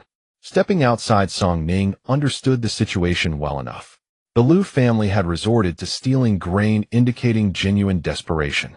Now that they discovered the missing tael, they shamelessly came to demand payment. When the Lu family threatened to report to the authorities, Song Ning let out a cold laugh. Reporting would only work in her favor. She had been hoping they would. After Song Ning returned home, the atmosphere improved considerably. The family kept busy and had little time to dwell on other concerns. That afternoon, Aunt Zhao and son Shi arrived punctually for work and learned that a resolution had been reached regarding the grain-for-water exchange between villages. Danyuan village currently had adequate water supply. Since Nanshan village would need to make round trips to fetch water, they decided to dig a channel from Danyuan to see if they could divert water that way. Though not particularly far from Nanshan village, digging a channel would still be a considerable undertaking. Word had it that men from both villages would be enlisted to dig the channel, which might restore water to Nanshan village within days. As they were conversing, a woman's voice called from outside, "Sister-in-law, are you home?" The three exchanged glances. Aunt Zhao and son Shi hurriedly put away their work and sat down to chat. Upon hearing the voice, Song Ning stepped into the courtyard and found Madame Zhang waiting at the doorway. Seeing Song Ning come out, Zhang Shi asked with a smile, "Arya, where are your parents?" "My parents are not at home." Zhang Shi craned her neck to look into the house, indeed, not seeing anyone. Then her eyes darted around, and when she spotted the two chickens in their yard, her eyes lit up. Zhang Shi withdrew her gaze and asked with a smile, "Are you home alone?" Song Ning nodded yes. "Nonsense, I saw Aunt Zhao and Zhang's wife enter your house earlier," she said, and was about to step inside. Song Ning blocked her way. "Second, Aunt, is there something you need?" Zhang Shi made a high sound. "I heard you're doing business, and since it's busy now, I came to help. I'm being kind, you know." Song Ning smiled. "I wouldn't dare trouble you, second aunt. This little work can be handled by the family." Zhang Shi clicked her tongue. "You child, you're still young, you don't understand. Those two are outsiders after all, we're different." As she spoke, she took Song Ning's hand. "We're all from the Song family. Even if we've divided the household, we're still one family. In matters like this, we should prioritize our own people. How can we let outsiders interfere?" Song Ning said, "Second aunt, I can't decide on this." Zhang Shi's eyes rolled slyly, and she whispered, "How about you tell me how to make that thing? Once I learn, I'll certainly reward you well. That young man from the village chief's family is coming back soon. What does his return have to do with me?" "Oh, you. No wonder you haven't won over the village chief's son after all this time. Why are you so stubborn? If you had money on your hands, wouldn't you be able to give him gifts?" The family's current story in the village was that all these things were discovered by Lu Yuelon by chance. Zhang Shi thought she was young and easy to deceive, so she came specifically when Song Dahai and Lu Yuelon were not at home. Song Ning continued to play dumb. "Second, and I don't understand these things. Besides, the food we make isn't anything special, it barely sells." Song Ning continued to feign ignorance. Zhang Shi rolled her eyes. "You still won't tell me the truth. Did your parents forbid you to say? Your second uncle saw it in town last time. It's so white and clean, clearly a good thing." Zhang Shi's little schemes were written all over her face. "Second aunt, maybe you should come back when my parents are home. What can a child like me understand?" Zhang Shi looked her up and down, contempt in her heart. When she was shamelessly chasing after Zhou Lingyan before, she didn't think of herself as a child. But she still wore a smile on her face. "How about this area? I can work too. From now on, I'll come every day to help you make food. I won't ask for much in wages, just 20 coppers a day, how about that?" Song Ning's expression turned cold. "Second aunt, even a long-term worker in a wealthy family doesn't earn 20 coppers a day. How dare you ask for that?" Zhang Shi didn't see anything wrong at all. "Aren't we family? Family won't mistreat your second aunt, right?" Song Ning said, "We have enough people for making food. We can't afford someone like you, second aunt. You'd better find elsewhere." After saying that, Song Ning carried the two chickens back, then turned around, went inside, and closed the door. Zhang Shi gritted her teeth in anger. Although she didn't know what "find elsewhere" meant, she understood it was a refusal. Zhang Shi flicked her sleeves. "It's just some lousy food. Does she really think she's superior?" Aunt Zhao and son Shi were crouching by the window, having opened a small crack, and whispered, "She's gone." Both of them sighed in relief. When Zhang Shi first arrived and spoke, they were truly nervous. After all, Zhang Shi was a member of the Song family. No matter how bad the relationship, they were still family. If Arya had given in, wouldn't she have had to replace one of them? Fortunately, Arya was a child with her own mind. Once the person left, Song Ning put the chickens back in the yard and went inside to continue working. Sun Shi sighed, so Zhang Shi actually came knocking. Sun sure wasn't one to meddle, as she didn't know much about the Song family's affairs, only that the main branch and the old house had a big falling out. But Aunt Zhao knew everything clearly. She snorted, "In the Song family, only Dahai and Shui are good. The rest are all no good." As soon as the words left her mouth, Aunt Zhao regretted it.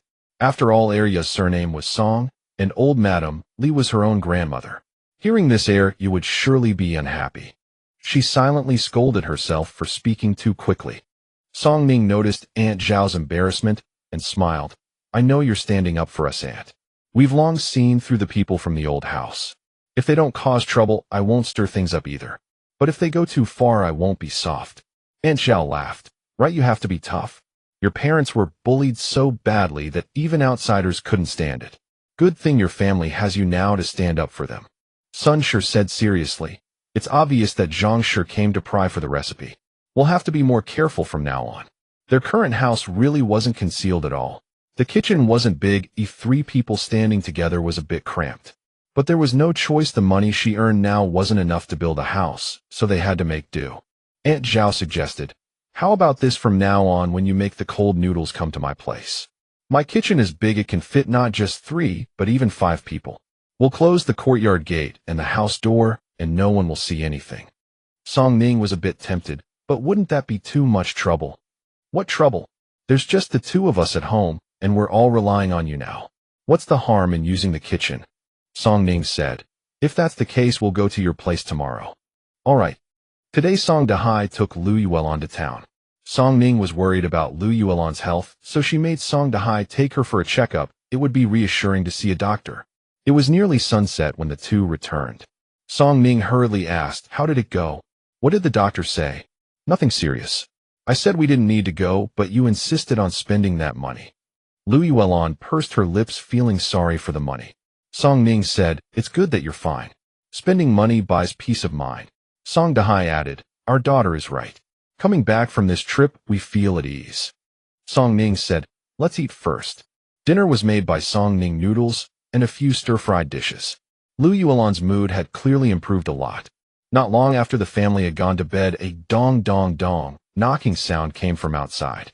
Song Ning quickly sat up in bed. Song Dahai and Lu Yuelon in the next room also got up upon hearing the noise. A voice said, "Big brother, sister-in-law, it's me." Upon hearing this, Song Ning hurriedly opened the door and saw her Aunt Song Shui and Uncle Zhu Shun, each holding a child in their arms, standing at the door in disarray. "Aunt, what are you doing here? Come in quick." Song Shua and Zhu Shun entered carrying the children, with Song Dahai and Lu Yuelon following behind.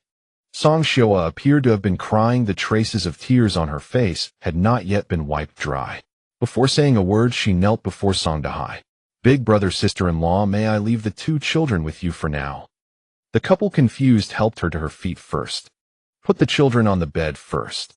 The 2 children, still young, were fast asleep in their parents' arms. What exactly happened? As soon as Lu Yuelon asked, Song Shua burst into tears. It turned out that her mother-in-law had heard Nanshan village had found food supplies and ordered Song Shua to borrow some. Song Shua refused. Nanshan village had not publicized this at first, since the amount was not large. Why would they lend to people from outside the village? Later, someone spread word that her elder brother's family was running a business and making money, so she was again told to borrow. Song Shua was even more unwilling. In response, that old woman Zhu nagged incessantly about how poor the family was, clamoring to sell their daughter for money. Song Shua naturally refused, and the mother-in-law and daughter-in-law came into conflict. However, Zhu Shun was unable to stand up to his mother, and Song Shua alone could not prevail. After that fight, they had all assumed the matter would blow over and life would go on as before. But unexpectedly, at noon that day, while Song Shua and her husband were working in the fields, that old woman Zhu took her 2 children away. By the time they discovered it, the money from selling the children had already been collected. Song Shua, oppressed for so many years, finally snapped. She grabbed a knife, snatched back the money, and swiftly retrieved her children. Upon returning, the Zhu matriarch cried and screamed for Zhu Shun to divorce his wife. In a fit of anger, Song Shua left with the children. Zhu Shun, worried about his wife and children, followed along. Song Shua spoke through tears, while Zhu Shun, by her side, kept his head bowed in silence. He could not understand why his mother could not simply get along with Showa. Showa rose before dawn each day to work, and the two children helped from morning till night. Yet his mother was never satisfied. Meanwhile, the younger brothers and sisters at home spent their days shirking work, and his mother never said a word. Song Dahai and his family did not know what to say. Every family has its own troubles. The Song family was no better off. Fortunately, Song Ning was old enough now, and Li Huixiang would hardly be able to sell her. Song Dahai struck the table forcefully, his face dark with anger. In this era, conflicts between mothers-in-law and daughters-in-law were common. Even if one were worn down to death, what could be done? In the end, they would still have to return and carry on with their lives. The problem was that having fled once, Song Shoa's situation would only worsen if she returned. Song Shoa kept weeping. Then Song Ning spoke up, "It's getting late today. Let's rest first and deal with everything tomorrow." The Song residence was small, and it was already late. Disturbing the Li Danyu family was out of the question. So the group made beds on the floor of Song Ning's room. Song Ning and the two children slept on the bed, while Lu Yuelon and Song Shoa spread some straw on the ground and covered it with cloth. Zhu Shun and Song Dahai shared a room, squeezing together. That night, apart from the two little ones, no one in the family managed to fall asleep. Early the next morning, Song Shoa and Lu Yuelon were already up. Lu Yuelon busied herself cooking, while Song Shoa assisted nearby. Song Ning had to head to town to deliver goods, so she finished her meal quickly and left. Song Shoa's two daughters had never seen wheat flour pancakes before. They stared at their bowls, refusing to eat. Seeing the children not eating, Lu Yuelon assumed they simply did not like them and asked, "Why aren't the children eating? Do you not like it? I can make something else." Song Shoa quickly stopped her, lowering her eyes. "Sister-in-law, it's all right. They don't dislike it. They've never seen such food and are too afraid to eat it." Lu Yuelon paused, then smiled. "Xiao may try this pancake. It's delicious."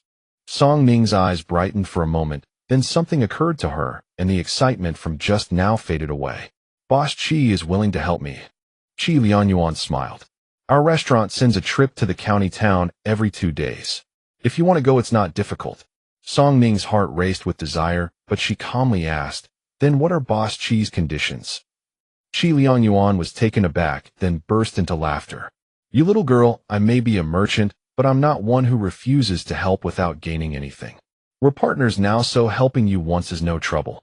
Song Ning felt a twinge of embarrassment. She had judged him too poorly. She rose to her feet and gave Chi Lianyuan an awkward bow. "Boss Chi, I overthought things. My caravan will head to the county town tomorrow morning. If you're coming, be sure to arrive early." "Thank you." By the time Song Ning returned to the village, it was already late. Zhao Shenxi and Sun Shi were already busy at Zhao Shenxi's house. When Song Ning entered, the two women were kneading dough. Song Ning stepped forward to help and asked Sun Shi, "Sister-in-law of the cloth I gave you last time, how much is left after making clothes for our family?" "There was quite a bit. After making one set each for all of us, there's enough for 3 or 4 adults." Song Ning pondered for a moment and said, "Sister-in-law, then make 1 adult set and 2 children's sets. The adults should be like my mother's size, and the children are 8 and 5 years old." Zhao Shenxi had met Song Shoa earlier that day and understood that Song Ning wanted to make clothes for her aunt. "Oh, don't worry, I'll remember." Zhao Shenxi sighed. Whoever has a daughter like Second E is truly blessed by their past life's merits. Look, even her aunt benefits. It's only Li Huixiang who lacks sense. I happened to buy extra cloth and my aunt is visiting, so I thought I'd make 2 extra sets.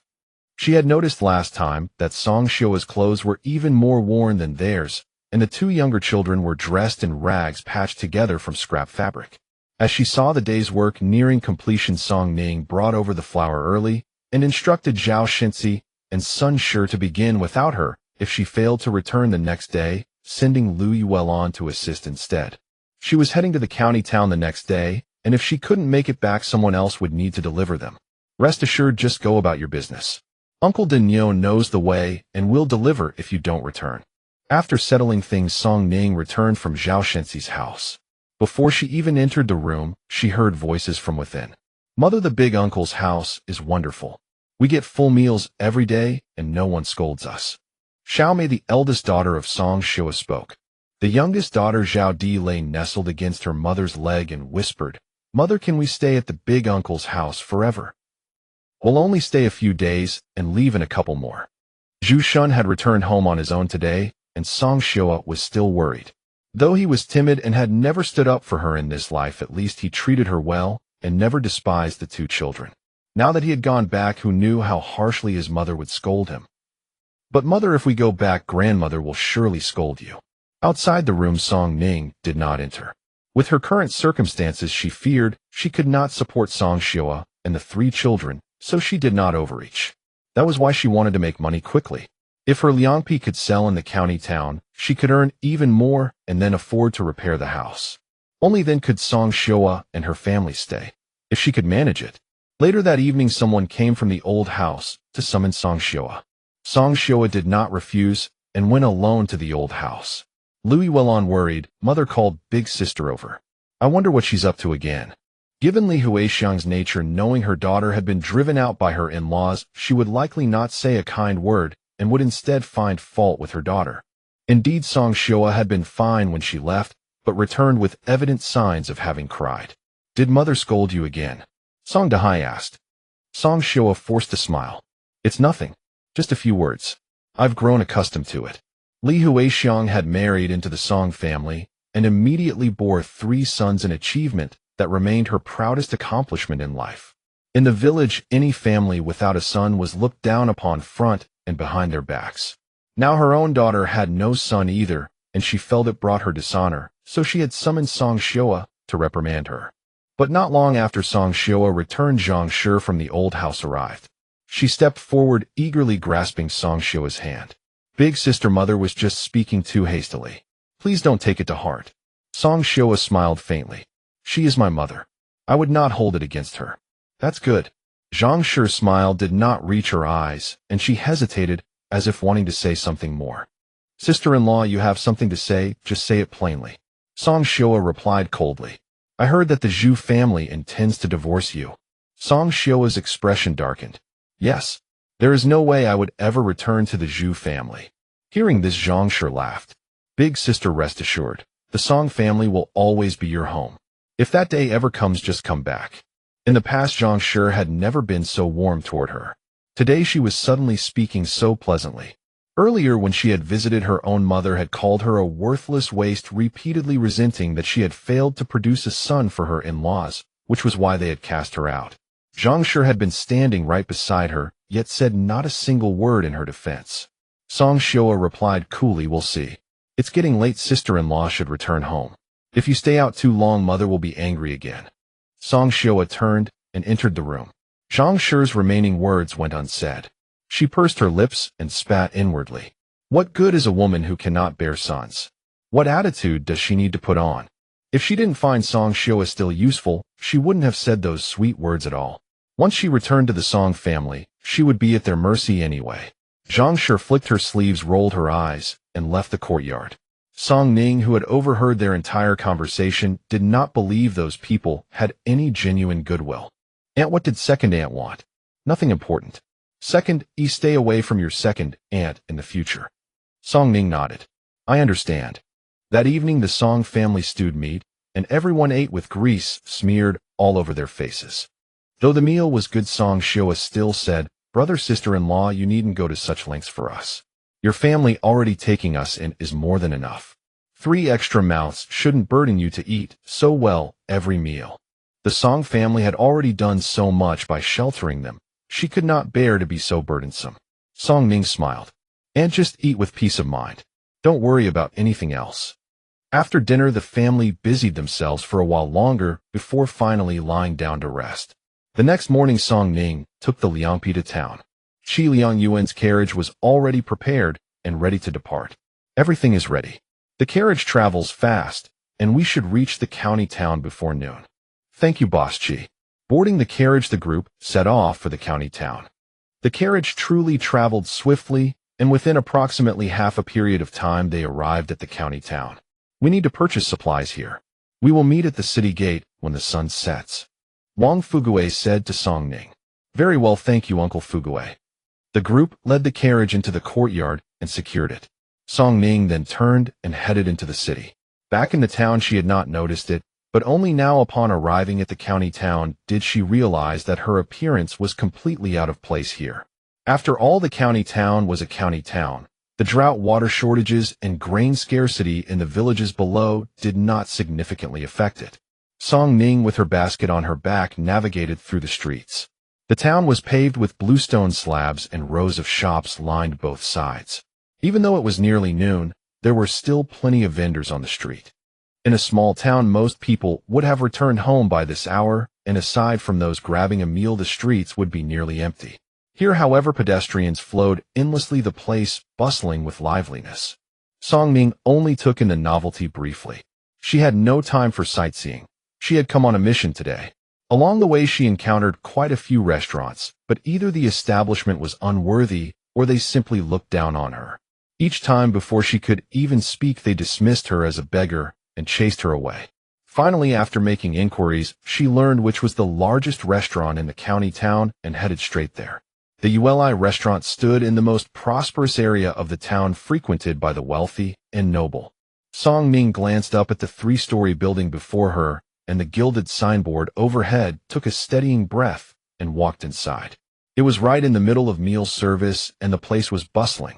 As soon as the waiter spotted someone entering, he immediately rushed forward to greet them. But the moment he caught sight of Song Ning's appearance, the smile on his face instantly faded away. "Scram, we're busy here." "Waiter, I am here to discuss business," Song Ning said with a smile. The waiter gave her a scornful look. We don't buy scrap here. Move along, move along." "But I truly am here on business. Don't you run a restaurant? I have a dish I could sell to you." Hearing this, the waiter laughed. "Miss, I think you've come to the wrong place. This is a restaurant. We already sell food. Who would care about whatever you have?" With that said, he finished and literally pushed Song Ning out the door. "Waiter, could I speak with your boss? Our master is busy. Do you think just anyone can see him?" He huffed and turned back inside. There were plenty of restaurants along this street anyway. One by one she would ask. She refused to believe none of them would be willing. At the next restaurant, she hadn't even finished her sentence before being chased out. She was dressed a bit shabbily, but surely not so badly that they would treat her like a beggar. Sighing, she was about to head to the next one, when someone called out behind her, "Young miss, wait a moment." The person walked up to her and asked with a smile, "Young miss, I heard you're selling food." Song Ning studied the newcomer from head to toe, a middle-aged man of about 5'7". "And who might you be?" "Oh, I am the owner of that restaurant over there. I heard what you said just now and am quite interested in your product. May I ask how you intend to sell it?" As he spoke, he pointed toward a restaurant not far away. While not as grand as the Y restaurant, it was still quite sizable from the outside. Hearing this, Song Ning was overjoyed. She hastily took out a bowl from her basket and ladled some broth into it. "Please try it first, sir. If you find it satisfactory, we can discuss the price." The man took the bowl and tasted it.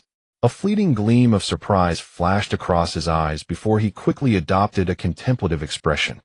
"Your dish, while tasty, lacks any distinct character. No wonder it hasn't been selling."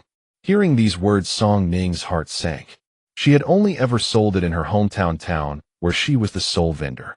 She had not done any research before coming here. Could it be that someone in the county town was already selling Lianpi? After all, the wisdom of working people transcends regions. It was not uncommon for people here to have thought of it on their own. Song Ning sighed. She had hoped the county town would offer a larger market, but it now seemed her business venture would come to nothing. However, the man spoke again. "Our restaurant would be willing to take it on." "Really? Think about it. You cannot sell this yourself, so keeping it in your hands would be a waste. How about this? I will pay 3 taels of silver for your recipe." Song Ning finally understood. He was trying to swindle her. All that talk about her dish lacking distinction was merely a pretext for wanting her recipe. Still, she felt somewhat relieved. Her business might yet have a chance. She put the bowl away, said little, shouldered her basket, and prepared to leave. Seeing Song Ning about to walk away, the man hurriedly blocked her. "Miss, think carefully about this. Your product is hardly something exceptional. It can be found all over the county town. No one but me would want it. I am only trying to help you out of pity." His expression darkened. He was probably betting on her young age and gullibility. Song Ning smiled coolly. "Since it is available everywhere in the county town, then this boss should simply go buy it from elsewhere. My recipe is not for sale." The man stepped forward and deployed his trump card, lowering his voice. I will pay 5 taels of silver. That is all I can offer. In this era, for an ordinary household, 5 taels of silver was a truly enormous temptation. Few could resist it. Yet Song Ning maintained her polite smile. This is a recipe passed down through my family for generations. I am truly sorry, but I cannot sell it. When he saw that Song Ning refused to budge no matter what, the man's expression turned hostile. I offer you help in good faith, and this is how you repay me. If you step off this street today, don't come crying back to me later. I may not be so accommodating. He wanted to see how many people on this street would actually do business with her. In the end, she would have no choice but to return to him, and by then he would certainly not be so easy to negotiate with. Song Ning replied calmly, Rest assured, I will not be coming back. This man was no legitimate businessman. Who knew whether he had used this same trick to swindle others in the past? The man snorted coldly, flicked his sleeves, and walked away.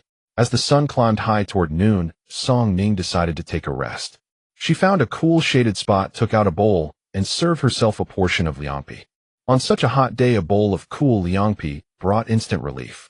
However, she was so absorbed in her meal that she failed to notice someone watching her from a short distance away. Across the alley at a restaurant, 2 men were conversing at the entrance. Boss, that young lady's food looked incredibly appetizing, the waiter said, swallowing hard. They had also overheard the conversation between the young lady and the owner of the neighboring restaurant earlier. They had assumed she would be deceived, but to their surprise, the young lady was clever enough not to fall for it. An ordinary village child would long ago have been coaxed and conned into handing over the recipe. Still, they had not paid much mind to it. A girl from the countryside, what good could she possibly have? But seeing Song Ning squat directly at the alley entrance and eat the food in her bowl, looking genuinely tempting, the shopkeeper's interest was stirred. As Song Ning drank the last drops of broth from her bowl, she looked up and saw a man standing before her, smiling warmly. Young miss, our boss would like to speak with you. Song Ning followed him into the establishment called Home Fu Tavern, which appeared even more imposing than the Yueli Tavern she had visited for the first time. The establishment was bustling with customers, and a waiter led her directly to the backyard. Wait here for a moment. I'll fetch our manager. Song Ning waited for a while, and then someone emerged from the front. The manager appeared to be around 30 years old, with a dignified appearance, clad in a gray robe. He entered with a smile, exuding an air of amiability. Young lady, may I taste your goods? Recalling her previous experience, Song Ning initially wanted to ask if he was after her recipe. Yet fearing she might be mistaken, she ultimately presented the item, drizzled it with sauce, and handed it to the manager. The manager divided the bowl of cold noodles into 2 portions before picking up his chopsticks and taking a bite. After swallowing a mouthful of cold noodles, he instructed the waiter, send this to the proprietor. Yes. Once the waiter left, the manager finished the remaining portion and chuckled. Truly a fine delicacy. Now tell me, how do you intend to conduct business? I supply the goods, and you handle the sales.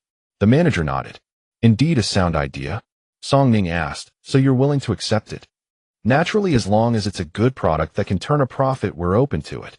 Song Ning hadn't expected such swift agreement. Then let's discuss the price of your goods. The manager smiled. Song Ning, who had been supplying the town at 2 coins per sheet, had heard that Chi Lianyuan sold them for 4 coins each. Given that the county town had higher prices, the procurement cost would naturally be higher. Song Ning had an idea. Manager, this dish is called cold noodles. It's a family heirloom recipe involving complex procedures and made from white flour. Transporting it here is also time-consuming, so the price won't be low. The manager chuckled. No matter, just name your price. 5 coins per sheet, and you'll handle the sauce and seasonings yourself. As soon as she finished speaking, the waiter entered and whispered something in the manager's ear. The manager smiled and said, all right, no problem. The manager, who oversaw the entire tavern's finances, quickly calculated. This dish was refreshing and perfect for summer. Since their tavern primarily served wealthy patrons, such a delicacy could easily sell for around 10 coins. This deal was a bargain. Song Ning, that easily. The manager's swift acceptance made Song Ning feel she might have asked for too little. A sheet of cold noodles at 5 coins was indeed substantial, but the manager seemed confident in its profitability. The 2 of them immediately reached a consensus, and the deal was struck. Dealing with a county tavern required more formality. When she had previously negotiated with Qi Liangyuan, there had been nothing but a verbal agreement. Not long after their discussion, someone brought a contract. The manager, concerned that she might not understand the terms, thoughtfully read it aloud to her. Everything else was fine except for one clause. Once she signed the contract, her cold noodles within the county could only be supplied to their Hongfu tavern. Song Ning had no intention of selling to others anyway. This was a time-honored family recipe, and she was confident it would sell well. Besides, they still had to supply the town, and adding the county would keep them plenty busy. They signed a 2-month contract. She still needed time to prepare the cold noodles, and Qi Liangyuan's cart wouldn't arrive until 2 days later. She had heard that the town sold 500 portions daily. The tavern directly ordered 800 to start adjusting based on sales performance.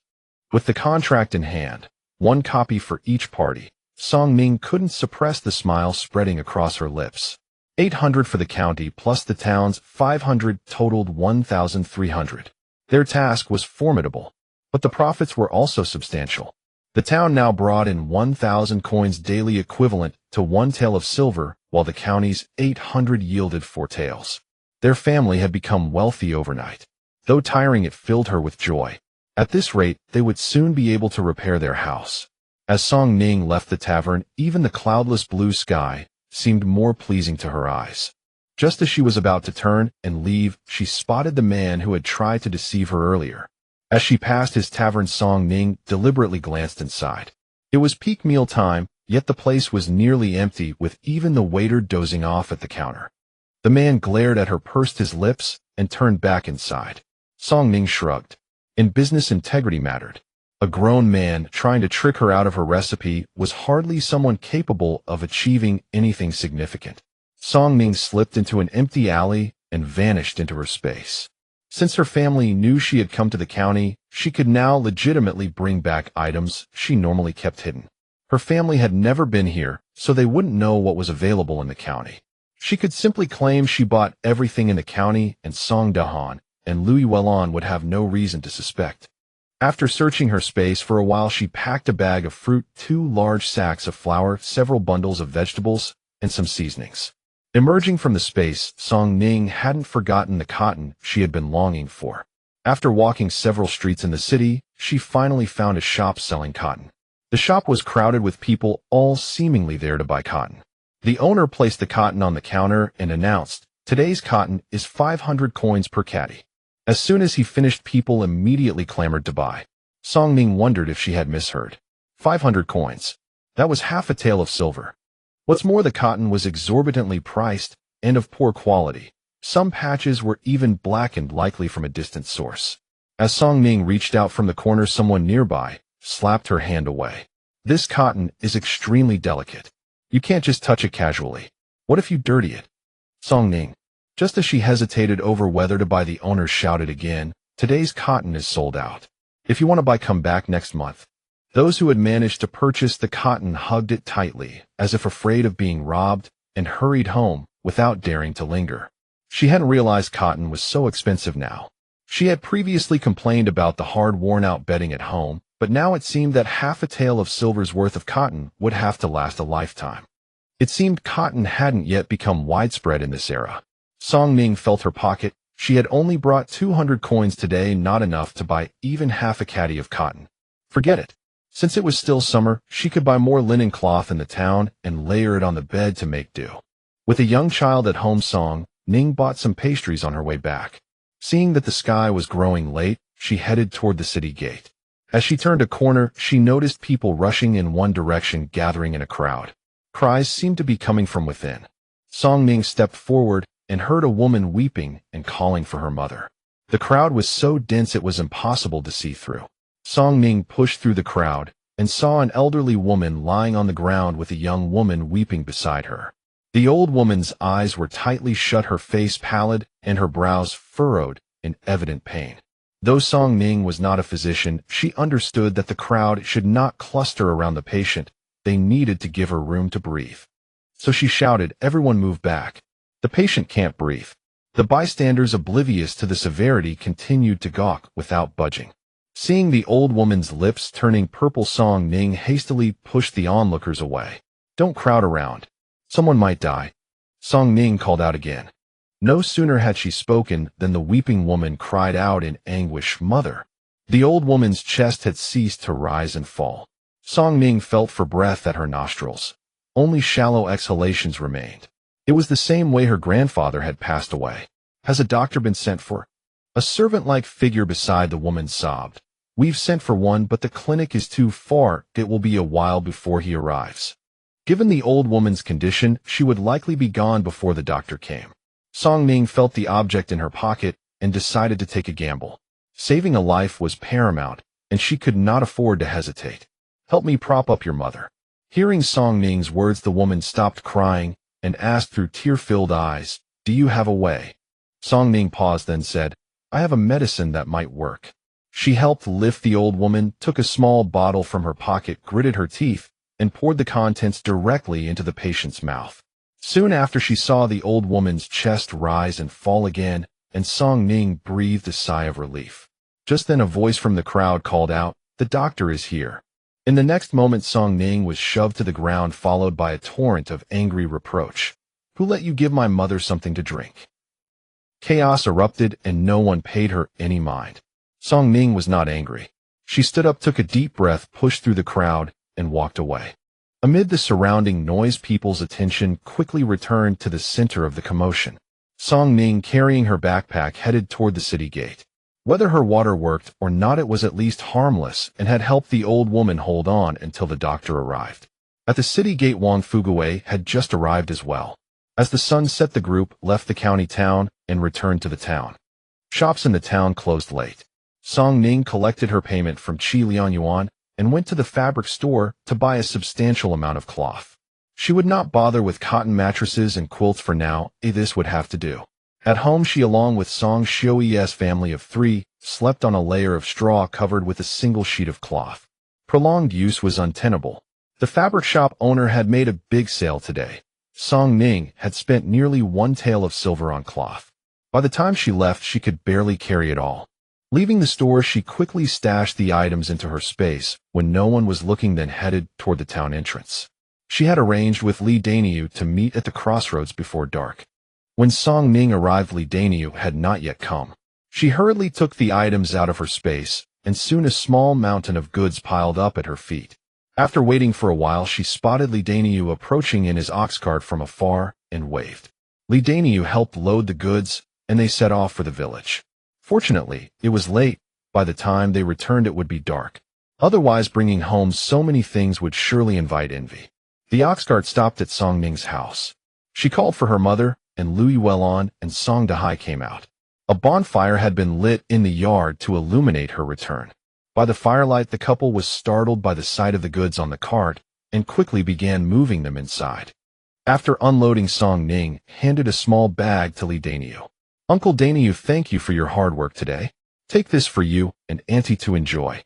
Li Daniu refused repeatedly, but eventually yielded to Song Ning's insistence. The goods were laid out on the table. Song Dahai and Lui Welon were used to this, but Song Xiui was astounded. Good heavens, she had never seen so much grain or so much new cloth. "Mother, keep these 2 bags of flour for making liangpi. The rest is for our own consumption." Song Dahai quickly locked the flour in a cabinet. A glint flickered in Song Ning's eyes as she pulled out bundles of vegetables. "These are from the county town, very fresh." She then took out pastries and fruits from her backpack. "Ah, the county town is wonderful. They sell everything." I was dazzled. She handed a package of pastries to Song Xiui. "Aunt, this is for the children." Song Xiui accepted it in a daze. Even before opening it, she could smell the sweet aroma, and the 2 children couldn't help swallowing. Lui Welon picked up a fruit Song Ning had taken out. "Arya, what's this? It looks pretty." "Oh, the people in the county town call it fruit. I've never seen it before either. Let's try it later." Everything except the seeds she had bought was now here. Song Xiui touched the pile of cloth, her mind in turmoil. That frivolous girl Arya. Even if she earned money, she couldn't spend it like this. How much silver did all this cost? "Arya, why did you buy so much cloth?" Lui Welon asked. Song Ning had bought mostly coarse hemp cloth, cheap and thick. She would spread it on the bed, then cover it with a softer layer to make sleeping more comfortable. Song Dahai had already started making new beds. A thin layer of straw covered with plenty of cloth would suffice. She had also picked some finer fabrics from the store, intending to have Louis Wellon make her some undergarments. The villagers were not fussy. Men usually had no underwear, and women simply wrapped a piece of cloth around their upper body and wore a pair of drawers below. Children wore nothing underneath. Song Ning was uncomfortable with this, as she felt as if she were naked.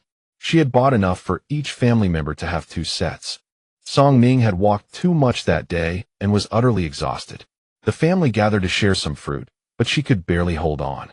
She collapsed onto the bed and fell into a deep sleep. Louis Wellon came in to take off her shoes and cover her with a blanket. Song Xiui seemed to want to say something, but hesitated, then kept silent. Though she bore the surname Song, she was married, and thus an outsider, so she refrained from comment. The next morning Song Ning did not get up. Song Dahai and his wife, pitying their daughter, did not wake her. They went to town with Li Daniu to deliver the liangpi. When Song Ning finally rose, the sun was already high. She sat up in bed to find the room empty.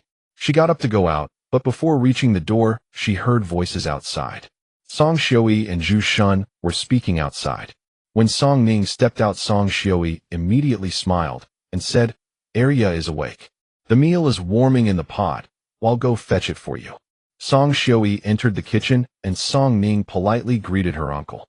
She noticed the bag by their door along with a bundle wrapped in ragged cloth, the contents of which were unknown. Zhu Shun did not enter the house. Instead, he crouched under the eaves in a daze. "Where are Xiao Mei and Zhao Di?" Song Ning asked. "They're playing outside. Your parents have gone to town. They said not to worry." Song Ning nodded, glanced at Zhu Shun outside, and asked softly, "Aunt, what's wrong with my uncle?" Song Xiui's face stiffened. She sighed and then recounted the Zhu family's troubles. It turned out that when her uncle had returned home last time, old Madame Zhu had grabbed a stick and beaten her son without a word. Zhu Shun had always been a meek man, but now that his wife and children had been driven away by his mother, and he returned to find not a single word of concern, only a few blows from the stick, Zhu Shun could no longer endure it. Disheartened by his mother's cruelty, Zhu Shun demanded a division of the family property. Old Madame Zhu immediately fell upon him with renewed beatings and curses. "You ungrateful wretch! I toiled to raise you, and now you want to split the family for those worthless girls." Zhu Shun knelt before his mother. At that, old Madame Zhu stopped cursing her son and turned on Song Xiui instead. "What bewitching potion has that slut fed you? A worthless woman who hasn't even borne a son to carry on the Zhu family name all these years. How dare she stay in the Zhu household? I tell you, even if we split, everything in the house is reserved for grandsons. You'll get nothing." Despite this, Zhu Shun insisted on the division. They summoned the village head and the elders of the Wang family. Old Madame Zhu was ruthless. Because Zhu Shun had no son, she refused to give him anything. But Zhu Shun had made up his mind. He declared that if he never had a son, his entire estate would go to his 2 daughters, and no one from the Zhu family could claim it. Both sides had no objections. Once the deed was written, the family was divided. Zhu Shun had no claim to the Zhu family house, so he could only carry his belongings and seek shelter with Song Xiui. Nanwan village was not close to Nanshan village. To save money, Zhu Shun refused to take a cart and walked the entire distance on his own 2 legs. His legs were already weak. The journey had exhausted him. In truth, the family had enough food. With the grain stored in her space, they could feed not just 7 people, but even 7 more without running out. Now the problem was where Song Xiui and Zhu Shun would stay. Uncle must be exhausted after walking so far. Let him rest first. Song Ning stepped out into the yard and surveyed the empty plot next to their house. It seemed just large enough to build another small room, and they could also repair the thatched roof of their current dwelling. Song Xiui had always been good to Song Dahai. Though she had little herself, she did all she could to care for her eldest brother. Now that they had nowhere to go, Song Ning felt she had to find a way to help. She went to Li Dinyo's house, where Aunt Zhao and Sun Shi were busy working. "Arya is here." Song Ning told them about the plan to increase production. Both women beamed with joy. "How wonderful! Arya, you're truly capable.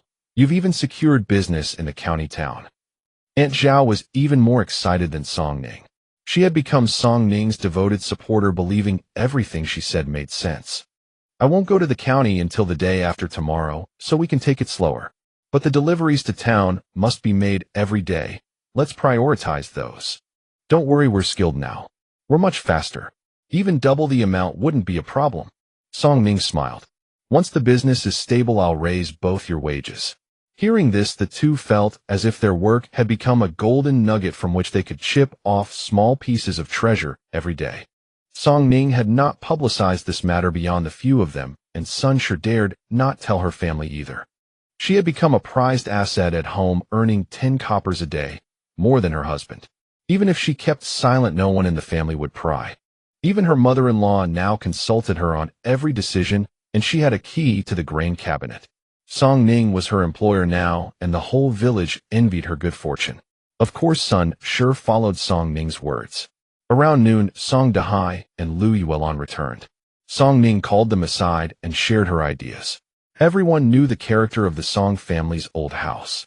Li Guixiang was even more ruthless than old Madame Zhu, so Song Xiui and Zhu Shun could not go back there. Song Dahai had long harbored similar thoughts, but had never dared voice them. After all, the family's money came from his daughter's earnings, and he had to consider his wife and children. I negotiated a deal in the county yesterday. The supply will increase, so we can have Aunt join us in making cold noodles. Once we earn more, supporting the whole family won't be a problem. Most household decisions now rested with Song Ning. When Song Dahai and Lu Yuelon heard their daughter's words, they felt both joy and relief, and naturally had no objections. If you agree, there's an empty plot in our yard. We can build another room. It wouldn't be a fine house, just a simple wooden cabin to make do until she had enough money. With everything settled, the whole family felt at ease. That evening, Song Dahai relayed the plan to the couple. Song Xiui wept again, and Zhu Shun knelt before Song Dahai. The next day, Song Ning took Song Xiui to Li Dinyo's house, while Song Dahai and Zhu Shun busied themselves building a room in the yard. The task of looking after the children naturally fell to her. Having been bullied at home, the two children were remarkably well behaved. They didn't cry or fuss, even when left alone. They would help with chores and call her cousin, sweetly melting her heart. Whenever no one was watching, Song Ning would sneak treats from her space for the children. Xiaomei, the older one, soon grew familiar and went to play with Sun Sure's daughter. Zhao Di was younger, so Song Ning didn't dare let her run outside alone. If no one was home, she kept the girl by her side. In the afternoon, Song Ning placed 2 small stools by the door and sat picking vegetables. Zhao Di sat beside her, tiny hands helping with the task. Just then, crying came from outside. Xiaomei walked in sobbing. Song Ning dropped her work and hurried over. "What's wrong, Xiaomei? Did someone bully you?" Xiaomei kept crying without speaking. Song Ning looked up and saw another person approaching the gate. This girl Xiaomei is so ill-mannered. How could she snatch things from her little brother? Chun Sure, the wife of Song Sanhai, stood at the gate with a haughty expression, holding her son's hand. In the boy's hand were the pastries Song Ning had bought from the county last time. Song Fu still had crumbs from the pastry on his lips, his sly eyes darting around everywhere. "Xiaomei, stop crying, it's okay. Just think of it as feeding a dog." "Who are you calling a dog?" Chun Sure couldn't hold back any longer and shouted. Song Ning stood up and smiled. "Third, and I wasn't talking about you. Why are you in such a hurry?" Chun Sure choked on her words and glared at Song Ning. Xiaomei wiped her eyes and cried, "Cousin, he took my things." The packet of snacks she bought. Xiaomei and Zhao Di couldn't bear to finish at once, so they had saved a few pieces. Fortunately, there were not many pastries left. Chun Sure snorted. "So young and already learning to lie. No wonder the Zhu family kicked you out. Serves you right. This thing is my son's. You say my son took yours. Where's the evidence?" Chun Sure was indeed more cunning than Zhang Sure. She had started to demand proof. Song Ning chuckled. "These pastries aren't cheap. A packet would cost at least 101. Third, and is really generous. It seems Third Uncle has been earning a lot lately. Where is he working? If he's making money, I could ask my father to try too." Song Sanhai had indeed been working away from home, recently returning once a month, and word was he was earning quite well. But Chun Sure didn't dare to publicize this, fearing that Li Guixiang would hear about it and come asking for money. "We don't have that kind of money. Someone gave these to us. If you're capable, get someone to give you some too." Chun Sure raised her head with a look of pride. "So someone gave them to you? But such fine pastries. In these times, who would be willing to give them away except a father?" Song Ning smiled. The women who had been chatting and cooling off nearby had already been drawn over by Chun Sure's shout. "Isn't Song Sanhai away from home lately? How did he buy something for his son? Tisk, didn't you get it? It was given by a real father, but it never said that Song Sanhai is that real father. Everyone understood immediately. They had just heard that such a packet cost over 100 won. If not a real father, what fool would spend that much on a child? Chunshir's face darkened. Gritting her teeth, she said, Song area, what nonsense are you talking? Senhai brought these back last time. Third, and if I'm not mistaken, the packaging has a date on it. Isn't it from yesterday? Did third uncle come back yesterday? That's strange. Yesterday Song Fu said his father had just left the day before. Hashi took something that was stolen and claimed it as her own. Did she really think that shamelessness could conquer all? Song Ning's face hardened. Song Fu, I'll ask you one more time. Did someone give this to you, or did you steal it? If he admitted someone gave it to him, that would mean Chunshir had been unfaithful and Song Fu was a bastard. If he stole it, he should return it. Song Fu was actually only 3 years younger than Song Ning. In the Song family, apart from Song Rue, he was the most favored. Ever since Song Rue declared he would cut ties with the family, Song Fu had become the family's sole hope. Now Chunshir could finally hold her head up in front of Zhangshir. Before, when Song Rue was around, the whole family treated Zhangshir like a queen. After all, she had raised a promising son. But now Chunshir had turned the tables. From now on, her son would be the only male heir of the old Song family. When Li Guixiang died, everything belonging to the old Song family would be her son's. Not to mention eating a piece of pastry. Even if she took everything from Song Dahai's and Song Shoi's households and gave it to her son, it would be only right. After all, she had given birth to a son. Song Fu was also old enough to understand. He stammered and couldn't speak. Xiao Mei suddenly shouted, he took it from me. He said he's a son and I'm a daughter, that I'm a burden. Then she burst into loud sobs again. Song Ning stepped forward coldly. Fearing she would snatch his pastry, Song Fu pulled one out from the paper packet and tried to stuff it into his mouth. Song Ning moved forward and with a swift slap knocked the pastry from his hand. The soft, fragrant piece fell to the ground and was instantly covered with dirt. Song Fu immediately threw himself into Chunshir's arms and wailed loudly. Since it was stolen, even if I throw it away, I won't give it to you, Song Ning said coldly. You. Chunshir thought that because she had given birth to a son, she was a meritorious woman and the whole Song family would have to fawn over her. She dared to put on airs in front of her. Chunshir hugged her son and glared, gritting her teeth. Song area, he is your younger brother and still a child. He is 9 years old this year. When I was 9, Aunt was snatching food from my hands. After saying that, she stepped on the pastry on the ground. Song Fu cried even more loudly. Afraid that Song Ning would say something even more shocking, and seeing the crowd growing, Chunshir dragged Song Fu away and fled. Song Ning went inside, wiped Xiao Mei's face, and called Zhao Di over. You two listen. If anyone bullies you from now on, bully them back. If you can't fight them, come back to your cousin. I'll handle it for you. Xiao Mei tugged at Song Ning's sleeve and nodded. Song Ning cut some fruit for the sisters, and they soon forgot about what had happened. Before long, Song Dahai and Zhu Shun came down from the mountain. They were going to build a house, and the only way was to cut some timber from the mountain. The men in the village were all skilled in carpentry, so this task was not difficult for them. But what Song Ning hadn't expected was that while Song Dahai and Zhu Shun were busy preparing to build, Song Dalan and Wang Lanzi actually showed up. Brother Dahai, I heard you're going to build a house, so I thought I'd come help, Song Dalan said with a smile. This job is fine for just the two of us, Song Dahai refused.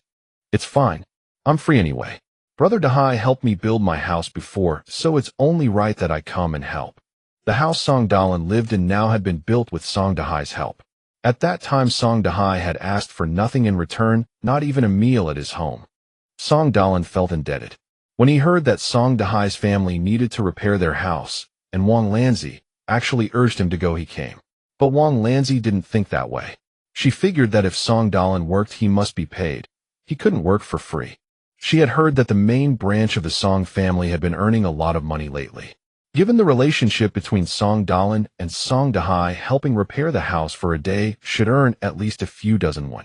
Wang Lanzi's mental abacus clicked away, but Song Dahai still didn't relent. It's just a small wooden cabin.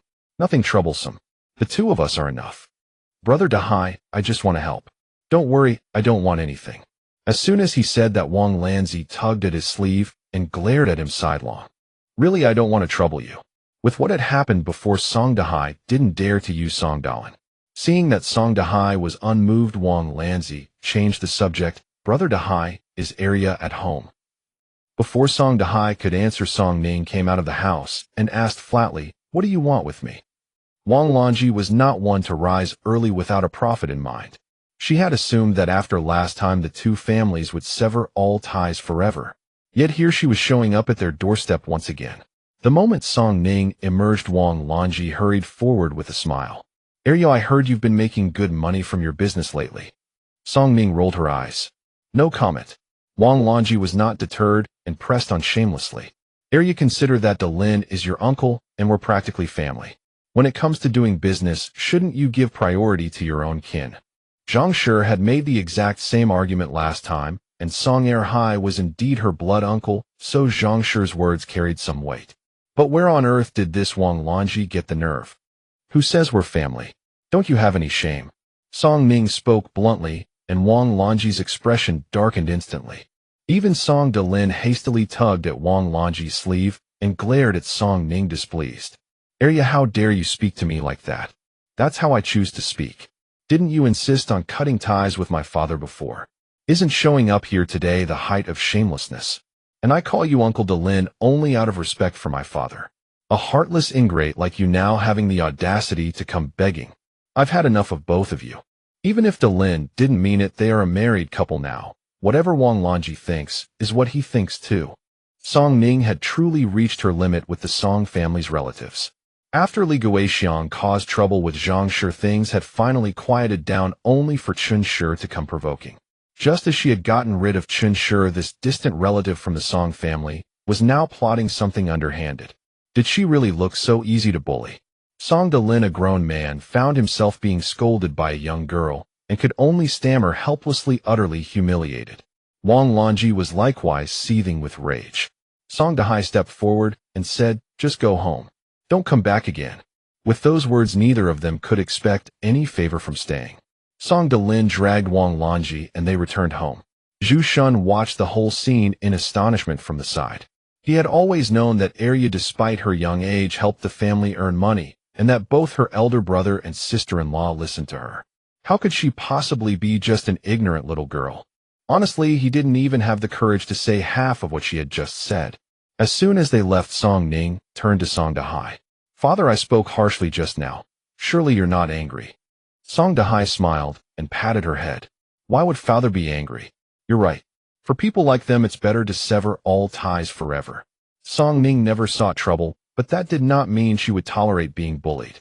She had heard that the Wang family was currently arranging a marriage match for Wang Tsuetsue. Did Wang Lanji think she could simply forget about last time? Song Ning may not remember much else, but when it came to holding a grudge, her mind was sharp as ever. The aunt and niece were cut from the same cloth. After a busy afternoon, Li Daniu's household was also occupied until the sun dipped low. When Lui Welan and Song Xiua returned, Song Ning had already prepared the meal. They had stewed the pork purchased the day before, making braised pork, steaming a pot of rice, and tossing together a cold vegetable dish. Each person was served a large bowl of rice over which the rich sauce from the braised pork was poured. The fragrance of the rice mingled with the savory scent of the meat, an absolutely divine combination. Song Ning had only ever tasted braised pork in her past life, and she lacked many of the traditional ingredients, so her preparation was hardly authentic. Yet it was delicious nonetheless. Song Xiua took a bite of the meat and praised, Arya, what clever hands you have. Not only do you think of profitable foods, but you also cook so well. Xiao Mei, her mouth stuffed with meat, nodded and mumbled, cousin is the best. I love cousin the most. Seeing her elder sister declare, Zhao Di immediately raised her hand. Me too, me too. The family enjoyed their meal in high spirits. Outside, the village head had gathered the villagers again. It was said that over the past 2 days they had been discussing with Dongyuan village the project of digging an irrigation canal, and work was about to begin. The village head was convening the key people to discuss the matter. The crowd was enthusiastic, but after hearing the village head's words, Song Ning's brow furrowed slightly. She understood everything the village head had said except one matter that he seemed to have entirely overlooked: how to prevent seepage. In previous years, when water was plentiful, digging a canal posed no problem. But in recent years there had been no rain. The wells had dried up, indicating that the underground river was gradually depleting. If a canal were dug now, the water would seep away halfway before it ever reached Nanshan village. After enthusiastically laying out the plan, the village head set a date for digging the canal, and the crowd dispersed. Song Ning hurried forward and called out to him. Village head, wait. I have a question about the canal. In the past, the village head would never have bothered with her. A 12-year-old girl, what could she possibly know? But now he valued Song Ning's opinions greatly. What is it? Speak. Song Ning shared her thoughts with him. The village head paused in surprise. How had he not thought of that himself? The soil was dry now, and any water passing through would certainly seep away. Instantly his earlier excitement faded, and his brow knitted tight. He looked up at Song Ning. Arya, do you have some idea? Song Ning was uncertain whether her idea would work, but she spoke plainly. I heard that in the past someone in the village ran a kiln and sold roof tiles. We could line the canal with those tiles. To keep the incoming water clean, we could also cover the top. Ideally, a checkpoint should be set at the water source in Donyuan village so that the water can be shut off when the tiles need replacement. That was all she could think of. Tiles naturally allowed some seepage, but if they were properly shaped and fitted together, it might work. The village head was nearly speechless with astonishment. Who said Song Arya was brainless? Ever since the last incident, he had sensed she was different. If she had not brought this up today, he truly would never have thought of it. He clapped his hands and grew excited at once. Arya, what a brilliant idea. Before Song Ning could respond, the village head said, I understand. I'll go find the right people to discuss this right away. With that, he hurried off in a rush. The village buzzed with renewed energy over the canal project. After telling the village head about the canal, Song Ning threw herself fully into making the liangpi. Tomorrow she would deliver it to the county town, so she prepared everything today and went to bed early. Early the next morning, Lu Yuelon rose even before Song Ning and began preparing breakfast for her daughter. Li Daniu had also parked his ox cart outside the Song family gate long before dawn. After finishing her meal, Song Ning boarded the cart, delivered the liangpi in town without delay, and then hopped onto another carriage bound for the county town. Wang Fuguei drove the carriage to the same spot as before. He had intended to escort Song Ning, but she politely declined. Her barrel was empty now and not heavy, she could fill it at the restaurant later. Having Wang Fuguei follow along would only risk exposing her secret. Song Ning headed cheerfully toward Hongfu restaurant, but was abruptly blocked on the way. The visitor was a young man in his 20s, clad in a cyan robe with his hair tied high and covered by a net cap. A faint scent of medicine could be discerned from his person. Little girl, I've finally found you. The man stood before her, his face showing excitement. Song Ning was puzzled, certain that she did not recognize this person. You are? Oh, I forgot to introduce myself. My surname is Tang, and I'm the doctor of this medical clinic. He gestured to the side. Song Ning followed his gaze and saw a medical clinic indeed not far away. And then, oi. Seeing Song Ning's confusion, the man quickly explained, you probably forgot. That day on the street, didn't you save an old lady? I was the one who treated her. Song Ning had been pushed by that person at the time and didn't look closely as she got up and left, only knowing that a doctor had arrived. So it's Dr. Tang. How is that lady's condition? Is she better? Much better. She can now walk and speak normally. Song Ning was relieved to hear that the person was fine and said happily, that's good. Tang Xinghuai was curious and hesitated. Little girl, may I ask what medicine you gave that old lady last time? Song Ning paused. Could she say that it wasn't medicine? It's actually not really medicine. I just tinkered with it myself. I usually don't dare to give it to others. It's not as good as the medicine prescribed by a doctor. Song Ning gave a few dry laughs. Hearing this, Tang Xinghuai's eyes lit up. If she made it herself, that meant there was more. He also admired her talent and thought he should find a way to get her to study medicine. Don't belittle yourself. If it weren't for your medicine, that lady would probably have lost her life. He was also familiar with that lady. Recently, she had been coming to his clinic often. She was old and had ailments all over her body, including a serious heart condition. These diseases were incurable, and she could only rely on herbal decoctions to sustain her day after day.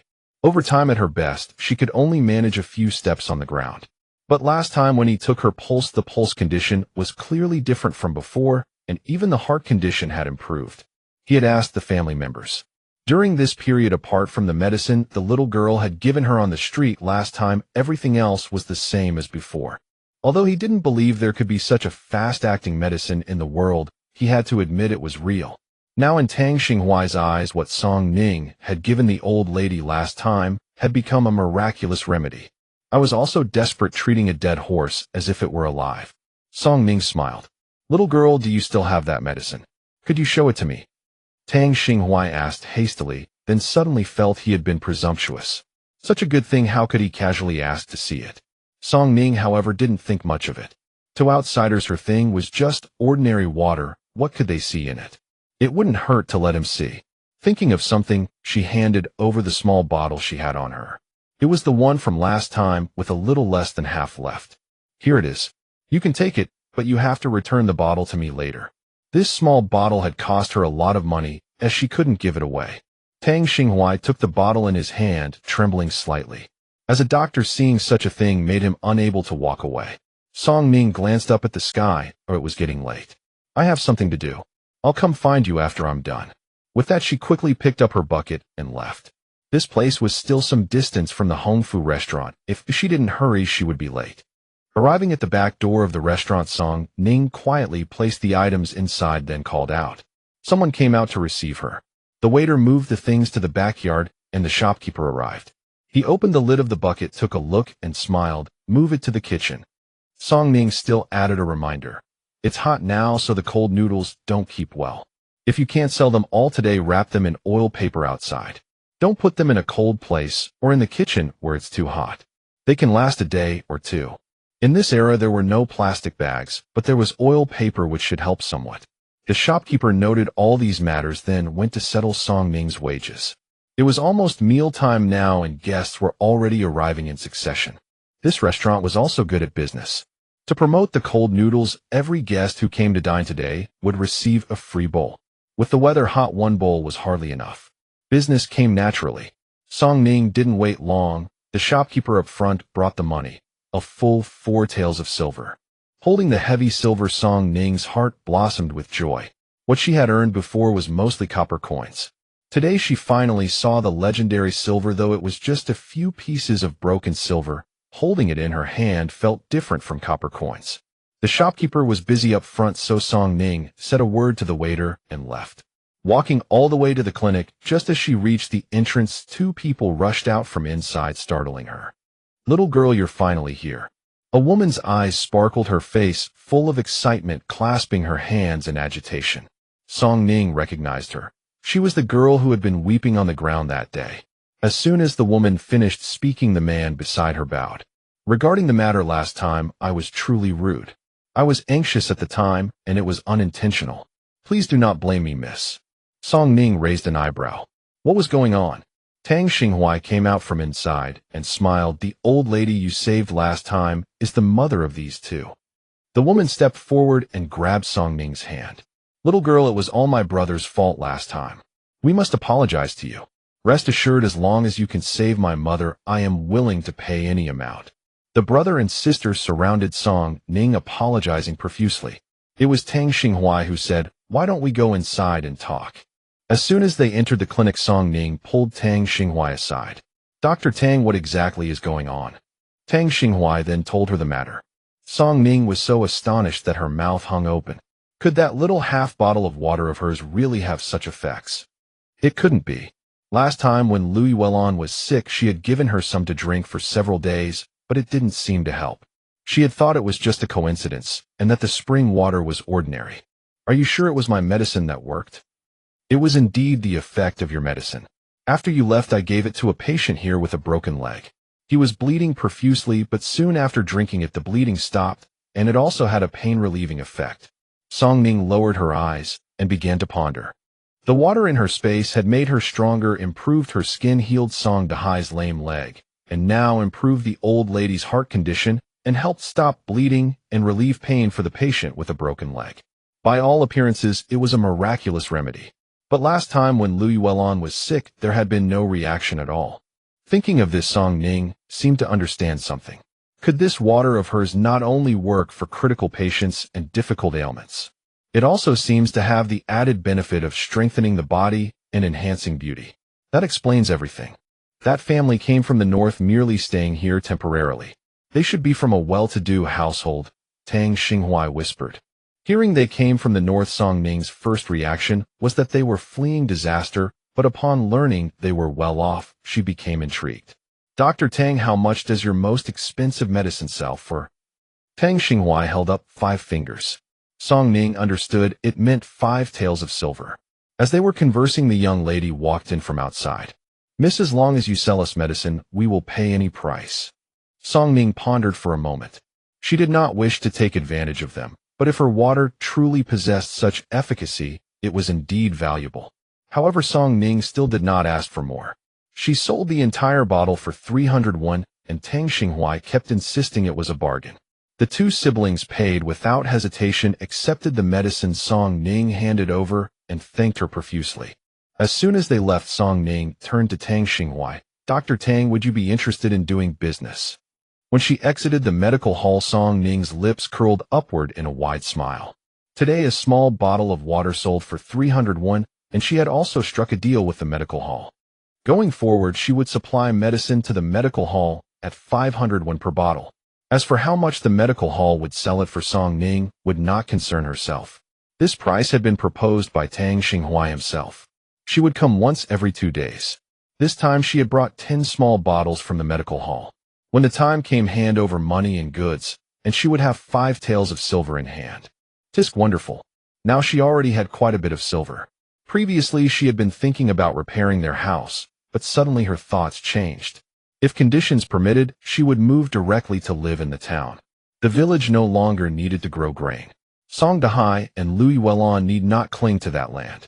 Coupled with the water shortage and various restrictions, living in the town would make deliveries far more convenient in the future. Moreover, it would keep them at a distance from the Song family, bringing them peace.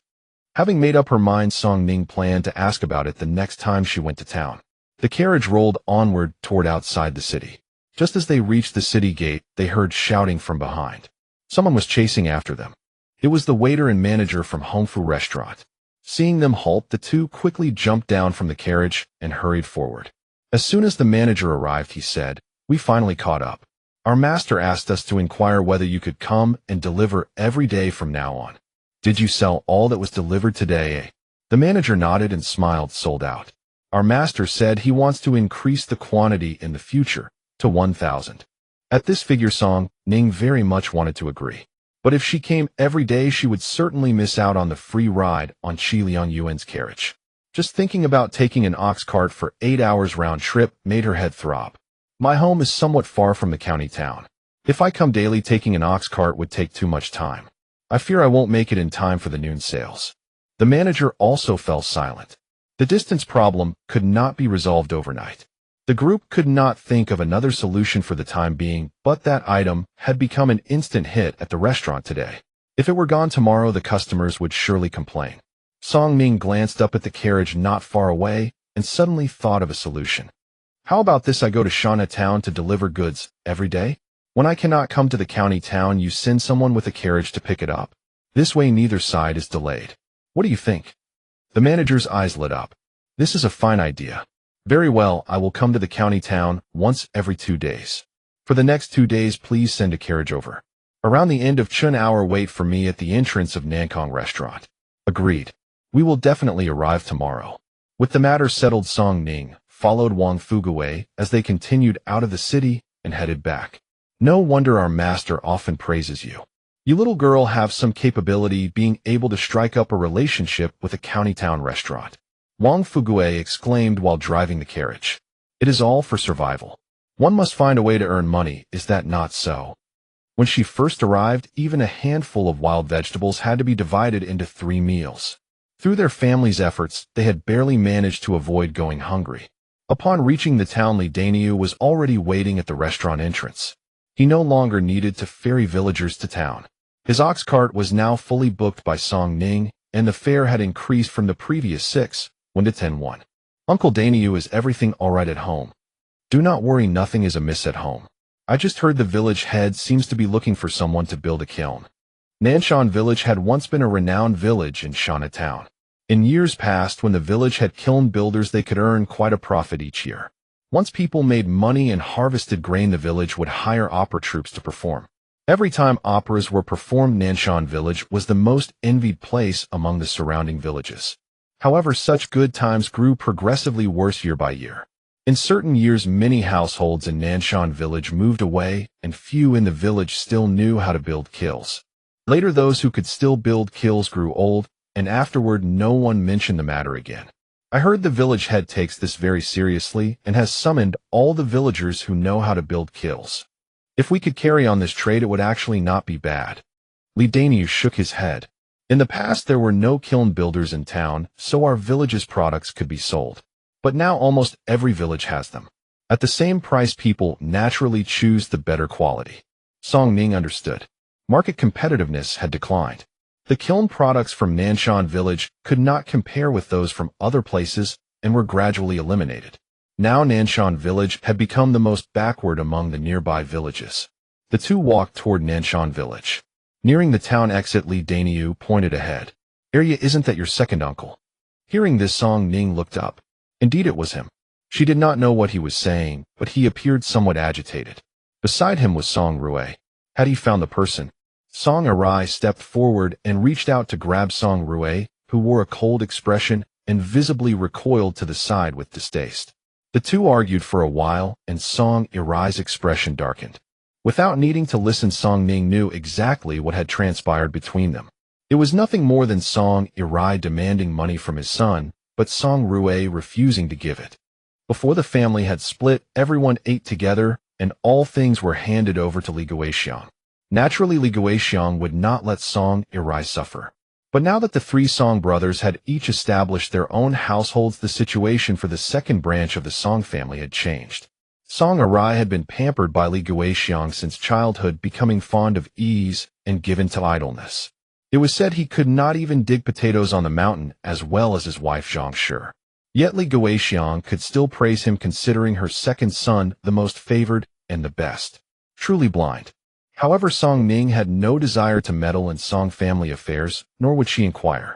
She would forget about this matter once she returned home. But the very next day, news came from the old Song residence that Song Arai had suffered a stroke. It was said to have been discovered that morning. As soon as Lady Zhang rose from bed, she found her husband lying there with a crooked face, unable to speak. A doctor was quickly summoned to the old residence. The diagnosis was that it was not fatal, but he would likely never be able to care for himself again. In an instant, the entire family broke down in tears. Lady Chun, who lived next door, sneered. "It is all karmic retribution. He squandered so much of the family's wealth. He deserves it." But after her brief satisfaction, Lady Chun could no longer laugh. Li Guixiang came to their door, demanding money. Lady Chun, however, was known as a tight-fisted gatekeeper. Once something entered her pocket, you would never see it again. Li Guixiang threw herself on the ground in the courtyard, making a scene. Lady Chen did not even open the door, instead calling out from inside that she had no money and told her to wait until Song Sang he returned. In ancient times, unfilial conduct was the most taboo offense and would invite public scorn. But Lady Chun had been brought home by Song Sang he from a brothel. She cared for nothing less than her reputation.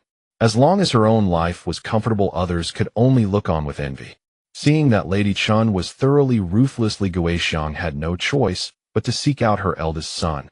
This time Li Guixiang's attitude was quite acceptable, so Song Ning did not make things difficult for her. After all, in name, she was still Song Dehan's mother, and by custom sons who had established separate households were expected to provide monthly support for their parents. Now that Song Arai was disabled, Song Ning could not truly let Li Guixiang starve to death. Otherwise, their family would hardly be able to survive in the village. There was no way a son could live in comfort while his own mother perished from starvation. While some households rejoiced, others mourned. The chaos within the Song family had no effect whatsoever on the liveliness of the village. The village head had recruited 2 experienced kiln workers from the village, and today they were preparing to fire the kiln. Many people went over to help. A crowd gathered together, their faces showing rare excitement. Many young people and children had never seen a kiln firing before and were terribly curious. This was a major event for the village, and no one wanted to leave for even a moment. However, firing a kiln was not something that could be done in a short time. The village head eventually drove everyone home. By the time they were ready to open the kiln the next day, a crowd had gathered once more. The two veteran workers extinguished the fire and waited for it to cool. Everyone craned their necks to peer inside, eager to see what had been produced. Zhou Lingyan was also there, following close behind his father and curiously glancing inside. With time still not ripe, the village head turned and ordered his son, "Go and fetch Arya." Zhou Lingyan froze, thinking he had misheard. "Father, what did you say?" "I said go fetch Arya." This method was her idea, but she must come and inspect it. Zhou Lingyan did not move. The village head clicked his tongue. "What are you standing around for? Go."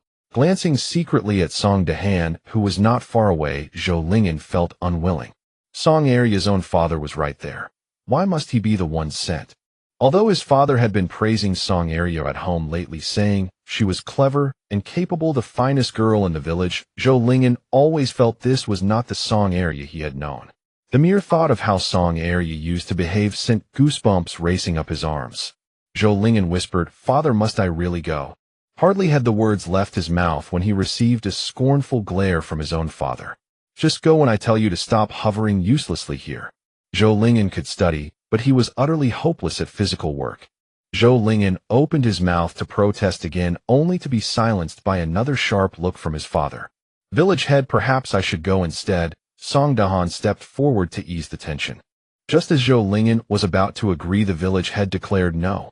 Today he is the one who goes."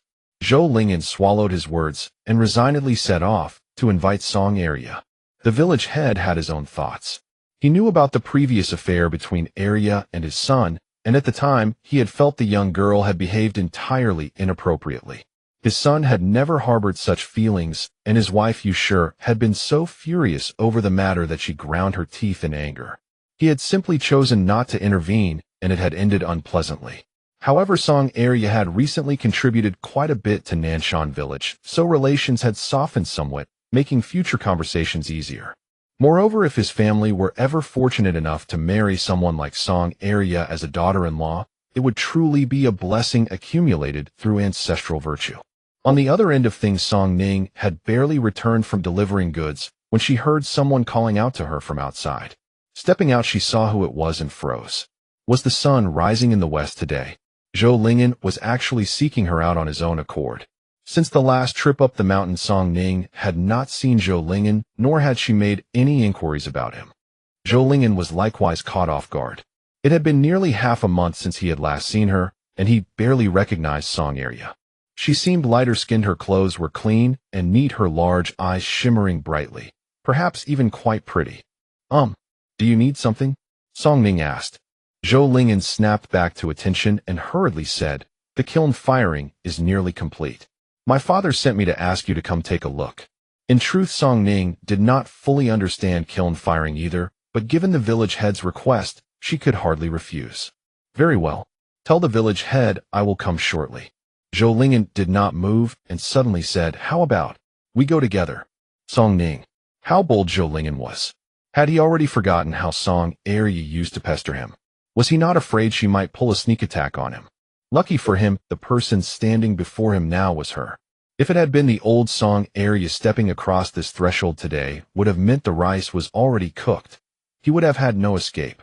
After all, deep down, she was a mature modern woman completely uninterested in a boy like Zhou Lingyan. "Very well, let us go together then." Song Ning walked alongside Zhou Lingyan with remarkable grace. Passers-by rarely witnessed such a harmonious scene. The names Song Arya and Zhou Lingyan had not been mentioned together in a long while. From afar, the people at the kiln saw Song Arya and Zhou Lingyan approaching. To be fair, they quite suited each other. "Tell me about it." Since she changed, standing next to the Zhou boy, they looked quite like a matched pair. The village head naturally overheard these words and was overjoyed. Song Dahan, however, remained expressionless. Since the head injury, Arya had lost all interest in Zhou Lingyan. But if she were to revert to her old ways, Song Dahan felt that such a life would be worse than death. Unaware of what both men were thinking, Song Ning walked over and stood aside, waiting for the kiln to open. Cooling fired tiles did not take long. When the two elders judged the time was right, they began working. The tiles were dark gray, their surfaces somewhat rough. They certainly could not compare with modern tiles, but as long as they did not leak, they were usable.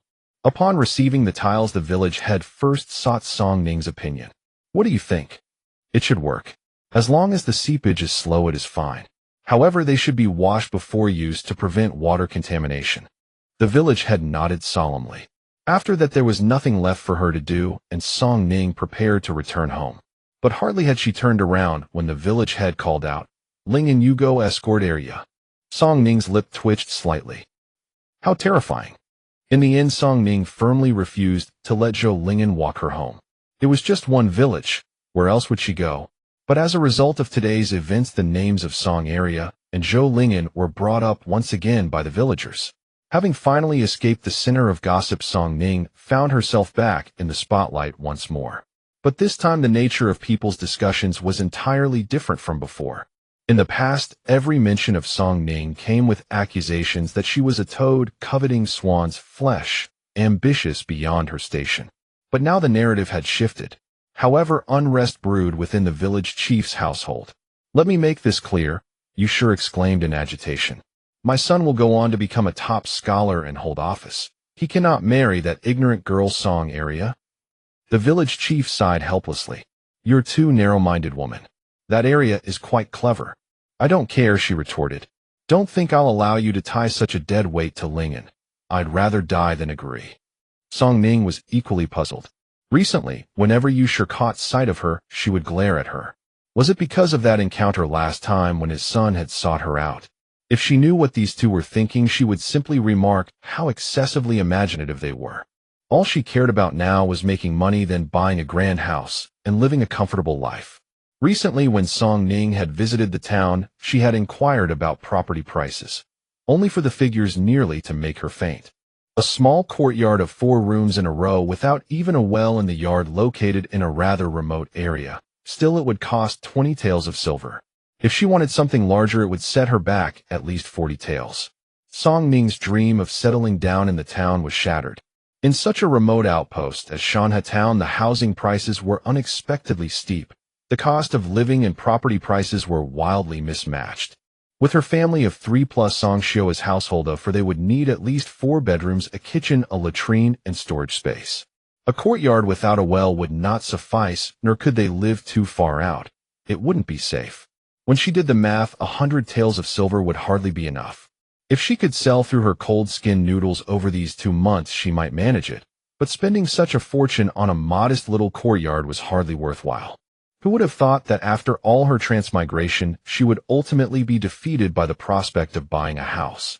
Things had wrapped up early that day, and crushed by the housing crisis, Song Ning lacked the spirit to do much. Li Daniu therefore took her to visit his son, Li Xingwang. Li Xingwang was already 16 this year. He had found employment in town working as an assistant in a tavern. Though his monthly earnings were not substantial, they were hardly meager either. Li Daniu parked his cart some distance from the tavern. It was just past mealtime, perfectly coinciding with Li Xingwang's half-hour break for food. The moment Li Xingwang stepped out, he spotted his father sitting nearby with a young girl beside him. Each held a bowl, busily eating with evident enjoyment. Seeing him emerge, Li Daniu rose to his feet. Song Ning retrieved a bowl of cold noodles from the cart and handed it to him, then took 2 roasted cakes from a cloth bag. "You rarely come home, so you probably don't recognize her. This is the second daughter from the Song family, the one I've told you about," Li Daniu said as he stood. "So your area? I seldom return home. The last time I saw you, you were still a little child," Li Xingwang said, scratching his head and laughing awkwardly. Li Xingwang was aware of his family's dealings with the Song family and had long heard of Song area. However, Song Ning had little impression of him. He rarely returned home in recent years, and Song area certainly held no interest in him. Li Xingwang bore a resemblance to Li Daniu, with a square face and clad in coarse cloth garments, giving him a simple, straightforward appearance. "This is the lunch area saved for you. Eat up." Li Daniu chuckled. Li Xingwang made no pretense of declining and sat down beside them, slurping his noodles with relish. Just then a young woman approached from nearby. Though her clothes were modest, she was a strikingly fresh and delicate young lady. She didn't come closer, but called out from a distance, "Brother Xingwang." The moment Li Xingwang heard her voice, he abandoned his meal and hurried over. Song Ning felt her curiosity piqued and whispered, "Uncle Daniu, is that the girl brother Xinguang fancies. Li Daniu nodded with a smile. She recalled Aunt Zhao mentioning that their son had caught feelings for someone and was saving up to propose. The girl's appearance was indeed pleasant, and from the way they behaved it was clear mutual interest existed. Aunt Zhao's household might soon be preparing for a wedding. After their brief exchange, the girl didn't approach. She simply turned and left. Li Xinguang returned and nearly devoured his remaining food in 2 or 3 bites, then wiped his mouth and said, "Father Xiaqin has something on her mind. You and Arya should head back first." By the time they returned to Nanshan village, it was already afternoon. Upon arrival, they learned that work on the irrigation canal had begun. All the able-bodied men in the village had headed out. After dropping Song Ning off at home, Li Daniu grabbed his tools and hurried after the village chief. Lui Welan and Song Xiua had gone to Li Daniu's house. The 2 children were still asleep, so Song Ning entered her spatial dimension. Since discovering the spatial dimension, Song Ning had not let it rest for a single day. The land inside yielded harvests every 2 days, with everything rotated in succession. Before long, she had accumulated considerable stores. Recently, she had purchased numerous seeds in the county town, many of unfamiliar varieties. Consequently, she had successfully cultivated common vegetables from her past life: Chinese cabbage, radishes, lettuce, eggplant, along with various fruits she remembered. However, while she could grow them, she could not openly display them. The last time she had produced cucumbers, her family had interrogated her at length. Afterward, she dared not bring out anything new. Even claiming they were purchased from the county town would eventually raise suspicion if maintained for too long. Emerging from the spatial dimension, Song Ning leaned against her bed, facing the window and gazing outward. Their home sat on slightly elevated ground, affording a view of the rooftops below at the western end of the village. Directly across stood Nanshan, the hill the villagers frequently climbed. Its path, worn into the mountainside by countless footsteps over the years, standing out remarkably. After watching for a while, Song Ning grew drowsy.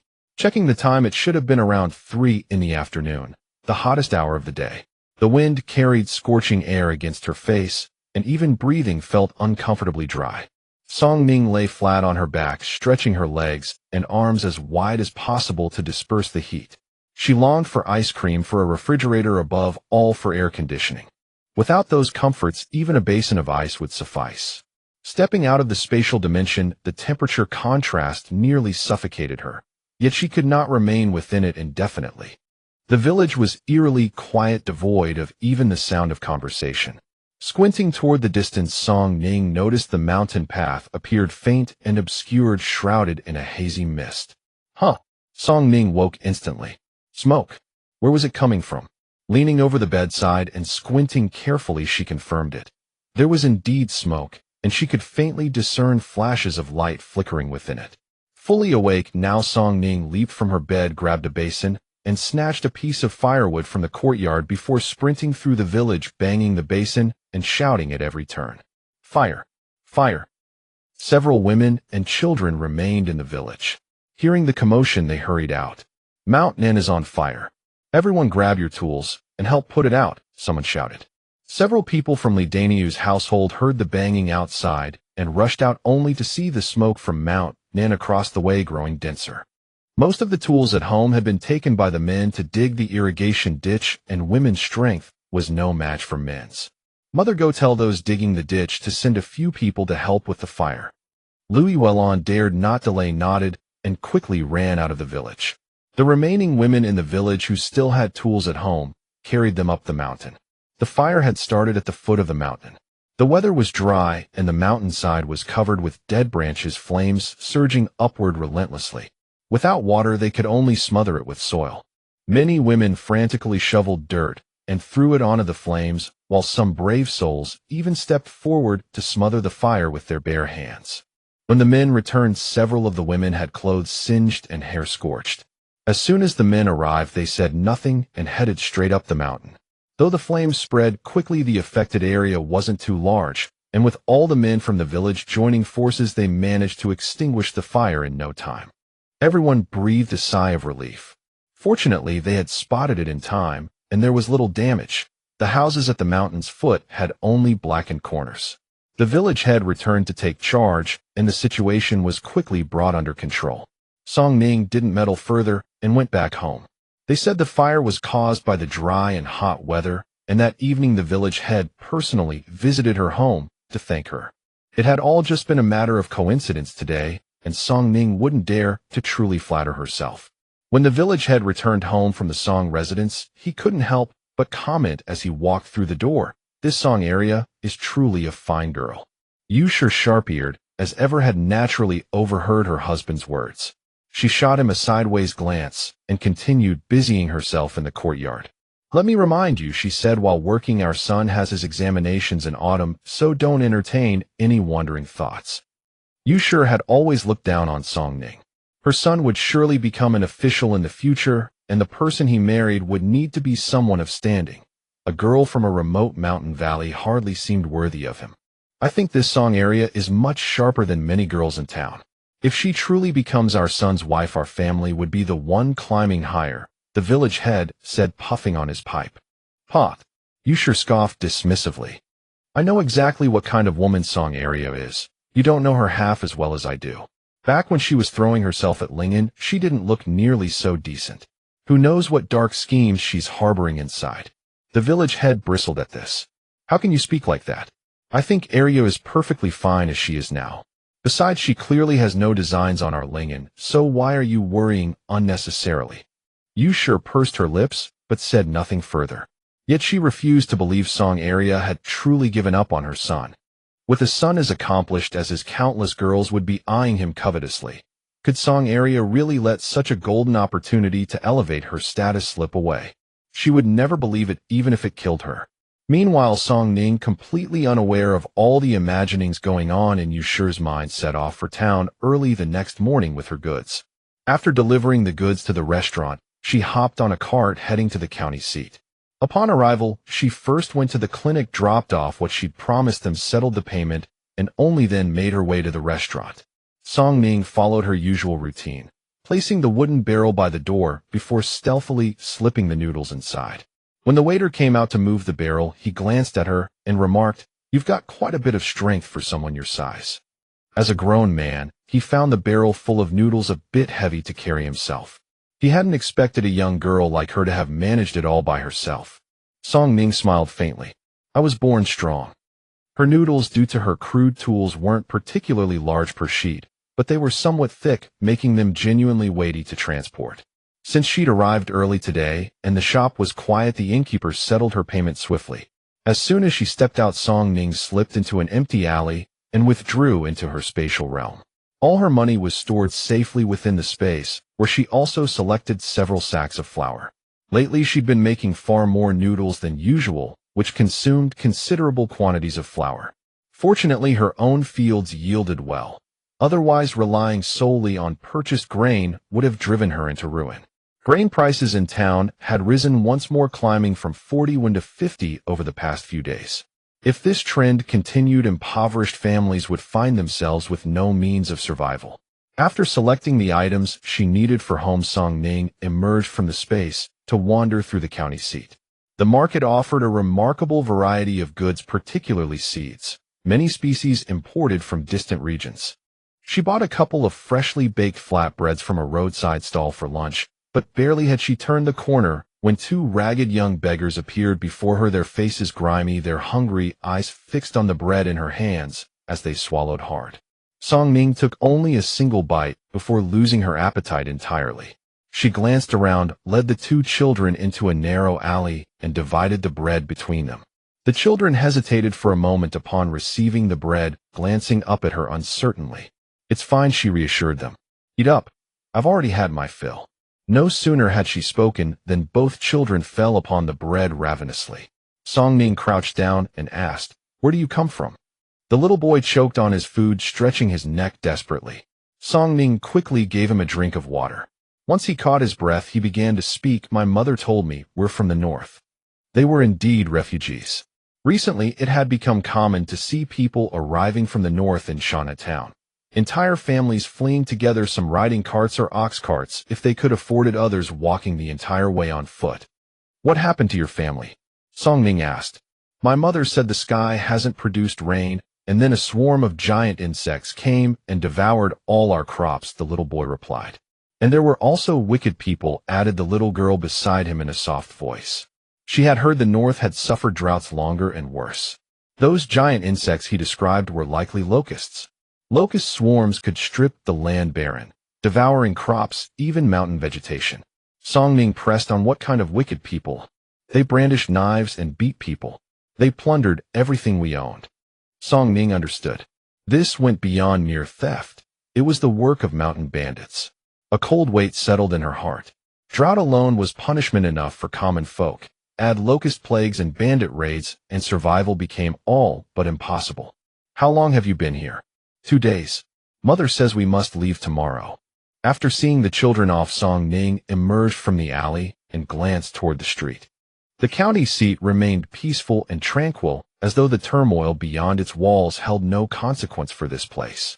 This region was also part of the north, not far from where chaos had erupted. Most refugees merely passed through county seats or towns without settling, finding little difference between here and their former homes. Before long, neither this county nor Chinatown could maintain such tranquility for long. If locusts descended and bandits raided villages, it would be far too late to act. Song Ning made a silent resolution in her heart. It seemed she needed to prepare earlier rather than later. After purchasing some items in the county town, Song Ning arrived at the market town in the afternoon. Stepping down from the carriage, she began strolling through the streets. She bought quite a number of daily necessities: oil, salt, cloth, small stoves, pots, and other essentials that could not be done without. Song Ning had decided that she would first rent a small courtyard in the market town. At least the town was safer than the village. Later she would buy an ox cart for easier travel. However, all of that would have to wait until she finished selling liangpi in both the market town and the county town. There were less than 2 months remaining, so it should not be too rushed. Better to prepare everything in advance before prices rose. Song Ning had been walking around the town for quite some time when she realized this place was not far from the tavern where Li Xingwang worked. Just as she turned the corner, she saw someone standing at the entrance of the alley beside the tavern. It was Tian Xiaoqin, the girl who had come looking for Li Xingwang last time. Soon after, Li Xingwang emerged from the tavern, his face radiant with a smile as he hurried toward the young woman. The two seemed to be chatting about something. Li Xingwang had appeared quite happy, but when he noticed Song Ning approaching, an expression of discomfort crossed his face. "Brother Xingwang, didn't you say your family has been making money recently? I truly have no other choice. That's why I've come to you." The young woman's voice was gentle, yet tinged with grievance.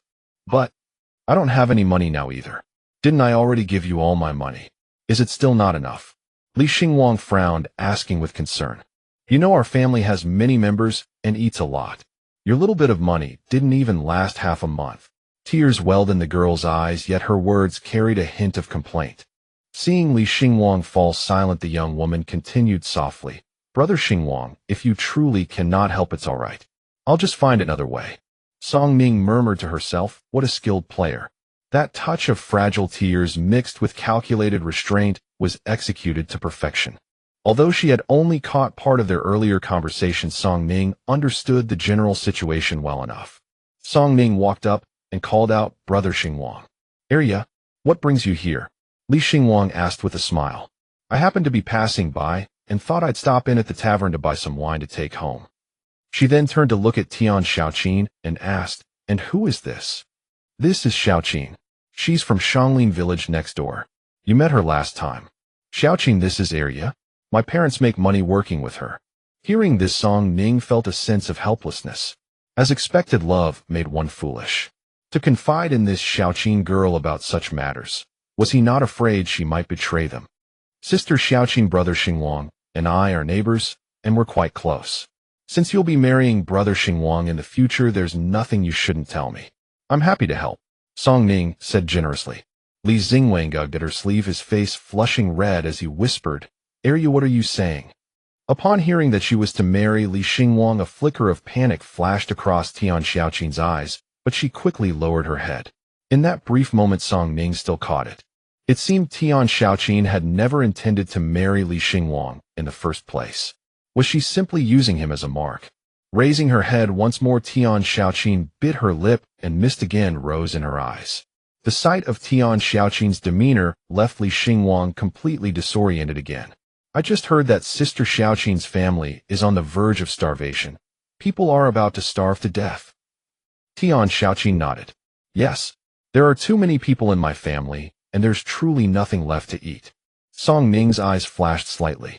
Brother Xinguang works hard for his money in the town. If Sister Xiaoqin's family is truly unable to get by, I will pay this money on Brother Xinguang's behalf. Not only Tian Xiaoqin, but even Li Xinguang was stunned. But let me go in and buy some wine first. Wait for me a moment, and we can discuss this further when I come out. Turning around, Song Ning entered the tavern, handed the owner 2 coins, and whispered something in his ear before stepping back out. As soon as Song Ning reached the 2 of them, the tavern owner called Li Xinguang back inside. Song Ning smiled. Sister Xiaoqin, Brother Xinguang only earns hard-earned money in town. He's nothing special. My uncle and aunt are honest, simple people, not good with words. When you marry into our family, I hope you won't look down on them. Tian Xiaoqin, clutching the hem of her clothes, slowly replied, How could I possibly look down on them? Hearing this, Song Ning's eyes darkened slightly, and the smile on her face faded. Then how much does Sister Xiaoqin need? I just 2 taels of silver is enough, Tian Xiaoqin replied, her eyes flickering as she glanced at Song Ning. What greed! 2 taels of silver, and she used the word only. Nowadays 2 taels of silver couldn't even buy a child. Li Xinguang worked in town and would need at least 2 years to earn 2 taels. For her to simply ask for this amount, she truly had the nerve to open her mouth. Sister Xiaoqin, I can give you the money. Upon hearing this, Tian Xiaoqin immediately broke into a smile, and the mist in her eyes vanished completely. Really? Thank you so much, Sister Song. Thank you. But when will Sister Xiaoqin repay it? Hearing this, Tian Xiaoqin froze, clearly not expecting Song Ning to ask such a question. Song Ning sneered inwardly. So this was a loan with no intention of repayment. Sister Xiaoqin, if you cannot repay it, I dare say, I wouldn't lend it to you. Did you repay the money you borrowed from Brother Xinguang before? Tian Xiaoqin's expression changed and impatience showed on her face. Li Xinguang still had not come out. Glaring at Song Ning, she stamped her foot and turned to run away. No sooner had Tian Xiaoqin left than Li Xinguang emerged. Where's Xiaoqin? She said she had something to attend to at home and left first. Oh, Li Xinguang looked somewhat disappointed. Brother Xinguang, do you truly like her? Li Xinguang's face flushed red and he nodded. Song Ning sighed inwardly. You may like her, but she only likes your money. When she had deliberately belittled Li Xinguang, just now Tian Xiaoqin hadn't shown the slightest reaction. This matter Song Ning could not bring up directly with Li Xinguang. For now she should inform Uncle Li Daniu and his wife, and have them investigate Tian Xiaoqin's family situation. The sky was already growing dark. Song Ning waited at the agreed-upon place ahead of time, her feet resting on yet another small mountain of goods. On the way back, Song Ning brought up the matter. Uncle Daniu, has Brother Xinguang been sending his earnings home over the years? Has sent what? He doesn't earn much himself. After covering his own expenses, there was barely anything left, so he kept it all for himself. Kept it all for himself. From today's conversation, it seemed Li Xinguang had given all his money to that Tian Xiaoqin, not keeping a single coin for himself. Uncle Daniu, it seems Brother Xinguang and that girl are nearly set. Actually, we should investigate that girl's family situation first, so we can discuss a marriage proposal later. I think both Brother Xinguang and that girl are inclined toward it, so it would be better to settle things sooner rather than later. Song Ning smiled. Li Daniu nodded, smiling. It's true, we should ask around. Thanks to you, we've been making money lately. It's time to get Brother Xinguang married off. If Tian Xiaoqin truly had issues, Li Daniu would certainly uncover them when he went to investigate. Song Ning had just entered the village when she happened to run into Zhou Lingyan, who was about to leave. Seeing them return, Zhou Lingyan politely greeted Li Daniu and then nodded at Song Ning. Song Ning was about to return the nod when she suddenly caught sight of Mrs. Yu standing not far away. The gesture froze mid-motion and the smile on her face stiffened. Mrs. Yu's piercing stare was deeply unsettling. She eventually turned her head away without acknowledging Zhou Lingyan. If Song Ning dared to nod at him today, she had a feeling Mrs. Yu might tear into her. Never mind, staying safe was what mattered most. If she couldn't confront Mrs. Yu, she could certainly avoid her. She had no interest in such trouble. As Li Daniu drove his ox cart past Mrs. You stepped forward to warn her son, "Keep your distance from that Song area from now on." Zhou Lingyan said helplessly, "Mother, I was only greeting her." "What business is it of yours to greet her? Have you forgotten what she was like before?" She pointed at her son's forehead. You never learn." Song Ning forgot about the encounter once she returned home. She needed to prepare today's cold-skinned noodles first. Everyone was busy to their heart's content. Li Daniu didn't forget Song Ning's words from the day before, even after finishing his work digging the irrigation ditch. He decided to make some inquiries, but the results made his expression rather grim. Song Ning could tell he had found out something. With so many people at home, Li Daniu said nothing and sat alone in the courtyard. Song Ning didn't press the matter. It was better to know now than to lose more later. They worked until just before sunset, and then the group left Li Daniu's home. When Sun Shi announced the clothes were ready, Song Ning went to the Jiang family first. As soon as she entered, Grandma Jiang warmly offered her water and asked her to wait in the main room while Sun Shi fetched the garments. Sun Shi brought the clothes and remaining fabric from the adjacent room. The garments were folded neatly with no visible stitches. Song Ning smiled. "Sister-in-law has such fine craftsmanship. These clothes are even better than what you'd find at the shop. I haven't sewn in years. My skills have grown rusty." These days, when Sun Shi wasn't making cold-skinned noodles, she stayed home, sewing, not wanting to delay for even a moment, since she knew Song Ning was eager. "You're too modest, sister-in-law." With that, she took out 10 coins and handed them to Sun Shi. Sun Shi waved her hands vigorously. "That's too much. A few coins would be enough." Song Ning smiled. "Please accept them. You've worked hard these past few days. It's only right." Sun Shi couldn't sit idle. She always jumped at any work. Most of Song Ning's tasks were handled by Sun Shi and Zhao Shinyang, and neither woman kept score of who did what. Picking up the clothes, Song Ning rose. "Leave the remaining fabric with you, sister-in-law. Make whatever you like with it." Before Sun Shi or Grandma Jiang could respond, Song Ning took her things and hurried out the door. The leftover fabric wasn't much, perhaps enough for one adult's garment and 2 children's. Grandma Jiang clapped her thighs in delight and warned her daughter-in-law, "From now on you must work hard. You won't find another employer like Arya anywhere else." As she spoke, she ran her fingers over the fabric, reluctant to let it go. Song Ning left the Jiang household and walked up the slope. It was dinner time now, and there were few people about. No sooner had she reached the top of a slope than she spotted a figure nearby. The person walked along with furtive glances about, as if afraid of being seen. The woman had her back turned so Song Ning couldn't make out her face, but she saw her hurrying toward the eastern end of the village. Soon after the woman departed, a man emerged from the same place. He calmly adjusted his clothes and headed in the same direction. It was Zhao Yongfu from the village. Song Ning's small frame was hidden by a large tree in front of her, and she went unnoticed. These two. Zhao Yongfu had a poor reputation in the village. Though he was long married with children, he was treacherous, lazy, gluttonous, and cunning. Just like Song Arai. He avoided work whenever possible and dumped all household chores onto his wife. Zhao Yongfu was no honest man in the village. Rumor had it he had set his sights on several young wives, but everyone had eyes and naturally looked down upon him. Song Ning paid it no mind, as such matters were none for a child to worry about. Upon returning home, Lu Yuelon saw the new clothes and asked, "Already done so quickly?" "It's finished. We'll have new clothes to wear from now on." Song Ning handed the new garments to Lu Yuelon and Song Dahai, then gave the remaining ones to Song Xiui. "Aunt, these are for you and the 2 children. I didn't know Uncle was coming, so I didn't prepare anything for him." Song Xiui didn't take them. "Arya, Aunt knows you're a good child, but I cannot accept these clothes." In this world, no brother or sister-in-law could tolerate a married sister staying at their home for so long. Indeed, not even parents could endure a daughter living at home for an extended period without complaint. Yet these past days her brother and sister-in-law had not spoken a harsh word to her, and they provided food and shelter for their family of 4. How could she ask for more? If she truly accepted them, would she still have any dignity? "Arya, listen to your aunt. Keep these clothes for your mother. We truly cannot accept them." Song Xiui insisted, repeatedly refusing to take them. Song Ning understood what she was thinking and didn't force the issue, though she did give the 2 smaller sets to Xiaomei and Zhaodi.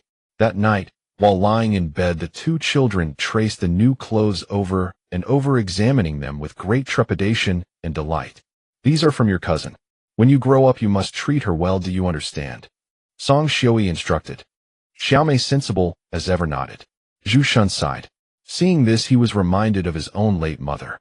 All these years his wife and children had never received so much from the Zhu family. Now a niece treated them so kindly. Upon hearing Zhu Shun sigh, Song Xiui felt a surge of anger. Look at my family versus yours. Xiaomei and Zhaodi are her own granddaughters, yet they go hungry all day and are scolded every night. Zhu Shun knew his own mother had been excessive and dared not retort. Let me tell you plainly, Arya earned her money through her own effort. If any members of your Zhu family dare to show up at our door, I will show no mercy. Song Xiui said coldly.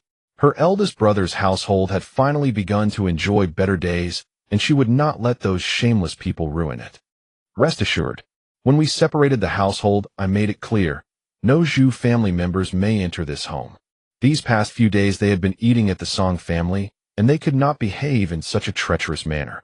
The next day the whole family wore their new clothes. To match the new attire, Lu Yuelon specially combed her hair, and Song Dahai looked much more spirited as well. Song Ning changed into her new clothes and rode in Li Daniu's cart to deliver goods to town. Li Daniu remained silent throughout the journey, his face stern, likely still thinking about Tian Shaoqin. He had no idea that Li Xingwang had already given away all his money to Tian Shaoqin. If he did find out, he would likely faint from anger. The ox cart moved slowly. Song Ning heard 2 buzzing sounds and saw something land on the cart behind her. She turned to look and her heart skipped a beat. A green insect with long wings and noticeably thick hind legs landed on the cart's board. Song Ning recognized it as a locust. Locust plagues typically followed droughts and could become catastrophic. Further north it was said they had been devoured until nothing remained. A locust disaster was far more terrifying than a drought. Thousands upon thousands of them would leave nothing behind. With locusts roaming at this time, it was tantamount to adding frost to snow. Upon reaching the town after Song Ning delivered the goods, he dismissed Li Daniu to tend to his own matters. Song Ning planned to continue exploring the town, buying a little each day and gradually stockpiling for the future. Uncle Daniu, please check on Brother Xingwang. I'll wander around on my own. Let's meet at our usual place during the Shen hour. Li Daniu was distracted today, driving the ox cart straight to Li Xingwang's place. As expected, upon arriving, he saw Tian Shaoqin again, coming to see his son. The two were conversing, and although Li Daniu did not interrupt, his expression was hardly pleasant.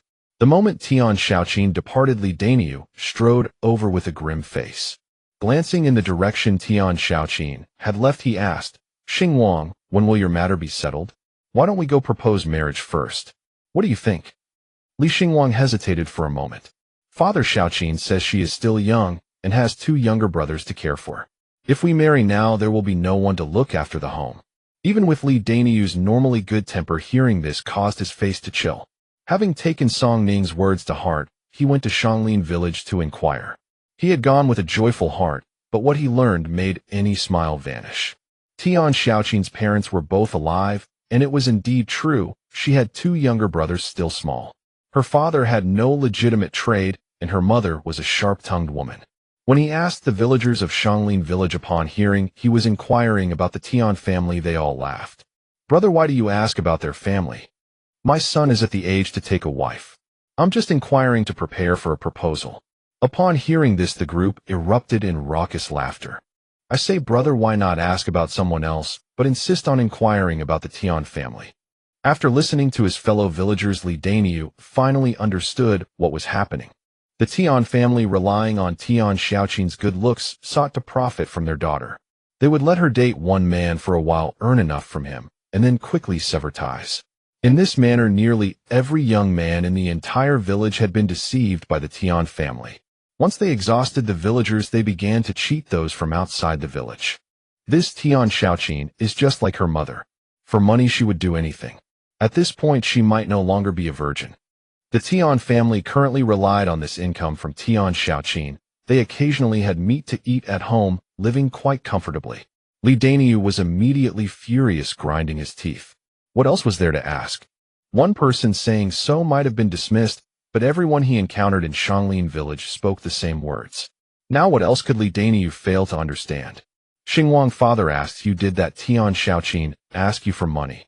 Li Xingwang, intimidated by his father's demeanor, nodded. Li Daniu's heart sank. Given his son's affection for the girl, it was feared he had given away all the money he had earned. Li Daniu felt as though darkness had clouded his vision. Leaning against the nearby wall, he sat down. The villagers had said that of those previously deceived by Tian Xiaoqin, not a single item given had been recovered. Everyone had wanted to report to the authorities, but without evidence the magistrate could do nothing. Their loss was destined to be in vain. On the other side, after parting with Li Daniu, Song Ning continued to purchase goods and stockpile them. He inquired about rental prices for houses and the market value of ox carts. An independent courtyard with 6 rooms cost 500 yuan per month, or half a tael of silver. An ox cart cost just over 1 tael of silver, which he could still afford. Yet all this had to wait until his liangpi was finished. If they moved to the town, they would lack sufficient help. Exiting the carriage dealership, he continued forward. As soon as he turned a corner, he spotted Tian Xiaoqin once more. Beside her stood another man, his face flushed crimson, standing by Tian Xiaoqin with amorous feelings. Wasn't that simply Li Xingwang Part 2? Brother Tieju, thank you so much for today. Tian Xiaoqin's voice was so soft it seemed ready to drip water. Wang Taiju scratched his head shyly. It's only what I should do. Rest assured, I will bring the grain to you tomorrow. Wait for me here at this same time. Thank you, Brother Taiju. I will surely come tomorrow. Tian Xiaoqin raised her hand to tuck a stray hair behind her ear, then lifted her bright watery eyes slightly, leaving Wang Taiju utterly captivated. So she was a womanizer. As Tian Xiaoqin departed, Wang Taiju, unable to resist, reached out and lightly grasped her hand. Tian Xiaoqin did not refuse, lowering her head in false shyness, causing Wang Taiju to grin foolishly. They were merely fish in Tian Xiaoqin's pond. Song Ning slipped away silently. This matter had to be told to Li Daniu. Li Xingwang was an honest man.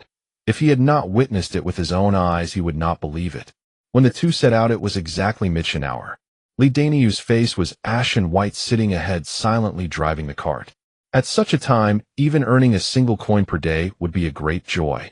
Knowing his son's earnings over 2 years had been poured into a bottomless pit was something no one could bear. On the way back to Nanshan village, upon entering the village, he saw quite a few people gathered together discussing something. Song Ning did not join the crowd, but went straight home. Entering the door, Aunt Zhao was there conversing with Lui Welan and Song Xiua. Song Ning approached and asked, "What are you talking about?" The moment the several saw Song Ning approaching, they quickly closed their mouths. Lui Welan smiled and said, "This is not something a child like you can hear. You've been bustling all day and must be tired. Go back to your room and rest first." Song Ning pursed his lips. So mysterious. Not wanting him to know only made him more curious. It was not until evening that Song Ning finally learned what had happened. It turned out that someone from the village had gone up Nanshan today and discovered a woman's garment in a mountain hollow. There was also a lot of straw spread on the ground, clearly indicating someone had rolled upon it. Who would go to a mountain hollow for a normal married couple? It must be that someone in the village was having an affair. The women sat together and began to piece together the recent clues, suspecting anyone whose husband or man was seen growing close to another woman. Some women, deeply fearing it might be their own husbands, kept a watchful eye on them all day. Many, even during broad daylight, would close the doors and demand their men remove their trousers for inspection. It was only at night that the village finally grew quiet. After everyone had fallen asleep, a sneaky figure appeared near the old Song residence. Before long, the main gate opened and a person emerged from within. As the person stepped out, the dark figure pulled them to the wall base and immediately began grabbing at their chest. "Tisk, are you out of your mind? You still dare to come?" Zhang's wife scolded in a low voice. On this pitch-black night, Zhao Yongfu was impatient and eager. "What's there to fear? There's no one around now. Let me have my fun." As he spoke, his hand reached down to unfasten Zhang's wife's trousers. She slapped his hand away and said, "Pay up. Who carries money when stepping out late at night? I didn't bring any today. I'll give it to you tomorrow all together." With that, he started to undress. Zhang's wife was displeased. "You didn't pay last time. If you don't pay today, there's nothing doing." Zhao Yongfu grumbled curses. He truly had no money on him, but he did have a bracelet he had swiped from his wife. He slipped it directly onto Zhang's wife's wrist. No sooner had he put it on than he frantically began to strip her clothes. They didn't even bother to find a secluded spot. they did it right there standing up. Thinking the darkness would shield them, they grew bolder and louder. Someone got up to relieve themselves in the night. Hearing faint sounds, they thought it was a thief, so they lit a torch and shouted. Zhang's wife broke into a cold sweat, shoved Zhao Yongfu away, and fled back home. Zhao Yongfu quickly pulled up his pants, feigning drunkenness, and staggered toward the person. "Who's there?" Recognizing the voice, the person knew it was Zhao Yongfu, who had drunk too much again. He was often seen staggering home drunk in the middle of the night.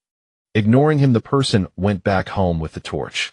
Zhao Yongfu dared not linger. He fastened his pants and ran home. On a summer morning, a ray of sunlight shone into Nanshan village, awakening the entire village. Before Song Ning even left her room, she heard Lu Yuelan's startled cry outside. "These chickens, have they laid eggs?" Song Ning ran out and saw 2 eggs in the coop. Normal domestic chickens take at least 6 or 7 months to lay eggs, don't they? How long had it been since these chicks were brought back? Every night Song Ning put the 2 chickens into her space to eat and drink, making them plump and fast-growing. But Song Ning never expected them to lay eggs so soon. Maybe, perhaps, these chickens mature quickly. No one in the family had ever seen such a marvel. Soon the news spread through the village, and many came to see her chickens, incessantly asking where she had bought them. For a time the Song family's compound bustled with activity, and many were green with envy. What incredible luck had befallen the eldest branch of the Song family. The chickens they bought grew so fast, and even laid eggs early. Zhang's wife also came to join the crowd. Seeing the 2 hens in the yard, she wished she could snatch them outright. Then she noticed Song Dahai and Lu Yuelan's new clothes, and jealousy drove her nearly mad. Sister-in-law's family has really come into money. These new clothes. Even the village head's family can't afford them now, Zhang's wife said with a forced smile. Hearing this, everyone noticed the couple's new clothes. Previously, Lu Yuelan had been listless, lacking any vitality. Her face from long-term malnutrition was gaunt and unattractive.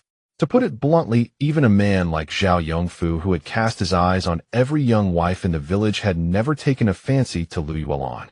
But now people noticed that Lu Yuelan had gained weight, grown fairer, her cheeks rosy, and she was becoming more and more radiant. Everyone saw each other daily in the village, so they hadn't noticed any change. But now as they scrutinized her, was this still the same Lu Yuelan? Elder brother and sister-in-law have made money while my mother and I have to eat chaff and swallow vegetables. We're all from the same village. If you have any way to earn money, don't keep it to yourselves. Share it with everyone so we can learn. The village head said we villagers must help each other. Those present had initially come to see the marvel of the eldest branch's chickens laying eggs in just 1 month. They all knew that Song Dahai's family had made a fair amount of money from their business recently and wanted a piece of the pie. But since the family wasn't hiring, all they could do was envy. However, Zhang's wife's words stirred something bitter in their hearts. In an instant, the way they looked at the couple changed. "Yes, Brother Dahai, tell us, so we can all hear. We're not going to steal your business." Lu Yuelan grew wary. Why had the conversation suddenly turned to the business? "Yes, Yuanyang, say something." The couple couldn't reveal anything. Lu Yuelan could only say, "The business is all handled by our area. We don't really understand it either." "Nonsense. What does a little girl like Arian know? We've heard that it was you, Yuanyang, who came up with the thing." They had indeed said something like that before. Song Ning heard the commotion outside and came out of the house. "Since everyone is so curious, I can teach you the method." A flash of delight crossed Zhang's wife's eyes in the crowd. Lu Yuelan quickly tugged at Song Ning and whispered, "Aria, didn't you say the recipe can't be given to others?" Song Ning patted her hand to reassure her. "Our cold noodles. 1 jean of flour makes 8 to 9 sheets, and we sell each sheet for 3 won. Those who could do arithmetic were already calculating. White flour in town cost 50 won per jean. At 9 sheets, that would be 27 won. Only half the cost. Wouldn't that be a loss?" Someone immediately shouted, "How is that possible? If you really lost money, how could you make any? Are you just making that up because you don't want to teach us?" Song Ning smiled. "I have my own ways. It's up to you whether you dare to try. Making cold noodles uses a lot of flour. If any of you can come up with 50 jean of white flour, I'll keep my word and teach you." At that time, hardly anyone in the village could spare even 10 jean of white flour, let alone 50. Song Ning was certain none of them would really sacrifice 50 jean. In an era where even filling one's stomach was a struggle, who would take such a gamble? If they had 50 gene of white flour, they'd keep it for survival. Hearing this, the crowd fell silent. Song Ning turned to Zhang's wife. Second, and you brought this up? Naturally, I'll give you priority. As long as you can produce 50 gene of white flour, I'll definitely teach you. Everyone here today can bear witness. Zhang's wife's face stretched longer than a donkey's. Her expression darkened, and her eyes fixed on Lu Yuelon burned with jealousy.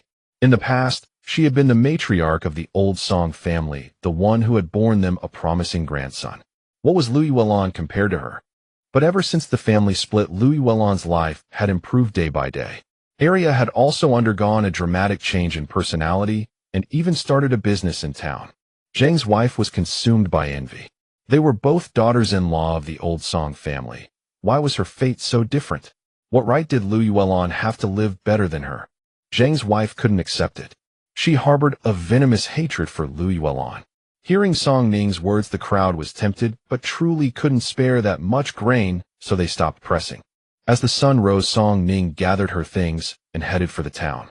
Today Tian Xiaoqin would be coming. There was bound to be a good show.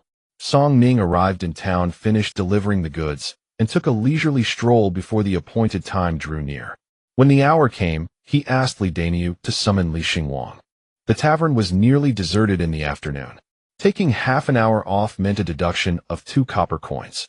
Li Xingwang had no desire to come, but his father insisted, leaving him no choice. The three of them reached the agreed-upon meeting place between Tian Xiaoqin and Wang Tiezhu, stealthily concealing themselves behind a tree. Wang Tiezhu blushed again and extended the grain in his hands toward her. Xiaoqin, take these with you for now. If you need more, come find me. Tian Xiaoqin's smile was as sweet as honey as she accepted the offering from Wang Tiezhu. Thank you, brother Tiezhu. Song Ning glanced back at Li Xingwang's expression. Beside being intoxicated by Tian Xiaoqin's captivating smile, the man showed absolutely no other reaction. Song Ning was speechless. Surely even a fool could see something was amiss. Brother Xingwang, aren't you surprised? He asked quietly. Li Xingwang finally snapped out of his trance, smiling. Oh, I know that man. He's Xiaoqin's cousin. He also works in town. Xiaoqin mentioned her cousin often helps her. Before the words had barely left his mouth, Li Daniu struck him hard on the back of the head. Lowering his voice, Li Daniu cursed, "What nonsense are you spouting? That's Wang Tiezhu from our very village. What cousin could he possibly be?" Li Xingwang had come to town long ago, only managing to settle down steadily in recent years. Since working in town, he rarely returned home. He had never been particularly close with Wang Tiezhu's family, and now knew them not at all. Li Xingwang froze, refusing to believe it. Impossible. Xiaoqin told me this herself. She would never lie to me. Li Daniu was nearly driven to despair by his son. If he had not been an only child, he would have disowned him long ago. Not only had he handed over years of hard-earned money to that Tian Xiaoqin, but now he refused to believe his own eyes. How could he have fathered such an imbecile? Li Daniu was usually composed and sparing of words. Song Ning had never seen him lose his temper or curse at anyone, yet today, he had completely lost his composure. I have lived in Nanshan village my entire life. How could I not recognize someone from this village? But Xiaoqin would never deceive me. It must be that Wang Tiezhu forced those things upon her. Li Xingwang continued making excuses for Tian Xiaoqin, desperately refusing to accept that he had been played like a fool. Brother Xingwang, would you like to see how Tian Xiaoqin is behaving right now? Tian Xiaoqin smiled bashfully as Wang Tiezhu took her hand. She hesitated briefly before clasping both of hers around his. This sight caused Li Xingwang's fragile belief to crumble in an instant. She had once told him that throughout her life she had only ever held his hand, and that in the future her hand would belong only to him. The joy in his heart surged into fury, and he was about to charge out. Li Daniu seized his arm and flung him against the corner wall. What do you think you're doing? That Tian Xiaoqin has not pledged herself to you, nor has she promised to marry you. What do you intend to do by going out there? Tian Xiaoqin held him in no special regard. She was after his money. So many others before him had fallen for her schemes, none less capable than he, yet what had come of it? They had all swallowed their losses in silence. That was precisely how Tian Xiaoqin operated, emboldened by the certainty that she could deceive one after another without consequence. Even if discovered in the end without evidence, what could they possibly do? Even if they went to the Tian household to make a scene, they would get neither money nor the girl. And yet what family would dare to take in such a woman? I must go and confront her to get clear answers. Xiaoqin must be suffering inside. Li Xingwang still refused to let go. He could not believe Tian Xiaoqin would truly deceive him. Song Ning sighed helplessly. He was still young, consumed by first love at an age when the heart opens so desperately only to end in heartbreak. But Tian Xiaoqin had taken so much from him with no intention of repayment. What could questioning her possibly achieve? Given Tian Xiaoqin's methods, charging out now would not only fail to recover what he had already given, but he might well lose even more. Yet those were Li Xingwang's hard-earned wages gone without a trace. How could anyone not feel the sting? Tian Xiaoqin had likely ensnared countless men in town. Better to rescue one than let him fall. Song Ning glanced toward them and whispered to Li Daniu, "Uncle Daniu, stay here with Brother Xingwang." With that he walked toward the pair. "Sister Xiaoqin, what are you doing here?" Tian Xiaoqin turned and spotted Song Ning, panic flashing across her eyes. She immediately turned to Wang Taizhu. "It's getting late, Brother Taizhu. You should head back." "Brother Taizhu, you're Sister Xiaoqin's cousin, aren't you?" Song Ning asked with an innocent expression. Wang Taizhu, who had been about to leave, paused at her words and asked in confusion, "Cousin?" Tian Xiaoqin quickly interrupted. "Brother Taizhu, she has mistaken you for someone else." "That's all nonsense. I haven't mistaken anyone. Brother Xingwang said that from now on he and Sister Xiaoqin are family. Since you are Sister Xiaoqin's cousin, you will be his cousin as well." Wang Taizhu looked bewildered. "Brother Xingwang, don't you know? Brother Xingwang and Sister Xiaoqin are quite close. Sister Xiaoqin has even asked Brother Xingwang for quite a bit of money, saying she plans to marry him one day." "Shut up," Tian Xiaoqin shouted. Song Ning immediately shrank back, covering her mouth, her eyes darting nervously between the two. "So the cousin doesn't know yet. I'm sorry, Sister Xiaoqin. It was I who spoke too freely." She lowered her head in grievance. Wang Taizhu finally sensed something was amiss and turned to Song Ning. "Little miss, could you clarify what you just said?" "Brother Taizhu, I do not know her. Please do not listen to her nonsense." Tian Xiaoqin's eyes filled with mist, appearing fragile and pitiful, yet her tone carried urgency. Song Ning deliberately glanced at Tian Xiaoqin with exaggerated caution, then shook her head. "Sister Xiaoqin told me not to say anything. I'm afraid to speak." "It's all right. Tell me everything. I'm here." Wang Taizhu spoke gently. "Brother Taizhu, she's making things up. You have to believe me." Tian Xiaoqin stepped forward, reaching for Wang Taizhu's arm. Wang Taizhu would naturally not trust a young girl's word alone, but Tian Xiaoqin's panicked appearance left him no choice but to harbor doubts. "Xiaoqin, I merely wish to understand clearly. Why the rush?" Wang Taizhu asked calmly. Tian Xiaoqin choked, her eyes reddening instantly. "Brother Taizhu, I only fear you'll misunderstand me. Could you really let an unknown girl's words make you doubt me?" Tian Xiaoqin proved herself a true master. Her ability to manipulate men was polished to perfection. The sight of her aggrieved expression softened Wang Taizhu instantly, and his judgment clouded once more. Li Xingwang and Li Daniu emerged from behind, and Wang Taizhu was taken aback. Why was Uncle Daniu here? Wang Taizhu was not close with Li Xingwang, but he knew Li Daniu well. Tian Xiaoqin instinctively turned to Wang Taizhu. "Brother Taizhu, you should go back and attend to your own affairs first. I have something to sort out. You'd be better off staying and listening." Li Daniu spoke in a grave tone. "Xiaoqin, who is he?" Li Xingwang fixed his gaze on her and asked slowly. Tian Xiaoqin's expression did not waver. She remained perfectly composed. "This is Brother Taizhu. Aren't you the one who said he was your cousin?" Li Xingwang's face was filled with disbelief. "When did I ever say that? Besides, I don't even know you. Why would I tell you such things?" Tian Xiaoqin, frightened, retreated behind Wang Taizhu and clutched his arm. "Brother Taizhu, I truly don't know them." Li Xingwang's heart sank bit by bit. Moments ago, he had been inventing countless excuses for Tian Xiaoqin in his mind, convinced she must have her reasons and was lying for some pressing necessity. As long as Tian Xiaoqin said a few kind words, he could overlook everything that had happened before. But now Tian Xiaoqin was pretending not to know him at all. Li Xingwang restrained his sorrow and anger, clenching his fists. "All the money I earned over these past 2 years was given to you, and you don't know me. Tears instantly welled up in Tian Xiaoqing's eyes. Hiding behind Wang Taizhu like a startled little rabbit, she cried, "Brother Tiezhu, I truly don't know him. They look like nothing but bad people. Save me." Although Wang Taizhu worked in town and rarely returned home, he was somewhat older, and several elderly villagers still knew of him. How could he not understand what kind of person Li Daniu was? It instantly became clear to him. This Tian Xiaoqing was playing him. Song Ning let out an involuntary snicker. "I told you, Sister Xiaoqing, didn't you even check before picking someone? Brother Taizhu is also from Nanshan village." The expression on Tian Xiaoqing's face instantly faltered. She stood rigid, her mind racing to figure out what to do next. Wang Tiezhu's face darkened, and he snatched back the grain he had just handed Tian Xiaoqing. "This was meant for my future wife." Tian Xiaoqing lowered her head in humiliation, but inwardly, she was lamenting that these two now knew the truth, meaning she could no longer deceive them, and would have to scout for a new target.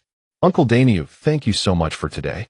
Without you, I have no idea how much longer I would have been fooled by this." By this Tian Xiaoqing. Wang Taizhu felt a wave of relief. Fortunately, he hadn't given her much. Only occasional grain here and there, which was still bearable. "Tian Xiaoqing, as long as you return the money you took from Xingwang, we won't pursue this further," Song Ning said calmly. But that money had long since been spent by Tian Xiaoqing and sent home. There was nothing left. And even if there were, she had never intended to repay it in the first place. She maintained her pitiful appearance, biting her lip with glistening tears. "What money? I truly don't know. You claim Li Xingwang gave me money. Who can prove it?" Hearing this, both Li Daniu and Li Xingwang's hearts plummeted to the bottom. There was no way out of it. Who asked Li Xingwang to misjudge people so badly? On the way back, Li Daniu remained utterly silent, his mind aching over the lost money. Song Ning noticed several more locusts buzzing past her. She had only seen one that morning, but in just a short while the number around her had increased significantly. They returned to Nanshan village in silence. By the time they got there, the irrigation ditch being dug from Donyuan village had nearly reached the village entrance. Having bought nothing that day, Song Ning got off the ox cart early and walked the remaining distance. As she climbed the hill leading home, she spotted someone acting suspiciously outside her house. Squinting, she recognized him immediately. It was Zhao Yongfu. This man had long been known as the village troublemaker, frequently involved in petty theft and other unsavory deeds. Once he had been chased all the way to the neighboring town after stealing someone's belongings and hadn't dared return home for days. Was he eyeing her house? Song Ning crept up quietly and suddenly spoke behind him. "What are you doing?" Zhao Yongfu was startled by the unexpected voice, then immediately pretended nothing was wrong, his guilty conscience betraying him. "Just passing by. You think I'm blind? He had been sneaking around here like a thief just moments ago." "Then you'd better watch where you're going, Uncle Yongfu. I saw you almost stepping over our threshold." Guilty and unable to retort, Zhao Yongfu spat on the ground and turned to leave.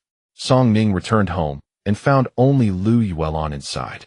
Song Dahai and Zhu Shun were digging the irrigation ditch. Song Shui had gone off to make cold-skin noodles, and there was still plenty of grain stored at home. Lu Yuelon couldn't bear to leave the house unattended. "When I came back, I saw Zhao Yongfu lurking sneakily outside our house. He's up to no good. Mother, you should keep something for self-defense from now on when you're home alone." Lu Yuelon's eyes lit up instantly. "Don't worry. If he dares come near, I'll chop him to pieces with my kitchen knife." She could tolerate other slights, but anyone who tried to steal her grain would never be forgiven.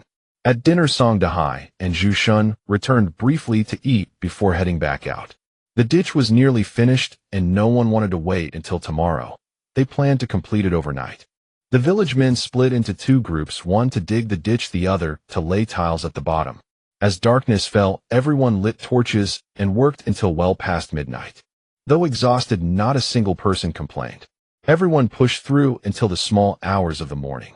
At that moment, no one yet knew that it was precisely this overnight ditch digging and the bright torchlight that illuminated Nanshan village for most of the night that would save them from a devastating calamity. The next morning, news spread through the village. The neighboring Shanglin village had been raided overnight. The village was left in ruins, the attackers brandishing swords, hacking down anyone who resisted. Many people in Shanglin village had died that night. They also abducted several women and girls, roughly forcing them into sacks over their shoulders.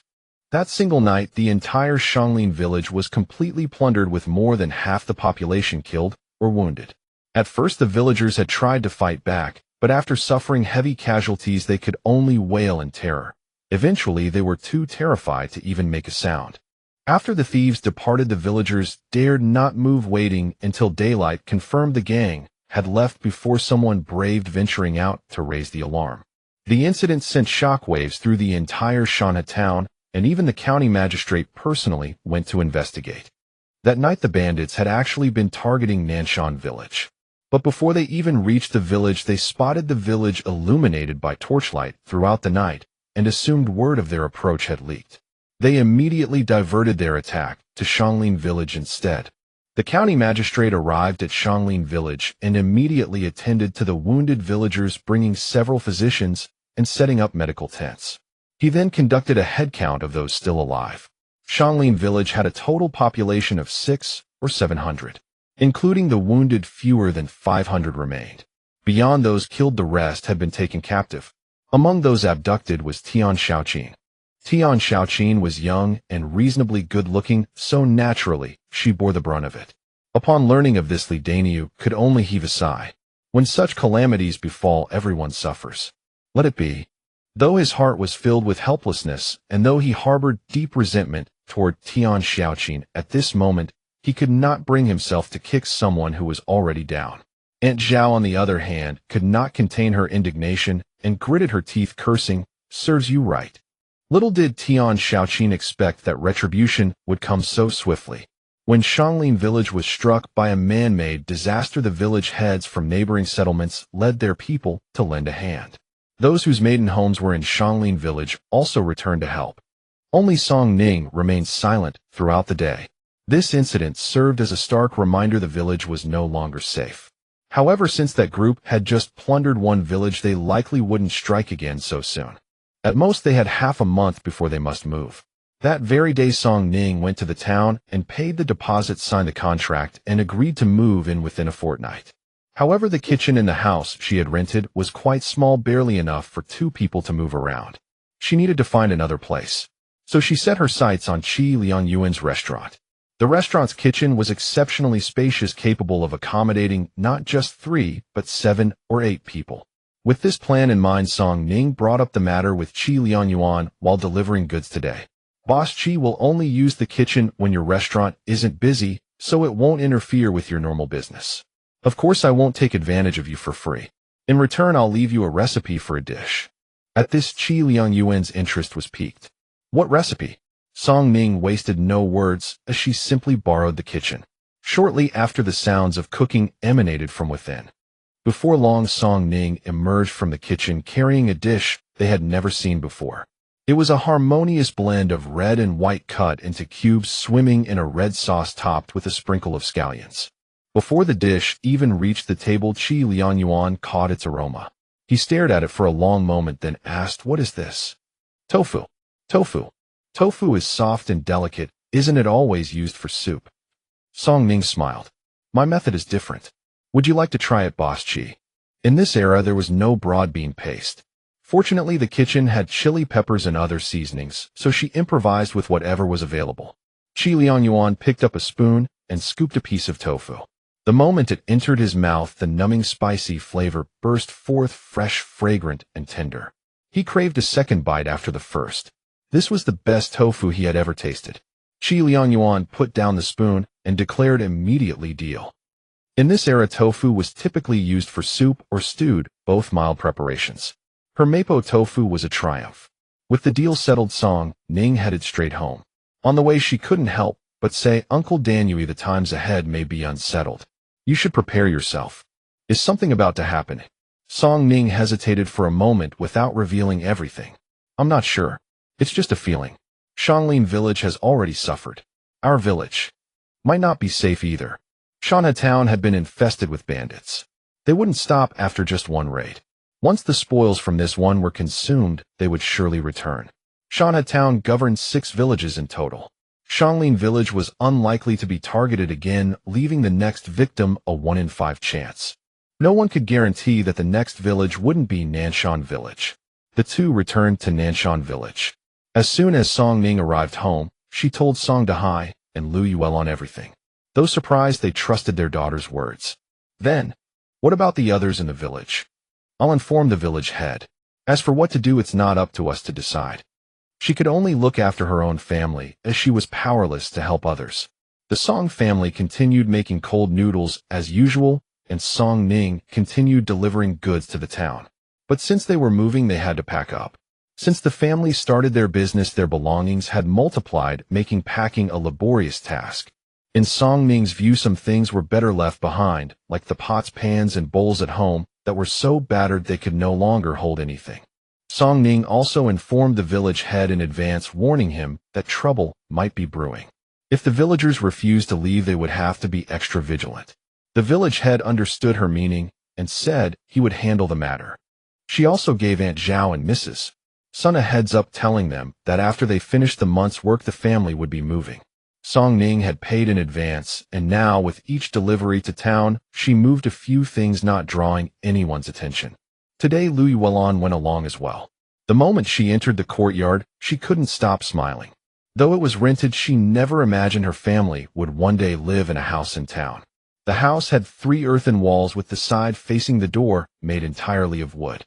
There were 4 rooms in the main row, a kitchen attached on the east side, and a storage room on the west that doubled as a latrine.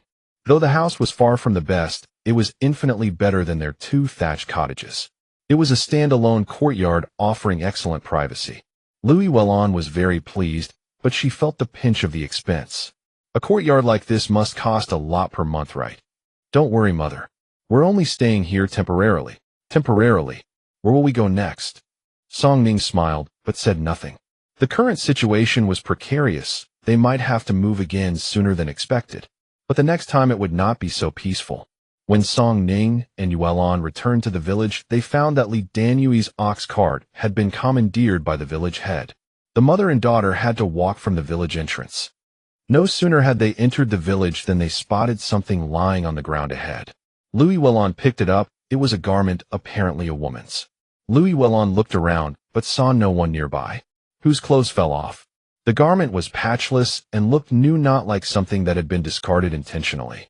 Lu Yuelon hated to see a new garment left on the ground, so she picked it up. Let's take it back for now. We'll ask around later. Making a new garment was no easy feat in those days. They continued walking home. Just as they reached the courtyard gate, a piercing shriek like a pig being slaughtered rang out from behind them. Before they could react, Lu Yuelon was shoved to the ground. Song Ning hurriedly helped her up and frowned. What are you doing, Auntie? Zhao Yongfu's wife snatched the garment from Lu Yuelon's hands. Her anger flared instantly. So it was you. You seem so weak and easy to bully on the surface, but you're quite the actor. Have you no shame? You've learned to seduce other women's husbands. I'll scratch your face off. Li charged at them ferociously. Seeing this, Song Ning quickly grabbed a stick and held it in front of her. I call you Annie out of respect, but that doesn't mean I won't fight back, Song Ning said coldly. Song Ning's voice was icy. Li Shi gripped the pink undergarment in her hands, her eyes burning with rage. Outside the courtyard, quite a few people quickly gathered to watch the commotion. Aunt Yongfu, what's going on? Li Shi no longer cared about propriety. She had already cast aside all pretense and stopped valuing face. Once Li Shi revealed the matter, everyone finally understood what had happened. That day Li Shi had returned to her natal home and was supposed to head up the mountain on her way back, but feeling tired she skipped it. Unbeknownst to her, the moment she stepped through the door, she discovered 2 completely naked figures frantically scrambling to dress themselves. Zhao Yongfu and that slut were caught in the act.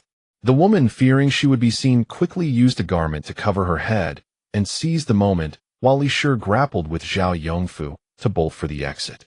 By the time Li Shi recovered enough to give chase, the woman had vanished completely. Yet Li Shi refused to accept this. Even though her husband clammed up, when questioned, she was determined to track down that whore. She would not rest until she had torn that woman's face to shreds. The bitch had fled westward, so searching in that direction was guaranteed to yield results. Having just come from that direction, Li Shi spotted Lu Yuelon clutching the very garment the woman had used to cover her head. There could be no other culprit. Fury surged within her, impossible to suppress. There's no way. Yunyang has been married into the Song family, and I've never heard her do such a thing. How can it be impossible? Li Shi screamed. I saw it with my own eyes. That whore ran out wrapped in this garment. I would recognize it anywhere. She had it right in her hands a moment ago. Who else could it have been? After speaking, Li Shi broke down into tears. What sin have I committed? I bore children for the Zhao family, served my parents-in-law and husband tirelessly for years without respite. How could they treat me this way? Li Shi's wailing struck a chord with the onlookers who turned their scrutinizing gazes toward Lu Yuelon. Song Ning tossed aside the stick she had been holding and rolled her eyes. Just because my mother has this item, does that make it hers? We went to town early this morning and plenty of people saw us. That's right, sister-in-law. We found this at the village entrance on our way back. It looked quite new, so I assumed someone had lost it. Lu Yuelon chimed in. Li Shi bellowed. I saw that bitch running west with my own eyes. The item is in your possession. Who else could it be? You claim you went to town, but who knows if you turned back halfway? Perhaps you and your daughter conspired to lie together. Song Ning replied coolly. If my mother really did this, what would she gain from him? His ugliness, his poverty, or the fact that he is old and does not bathe.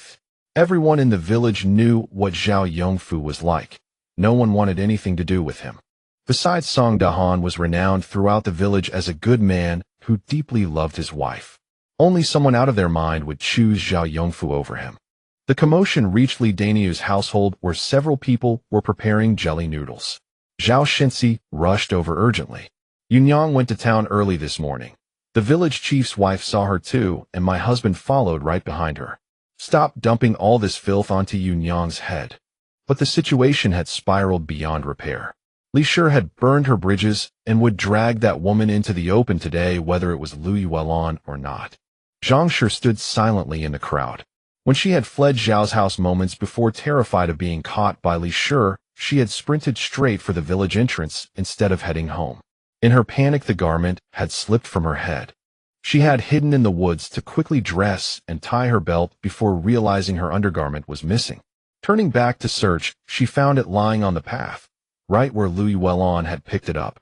With a cold smirk, Zhang Shi detoured home to change clothes before returning to watch the spectacle.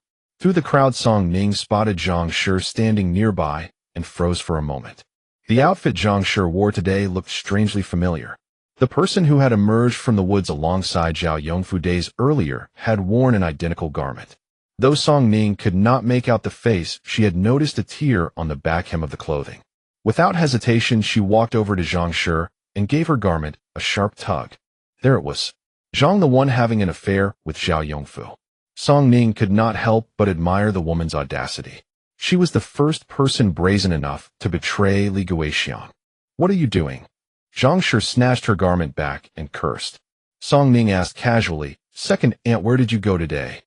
Zhang Shi retorted irritably, Where I go is none of your business. But I heard Xiaomei say she saw you coming this way, Song Ning replied. Xiaomei, standing beside Song Xiua, immediately nodded at her cousin's words. Yes, I saw second aunt running toward the west. Song Ning had only intended to bluff Zhang Shi, but Xiaomei had actually witnessed it. At just 8 years old, Xiaomei would not lie. Zhang Shi's confidence faltered immediately. I spent the entire afternoon at home tending to a rye. I never went near the village entrance. Sister-in-law Song Xiua interjected. Xiaomei only said you headed west. She never mentioned the afternoon nor the village entrance. Zhang Shi's face drained of color and her hands began trembling. What can a child's word prove? Plenty of people came to the western village today, not just me. Song Ning had no intention of letting her off the hook. Second aunt, last time I saw Uncle Yongfu walking out of the woods with a woman, and she was wearing the exact same clothes you have on now. A normal person's reaction to false accusations would be furious denial, but Zhang Shi's response spoke volumes about her guilty conscience. While Song Ning was speaking, all eyes had been fixed on Zhang Shi. Now, seeing her guilty expression, no evidence was needed. Everyone understood what was happening. Li Shi scrambled to her feet with a piercing scream and lunged at Zhang Shi. Already shaken by guilt, Zhang Shi had no time to react before Li Shi tackled her to the ground and mounted her. You whore! Your own man is useless, so you grab another man. I will beat you to death, you shameless slut, for trying to seduce my husband. Then came the sound of slaps.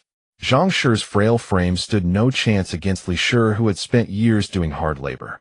Pinned beneath Li Shi, Zhang Shi could not fight back. Just as Li Shi was gaining momentum, Zhao Yongfu suddenly appeared, grabbed his wife by the arm, and threw her aside. His eyes bulging, he roared, "Are you done yet?" Zhao Yongfu was furious. He had lost all faith to this nagging woman. If not for the crowd watching, he would have beaten her himself. Pushed and shouted at by her own husband, Li Shi could hold back no longer and collapsed to the ground weeping. Her husband's heart no longer belonged to her. Even if it were not Zhang Shi, there would be Zhao Shi or Wang Shi. No matter how vigilant she was, she could never control her own husband's desires. Li Shi's eyes were red and puffy, streaked with tears. The fierce energy she had displayed moments earlier was entirely gone, and she slumped onto the ground as though all strength had drained from her body. Several women stepped forward to offer comfort, speaking hollow words of little substance. They urged Li Shi to let it go, reminding her that all men were alike, and that turning a blind eye was the only way to endure married life. Besides, there were 3 children at home who also needed care. Zhao Yongfu paid no mind to Li Shi and walked off on his own.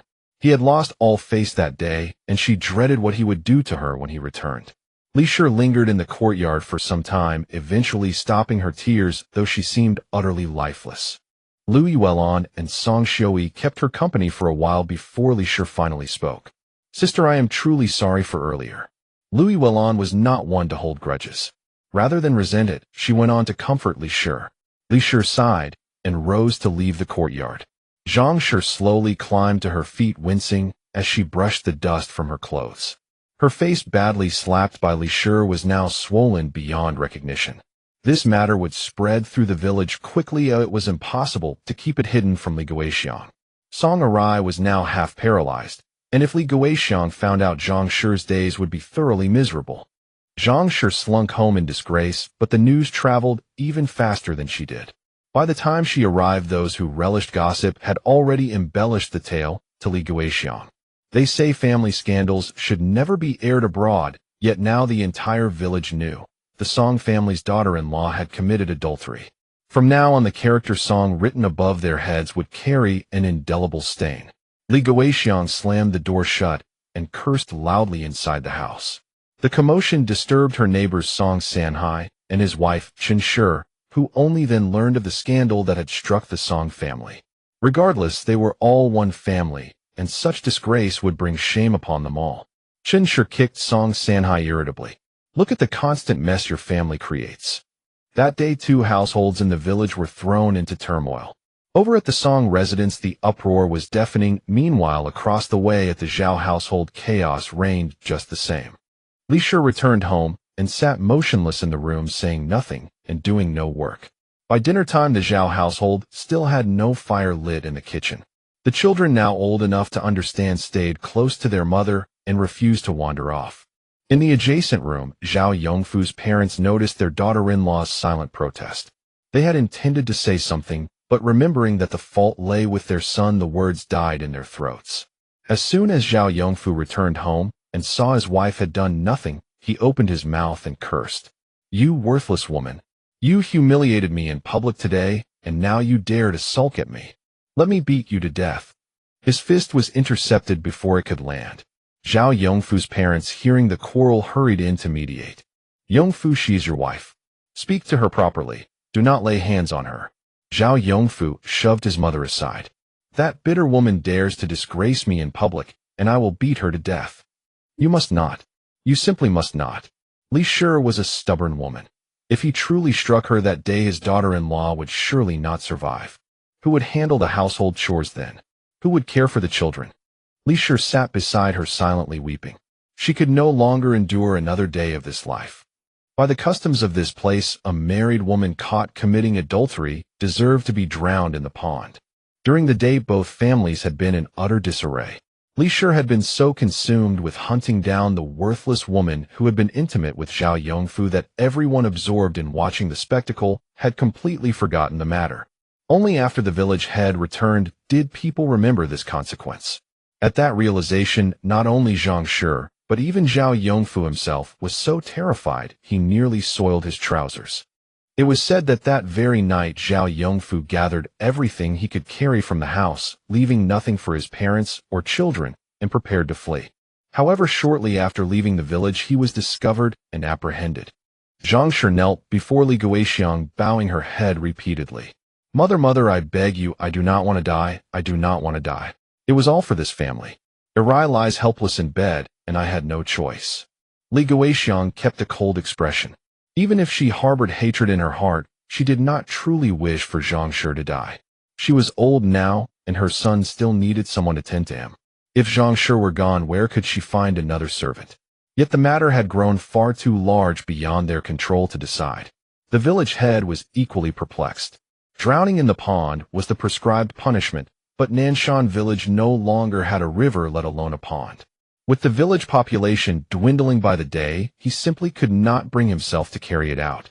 The matter dragged on for several days. Both the Song and Zhao families pleaded for mercy, and in the end no lives were taken. It was said that the following day, after receiving word from the village head Li Guixiang, fearing Zhang Shi might seek out another lover, slashed her face as soon as she returned home. Zhang Shi cried and wailed for an entire day. As for Zhao Yongfu, it was rumored he even clamored for a divorce from Li Shi. Li Shi herself had grown to despise him and could not bear to spend another day with him. However, Zhao Yongfu's parents refused to allow it. In the end, although no formal divorce was granted, Li Shi moved out of the Zhao household. The scandal had erupted into uproar, yet Zhao Yongfu remained unwilling to let it go and sought out Zhang Shi again. Both of them, his face ruined, hers a social pariah, found common cause in their depravity, blaming everything upon Song Ning and her daughter. Figure something out for me. I will possess that woman Lu Yuelon. Whenever Zhao Yongfu thought of Lu Yuelon, fire would well up within him. Zhang Shi had originally intended to refuse, but the thought of Lu Yuelon living a better life than her own filled her with resentment. She longed to trample her beneath her feet and force Lu Yuelon to suffer as she had suffered. With that thought, Zhang Shi smiled faintly. Do not worry. Just wait for my news.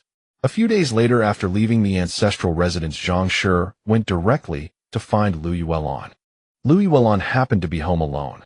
The moment Zhang Shi entered, she fell to her knees before her, weeping. Between her tears, confessions, and the ruined state of her face, a face Li Guixiang had already mangled, Lu Yuelon could not bring herself to make things difficult. Seeing Lu Yuelon's tender-hearted nature, Zhang Shi seized the opportunity and claimed that Li Guixiang wished to see her. Li Guixiang was beside herself with rage over the incident. Without Lu Yuelon's intercession, she feared she would not survive the night. Zhang Shi was skilled at manipulation, and Lu Yuelon's soft persuasion made her easily swayed. In the end, Zhang Shi led her out of the house. At first, they headed toward the ancestral residence, but after turning a corner, Lu Yuelon sensed something was amiss and stopped in her tracks. This is not the way to the old house. Zhang Shi sneered coldly.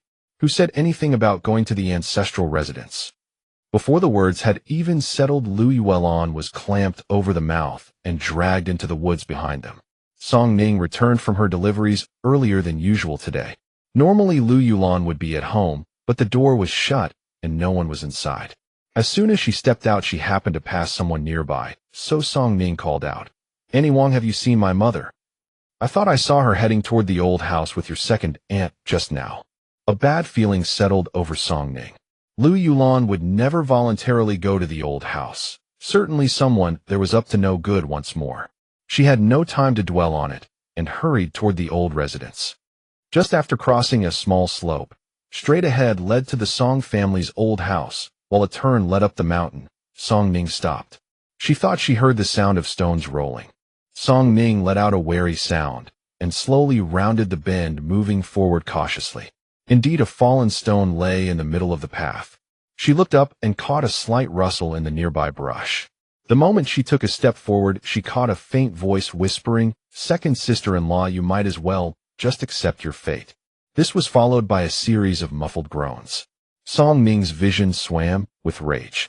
She snatched a thick wooden staff from the ground and climbed upward.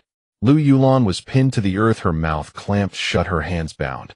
Only her legs thrashed wildly. Zhao Yongfu was eagerly tearing off his clothes while Zhang Shi stood aside with a cold sneer. Tears streamed down Lu Yuelon's face. Desperate to preserve her honor, she was about to take her own life when a grunt echoed, and Zhao Yongfu dropped like a felled tree. Zhang Shi froze in terror, and tried to flee, but Song Ning swung the staff and struck her leg. She crumpled to the ground, unable to stand. Song Ning quickly untied Lu Yulan and found that aside from some swelling on her face, she was unharmed. As Lu Yulan gathered her clothes, Song Ning picked up a stone from the ground and brought it down hard on Zhao Yongfu's leg. Zhang Shi heard the sharp crack and trembled uncontrollably. Still seething, Song Ning kept picking up stones, smashing down again and again. Lu Yulan's heart pounded with alarm. If she kept striking, someone would die. Zhao Yongfu's wretched life was worthless, but her own daughter could not end up in prison. Area, mother is fine. Let's go home. Song Ning gritted her teeth and delivered one final blow. Zhao Yongfu lay sprawled in blood, motionless. Song Ning turned toward Zhang Shi and slapped her twice. Who gave you the audacity to harm my mother? Zhang Shi shook her head in terror. And not me. I was forced. It was Zhao Yongfu who forced me. He forced me. She was terrified. Song Area had gone mad. Lu Yulan had never seen her daughter like this before and was frightened senseless. Area, mother is truly unharmed. Let us go home. Your father will be worried if we are not here. Song Ning picked up the staff from the ground and struck Zhang Shi again, beating her until she vomited blood. She moved to tear at Zhang Shi's clothes, but Lu Yulan pulled her away. The two made their way home, and even after entering the house, Lu Yulan's heart still raced. Fearing her daughter might lose control again, she reached out and gently stroked Song Ning's hair. It is over. We are home. Only then did Song Ning gradually emerge from her fury. Her lip trembled. Mother, I failed to protect you. She dared not imagine what would have happened if she had not returned early that day. Tears welled in Lu Yulan's eyes. It is all mother's fault. I should not have trusted that woman Zhang. I caused you to worry. She reproached herself bitterly. She had been so foolish as to believe Zhang Shi's lies. The mother and daughter sat in silence for some time before finally calming their hearts. Neither mentioned the incident to Song Dahai. That very evening, commotion erupted throughout the village. Zhao Yongfu and Zhang Shi had disappeared. They were said to have been found the next day, in an awful state. Zhang Shi had been knocked unconscious by Song Ning's blow and only regained consciousness the following day, which is when she began crying out for help. Zhao Yongfu's parents saw their son battered and lying beside Zhang Shi. Zhao Pozi flew into a rage and slapped her across the face. You wretched woman, you cursed boar. Zhao Yongfu was carried back and Zhang Shi was dragged home by Li Guixiang. As for who inflicted their injuries, Zhang Shi claimed she knew nothing. Their deeds were shameful enough that they dared not speak, or they would not survive. Zhao Yongfu remained bedridden for many days. Rumor had it he recovered well enough, except his leg was crippled. However, Song Ning never inquired about such matters, for they had already moved away. The Song family left the village without a whisper. By the time the villagers realized they were gone, the Songs had already settled in the town for some time. As soon as the sun rose, visitors appeared outside the courtyard. It was Auntie Zhao and Li Daniu the first to come call after the family's move. No sooner had she entered the yard than Auntie Zhao's eyes filled with envy. Houses in town are simply superior. So neatly built they bring peace of mind just looking at them. After exchanging a few words with Lu Yulan and Song Xiua, she joined the work. During a break, Auntie Zhao sat beside Song Ning and whispered, Li Guixiang knows you moved. She came to my door this morning asking where you live. Don't worry, I told her nothing. Song Ning smiled. Thank you, Auntie. But you must be careful. Li Guixiang is convinced you struck it rich. If any tongues loosen in the village, she will come knocking. They were only in the town, not hidden away. People came and went constantly, and chances were high someone from the village would spot them. Those with loose lips would spread the word quickly. Yet they could not isolate themselves entirely. One could not guard against thieves forever. Thank you for the reminder, Auntie. I have it in mind. That same day, Song Ning went to the blacksmith shop and selected several blades. In this era, heavy weapons were strictly controlled, but common swords and daggers were generally permitted. The shop displayed numerous daggers and some short swords, though their craftsmanship was merely average. With few buyers these days, they were cheaper even than kitchen knives. The priciest small dagger cost 20 copper coins. The short swords and daggers went for 10 each. Song Ning purchased 2 short swords and 1 dagger at once. Few customers bought so many in a single transaction. The blacksmith gave her a loaded look and pressed her, refusing to sell unless she explained her purpose. We've had some trouble lately. I fear troublemakers may come to our door, so I want weapons for protection.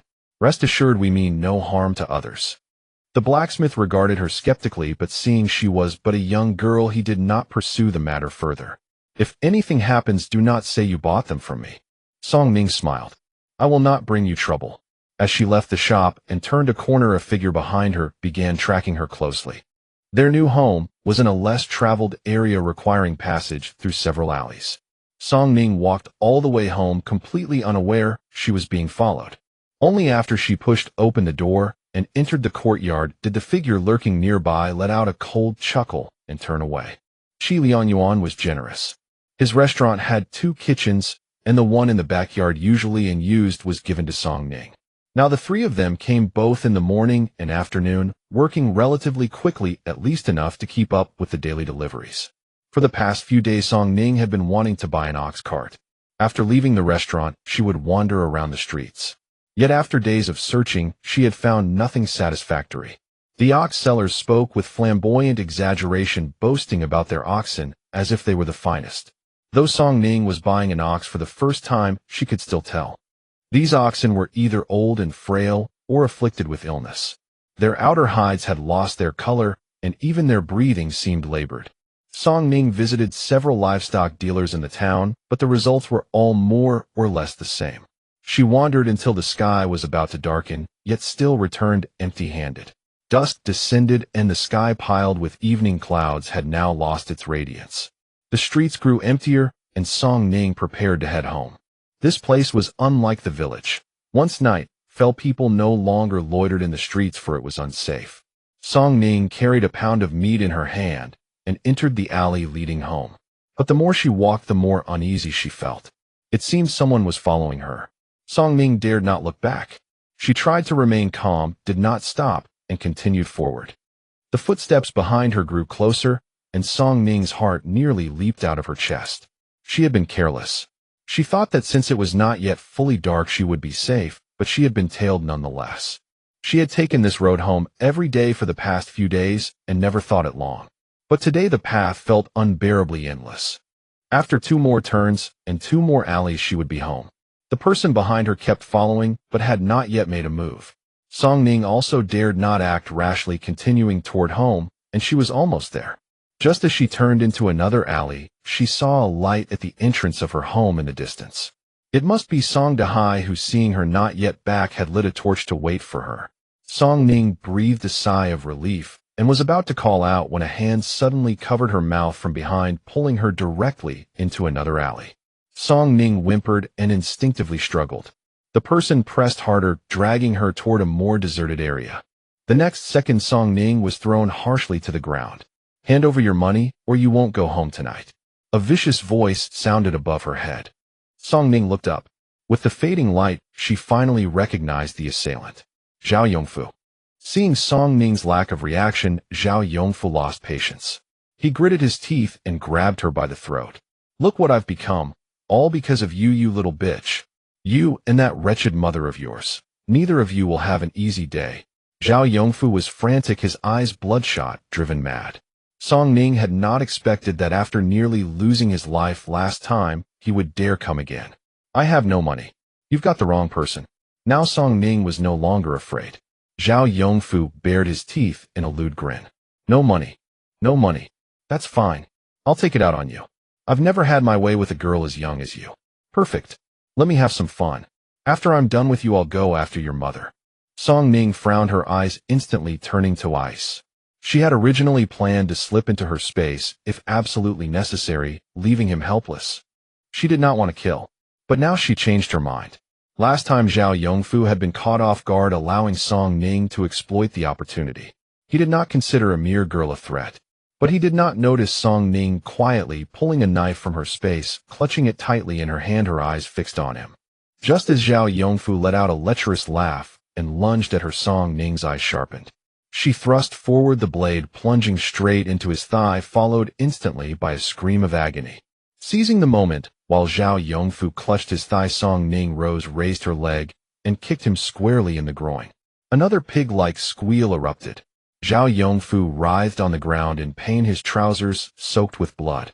Song Ning gazed coldly at him, and said in a low voice, "Last time you only lost one leg. Seems it wasn't enough." She held the knife in her hand. The moon had risen, casting a cold light on the blade, revealing the drops of blood falling from it. Zhao Yongfu wanted to flee, but the pain rendered him unable even to crawl.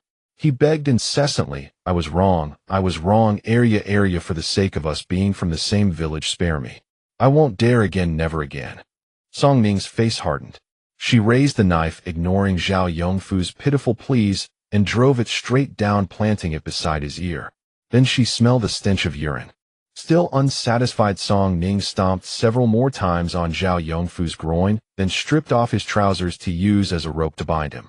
She dragged Zhao Yongfu toward home. Turning into another alley, she saw Song Dahai and Zhu Shun holding torches standing at the entrance of the alley. Seeing Song Ning's appearance, they were startled. Their daughter held a knife stained with blood, and behind her, she dragged a man whose lower half was nearly naked, his thighs covered in blood. Song Dahai was terrified. "Arya, what happened? Are you okay?" He looked her over and found no injury, only bloodstains on her clothes. Song Ning was now seething with killing intent. "Let's go home first," said Zhu Shun, taking over Zhao Yongfu, as Song Dahai supported Song Ning. Once inside the courtyard, Lui Welan and Song Shui rushed out. Zhao Yongfu was thrown into the yard, still conscious, moaning in pain. Song Ning asked coldly, "Have you decided how you want to die?" She had thought it over. In this era, the occasional death was normal. A scum like him was nothing but a plague, and it would be better for her to end him. Though she had never killed a person, it was the same as killing a chicken or a pig. A slash across the throat, then tip it over to bleed out. Last time in the village it had been inconvenient, but now in the town with no one watching, no one would know it was her. But Song Ning's words terrified the family. "Arya, don't frighten your mother. Calm down." Lui Welan held Song Ning in her arms, worried. Killing was ultimately not a good thing. If someone ever found out, her daughter would be finished. Song Ning only wanted to be rid of that repulsive creature, but when she looked up, she saw the anxious gazes of her family. She decided not to keep this a secret. Since Zhao Yongfu had dared to act, he must face the judgment of everyone. Not just the Song family. She wanted the whole village to know. After recounting the entire story, the Song family's first reaction was fear. Lui Welan wept and kicked Zhao Yongfu several times. "You beast. You'll die a horrible death." How old was her Arya? How could he harbor such wicked intentions? How could Nanshan village raise such a monster? "Arya, you've suffered," Lui Welan said with deep sympathy. Song Ning, however, had not suffered much. She was merely disgusted. That such a scum still lived was the greatest disrespect to this world. Song Ning had originally intended to cut him down with a single blow, but on second thought, a quick death was too merciful. Wasn't he afraid of shame? This time she would let him be thoroughly humiliated. She wouldn't have to do it herself. Someone else would take care of him. Zhao Yongfu had been stabbed in the thigh by Song Ning. Had the blade struck a few inches higher, his manhood would have been severed, though the wound was not fatal. Song Ning grabbed a handful of plant ash and slapped it onto Zhao Yongfu's leg with a sharp smack. He had long since fainted from the pain, not uttering a single cry. Lui Welan hastily pulled her daughter away. Zhao Yongfu was barely clothed below, and she did not wish to soil her daughter's eyes. Song Ning could not concern herself with such matters now. In her eyes, Zhao Yongfu no longer deserved to be called human. Calling him a beast would be an insult to beasts. Tie him to the courtyard. Tomorrow morning, we return to South Mountain Village. Song Ning said, her expression unreadable. Since they had moved, Li Dainey rarely came to town anymore. Without his cart, Song Ning and the others had no choice but to walk back. Zhao Yongfu was dragged all the way back to South Mountain Village. By the time they arrived, his buttocks were raw and scraped. Along the journey, he drifted in and out of consciousness, his lower body aching so fiercely that he wailed pitifully the entire way. Song Ning sneered. Pain. Good. If it did not hurt, she would have had to deliver more strikes. From before dawn until the sun hung high overhead, Song Ning and her family of 3 finally returned to South Mountain Village. The village had been buzzing with talk of their move these past few days, and now they saw Song Dace's family of 3 returning. The weather was hot, and the 3 of them were disheveled from the long journey. Some envious souls stood by the roadside, eager to watch the spectacle. What did I say? Moving to town is not so easy. Look at them crawling back again in defeat. There were plenty who reveled in the chance to gloat. The family of three paid no heed to the villagers' remarks and dragged Zhao Yongfu straight toward the village chief's residence. At the chief's home, Yushur and the eldest daughter-in-law were busy preparing lunch. The eldest son split firewood, and the village chief sat in the courtyard lost in thought. Is the village chief at home? A voice from outside the courtyard shattered the tranquility. As the village chief stepped out, he saw the Song family's eldest branch standing at the gate, 3 strong, and 1 sprawled motionless on the ground. Zhao Yongfu. The village chief recognized him immediately. What is this? Village chief, I wish to accuse Zhao Yongfu, Song Ning said coldly. It was midday, the usual hour for meals, but the people of South Mountain Village had abandoned their kitchens and rushed to the eastern end of the village. What had been an ordinary day in South Mountain Village had erupted into chaos, with a crowd surging around the village chief's residence, setting the entire village ablaze with gossip. What on earth is happening? No idea. I hear Zhao Yongfu has gotten into some kind of trouble. Good heavens, truly a tragedy. The Zhao family cannot keep quiet for a single day. Zhao Yongfu had regained consciousness, his face ashen as paper, and glared viciously at Song Ning. Now that they had returned to the village, he feared her no longer. Song Erla, you little bitch, let me go, or I'll kill you. His entire body ached, especially below, and speaking those 2 sentences had already cost him his last ounce of strength. Song Ning's gaze turned icy as she spoke. Last night, Zhao Yongfu broke into our home, stole money, smashed much of our belongings, and attempted to kidnap Xiao Mei and Zhao Di to sell for profit. Fortunately, we discovered his scheme in time, or they would surely have been taken. When Song Ning finished speaking, the crowd fell silent. Zhao Yongfu was notorious for his reckless behavior, as such an act was hardly surprising. You little slut, stop spouting nonsense. Zhao Yongfu lay on the ground, refusing to yield. Song Ning ignored him and continued. Furthermore, I witnessed with my own eyes Zhao Yongfu attempt to rape a teenage girl. Her clothes were torn away. If my father had not arrived in time, that girl would have been ruined. The words drew gasps from the crowd. In this era, petty theft was hardly a grave offense. Even if it reached the county magistrate, it meant only a few dozen strokes of the bamboo, and at most a few days in jail. But rape was a different matter entirely. The punishment could range from severed limbs to death itself. Nonsense. An elderly woman rushed over and squatted beside Zhao Yongfu, attempting to help him rise. How could my son do such a thing? You must have ulterior motives. Zhao Yongfu's mother shielded her son, and upon seeing his wounds, she burst into tears. My son, who did this to you? When Zhao Yongfu saw someone of authority arrive, he was ready to accuse Song Ning, but the moment he met her terrifying gaze, he fell silent. Normally, without evidence, such allegations would amount to mere defamation. But Song Ning had warned him beforehand, if he did not confess, she would find plenty of other ways to make him suffer. Recalling the stab wound from last night, Zhao Yongfu trembled anew. Mother, save me. Village Chief Song Erla wants to kill me. The village chief's expression darkened, and Zhao Yongfu's mother hastily shielded her son. Song Ning stepped forward and looked at Zhao Yongfu. Do you confess to everything I just described? Her tone was calm, her face unreadable, yet this very composure made Zhao Yongfu even more terrified, his crimes flashing vividly before his eyes. Song Erla was nothing but a devil. If he confessed, Song Ning would naturally not torment him further. The law would punish him severely. But if he refused, he had only himself to blame. What are you doing? My son did not do it. Old Madame Zhao roared. I will ask again, did you do it? Song Ning raised an eyebrow slightly, her chilling gaze entirely unlike that of a 12-year-old child. Yes. It was me. Zhao Yongfu could not withstand the pressure and finally confessed. He was truly afraid. A wave of shock rippled through the crowd, and even old Madame Zhao was left stunned. With the accused having confessed, there was naturally no need for further interrogation. Old Madame Zhao pounded him in frustrated despair, her composure shattering as she sobbed hysterically. What were you thinking? What were you trying to do? How could you commit such a vile act? How could you even admit to it? Old Madame Zhao's heart ached with regret. She had failed to raise her son properly. He had always been idle and prone to petty theft, yet they had never scolded him, instead believing all children were like this, and that such children would prosper in adulthood. But now he had brought about such a catastrophic disaster. Old Madame Zhao suddenly began slapping herself, weeping with each strike. It is all my fault. I failed to teach you properly. I should not have spared the beatings when you were young. Someone nearby, unable to bear the sight, hurried over to help her back inside. Some onlookers who were on good terms with the Zhao family began to speak in Zhao Yongfu's defense. He already knows he is wrong. Besides, that girl suffered no real harm, and old Madame Zhao is in such a state. Surely that is enough. Song Ning glanced at her and smiled. Aunt Lu, I have heard you have 2 granddaughters who are also in their teens. Since you cannot bear it, why not offer your granddaughters to Zhao Yongfu? To defend a criminal was truly laughable.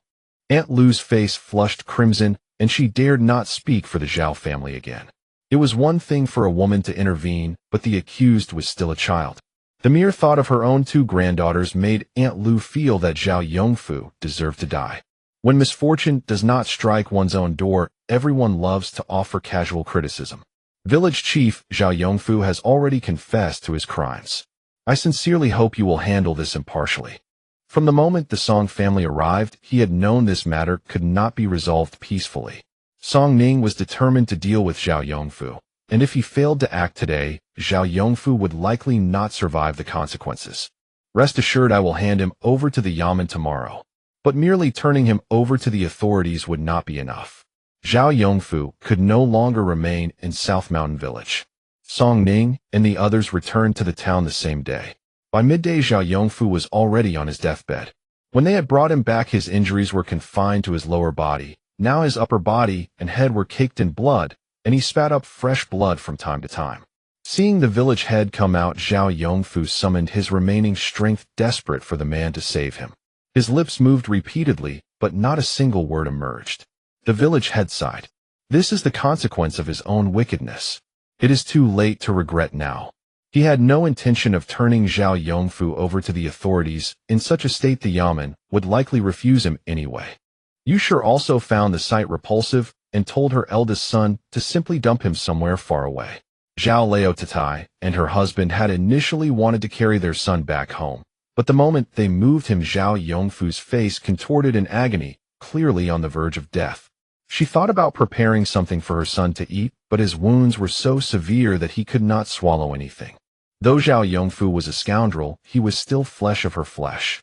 She sat by her son's side, weeping until her heart was shattered, begging the villagers to save him, but no one would pay her any mind. A creature as inhumane as this was a disgrace to the entire village. Zhao Laohan hired a physician who examined Zhao Yongfu and merely shook his head, advising them to make arrangements for the funeral. Throughout the whole ordeal, Li Shi and the 3 children never showed their faces. Only Zhang Shi lurked in the shadows, watching Zhao Yongfu's fate, her entire body trembling like a sieve. Meanwhile, the family of 3 made their way home, and Song Ning had no fear that the village head would cover for him. Before he could even be taken to the Yamen, the villagers would have killed him themselves. Being bludgeoned to death with stones by the villagers would be far more agonizing than a swift blade to the heart. Ever since the Zhao Yongfu incident, the family dared not let Song Ning go out alone anymore. Even when she traveled to the county town to deliver goods, Song Dahai accompanied her. There were even more refugees in the county town. Scattered along the streets were beggars, and the entire street echoed with pleas for food. This was Song Dahai's first time in the county town. He had expected it to be quite prosperous, but the scene before him differed markedly from his expectations. Song Ning entered the restaurant with practiced ease, delivered the goods without lingering, and left with Song Dahai. There were also several vendors selling livestock in the county town, and she planned to take a look. The cattle in the county town were indeed of much better quality than those in the township. Though some of the older oxen could barely walk, at least a portion of them were in good condition. Song Ning inquired about the price and found it was twice as expensive as in the township. Reluctant to spend the money, Song Dahai urged, let's hold off on buying for now." Just as they were about to leave, several mules were led in through the doorway. They were tall, sturdy, and robust. Song Ning's eyes lit up, and she stared fixedly at the mules. She had heard that mules were easier to care for, less prone to illness, and faster than oxen. Song Ning hurried over and studied the mules with keen interest. The mule seller chuckled. "You have excellent taste, young miss. These mules are well suited for farm work and long journeys." Song Ning examined them up and down, her heart racing with desire. A mule cart would serve them well too. One mule cost 7 taels of silver, and with the cart 8 taels. a price Song Ning could comfortably afford. She had been earning well recently from selling cold skin noodles. If she finished delivering goods in the county town for 2 months, she could earn several hundred taels in total. With over half a month remaining and factoring in the partnership with the medicine shop, she already had 230 taels in hand. By her calculations, she was practically a wealthy woman now, more than capable of affording a mule cart. Planning ahead, Song Ning paid immediately and purchased the mule cart. The seller, surprised to close a deal so quickly, cheerfully harnessed the cart and shared some driving techniques. Driving the cart naturally fell to Song Dahai. Before they had even left the county town, he was already handling it with skill, keeping the cart steady. Song Ning lounged on the cart, relaxed and at ease. Just as they were about to exit the city, chaos erupted on the street. People scattered in all directions, their faces pale with panic. The mules were spooked and cried out uneasily. Song Dahai quickly drove toward a corner. Several people on the street began shouting, "Thieves!" Thieves broke into the Lu residence. Song Ning jumped down from the cart and grabbed someone to ask what was happening. "I heard thieves raided Magistrate Lu's mansion and stole considerable grain." Song Ning glanced in the direction the crowd was heading, her heart sinking. Robbery in broad daylight was unheard of. Had banditry become this brazen? With grain stolen from the county town, prices would likely rise again. She could grow her own grain now and wasn't afraid of higher prices, but more people would surely starve. Song Ning hopped back onto the cart. "Father, we should return at once." She didn't know if the thieves had been caught. If they hadn't, the county town was no longer safe. As the carriage made its way back to the town, Song Ning feared encountering any miscreants. Fortunately, the journey was uneventful, and they arrived safely at Shana town. The steady sound of the mules' hooves accompanied them as father and daughter finally reached their doorstep. But before they could step inside, voices drifted out from within. "You worthless girl, have you forgotten your own father now that you have money? Go pour me a bowl of water, with sugar." The speaker was Lu Yuelan's father, Old Man Lu. A short while before Song Ning's return, Old Man Lu had arrived unannounced and pushed straight through the door. Not recognizing him, Song Xiao and Zhu Shun took brooms and struck him fiercely, assuming a thief had broken in during broad daylight. Lu Yuelan came out from inside the house and realized who the intruder was. Yet her expression remained cool and distant. Old Man Lu had come this time for the one tael of silver from before, but the moment he stepped into the courtyard, his intentions shifted. The courtyard was spotless, the row of houses neat and orderly. 2 chickens pecked at the ground and several sacks, likely grain, rested on a shelf. Fragrance occasionally wafted from the kitchen. It was clear the Song family was faring well. That was what led to the earlier exchange. After all, he was the father of their elder sister-in-law, and they couldn't be outright rude. Upon hearing Old Man Lu speak, Song Xiao moved to fetch him water. Clang! The courtyard gate swung open, and Song Ning and Song Dahai stepped inside. Well, what do we have here?" Song Ning entered with a teasing smile. "No need for water. We have no sugar, and Grandpa wouldn't drink plain boiled water anyway. Might as well skip it." Old Man Lu slammed his palm on the table, glaring. "When adults are speaking, who gave you permission to interfere?" Then turning to Lu Yuelan, he demanded, "We're short on money. I need 5 taels of silver. Give them to me now." Lu Yuelan stood motionless, her face grim. Old Man Lu opened his mouth to curse. "The Lu family has no money, so you come to our house to demand it." Song Ning laughed. She had thought Li Guixiang was shameless enough, but apparently there were those even more audacious. "She is my daughter. Asking my own child for money is only natural.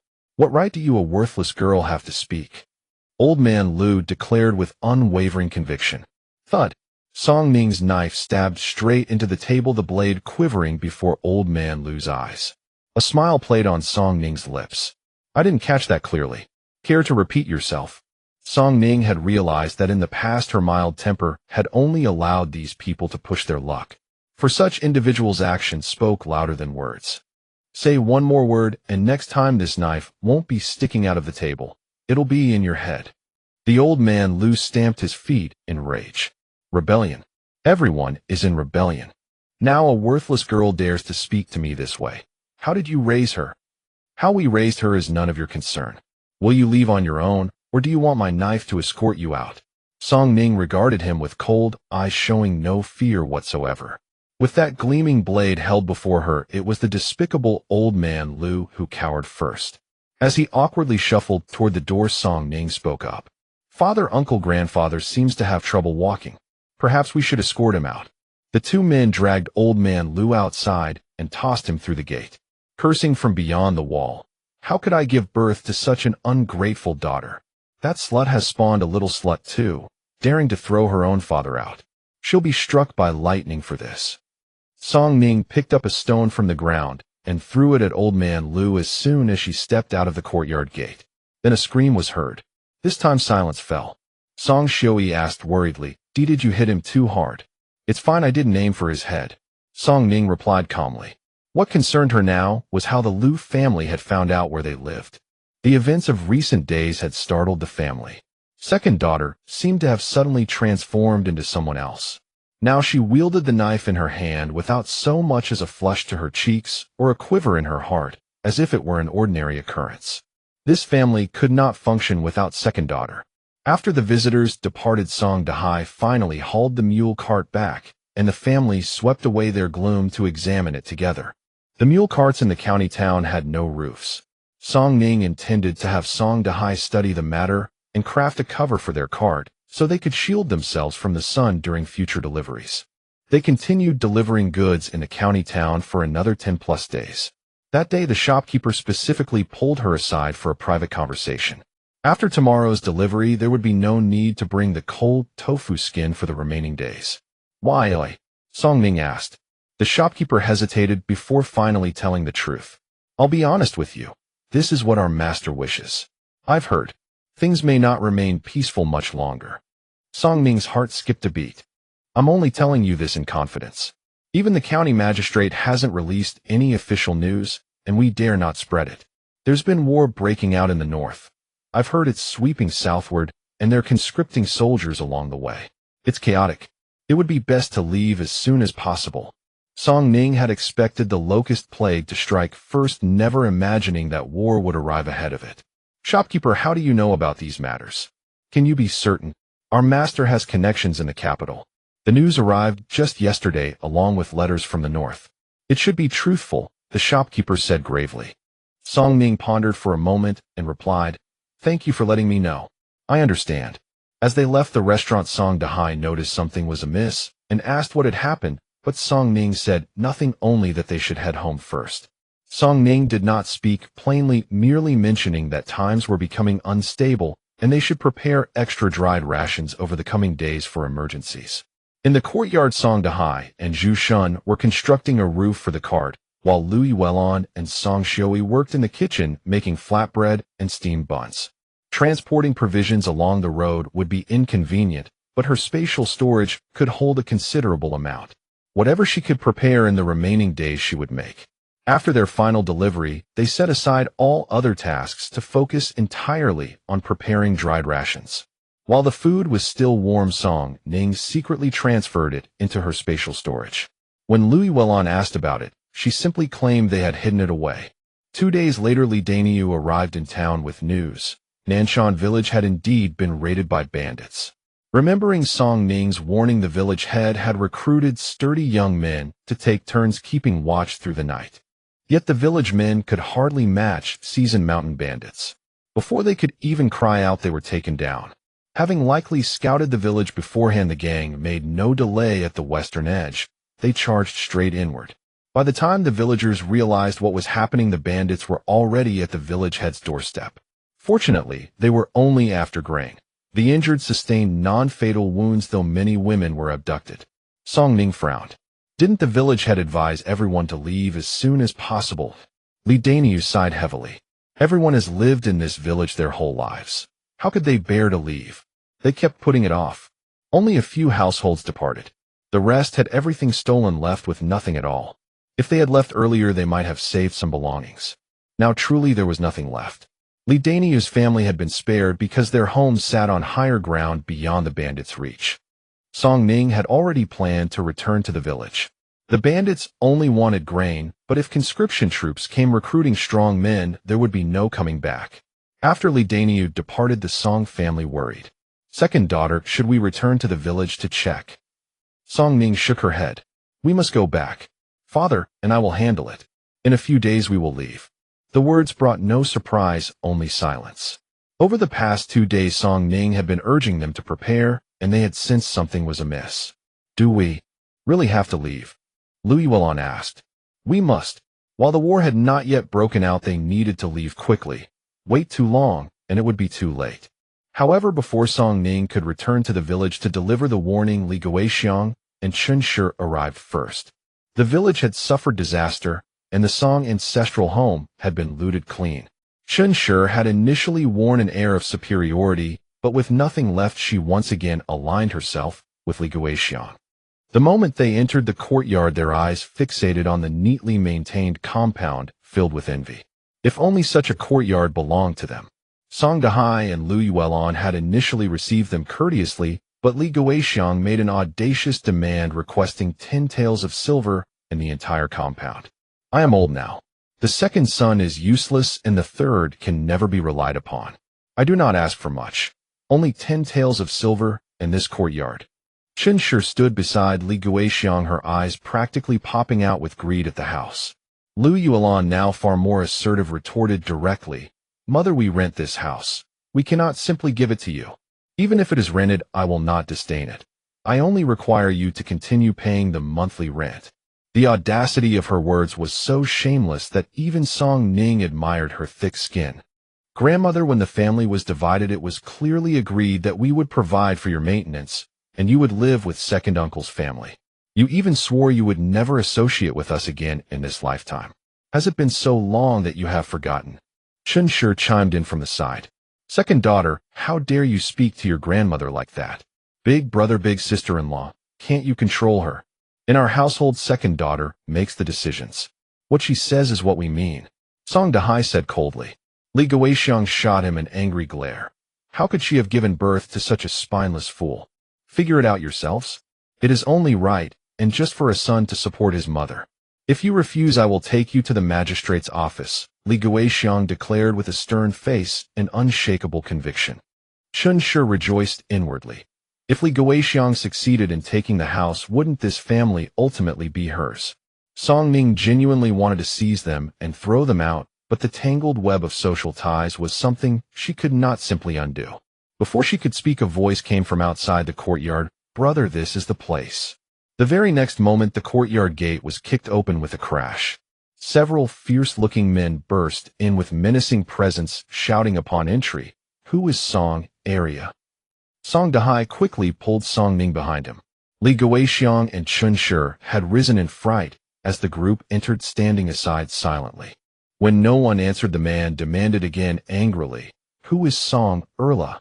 Sensing trouble, Song Ning emerged from behind Song Dahai. It's me. They eyed Song Ning up and down, then asked roughly, Your Song, Erla? We've heard you owe the Lu family money. Pay back the 5 taels of silver today, and we won't make things difficult for you. Song Ning remained calm and composed. Which member of the Lu family sent you? Old man Lu Hong, or the matriarch of the Lu family? Cut the nonsense and pay up, one of them shouted. We have no money. Even if you kill us, we still have no money, Song Ning replied, raising her chin defiantly. The lead man sneered, planting his wooden staff firmly on the ground. No matter. If there's no money, we'll take goods instead. Brothers, get the tools and start clearing things out. Wait. Song Ning quickly called out. We have no money, but my grandmother does, right, grandmother? Saying this, she glanced behind the men. Li Guixiang and Chun Shi had quietly shifted to the southern corner of the room, attempting to slip away, nearly reaching the door. At Song Ning's call, all eyes turned sharply toward them. The man immediately grabbed the 2 women and scanned them over. His eyes bulged wide, nearly frightening Li Guixiang to death. Do you have money? Since your relatives' paying is the same. No, we have no money either. Brothers, we're not their relatives. We're just passing through, Chun Shi spoke first. Yes, we're just passing by. We have nothing to do with them, Li Guixiang quickly agreed, her voice trembling. What bad luck. Not only had they failed to collect the money, but they were now entangled in trouble. Grandmother, how could you deny us? I'm your own granddaughter. Song Ning said grievously. Who are your grandmother? Don't make false claims. Li Guixiang waved her hand away, terrified Song Ning would cling to her. We heard it all from outside. You asked this family to support you in your old age. What else would that make you but relatives? The man tilted his mouth, holding his staff horizontally in front of the two women. If you can't produce money today, neither of you leaves this courtyard alive. At his thunderous shout, Li Guixiang and Chun Shi were utterly terrified. They spent their days in the village and had never seen such a scene. The last time bandits broke into the village, they were fast asleep. By the time they woke, everything at home was gone. I have nothing to do with them. Yes, we've severed our ties. Song Erla is no longer my granddaughter. Li Guixiang stammered in panic. Grandmother, how could you say such things? When did we sever our ties? Song Ning pleaded pitifully. We sever them right now? Tomorrow I'll have the village head deliver the divorce papers. Li Guixiang said in terror. Then glancing at the burly man, she begged, Sir, we truly have no relation. Please let us go. The man looked at Song Ning, then glanced behind him. I don't think we need to wait until tomorrow. Let's do it now. One of the men behind him produced paper and a brush, wrote something on the table, and then directly asked Li Guixiang to sign and press her fingerprint. The divorce document is ready. Once you seal it with your fingerprint, we'll consider you no longer connected to Song Erla, and we won't cause you any trouble. Upon hearing this, Li Guixiang, without hesitation, bit her finger and pressed it onto the paper. The man waved his hand. Very well, go. Relieved, Li Guixiang and Chun Shi glanced back at Song Ning with schadenfreude before hurrying out through the courtyard gate. As soon as they were gone, Song Ning said calmly, Close the door. One of the men closed the door. The lead man smiled and handed the paper to Song Ning. How was our performance? Song Ning smiled. Excellent. I almost believed it myself. The series of moves they had just staged left Song Dahai and the others behind completely dumbfounded. They had felt something was off since the moment the divorce document was proposed.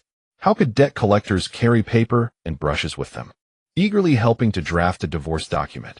Has the quality of debt collectors really improved so much? Song Ning examined the divorce paper and couldn't stop smiling. She hadn't expected things to go so smoothly. She had no choice. In this era, sons could not sever ties with their parents, so it had to be Li Guixiang who did it. Li Daniu had already told her that Li Guixiang would come. Previously, Zhao Yongfu had accidentally discovered their location and told Li Guixiang. Not wanting them to live, well, she passed the information to the Lu family. They say in-laws naturally clash, but who would have thought those words wouldn't apply between the Song and Lu families? All the men today were borrowed from Qi Lianyuan by Song Ning. Qi Lianyuan had likely heard rumors as well. The restaurant was on the verge of closing, and the staff were facing unemployment. With free time on their hands, people eagerly volunteered. Each person received 200 won simply to play along in the performance. Everyone scrambled to join. To these men, the Li Guixiang family was ultimately a menace. There was no future harmony possible with them, so why not settle it once and for all? With this divorce document in hand, their family had finally shaken off the parasites that were the Song family.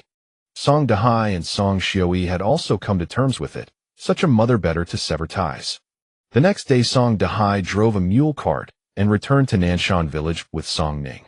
As soon as the village head saw the two of them return, he immediately asked, Erla, why have you come back? Song Ning explained everything. The village head stood frozen, speechless for a long time. Only after a long while did he ask in a trembling voice, Is it true? Yes. I asked those who fled from the north. They should arrive here shortly. After another long silence, the village head asked hopefully, Can we not leave? At worst, we hide in the mountains. We'll surely find a way to survive. Song Ning replied seriously, Village head, we cannot even grow crops in our fields now. If we go to the mountains, what will we eat? There's nothing left to dig up there either.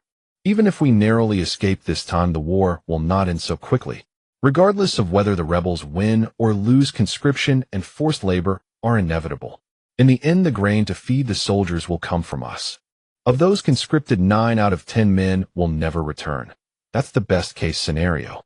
We belong to the imperial government's jurisdiction. If the rebels arrive, they may burn, kill, plunder, and even massacre the entire city. Where would we hide then? The village head had harbored a sliver of hope, but after hearing Song Ning's analysis, he was filled with dread. There was no way forward. They must flee. Erla, where do you suggest we go? The north is out of the question. The rebels came from that direction. As for the west, we don't know what the situation is like there. We should head east. I've heard that the east is under the control of an imperial general and the rebels dare not venture there. In truth, Song Ning was uncertain as well. The village was isolated from outside information. She had only heard rumors during a previous trip to the county town. The village head's eyes reddened as he began to reflect on how long Nanshan village had existed generation after generation living there. Every house in the village was built with our own hands. Our ancestors' graves are still here. When we leave, they'll be left entirely alone. This is our route. Our irrigation canal was just finished. As he spoke, tears welled in his eyes. Song Ning felt her own eyes welling up as well, but at a time like this, survival came first. Song Ning paid no mind to others and went straight to the Jiang family's home. The Jiangs had been robbed last time, yet somehow they were the calmest in the entire village. This time matriarch Jiang did not cry or cause a commotion. The whole family remained quietly composed. When Song Ning entered, the Jiang family was busy tidying their courtyard. She had not come for old time's sake. After finishing her business, she departed. As she walked away from the Jiang house, she could hear loud wailing coming from a distance. Song Ning sighed, notified the village chief, and considered her duty done. She had only offered her kindness by sharing the information. No one could force them to flee if they chose not to. That day, Nanshan village erupted into utter chaos. The cries of women and children mingled with the sound of frantic footsteps and desperate shouts. Every courtyard descended into disarray. Some elderly refused to leave, declaring they would rather die than abandon Nanshan village. Their families were consumed by desperation, weeping and begging them to reconsider. The village chief let them be. He had said all that needed, saying both what was necessary and what was not. Those who still refused to leave he would no longer pressure. His own home was likewise consumed in packing. Packing was a stretch. There was barely anything left to take. Aside from Zhou Lingen's books, which the bandits had overlooked, nearly everything else had already been looted. Yu Shi wept as she packed, believing this exile would destroy her son's future. Zhou Lingen, ever pragmatic, tried to console her. Mother, even if we leave and go somewhere else, I can still study and take the examinations. How could it be the same? War is coming, and we don't even know where we're going. In her frustration, she cursed Song Area. That jinx Song Area. She's the reason we have to flee. If she hadn't come back, would we be running? The village chief's face darkened. Area means well, as she still cares about this village. If she were anyone else, she'd have fled long ago and wouldn't think to worry about your survival. Yu Shi understood the reasoning, but acceptance was a battle she couldn't win immediately. You all pack first. I'm going to Danyuan village. She knew he intended to visit Luo Wenxin, the village chief of Danyuan village. Since they began trading grain, the two families had grown closer again. Past grievances over their children's matters had strained relations, but those disputes now felt distant and unimportant. Meanwhile, Song Ning and Song Dahai returned home to find Lu Yuelan and Song Xiao still preparing dried provisions and finishing the wagon tops. The family knew they couldn't afford delay. They had to complete everything and leave without hesitation. One mule cart wasn't enough, so Song Ning purchased an additional ox cart. 2 or 3 days passed before Li Daniu arrived driving the ox cart, bringing Aunt Zhao and Li Xingwang along. Area, we've finished packing and will follow you, Aunt Zhao announced as soon as she stepped down from the cart, bursting in with hurried energy. Then if nothing else comes up, we leave the day after tomorrow. Having more people traveling together would offer better protection along the way. The next day, the Jiang family arrived. There was hardly anything left for them to pack. The only thing remaining was the money Sun Shi had earned working for Song Ning. Since she had kept it with her at all times, it had escaped the raiders. They scrounged together and managed to gather enough silver to buy an ox cart.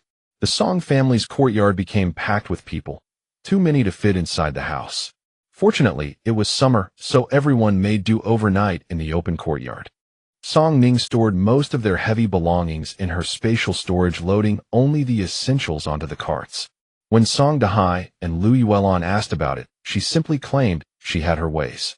She had intended to request a refund for the remaining rent, but when she went to find the landlord, there was no trace of him anywhere. All she could do was sigh in resignation. The next day, Song Dahai drove the mule cart at the front, while Zhu Shun followed with the ox cart. Song Ning called out from the back, "Let's go." As the mule cart exited the alley, the rest of the wagons rumbled into motion behind it. Once they cleared the alley, the world beyond had completely changed. The streets were in utter chaos, with people fleeing in every direction, gripped by panic. Some families loaded their carts so heavily that the oxen nearly buckled under the weight. Others, unable to take anything further, sat on the ground in tears. While people will die for wealth and birds for food, the present circumstances demanded letting go of what must be sacrificed.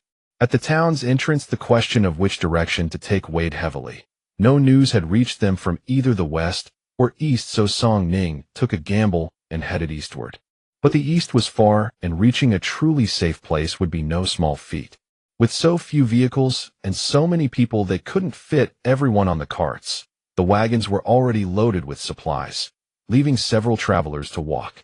Beyond Shanha town, the column of travelers stretched endlessly, a river of humanity winding its way toward the mountain pass in the distance. They couldn't resist glancing back over their shoulders. This departure might well be final. Before, even in poverty, they could always say they were going home at nightfall. Now, no matter how far they wandered, they wouldn't know where home truly was. Before leaving the village, each family had paid their respects at their ancestral graves, bowing in farewell to their forebears. From now on, they would wander alone, with no one left to tend their graves. The thought grew heavier with each step, and Matriarch Jiang and Aunt Zhao could no longer hold back their tears. The others shared the heaviness in their hearts and fell silent for a long stretch. Song Ning dozed fitfully in the cramped carriage as it jolted along. Feeling sorry for her daughter, Lu Yuelon stepped outside to give Song Ning room to lie down and rest. The carriage was already too small, packed with their belongings, leaving barely enough room for one person to lie down. Lu Yuelon glanced back from the open space and asked Song Dahai beside her, "How will we manage meals going forward?" Li Daniu's family would be fine for now, but the Jiang family was in a different situation. With no grain and nearly all their savings spent on the ox cart, they were in a precarious position. Their grain was in Arya's hands, and they didn't yet know if it would be enough, but they certainly couldn't let others watch while they ate. "Let's wait until Arya wakes up and ask her. Since our daughter agreed to take us, she must have a plan," Song Dahai said. They set out in the morning when the sun was still mild and the air comfortable, but as the hours passed and the sun climbed higher, the heat became unbearable. The adults could endure it, but the children couldn't. They soon slumped in the wagon, drained of energy. Song Ning, having just woken, jumped down from the cart and helped the 4 children climb into the mule cart. "Arya, you can't do this. Get back up here. The weather is so hot you'll fall ill," Song Shua worried. "That's right, Arya, we can take the ox cart," Sun Shur said awkwardly. "It's fine. I'll get back on when I'm tired of walking." The humans were exhausted from walking, but the mules and oxen bore the heavier burden. Song Ning pulled out the grass she had harvested from her spatial storage earlier to feed the mules and oxen. These creatures were precious. She would rather go hungry herself than let the beasts starve, even providing them with water from her spatial storage. As the sun climbed higher, many travelers stopped to rest, eat, and let their animals recuperate. Song Ning's group did the same. To avoid suspicion, she took charge of cooking lunch. Items stored in the spatial dimension undergo no changes, neither in color nor in temperature. Thus, the steamed buns her family had prepared earlier remained piping hot when taken out. Over the past few days, the family had pickled a substantial amount of vegetables to accompany the buns, a fitting meal for the road ahead. No one complained, as long as they could satisfy their hunger, it was enough. The journey ahead would be arduous, and every bit of provision saved mattered. One learns not to cling to what is lost, but to embrace the peace within, for true contentment lies not in possessions, but in the heart's tranquility. A group of people gathered around after alighting from their vehicles to share a meal. When Song Ning passed over the steamed buns and salted vegetables, both grandmother Jiang and Sun Shur shed tears, and the men of the Jiang family lowered their heads in silence. They had lost everything, and the provisions for the journey ahead would likely depend entirely on the Song family. Song Ning understood their embarrassment and said little more. After the meal, she loaded 2 bags of grain onto the Jiang family's cart. "Sister-in-law, take this grain first. If you need more, we'll discuss it later. Arya, we cannot accept this. We'll dig up wild vegetables along the way. It won't be a hardship." Sun Shur hastily returned the grain to Song Ning. "Just take it. Besides, this is no free gift," Song Ning smiled. "Consider this grain payment for work you'll do for me in the days ahead." Song Ning never made a loss. This was simply an advance on fair exchange. The grain along the road served as her prepaid wage.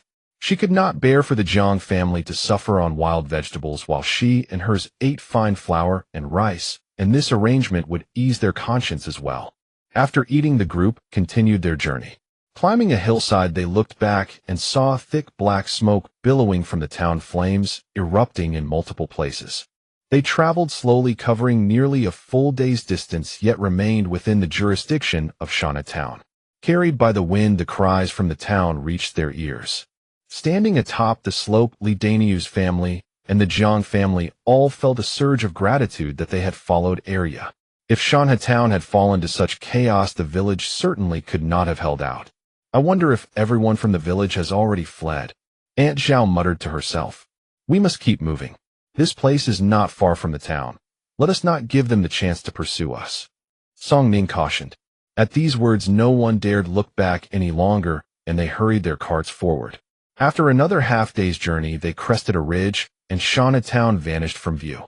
With the bow-loosed arrow unable to return the moment the town disappeared from sight, a strange relief settled over the group. The melancholy that had weighed on them began to lift. Though many had fled the town, everyone had chosen different paths. Beyond this mountain pass, Song Ning's group encountered few travelers heading the same direction. The main roads were unsafe, so they had chosen a smaller trail, rougher terrain, but far safer. As darkness fell, Song Ning's group made camp. The men lit torches while the women prepared dinner. Song Ning took out some millet to make porridge and flatbread for the evening meal. Though night had fallen, the heat had not diminished at all, and mosquitoes swarmed in great numbers. Within moments, several welts appeared on Song Ning's exposed skin. Fortunately, she had purchased mosquito-repelling herbs beforehand. She wrapped some in cloth and carried them close to her body, which provided some measure of relief. The children, still unaware of their desperate plight, played joyfully nearby. Meanwhile, Song Dahai, Li Daniu, and father and son Jiang gathered around Song Ning to sit and speak. Arya, we have walked a full day. Which direction shall we head from here? Jiang Yongsho asked. We must continue forward. After a full day's march, we still have not left the boundaries of Shana town. For safety, we need to put as much distance between us and the town as possible. She did not know what conditions lay ahead. Our village has many people who go into the mountains frequently. Have any of you ever traveled this route before? The others exchanged glances and shook their heads. My generation rarely comes this far, but my father used to venture into these mountains on occasion. Li Daniu spoke up. Song Ning turned to him, immediately gesturing for him to continue. According to my father, few people come to these mountains in ordinary times. There are few dwellings, mostly dense forests and wilderness. Some smugglers occasionally use this route. However, he said that in the past wolves and bandits roamed the peaks ahead. I do not know what conditions exist now. Hearing Li Daniu's words, everyone's hearts sank further. Continuing forward risked encountering wolves and bandits, certainly a death sentence if they were ambushed. Yet behind them lay even greater perils. Being captured for conscription meant no return. There was no possibility of staying put. The surrounding area offered nothing. No shelter, no water, nothing but exposure. Song Ning listened to the full report and felt a weight settle over her. Wolves ahead, tigers behind. Every direction seemed fraught with danger. Yet they could not simply stop and retreat. What would be the point of all this hardship if they turned back now? Let us continue forward and cross this mountain first, she decided after careful consideration. Just then dinner was ready.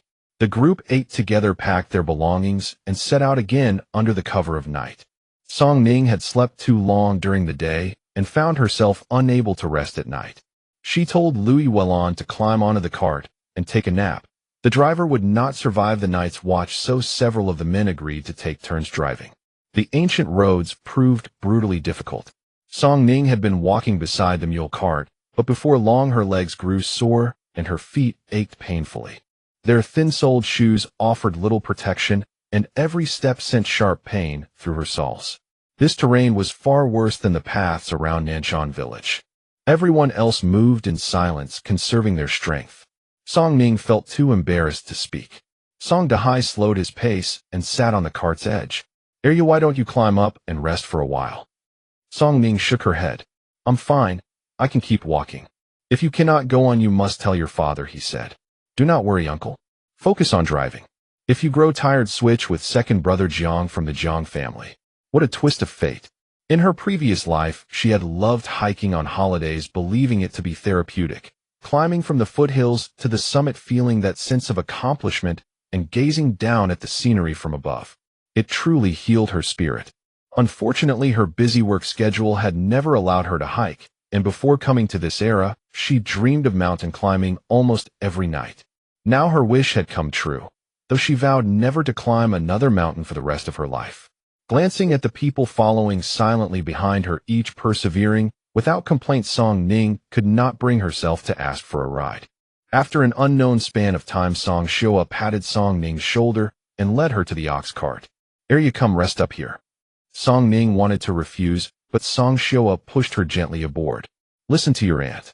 When I am too tired, you can take my place." This time Song Ning did not refuse.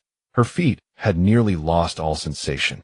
As soon as she climbed onto the cart, Song Ning hugged her feet and rubbed them until feeling returned. Aside from their supplies, Little Mei and Zhao Di were also on the cart. There was no room to lie down, so Song Ning leaned against them. Before long, her eyelids grew heavy and she drifted into unconsciousness. When she awoke, the eastern sky was already whitening with dawn. The mule cart ahead had stopped, as they had agreed the night before they would rest after crossing the mountain. Song Ning climbed down and ran to the front, finally seeing the place Li Daniu had described. Stretching before them was an endless expanse of barren wasteland, and at its far end rose a towering mountain, far higher than the two peaks they had already crossed. They were truly cut off from civilization. No villages ahead, no shelter behind. To proceed, they first had to descend into the valley below. She hoped to find some place to rest, and prayed the road would grow easier, for her legs felt as though they might give out entirely. Ahead lay nothing but hardship, yet there was no choice but to press on. She could only hope that somewhere beyond this wasteland they would find respite.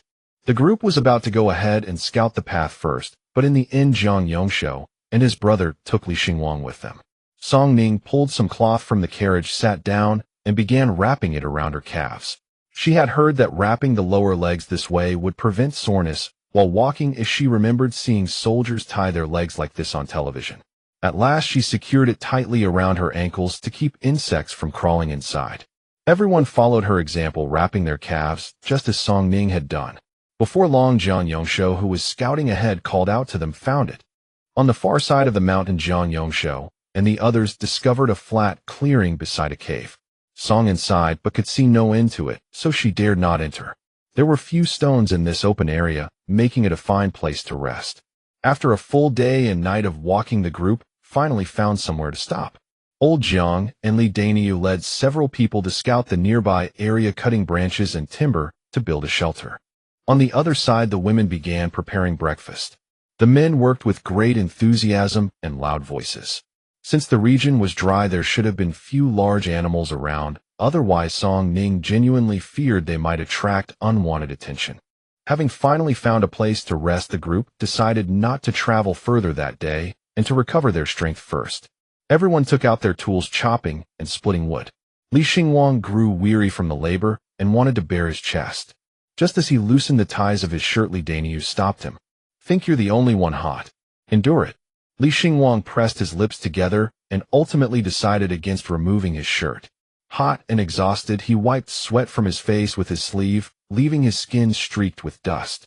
Song Ning sat to one side with her legs stretched straight out, careful not to let her feet touch the ground. Xiaomei and Zhao Di played nearby with Sun Shi's two children. Seeing that no one else had time to pay her any mind, Song Ning took out a dagger and began sharpening the branches. These had been cut by Song Dahai at her request, each roughly the thickness of her thumb and over a meter long. She sharpened one end of each branch to a point for self-defense. Though they carried knives, they could hardly draw them except in open areas, so they made use of what was at hand, each person taking several sharpened stakes. When the work was nearly finished, Li Daniu came over and asked, "Arya, do you think this will work?" Song Ning looked up and smiled. "I don't know much about this either. Uncle Daniu, just proceed as you see fit." Song Ning felt somewhat helpless. Ever since they left Shanha town, everyone in the group wanted to consult her before doing anything. If she did not nod in agreement, they felt it would not work. They had all fled together from their homeland. She only asked of herself that she not become a burden. As for anything else, she did not dare to dream. Putting in the effort and worry would only exhaust her. Over by the cooking fire, Sun Sure was helping Jiang Posey prepare meals when she noticed the commotion and could not help but remark, "They say having a daughter is useless. Look at Arya. She is also a girl, yet who among us is not relying on her now?" Song Dahai and Lu Yulan had only Arya as their daughter to this day, and in the past they had been ridiculed quite a bit by the villagers. But look at things now. Sun Sure sighed. Their family had 3 men, yet what use were they? Such a capable daughter. She wondered which family's boy would eventually win her hand. Song Ning wished to keep a low profile, but the others would not allow it. Whenever something arose, they wanted to discuss it with her, and they would not begin until she gave her approval. Song Dahai and Lu Yulan could not help but feel proud. Their area was the best, clever, and capable. Setting aside everything else, when it came to doing business in the village, their family was second to none. After the group finished eating, some rested while those who could not settle down wandered about nearby. In the morning they had built a shelter for the night with a layer of cloth spread over the top to provide shade and protection from mosquitoes. Song Ning climbed alone onto the mule cart and slipped into her spatial realm. It was time to harvest the grain in her fields. After finishing the harvest, Song Ning lay down directly on the ground and let out a long breath. The space was still the most comfortable, neither hot nor cold, perfect for an afternoon nap. She lay there until she lost track of time and fell asleep. It was not until she heard sounds from outside that Song Ning opened her eyes. She sat up from the ground and rubbed her eyes. Turning her head, she noticed something in a corner of the space. Squinting carefully, it resembled a door. Just as Song Ning was about to walk over and investigate, Lu Yulan's voice came from outside. She quickly exited the space and lifted the carriage curtain to respond. The moment she stepped out, she found the outside bustling with activity. It turned out Li Xingwang had been wandering nearby and caught a rabbit. "We will be eating meat tonight." Counting 4 households in total, 1 rabbit would barely amount to a bite per person. Yet when it came time to eat, Aunt Zhao brought her a serving of rabbit meat that was surprisingly generous, a small bowl brimming with it. "Auntie, I cannot finish this much. Please take some back. Everyone asked me to bring this to you. You have worked hard these past few days. Eat more. There is also what you brought earlier cooking in the pot. It should be enough." Aunt Zhao smiled. Hearing this, Song Ning finally accepted the bowl. This meal was the happiest one the group had shared since they left. After lunch, the weather grew increasingly hot, and people barely moved anymore, lying in the shed to sleep and restore their strength.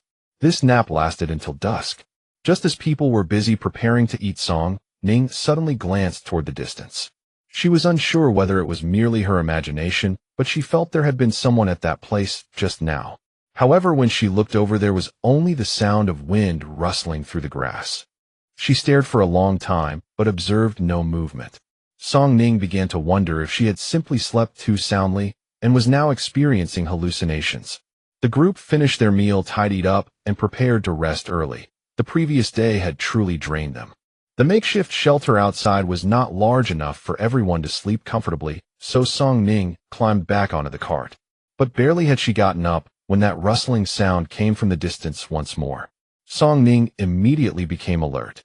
She quickly descended from the cart and roused Song Dahai and Li Daniu, pointing toward that direction. "Father, there seems to be something over there," Song Ning whispered. Both men instantly grew tense. In this desolate wilderness, emerging at night, what else could it be but wild beasts? Song Dahai quickly woke the men from the Jiang family. Armed with torches in one hand and the sharpened wooden stakes Song Ning had crafted that day in the other, they made their way toward the grassy area. The rustling from the bushes grew increasingly loud. Li Xingwang swallowed hard and instinctively stepped behind Song Ning.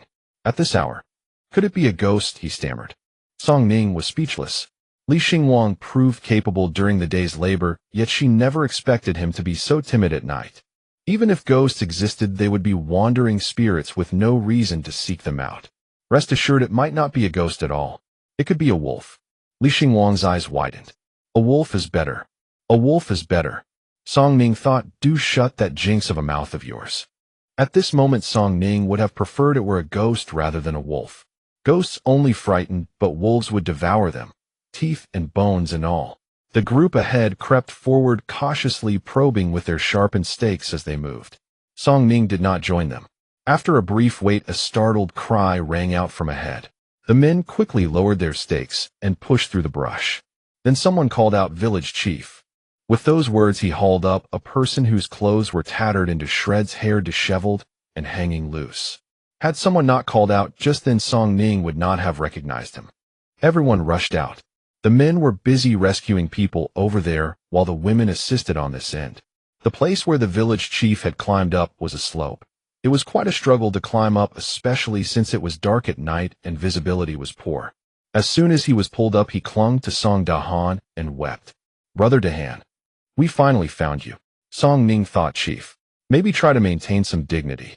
They pulled them up one by one. The village chief's entire family of 5 reunited. The village chief fared relatively well. His eldest son's legs had gone weak and could barely support him. His clothes were similarly torn to strips, and he bore visible wounds.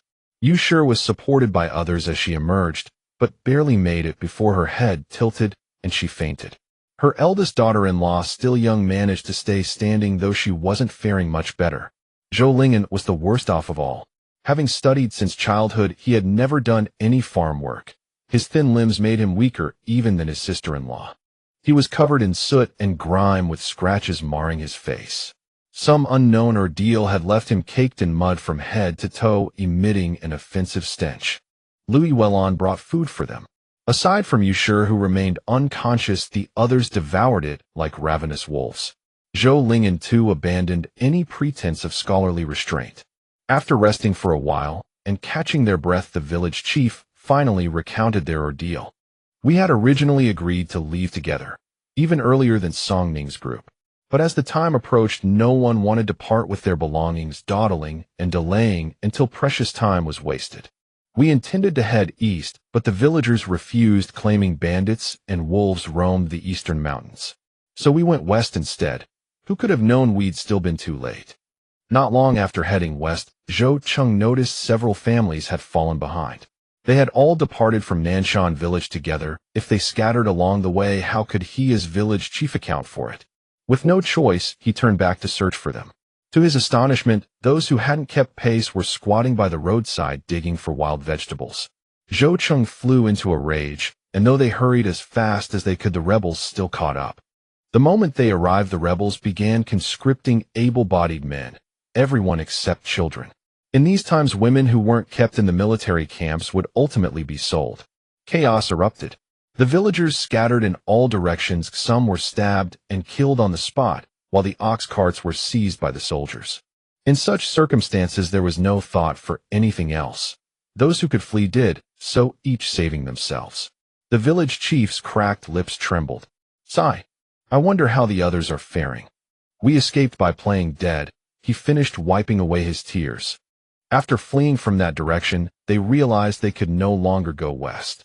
Since they hadn't traveled far, fearing they might encounter more bandits along the way, they took to the mountains and headed east. For 2 days and a night, they dared not rest for a moment. Though they had lost everything, at least they had saved their lives. When they reached the foothills, fearful that the lower ground was unsafe, they decided to climb the mountain. But they took a wrong turn. The path ahead was a slope.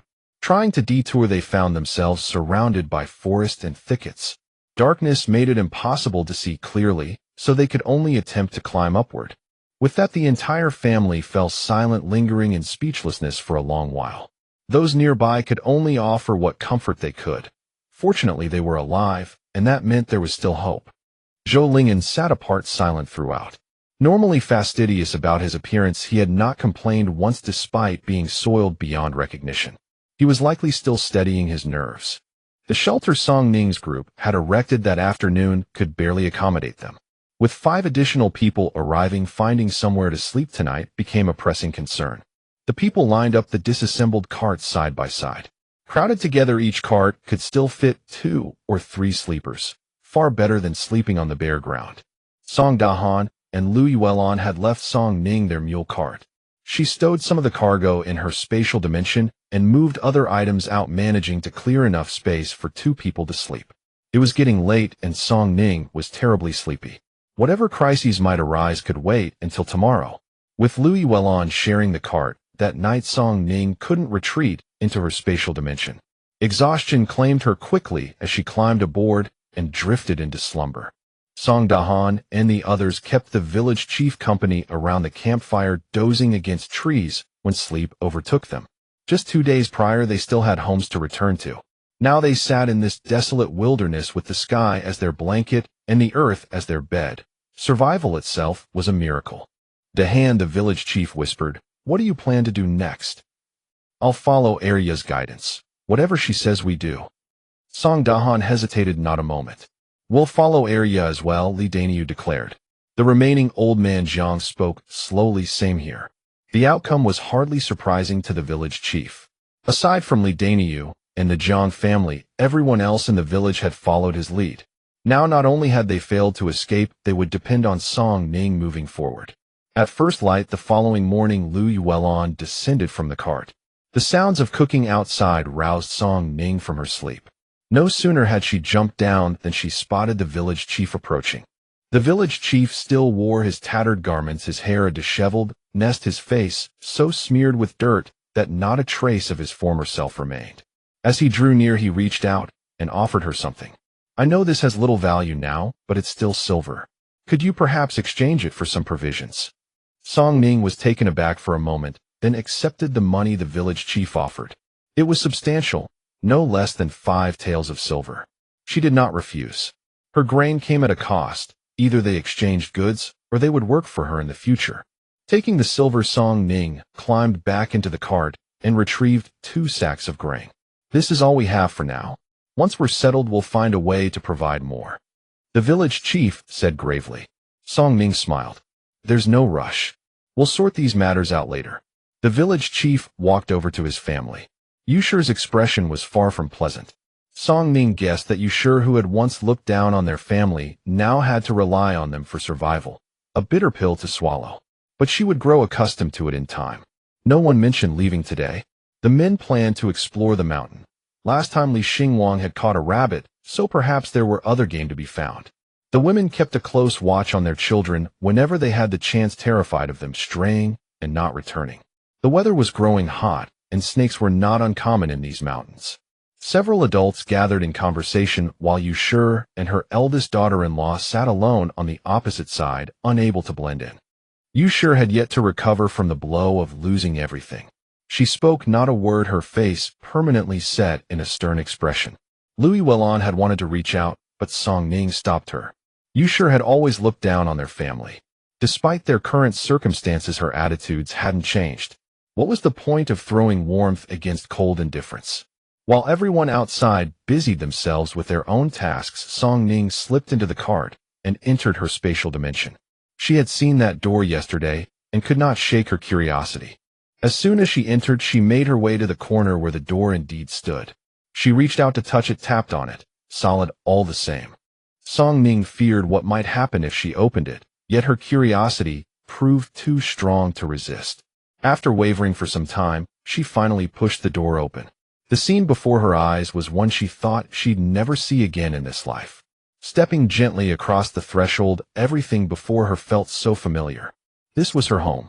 Her home in modern times. Beside the door sat her casually placed shoes, and her house keys rested on the cabinet. Stepping inside, it was daytime.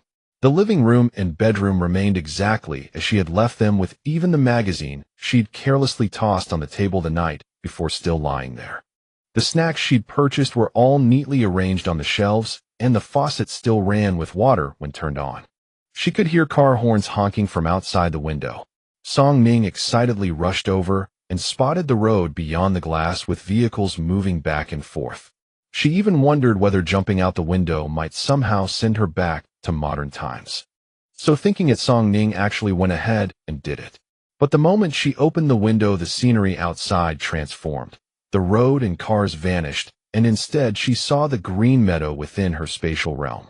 She closed the window, and the outside world returned to normal.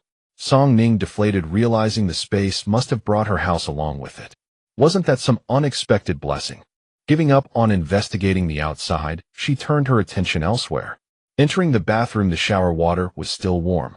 If she weren't worried someone might call out to her, she would have dived right in for a bath. Her clothes were filthy, unwashed for days. Just from walking those few steps inside, several shoe prints marked the floor. She picked up a bunch of grapes from the table, snacking as she wandered through the house looking for anything useful. When she saw the bed, her heart soared. She hadn't slept on anything so soft in ages. Once they settled down, she resolved to haul out all her quilts and bedding. Opening the refrigerator, she found plenty of chilled drinks and food she'd stockpiled earlier, the shelves packed to the brim. She tested everything. The refrigerator still ran, and most household items worked fine. Only the television and mobile phone refused to power on. Not daring to linger, Song Ning grabbed a bottle of juice and stepped out, returning to the carriage through the space. She fetched a bowl from the carriage, lifted the curtain, and softly called for Liu Yuelon. Thinking something had happened, Liu Yuelon hurried aboard. Song Ning handed her the bowl of juice. "Mother, try this." Liu Yuelon gazed at the yellowish liquid in the bowl, hesitated for a long while, then took a sip before exclaiming in delight, "What is this? It tastes so wonderful. Sweet and chilled. As long as you like it, I have more. I'll save some for father later." At that moment, voices rose from outside. Song Ning glanced up and asked, "What is the village head up to?" "They say they're going in search of water. We can't just sit idle here. The water we brought won't last long." The few families had loaded every bucket and jar they could find with water when they left the town. But supplies couldn't withstand the journey's demands. They'd also packed some onto their carriage, enough perhaps for 2 or 3 days at most. There were 5 households in total now, but fortunately there were plenty of men. The village head assigned one from each family, keeping the rest to protect the women and children. Song Dahan and Li Daniyu went along as well. With nothing to occupy himself, Li Xinguang put on an impromptu monkey climbing a tree performance beneath the tree for Song Ning. To be fair, his agility was impressive. Not just anyone could scale a tree like that. Suddenly, Li Xinguang, perched in the branches, let out an exclamation. "What is it?" Song Ning called upward. "Looks like there are people at the foot of the hill." Anxious, Song Ning hurriedly asked, "Can you make out who they are?" Li Xinguang shook his head. "Too far away to see clearly. Can only make out a group of people down there." Song Ning contemplated for a moment and said, "Xinguang, go wait a moment for me." She dashed back to the carriage, entered the space, and began rummaging through boxes and cabinets. She used to enjoy hiking and had bought plenty of climbing gear, including a pair of binoculars. Finally finding what she needed, she hurried out and jumped down from the carriage. "Xinguang, go, can you help me up there?" Li Xinguang stepped down one rung from his high perch and extended a hand. "Place your foot against that indentation and grip that branch. I'll pull you up." Song Ning was quite short now, but fortunately light in frame. With a single tug, Li Xinguang hoisted her onto the tree and then guided her higher, positioning her on a sturdy branch above. Song Ning took out her binoculars and gazed into the distance. Though she couldn't clearly identify who they were, they didn't appear to be soldiers. Most likely fellow refugees. Many were pushing carts, probably just resting at the mountain's base. Song Ning breathed a sigh of relief. As long as they weren't pursuers. "Don't worry, they're probably just like us." Li Xinguang's eyes sparkled with curiosity. "Area, what's that you're holding? Can I take a look?" Song Ning handed it over. "This lets you see great distances. Go ahead and try it." Li Xinguang took the binoculars and peered into the distance, following Song Ning's method, then burst into astonished exclamations. "Area, where did you get this? It's incredibly clear." Song Ning lowered her voice. "I bought it when I went to the county town before. They say it's from beyond the borders, and it cost me quite a bit of silver. You must keep it secret. If my parents find out, I'll be scolded." Hearing that it had cost so much silver, Li Xinguang's hands trembled as he held the binoculars. He caressed them repeatedly before carefully handing them back. "You can trust me. I won't tell a soul." Li Xinguang jumped down from the tree first, then carefully lifted Song Ning down. Aunt Zhao, watching from nearby, had long noticed the commotion and grinned with her eyes narrowed to slits. If her son and Arya could come together, she would count herself blessed. Zhou Lingyan, also not far away, shifted his gaze toward Song Ning, but said nothing, remaining silently observant. Beside him, Yushir kept a cold expression, refusing to glance in their direction at all. They didn't return until dusk had fallen. After wandering all afternoon, the results were far from satisfactory. The mountain held nothing.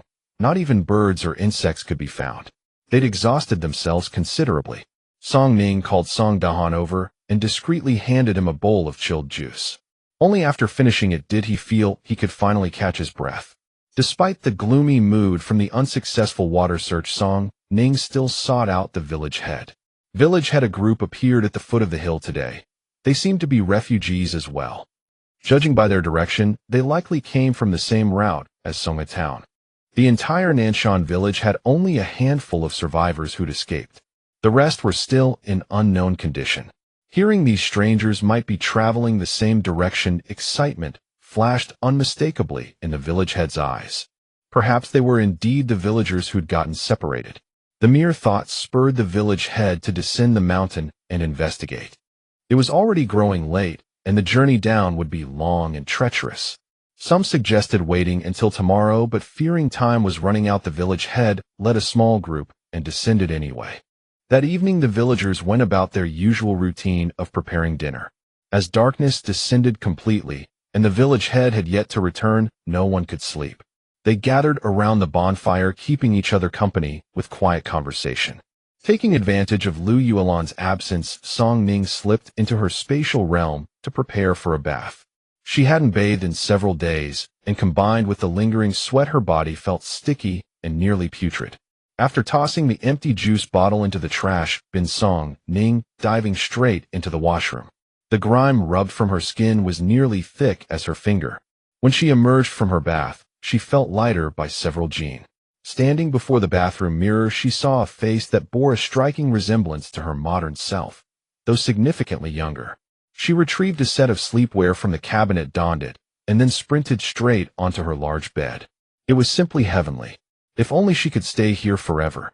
After lying there for some time, and estimating the hours, Song Ning changed back into her original clothes and prepared to head outside.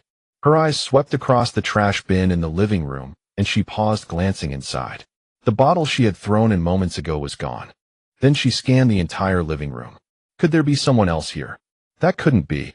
She searched every corner of the living room thoroughly, but the bottle was nowhere to be found. Worried that lingering inside too long would arouse suspicion, Song Ning hurried back to the carriage. Lifting the curtain, she peered outside. Lu Yuelan was still chatting by the fire, and the village head had not yet returned. Song Ning breathed a small sigh of relief, then stepped out of the carriage to sit and watch the stars. Just as she was about to drift off outside, movement finally appeared at the bottom of the slope. The villagers quickly rose and lit torches to look downward. Then they heard the village chief call out from below. His expression upon returning was anything but joyful. These could not be people from Nanshan village. They're a group from Donyuan village. Before leaving, the village chief had sent word to Donyuan village. Luo Wenxin, not daring to delay, quickly led his entire village in evacuation. Their group was larger and moved more slowly, only reaching the mountain foot today. I've arranged with Elder Luo that we'll join forces tomorrow and continue the journey together. Their numbers were small, and the road ahead remained unsafe. Traveling with more people would make them less conspicuous among the refugees. The matter was settled, and no one objected. Though they were not from Nanshan village, at least there would be mutual support along the way. More hands meant greater strength, and Song Ning didn't see it as a bad thing. With the group finally settled, they had rested adequately over the past 2 days. Tomorrow they would regroup with those from below and continue their journey. The next morning the villagers rose 8 and began packing their belongings. The village chief's family had no means of transport. They would have to trek down the mountain on foot. Those who didn't ride in carts followed the village chief on foot downhill, while carriage drivers had to take a detour to reach the lower path. As they traveled far in the distance, they spotted a long line of people at the mountain base. Nearly everyone from Donyuan village had made it out. Luo Wenxin had clearly issued careful instructions beforehand. Families with more women and children should stay toward the center, while households with more able-bodied men should bring up the rear. Song Ning's family, including Song Xiu's household, counted only 2 men, so they positioned themselves in the middle. The Jiang family and Li Daniu's family followed behind them, providing mutual protection. Luo Wenxin's arrangements were sound, and no one in the convoy objected. Ahead of Song Ning's group was a Gu family from Donyuan village. Their household had only 1 man, an elderly grandmother at the front, and 2 young children behind. One person pushed a cart piled high with their belongings. The elderly grandmother couldn't bear to see her son struggle, so she had only allowed the 2 children to ride, while she walked alongside. When they had passed earlier, the old woman had kindly exchanged a few words of greeting. Song Ning stepped down from the mule cart and offered her seat to the elderly Madame Gu. It wasn't just their family doing this. Many households yielded their cart seats to the elderly and those too frail to walk, while the teenage girls and boys got down to walk instead.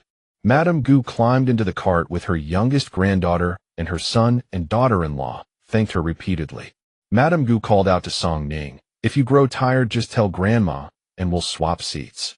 During the day, the cart canopy was rolled up for ventilation. Among the dozens of households in the entire convoy, only their cart had a roof. Everyone trudged under the scorching sun, and soon many were gasping for breath. Song Ning wore a bamboo hat woven by Song Dahai. Though hot, at least her face was shielded from direct sunlight. Before setting out, Song Ning had specifically instructed them to smudge dirt on their faces, making them appear like genuine refugees rather than well-groomed townsfolk. They traveled for a long while, eventually leaving the mountain range behind and reaching the main road, where they began to spot numerous refugees moving in the same direction. The moment those displaced people saw the convoy merge onto the main road, they all turned their gazes toward them, specifically toward the goods on their carts. A few desperate refugees attempted to draw closer, but were deterred by the long staffs held by the guards. The village chief carried a long wooden staff sharpened by Song Ning, its tip pointed like a spear capable of piercing through in a single thrust. Before descending the mountain, Song Ning had also warned several families not to engage with any refugees along the way. The grain they gave away was nothing compared to what those people truly desired: their very lives. It wasn't that she was heartless. In times like these, one could only look out for oneself. And so throughout the journey, although both the Jiang and Li families felt compassion watching the suffering refugees around them, they restrained themselves. Many along the road carried nothing more than a walking stick and their own 2 legs, having fled in such haste. Some had been robbed clean along the way. They were already quite far from both the town and the city. Reaching this point was an achievement in itself. Fortunately, everyone carried some means of self-defense, which deterred even the most determined looters. Yet countless pairs of eyes kept darting toward their carts, filled with resentment and unwillingness to accept their fate. The 2 village chiefs led the vanguard, and their hearts grew tense seeing the refugees along the road. Though they outnumbered the refugees, if those desperate people truly chose to attack, they would not fare well. Embedded among the refugees, they had become targets. They had hoped the mule and ox carts would make the journey smoother, but instead they had become the most conspicuous sight on the road. Perhaps frightened by the weapons in their hands, the refugees kept their distance for nearly an hour without incident. But no one relaxed their vigilance. Starving people are capable of anything, for they had nothing left to lose, so why not fight? The 2 guides ahead dared not stop, for this was no safe ground. As for Song Ning, she was on the verge of collapse. Truly, in both her lives combined, she had never endured such suffering. She had thought the previous ordeal on the mountain had been her limit, yet here she was pushing forward on her own 2 legs for over 2 hours straight. Sun Shi, noticing from behind that Song Ning was growing weary, hopped down from the cart and switched places with her. Soon after, Lu Yuelon up front also exchanged seats with Madame Gu. The moment both of them climbed aboard, their shared reaction was the same: pure bliss. With no sign of stopping ahead, they continued swapping places, and the entire group managed to persevere for nearly 5 hours. They dared not pause on the road. If they stopped, they would need to set up their cooking pots, and with so many refugees watching nearby, they could not dare to eat so brazenly. Even when consuming their dry rations, they had to shield themselves somewhat. Yet marching continuously like this was exhausting. Even those in good physical condition were beginning to struggle. Nearly 10 hours passed, covering dozens of li with nothing in sight ahead or behind. When their beasts of burden stopped along the way to graze, Song Ning would also sit on the ground to rest. Up ahead, the Gua family had also halted to give the children some water.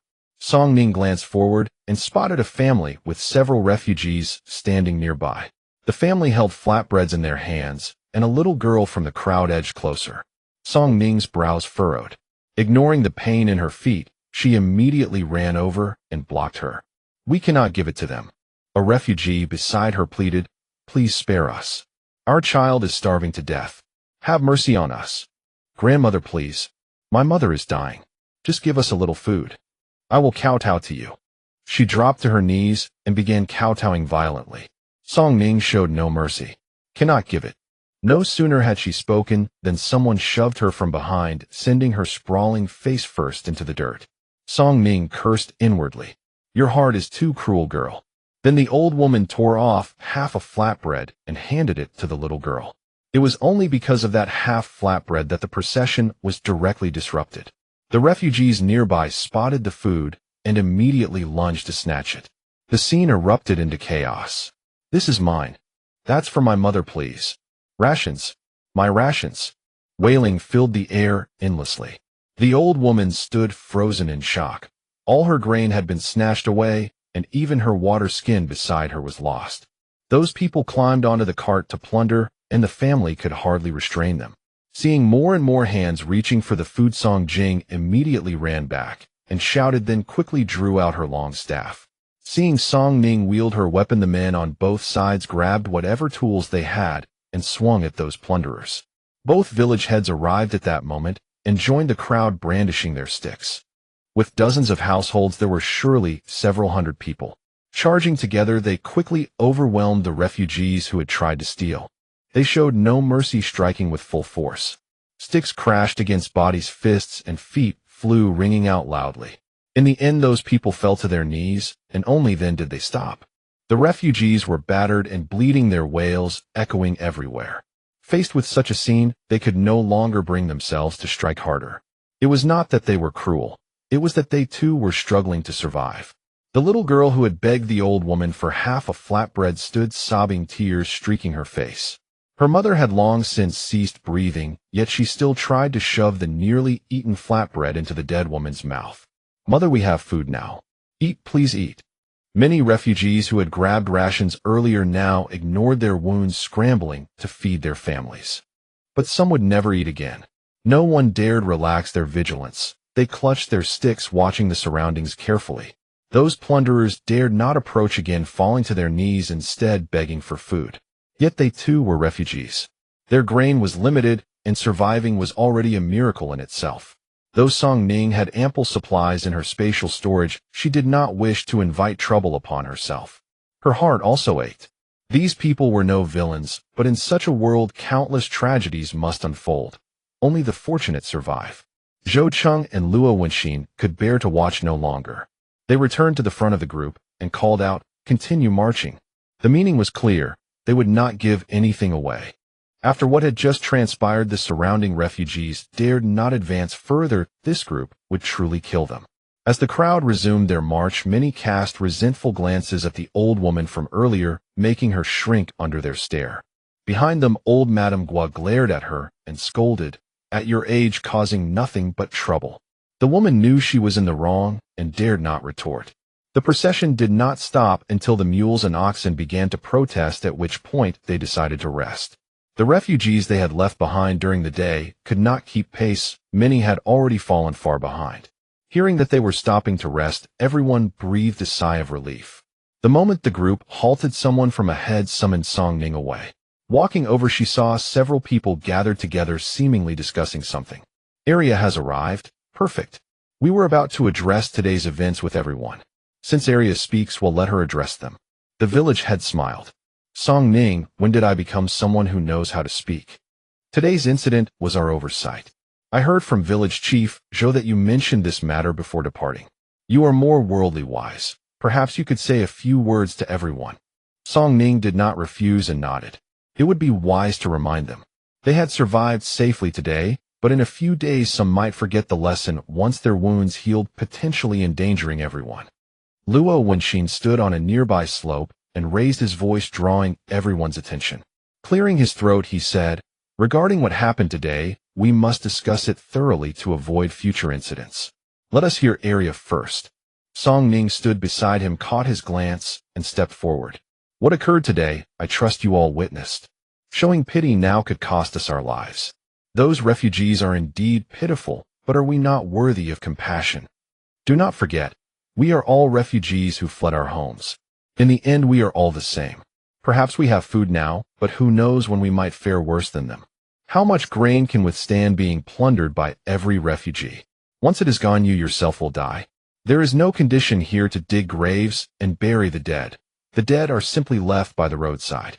We won today because we were fortunate. Such luck may not come again. Furthermore, women and children, do not simply cry and wail when trouble arises. What good does it do? We must also take up weapons to protect ourselves.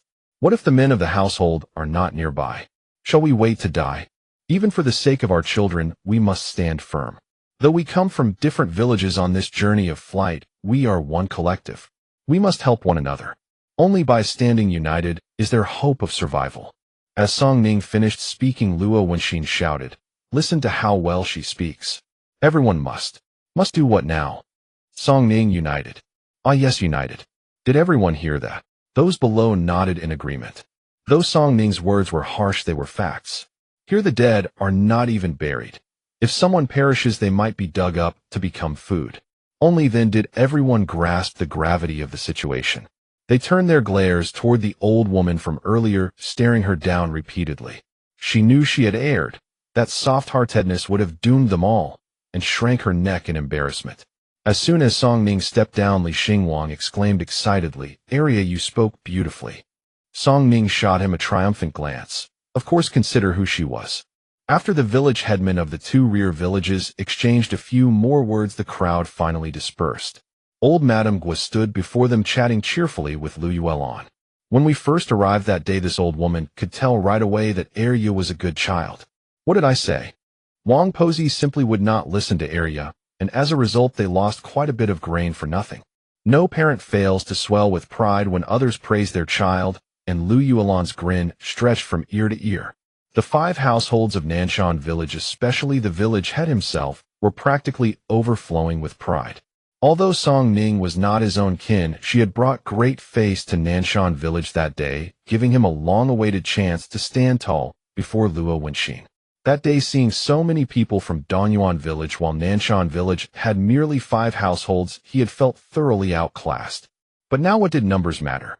So many people, yet none could compare to one Song area. After the meal, every household deliberated over who would keep watch over their belongings, and nearly without exception, it was the women who volunteered. The men needed their strength for pushing the carts during the day and required proper rest at night. To give her parents a bit more rest, Song Ning eagerly volunteered for the night watch. Just then Song Xiua approached from behind. "Arya, you should all get some rest. Let your uncle by marriage keep watch." Song Dahai made no objection. "Very well. We will take over in the latter half of the night." Eager to let the mule rest properly, they unhitched the cart and laid straw cushions upon the ground, then laid down to sleep together. Other families likewise gathered dry grass from nearby fields. They had originally intended to dig up some wild vegetables, but after searching for quite some time, not a single sprout could be found. No wonder few people chose to reside here. Gradually the surroundings fell quiet. But in the latter half of the night, Song Ning suddenly heard sounds from somewhere not far away. Happening to be switching shifts with Song Dahai and Zhu Shun, she cast a glance behind them. It must have been something happening over at the Jiang family's camp. Lu Yuelon, who had long since fallen asleep beside her, returned shortly after letting out a long sigh as she lay back down. Jiang family Shiyan has seemed lethargic these past few days, and tonight it was even worse. Vomiting, diarrhea, and muscle cramps. The Jiang family has been too distressed to eat for 2 whole days. Granny Jiang and her son had only this one grandson, whom they doted upon terribly. Along the arduous journey of escape, many children had perished, quite a number had expired right along their route. Hearing these symptoms, Song Ning murmured to herself, could it be heat stroke? The medicine she had obtained from the pharmacy did not include anything for heat stroke, but she knew her family did. Quietly climbing onto the cart, she slipped into her spatial dimension and found her medicine chest. True enough, it was there. The child was still young, and she was not entirely certain it was heat stroke, so she dared not give too much. She poured out half a bottle, and then ladled in some water from her spring. Although her spring water was ineffective for ordinary ailments, what if it helped this time? Something was better than nothing. The medicine had an unpleasant odor, and fearing the child might vomit it back up, Song Ning also took a piece of candy. Song Ning carefully emerged from behind the cart and approached quietly with the cup. The Jiang family was far from asleep. Sun Shi cradled the child, and wept. Granny Jiang sat nearby, keeping watch and the rest wore deeply worried expressions. As soon as Song Ning arrived, she called out softly, "Sister-in-law." Hearing the voice, Granny Jiang lifted her head and was about to rise. Song Ning quickly gestured her to stay, then squatted down. "Arya, why have you come so late?" Sun Shi wiped her tears and asked. Song Ning held out the cup and spoke softly, "Sister-in-law, I heard from my mother that Shiyan is unwell. Fortunately, I gathered some medicine from the pharmacy last time that treats vomiting. Perhaps we could try it on Shiyan." "Really? Would that mean Shiyan might survive?" Sun Shi asked, her eyes red with hope. "I cannot guarantee it will work, but even if it does not, it will do no harm. If you are willing, sister-in-law, let him try a small amount first." How could Sun Shi refuse? If her son continued like this, he would surely not survive. Any medicine was a lifeline. "Arya, we will remember your great kindness. In the future, we will serve you faithfully in return." Along the refugee route, everything was scarce, and medicine at such a critical moment could save a life. What could they offer in return was precisely this great favor. Sun Shi hastily took the cup, but the moment the medicine neared the child's lips, its pungent smell made Shiyan clamp his mouth shut tight. There was no choice. Jiang Yongsho had to pry the child's mouth open and force the medicine down. As soon as the medicine entered his stomach, Song Ning quickly stuffed the candy into his mouth, and the child immediately calmed down. The Jiang family still wanted to say something, but Song Ning put a finger to her lips in a shushing gesture. "Rest now. We will discuss anything further tomorrow." She retrieved the cup, rose to her feet, and returned it to her spatial dimension. It was a small cup from her own home. Fortunately, it was nighttime, and the light poor, or someone would surely have noticed. After feeding the child his medicine, Sun Shi sat holding him for nearly half an hour. When she saw the child had stopped crying, she finally allowed herself a smile. Jiang Yongsho's anxious heart finally settled. "You should rest too. I will keep watch for the rest of the night." Beside her, his daughter tugged at Sun Shi's sleeve and asked, "Mother, is little brother going to be all right?" Earlier, her mother had held little brother and cried endlessly, so she had been too afraid to ask. Gently stroking her daughter's head, Sun Shi said tenderly, "Go to sleep now. By dawn your brother will be fine." The rest of the night passed without incident. At first light, activity began. People rose to start fires and prepare meals. Only after eating their fill would they have the strength to continue their journey that day. The Song family ate in rotation, as there was not enough room on the cart for everyone. Song Ning ate first, with Xiao Mei and Zhao followed by the 4 adults. Their breakfast that day consisted of white flour steamed buns and a small dish of pickled vegetables. The food others carried was dark, hard, and coarse, while theirs were soft white buns. The family ate very carefully, ever wary of others drawing near. However, at this hour, everyone was too occupied with their own meals to pay them any mind. More refugees continued to arrive along the road, and each time they passed the Song family's cart, they could not help but cast curious glances their way. They were numerous, and the road was narrow, stretching as far as the eye could see in both directions. The entire road was filled with their people. After breakfast, the village head ahead called out, "Let us move." Another day of flight had begun. After walking for less than 2 hours, a wider road appeared ahead. Taking advantage of the mule and ox resting and grazing, Song Ning stood atop the cart and used her binoculars to skim the distance.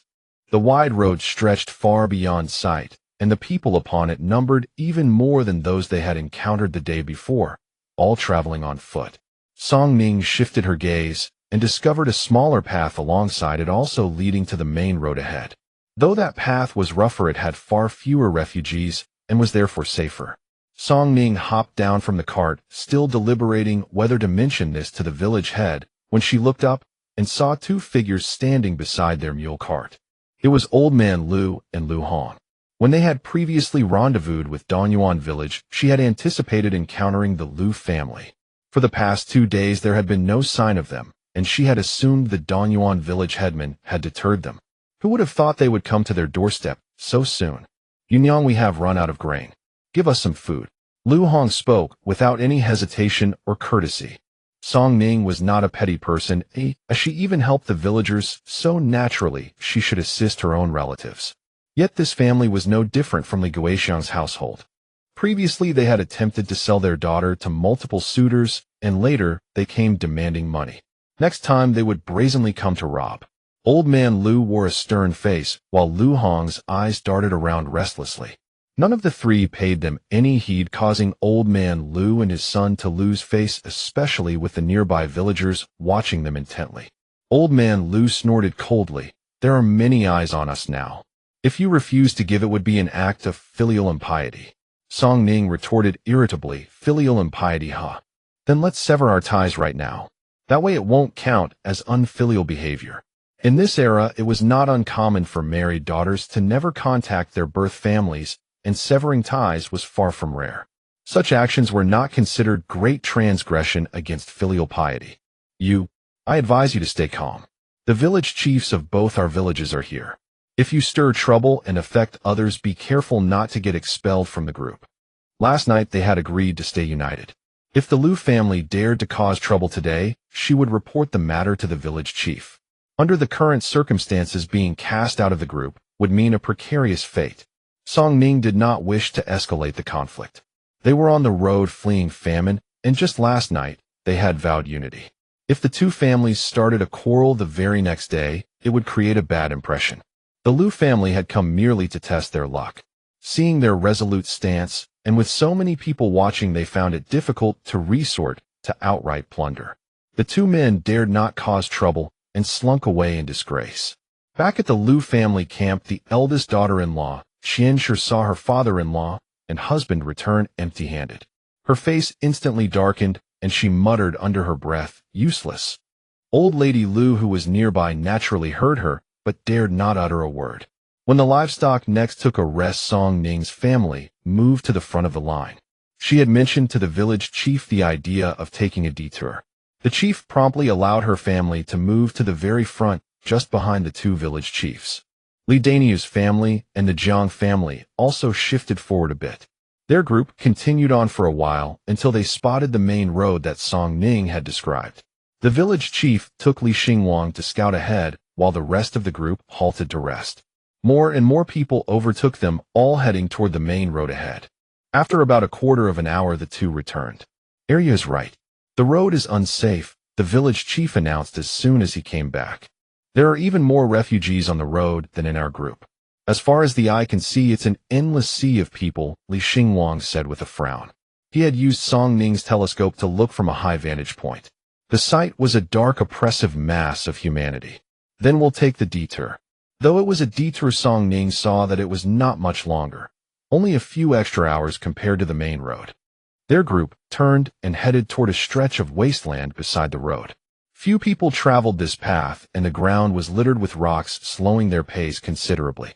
After walking the entire afternoon, they had not even covered half the distance. As dusk fell, they stopped at a spot with a small mound that blocked the view ahead. The two village chiefs decided to camp there for the night. As soon as the front halted, complaints arose from the rear. Why abandon the smooth main road for such a remote, narrow, and treacherous path? Several families' carts had already tipped into the ditches along the way. Many people had worn out their shoes and had to mend them by torchlight with straw ropes. When it came time to cook dinner, there was no suitable place nearby to build a stove. People muttered under their breath while busying themselves with their tasks. Song Ning's family ate dried rations that night. They had been baking flatbreads and steaming buns for days before setting out, so their stockpile was ample. They would not need to cook for some time. The village chief's family ahead had apparently been given an ox cart by village chief Luo, finally providing them with a means of transport. Yusher was fiddling with something on the cart. After a while, the family began their meal. Zhou Lingyan happened to look up and caught Song Ning's gaze as she sat on the edge of her own cart. Ever since Song Ning's family had fallen in behind them, Yusher had been keeping a constant watch, afraid that the girl might approach and speak to her son. Song Ning found it amusing. It was understandable that Yusher doted on her son, but she could not expect everyone else to treasure him as she did. Zhou Lingyan had been utterly useless throughout the journey, only serving as a burden.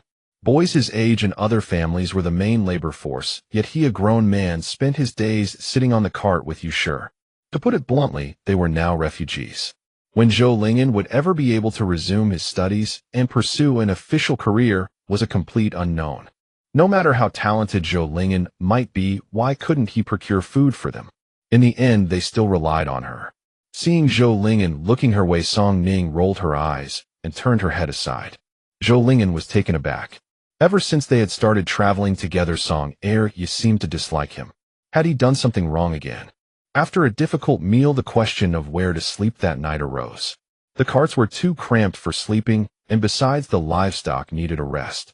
Many people spread hay on the ground below the road, just a short slope down, where they could still keep an eye on their carts. That night, Song Ning insisted on standing guard. Song Dahai and Liu Yuelon had been exhausted enough during the day, they needed to rest at night. Song Ning took a straw mat and placed it beside the mule cart, sitting there to gaze at the stars. She had been in this world for a while, but this was the first time she had seriously counted the stars. The sky was not densely packed with stars, but each one was distinct, twinkling brilliantly. Song Ning found herself momentarily captivated. She persisted until the dead of night, when her neck began to ache. Just then she heard someone climbing up from below. Liu Yuelon came up and whispered, "Arya, Mother, why are you up here?" "It's nothing. I need to find something." With that, she headed toward the cart. She climbed aboard and rummaged for a long time. Song Ning asked, "Mother, what are you looking for?" "Let me help." Liu Yuelon whispered something in Song Ning's ear, and Song Ning understood. She was looking for a sanitary cloth. Before they set out, Liu Yuelon had sewn several strips filled with plant ash specifically for use during the journey. Song Ning was still young and had been malnourished before, so she had not yet started menstruating. She told Liu Yuelon to keep watch outside while she climbed into the carriage. As a woman living alone, she had stockpiled everything, including sanitary pads. Her cabinet held a considerable stash. She took one out and waved it at Liu Yuelon. "Mother, use this." Liu Yuelon had never seen such a thing before. She examined it closely. Fearing too many questions, Song Ning quickly explained how to use it and told her to go into the cart to put it on. Song Ning hastily tossed the torn-off wrappers into her storage space. After changing, Liu Yuelon climbed down from the cart and whispered, "Arya, this is much more comfortable than the ones I made." Song Ning thought to herself, of course this is a modern product. She escorted Liu Yuelon back to her resting spot, and then returned to the mule cart to continue watching the stars. Just as she turned around, she saw a pair of eyes on the small mound opposite, staring as wide as brass bells, locking directly onto hers. A robbery. Song Ning immediately let out a scream, "Thieves!" Li Xingwang, the closest to her, and the village chief's eldest son sprang to their feet and ran toward the direction Song Ning was pointing. Hearing his daughter's scream, Song Dahai rushed over to help. The nearby households, alerted by the commotion, also got up. The men all ran toward that spot, and within no time, they had captured 2 individuals. The 2 men were brought back with their arms pinned, escorted by several people. Most everyone had already been roused by the noise and came running in a panic. The 2 thieves were subdued and unable to move. "Why would they come at midnight?" someone asked. The person beside him gave him a speechless look. Did he really need to ask? Obviously, they were here to steal grain. The 2 men were bitterly unlucky. They had scarcely arrived and hadn't even dared to do anything before being discovered, only to be beaten mercilessly by the crowd. They then began sobbing, uncontrollably confessing their guilt and claiming they had resorted to this desperate measure because they had no other way out, whining about how hardships they had endured. The men beat them again, and then everyone inspected their households to check for missing items. Fortunately, nothing was lost, and they couldn't truly harm the 2 men. After the village chief scolded them sharply, they were released. They insisted on taking this route and got robbed tonight, didn't they? Enough, say less. Nothing was lost anyway. Just as matters here were settling down, the children who had been awakened were not yet coaxed back to sleep when shouts rang out from all directions. Now people dared not sleep at all, fearing they had been surrounded. The sound was coming from the direction of that small earthen mound. Something must have happened on the main road. Song Ning climbed the mound and raised her binoculars to look. Torches could be seen over there, but it was still too dark to make out clearly. All she could discern was a growing commotion. "What's going on? Are more people coming to rob the grain?" the village chief asked nervously. Song Ning replied slowly, "It seems so. Something has happened over there." Many grew anxious. Could they discover us? Song Ning descended from the mound. "Don't worry. We're still a bit far from there. They likely won't notice us." For safety, they had not dared to light torches at night, only small fires beside the carts for a little light. "Everyone stay alert. Watch your belongings through the second half of the night. If you hear anything, start banging your basins." Song Ning announced loudly. At this, those who had complained about taking the shortcut fell completely silent. Though they had quite a few people, the refugees on the main road were far more numerous. They had children and elderly to protect. They couldn't possibly prevail in a fight. Two thieves, or a whole band of them, they could certainly tell the difference between light and heavy consequences. From now on, the people trusted Song Ning's words even more. Thanks to Arya's warning, or we'd be suffering tonight, the village chief breathed a sigh of relief. Better stay cautious during the second half of the night, just in case. Song Ning reminded. Both village chiefs nodded and dared not sleep again after midnight. During the late watch, Li Xingwang came over to sit with Song Ning. Whenever I returned to the village before, the folks always talked about you, saying you were lazy, good for nothing, and brainless. Now that they were familiar, Li Xingwang spoke without restraint. Song Ning smiled. And now, I think you're the smartest person in our village. He glanced to the side and whispered, even smarter than the village chief. Song Ning grinned and said quietly, good taste. Song Ning had always thought Li Xingwang was the honest, taciturn type, but after growing closer recently, she realized he actually knew how to talk quite well. Originally, because of Tian Xiaoqin, Li Xingwang had been in low spirits when they first left town. But unexpectedly, after just a few days, he seemed as if nothing had happened. Haven't you been thinking about Tian Xiaoqin these past 2 days? Li Xingwang awkwardly scratched the back of his head. In the past, blinded by infatuation, he had thought Tian Xiaoqin was the finest girl in the world. But these past few days he had come to see clearly. It was his own poor judgment in choosing people. Besides, Tian Xiaoqin had gotten her just deserts, so he had somehow vented the resentment in his heart. Right now, just surviving is already a blessing. Who has the leisure to think about such things? Don't worry. Once we settle down, Aunt Zhao will surely find you a wife. You'll find someone far better than Tian Xiaoqin. Li Xingwang's face flushed slightly. Just then Sun Shi came over. As soon as she arrived, she smiled. Arya, that medicine you gave last time really worked. Shi too has been feeling much better tonight and can finally sleep soundly. I'm glad it helped. I still have half the medicine. I'll go get it for you now. Sun Shi grabbed her arm. That's not what I meant. I just wanted to come thank you. Having traveled this far without Arya, they would long have perished. As long as Shi too is fine. Sister-in-law helped our family before, so it's only right that we help each other now. Sun Shi was deeply moved. Because Arya had spoken up for Lu Yuelon before, Arya had never forgotten it. Whenever there was something good, Arya prioritized the Song family, and even prioritized her first. Tears welled up in her eyes all at once. Song Ning was not good at handling such emotional moments, and didn't know how to comfort her, so she flashed a glance at Li Xingwang beside her. Li Xingwang smiled. Sister-in-law, we all come from the same village. Helping one another is only natural. Next time you have any trouble, just say the word, and I'll help too. It's getting late. You've had a tiring day. Go get some rest. We've got to travel tomorrow morning. Only then did Sun Shi wipe her tears and smile. All right. If sister-in-law needs anything in the future, I'll come find you. I won't keep you two from chatting. Saying this, she turned and left. Song Ning shot Li Xingwang an approving look. You're pretty good, kid. The shouting through the latter half of the night lasted almost until dawn. As the sky began to lighten, people got up to make breakfast. Song Ning no longer needed to guard the carts. After delivering the remaining medicine to Sun Shi, she climbed onto that small earthen mound again and looked in that direction. People were already traveling on the road ahead, but the entire path was in utter chaos. Numerous bodies lay scattered along the roadside in disjointed positions. When carts passed, they had to clear the corpses, blocking the way as they went. Some people couldn't bear the sight and squatted right there vomiting. Song Ning handed the binoculars to Li Xingwang beside her. After looking through them, both fell silent. After breakfast, everyone continued forward. They didn't know whether they could exit this road today. The weather was extremely hot. Once the sun rose, the scorching heat became unbearable. Song Ning hadn't slept at all the previous night, so during the day, she lay in the cart compartment to catch up on rest. Seeing Song Dahai and Lu Yuelon suffering greatly from the heat, she quietly entered her space. Opening the refrigerator door, Song Ning lowered her head to grab a beverage, but suddenly noticed something and raised an eyebrow slightly.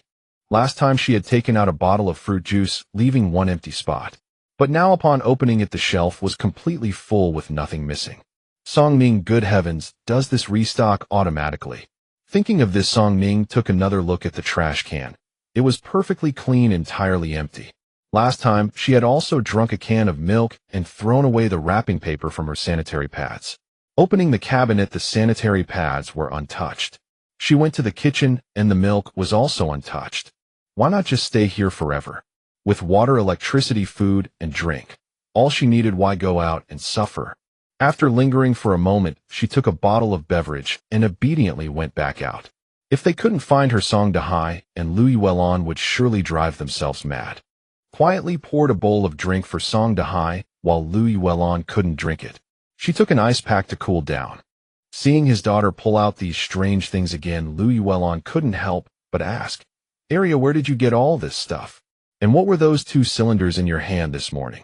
Back when they lived at home, they had never seen such things before. Song Ning had originally not wanted others to see them, but in the urgency of the moment, she forgot to hide them. "I bought them in the county town. They looked novel and finely crafted, so I spent money on one." Hearing that they were from the county town, the couple stopped asking. There were many fine goods in the county town, and even more things they had never seen. The caravan moved slowly without stopping from early morning. They didn't even pause for lunch, traveling for nearly 4 shirchen before they could finally see the main road in the distance. That road connected to the one they had taken a detour around the previous day. Song Ning stood at a high place, but the situation ahead was not promising either. However, there was only this one road beneath their feet. They could only move forward. When the beast stopped to graze in the middle, the 2 village chiefs looked deeply worried. After some questioning, they learned that the water they had brought was insufficient. When they set out, they had packed as much water as possible. But considering the weight and space it took up, they had held back somewhat. Along, not only did people need water to drink, but the beasts needed it too. Many families were already barely drinking themselves, saving what little water they had for the draft animals, mules and oxen. They had traveled this far without seeing a single stream, let alone a pond. Song Ning looked ahead. They were nearly at the mountain they had spotted last time. If there was no water for much longer, no one would be able to endure it. "Let's wait until we reach the foot of that mountain ahead and see. Perhaps there's water on the mountain." The mountain looked lush and green with healthy vegetation. There was a high probability they could find water there. The village chief called out, and everyone continued forward. But as soon as they reached the main road ahead, the expressions of those around them changed. Dead bodies lay scattered along the road. Several carts were stopped by the roadside, their draft animals already dead, and the people on the carts had lost their breath. They had clearly been dead for some days. The corpses emitted a rising stench. Song Ning quickly covered her nose and mouth. There were quite a few such scenes along the way. Song Ning quickly shouted, "Everyone cover your noses and mouths." The 2 village chiefs ahead heard her cry out and hastily found cloth towels to wrap around their faces. "Whatever you have to cover your face with, do it quickly." Village Chief Luo also roared. Song Shua eagerly pressed her 2 children down, burying their heads in her clothes. The scene on the road was truly terrifying. Word passed from family to family, and no one dared to disobey. Even under the scorching heat, everyone covered themselves tightly. Those carts were intact, but aside from corpses, there was nothing on them. The grain had likely all been looted. As everyone continued forward, those who followed behind only then saw what lay ahead. Many women were so frightened they dared not even lift their heads. Some people eyeing those carts with envy thought that as long as they moved the corpses away, they could use them. Song Ning was speechless, truly clever in the worst way. If they were usable, why hadn't everyone along the way taken them? Passed the word from family to family. These people don't know how long they've been dead or whether they're carrying disease. Nothing from them should be touched. After what had happened the previous night, everyone was far more obedient. As they passed through, no one entertained those crooked thoughts again. The weather grew hotter and hotter. People's clothes were thoroughly soaked with sweat, sticking to their bodies in an unbearable discomfort. Some, unable to bear the heat, rolled up their pant legs and pulled their shirts up to their waists, walking with bare chests. Everyone thought it was indecent, yet more and more people began to imitate them. Ahead, Luo Wenjin and Zhou Cheng, since their families still had daughters-in-law, were too embarrassed to strip, enduring the heat as best they could. Li Xingwang had no time for such concerns either. He took off his upper garment and tied it around his waist, earning several glare from his own mother. Arya is still ahead. What a state to be in. But it was simply too hot. Song Ning was envious. She wanted to wear shorts and a short-sleeved shirt too. Yet throughout the entire caravan no maiden had dressed like this. The matron Yu and her eldest daughter-in-law head were wrapped even more tightly, not even exposing their feet. Song Ning was truly impressed. There were no more corpses along the road once they reached the foot of the mountain. Everyone breathed a sigh of relief. Seeing Song Ning remove the cloth wrapped around her face, they all pulled down the coverings from their heads. Song Ning jumped off the cart and said something to the village chief before heading up the mountain. Li Xingwang, uneasy, followed her up as well. The village chief, following Song Ning's instructions, told everyone to rest for a while first. Song Ning didn't climb far. Pulling out her binoculars, she looked ahead. The heart that had been hanging finally settled. This mountain was likely just the most humid area nearby, perhaps the last place where water could be found. Beyond that, everything was withered and yellow. If they couldn't find water here, moving forward would leave them no path to survival. Song Ning handed the binoculars to Li Xingwang. "Brother Xingwang, your eyesight is good. Look at what's in the distance." Li Xingwang looked into the distance, then shared the same expression as Song Ning. Though they hadn't seen any water sources along the way, at least there was still grass on the ground for the beasts to eat. But looking ahead, now not a single patch of green could be seen. Luo Wenjin and Zhou Cheng had barely rested and taken a drink when Song Ning and Li Xingwang descended from the mountain with grim expressions. The two quickly stood up and asked, "Well, it seems we'll have to go up the mountain to find water." Upon hearing this, the two knew the situation was dire. "It's getting late today. Let's rest for a day tomorrow and head up the mountain to search for water." They had wanted to spend the night on the mountain, but with so many people and carts, it was truly inconvenient. Fortunately, there weren't many people on the road today. If they stayed alert tonight, they should be able to make it through. But Song Ning remained uneasy. She took out a knife she had purchased earlier from her spatial storage and asked village chief Luo, "Are there any skilled young men from Dongyuan village? It's not safe at night. We'll need to find a few people for patrol." Village chief Luo quickly nodded. "Yes, wait here. I'll go call them right away." Zhou Cheng glanced at the knife in Song Ning's hand and asked in surprise, "Area, where did you get that knife?" "I bought it for self-defense." When Song Ning had originally purchased 2 knives, a short sword, and a dagger, she had given the short sword to Song Dahai and the dagger to Song Xiua. The remaining 2 knives came in handy just then. Village chief Luo soon brought the people over, 4 or 5 burly, tough-looking men. "Who has the best skills?" Song Ning asked. "Him, Gao Taidan. He often goes up the mountain to hunt and has learned martial arts." Village chief Luo said. Hearing this, Song Ning looked at the group. "The village chief should have explained the situation to all of you. It's unsafe at night. Besides those watching the luggage at each household, we also need everyone to take turns patrolling and keeping watch." As she spoke, she handed a knife to Gao Taidan. "Brother Tiedan, take this knife. If you see anyone daring to approach us, don't say a word. Just attack and chop." Gao Taidan accepted the knife with flattered astonishment, vowing, "Rest assured, we'll keep a close watch." The remaining blade was given by Song Ning to a young man named Tian Yukai. The rest of them took sticks that Song Ning had sharpened. "Everyone rest assured. You've all worked hard to protect us, and it won't be for nothing. Later each household will receive an extra share of grain." Hearing this, the men were instantly invigorated, taking up their weapons and heading to their posts. Once they left, Song Ning said, "Village Chief Headman Luo, the task of collecting grain is yours to handle." "You can count on us," replied Headman Luo.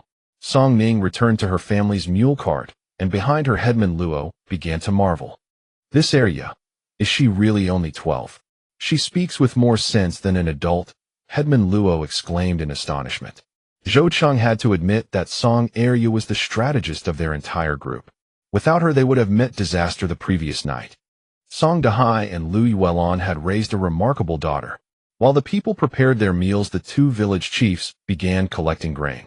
Food was scarce on the road, but since it was for the common good, no one objected, and everyone cooperated in handing over their grain. When they reached the Lu family, the eldest daughter-in-law dawdled and refused to contribute.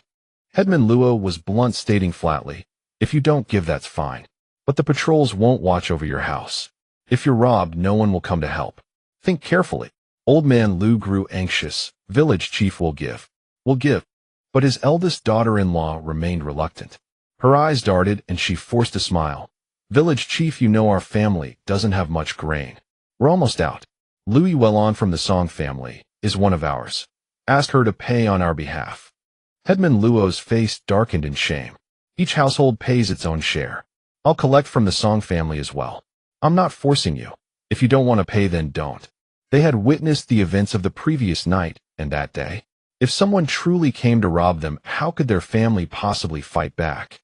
Old man Lu scolded his daughter-in-law. Hurry up and scoop out the grain for the village chief. Reluctantly, she measured out half a jean of grain. Song Ning had prepared a bag of grain containing 10 jean of white flour. When the two chiefs arrived, she handed it directly to them. We agreed that each household would only give half a jean. You're giving too much. The idea was mine, so it's only right to give a little extra. Since everyone was risking their lives, it was better to give a bit more if possible. Though the people begrudged the grain, they realized the benefit of that half jean when they slept that night. 5 stout men patrolled around the camp. As they slept, they felt a sense of security. Nothing stirred through the night. At dawn the next day, after breakfast, they prepared to head up the mountain. From dozens of households, each family with many men sent one, forming 3 groups to search for water on the mountain. Since everyone was from the mountains, they didn't need Song Ning's instructions on where water might be. Since most were from Donyuan village, Headman Luo stayed to oversee the camp. Zhou Cheng led one group, which included Song Ning, Li Xingwang, and 2 middle-aged men from Donyuan. The mountain was vast, and they had never climbed it before. Song Ning reminded them to mark their path to avoid getting lost. Carrying water and dry provisions, the group set off up the mountain. Song Ning's team headed toward the western side of the mountain. She wasn't an expert at finding water, but she recalled tips she had heard while hiking in the past. Look for valleys, follow cracks in the rocks, or areas with many birds and insects. They had been walking for a while without hearing any birdsong. Song Ning carried a stick, dragging it along the ground as she walked. No birds, then look for insects. No one lived nearby, and no one came to the mountain. The trees were short, but the weeds grew wildly, almost as tall as Song Ning. The village chief led the men, clearing the path ahead. Song Ning followed behind. Turning her head, she noticed movement in the grass. She gently parted the grass and peered closer. Something on the ground seemed different from the surrounding vegetation. She poked it with her stick, and it shot away in an instant. Startled, Song Ning cried out. The men ahead rushed over. What's wrong? Song Ning pointed at the spot, a snake. Tension gripped them. Most snakes on the mountain were venomous. One bite could leave them dead on the mountain. But Song Ning brightened. Animals meant water. The snake went that way. Let's head in that direction. They hesitated, following the snake's trail. Weren't they afraid of stumbling into a nest? If there's a living creature on the mountain, there must be a water source. Let's go take a look. Though it sounded unreliable, their past experiences had taught them that listening to Arya was always the right choice. Now, with Song Ning leading, they continued westward. But after trudging for a long time, they saw nothing. The village chief couldn't help but speak. Arya, there's no path ahead. Song Ning fell into thought. Had she been wrong? Everyone was tired, and the sky was growing dim. They sat down, took out their dry provisions, and prepared to rest. Song Ning bit into her flatbread, surveying the surroundings. Ahead was a sheer cliff face. Above it, a forest, below the path leading down the mountain.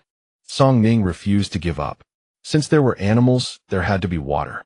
They were already halfway up the mountain, too high to go further up. So she decided to circle downward. Song Ning rose to her feet. I'll go down and have a look. Be careful, the village chief warned. Li Xingwang stood up to follow, but Song Ning stopped him. Brother Xingwang, get some rest. I won't go far. Descending a bit, the temperature dropped noticeably. Song Ning rounded the cliff face. As she came around, she heard a sound above her head. Looking up, she saw something fly past overhead. She crouched down and scraped the ground with her stick. The soil was indeed damper here. She rose and continued behind the cliff. Her eyes lit up. The cliff face, which had seemed massive from the front, was hollow at the back like a screen. Beyond it, a valley opened up below. Sliding down the slope, she discovered a small pond. It must have formed from water trickling down the mountain, the outlet narrow, gradually accumulating into a pool before draining into the ground. Song Ning let out a sigh of relief. Their efforts had not been in vain. As she climbed back up from the valley, she heard Li Xingwang calling her. Brother Xingwang, I'm here. Song Ning ran back, excitedly laughing. At least we didn't come all this way for nothing. The village chief slapped his thigh in delight. See, I said following Arya would never lead us wrong. The group rounded the cliff face and descended the slope, gathering at the edge of the pond to cup handfuls of water and drink their fill. Good heaven hasn't abandoned us. Overjoyed, they hurried down the mountain to inform the rest. The valley path offered a shorter descent. They marked the trail as they went, their steps eager and impatient. But their excitement turned to dismay as they beheld chaos. Men and carts lay overturned, belongings scattered everywhere, and people were scrambling to pick up their things while wailing and crying. What happened? Song Ning ran down to ask. You're back. Luo village chief rushed over, a fresh wound on his face. Not long after you left, we ran into bandits. Many were hurt. Before he could finish, Song Ning dashed forward. She reached her family's mule cart and saw Song Dahai and Lu Yuelon tidying things up. Song Shoi's family was also there. Li Daniu and his wife were cursing, and the Jiang family was all present. Arya, you're back. Lu Yuelon asked with a smile. Mother, are you all right? Lu Yuelon shook her head. We're fine, but the patrol from Danyuan village all got hurt. I heard it's serious. Song Ning didn't ask further and headed toward the crowd. Before she reached them, she heard mournful wailing. Pushing through the crowd, she saw Gao tied and drenched in blood. A horrific gash across his chest was still gushing crimson.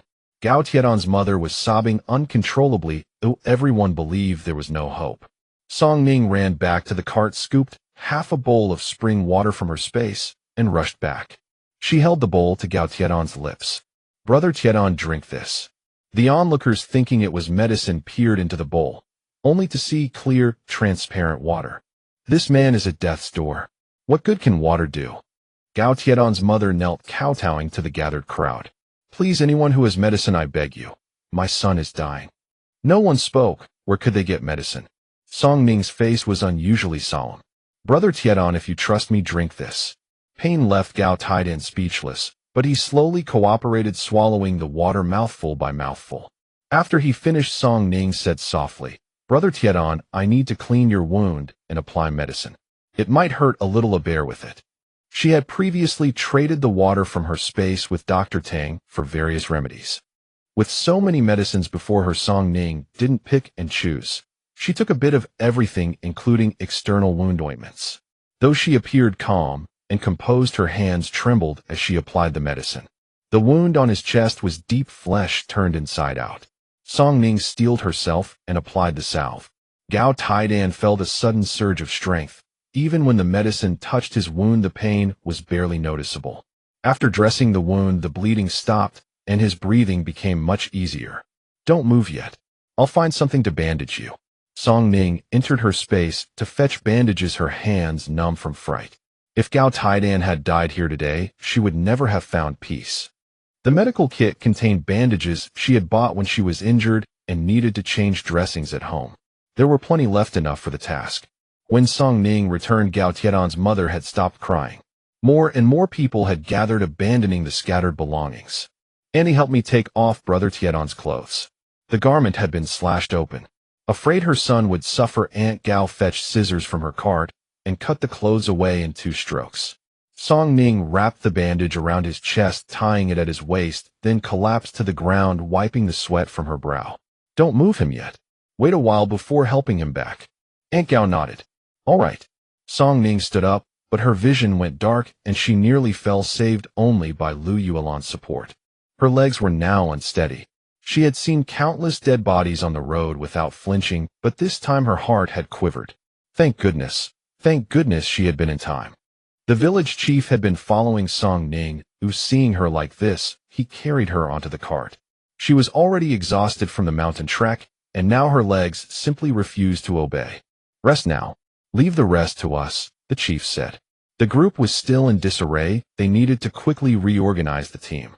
Urged by the 2 village chiefs, everyone finally began to work. Song Xiui and Sun Shi were worried and glanced at Song Ning. Seeing her calm expression, they felt relieved. Li Xingwang approached and looked into the cart, finding Song Ning lying stiffly with a vacant stare. Scared? Song Ning nodded. Until this moment, she had never truly considered that someone in their group might die. Even though she had seen so many lifeless bodies on the road, and had spoken frightening words. Deep down, she had never believed it would happen to them. "Don't worry, I want to check. He's fine now." Song Ning remained silent, and Li Xingwang talked on by himself. Once the camp was reorganized, people began fetching water from the mountain. Song Ning lay in the cart without moving or making a sound. By nightfall, no one had asked what she had given Gao Taidan to drink. Song Ning finally recovered. After dinner, the village chief called her over. Luo village chief recounted the day's events. A gang of bandits had tried to seize their water and grain brandishing clubs. Gao Taidan and the others stood at the front. Seeing that the group was large, and some carried knives, the bandits hesitated. Everyone prepared to fight. Even the women held spatulas ready to strike if the bandits dared approach. The bandits backed down, unwilling to risk a direct confrontation. But we didn't expect them to launch a surprise attack. Tian Yotsai's knife was snatched away, and when Gao Taidan charged forward, he ended up like this. The group had been scattered, but Gao Taidan had led the charge. Though others suffered minor injuries, they were mostly superficial. "Don't worry, we didn't lose much, and they didn't get away with anything," Luo village chief added. "With so many of us, even one pot lid apiece would have driven them off. When they left, they looked worse off than we did." After recounting the day's events, Luo village chief couldn't help but ask about what Song Ning had given Gao Taidan. "Arya, what did you give Taidan to drink?" "It worked wonders. I saw him standing up already. And that cloth you wrapped around him, what is it? I've never seen anything like it." The cloth was clean and soft. Song Ning knew she would be asked and had prepared an answer. "That recipe was taught to me by an old doctor I met. As for the cloth, I bought it in the county town." The two chiefs understood but were surprised at her generosity. Things from the county were extraordinarily expensive. That night, with Gao Taidan injured, the patrol was one man short. But many young men from the families volunteered to join the patrol. Taking advantage of the darkness, Song Ning carried a bowl and walked toward the rear of the group. Gao Taidan leaned against his family's ox cart, afraid that his wounds might tear open, so he dared not lie flat. Song Ning quietly approached and whispered, "Brother Taidan." Gao Taidan had been sleeping poorly due to his injuries, and Song Ning's call roused him immediately. Before he could speak, she put a finger to her lips. "Brother Tiedan, I've brought you medicine." "Arya, thank you. You were injured for everyone's sake. The idea for the patrol was mine after all. I must see that you're cared for. Drink quickly." Gao Taidan took the bowl, took a sip, and asked, "What kind of medicine is this? Why does it taste sweet?" Tonight's medicine happens to be sweet. Drink it all, or it won't work properly." Gao Taidan savored it with a puzzled expression. It didn't taste like medicine at all, more like sugared water. After finishing, he handed the bowl back and said, "Everything that happened today was an accident. Please don't think too much about it. I did it for everyone, but also for my own family." Song Ning nodded. "I know." After returning, Song Ning felt considerably relieved in her heart and fell asleep almost as soon as she lay down. The next morning, the people rose before dawn. Today, they needed to fetch water from the mountain. Since the road ahead was all mountain terrain where carts could not pass, they brought every water container they had and set out in a grand procession toward the mountain. Everyone knew that the road ahead would likely be even drier, so they worked desperately to collect water. But once they had, the water problems arose. Pots, bowls, and ladles were all filled with water, and the carts were nearly full. Where would their luggage go? Song Ning and the two village chiefs pondered long and hard, finding only one solution: minimize everything else as much as possible. They were now on the road, and the most important things were water and grain. As long as these two were not lacking, they could survive. As for everything else, whatever could be thrown away should be. In an instant, every household was in chaos. Those clothes that were not needed for the time being were thrown away. The grass mats lining the carts were thrown away. Even the quilts used in winter were thrown away. The women's hearts ached bitterly. These had all been purchased with money. What would they use after throwing them away? These are newly made shoes. You can't throw them away. This clothing keeps us warm in winter. We must keep it. The people were busy with all sorts of activity, but only the village chief's family ahead, and Song Ning showed no movement. The village chief's family had originally brought very little, with only a few family members left, but they had borrowed some water-carrying tools from other families and brought along some water. Song Ning did not need such things either. Most of her belongings were stored in her spatial dimension, so it was no trouble. Song Dahai and Lu Yuelan, fearing a shortage of water, had already gone up the mountain. Song Ning was sitting in the cart giving special attention to the two children Xiao Mei and Zhao Di when a voice came from outside. "Arya, are you there?" Song Ning quickly put things away, lifted the cart curtain, and saw Zhou Lingyan standing below. "Do you need something?" Song Ning asked. Zhou Lingyan appeared somewhat uneasy, hesitating and stammering.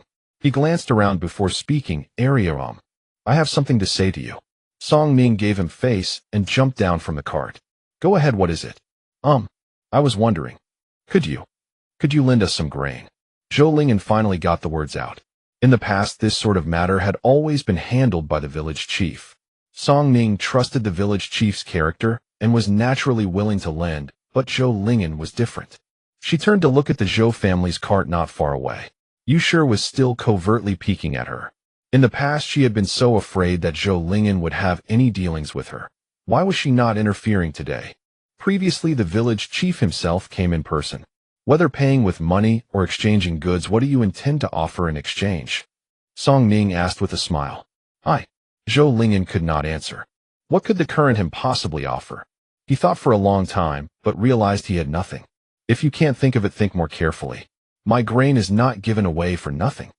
Zhou Lingyan seemed to make up his mind and looked up to say, "Arya, our family has nothing right now, but please rest assured. Once we are settled in the future, I will definitely repay you everything." "The future? How long is the future? You need to give me something that makes me believe you can actually repay me." Who wouldn't know how to speak empty words? Given Yusher's nature, if they lent grain now, they would likely deny it later. After all, that woman had harbored ill feelings toward her for a long time. Zhou Lingyan remained silent for a long time. Song Ning did not press him further and relented. "How about this? I'll lend you grain, and in the future you can work for me. That way it's a fair exchange." No sooner had she spoken than Yusher arrived. "Let my son work for you." Keep dreaming. Her son would go on to study in the future. Those hands were meant to hold a pen, not do labor. Song Ning shrugged. "It was only a suggestion. If you are unwilling, then forget it." After all, it was not as if she was the one lacking grain. Having said this, she was about to get back into the cart. "Wait." Zhou Lingyan finally spoke. "I'll work for you." "Lingyan, are you crazy? Your mother disagrees. Mother, now is precisely when grain is scarce. I work in exchange for grain. It is only natural. At present, among the entire caravan, there was only this one family that could repay them with grain. But how can you work for her?" When Zhou Lingyan was at home, Yusher could not bear to let her son do any work. How could he work for Song Arya? She immediately shot Song Ning a glare. "Arya, we are from the same village. You cannot bully us like this. Our husband is the village head. He meddled in your family's affairs countless times in the past. You are borrowing grain from us, and how can you be so unreasonable?" Song Ning looked at her in disbelief, thinking that Yusher was simply irrational. Hearing her words, should Zhou Cheng as village head not have helped the villagers? Wasn't it the village head's duty to serve the villagers? Was that not precisely what the position of village head was for? So in Yusher's eyes, the village head's busy work on behalf of the village all amounted to personal favors. She refused to give grain away for free, and yet it became her fault. "Auntie, you are truly amusing. If you want free grain, just say so. Tell me, how exactly is a young girl like me bullying two grown adults?" She knew that Yusher had harbored grievances against her because of past events, and she could understand that, but one should not use that as an excuse to bully people. If Yusher had approached the matter reasonably, Song Ning would have been willing to help. But this entitled attitude from the start made Song Ning displeased. "Mother, it is just some work, nothing serious. Your son can manage. Even if she truly gave us grain for free, we cannot simply take it without offering anything in return," Zhou Lingyan persuaded. Yusher was unconvinced and muttered under her breath, "You claim to like my Lingyan, yet you won't even give a bit of grain. Don't expect to ever cross our threshold in this lifetime." Song Ning smiled while Zhou Lingyan fell into awkwardness. "By all rights, as the village head's wife and an elder, I should show you respect. But what you are saying implies that because I favor your son, I should support your family, giving grain away for nothing. You are dreaming. Since you look down on me, go borrow from someone else. If anyone offers free grain, be sure to come tell me, so I can go borrow some as well."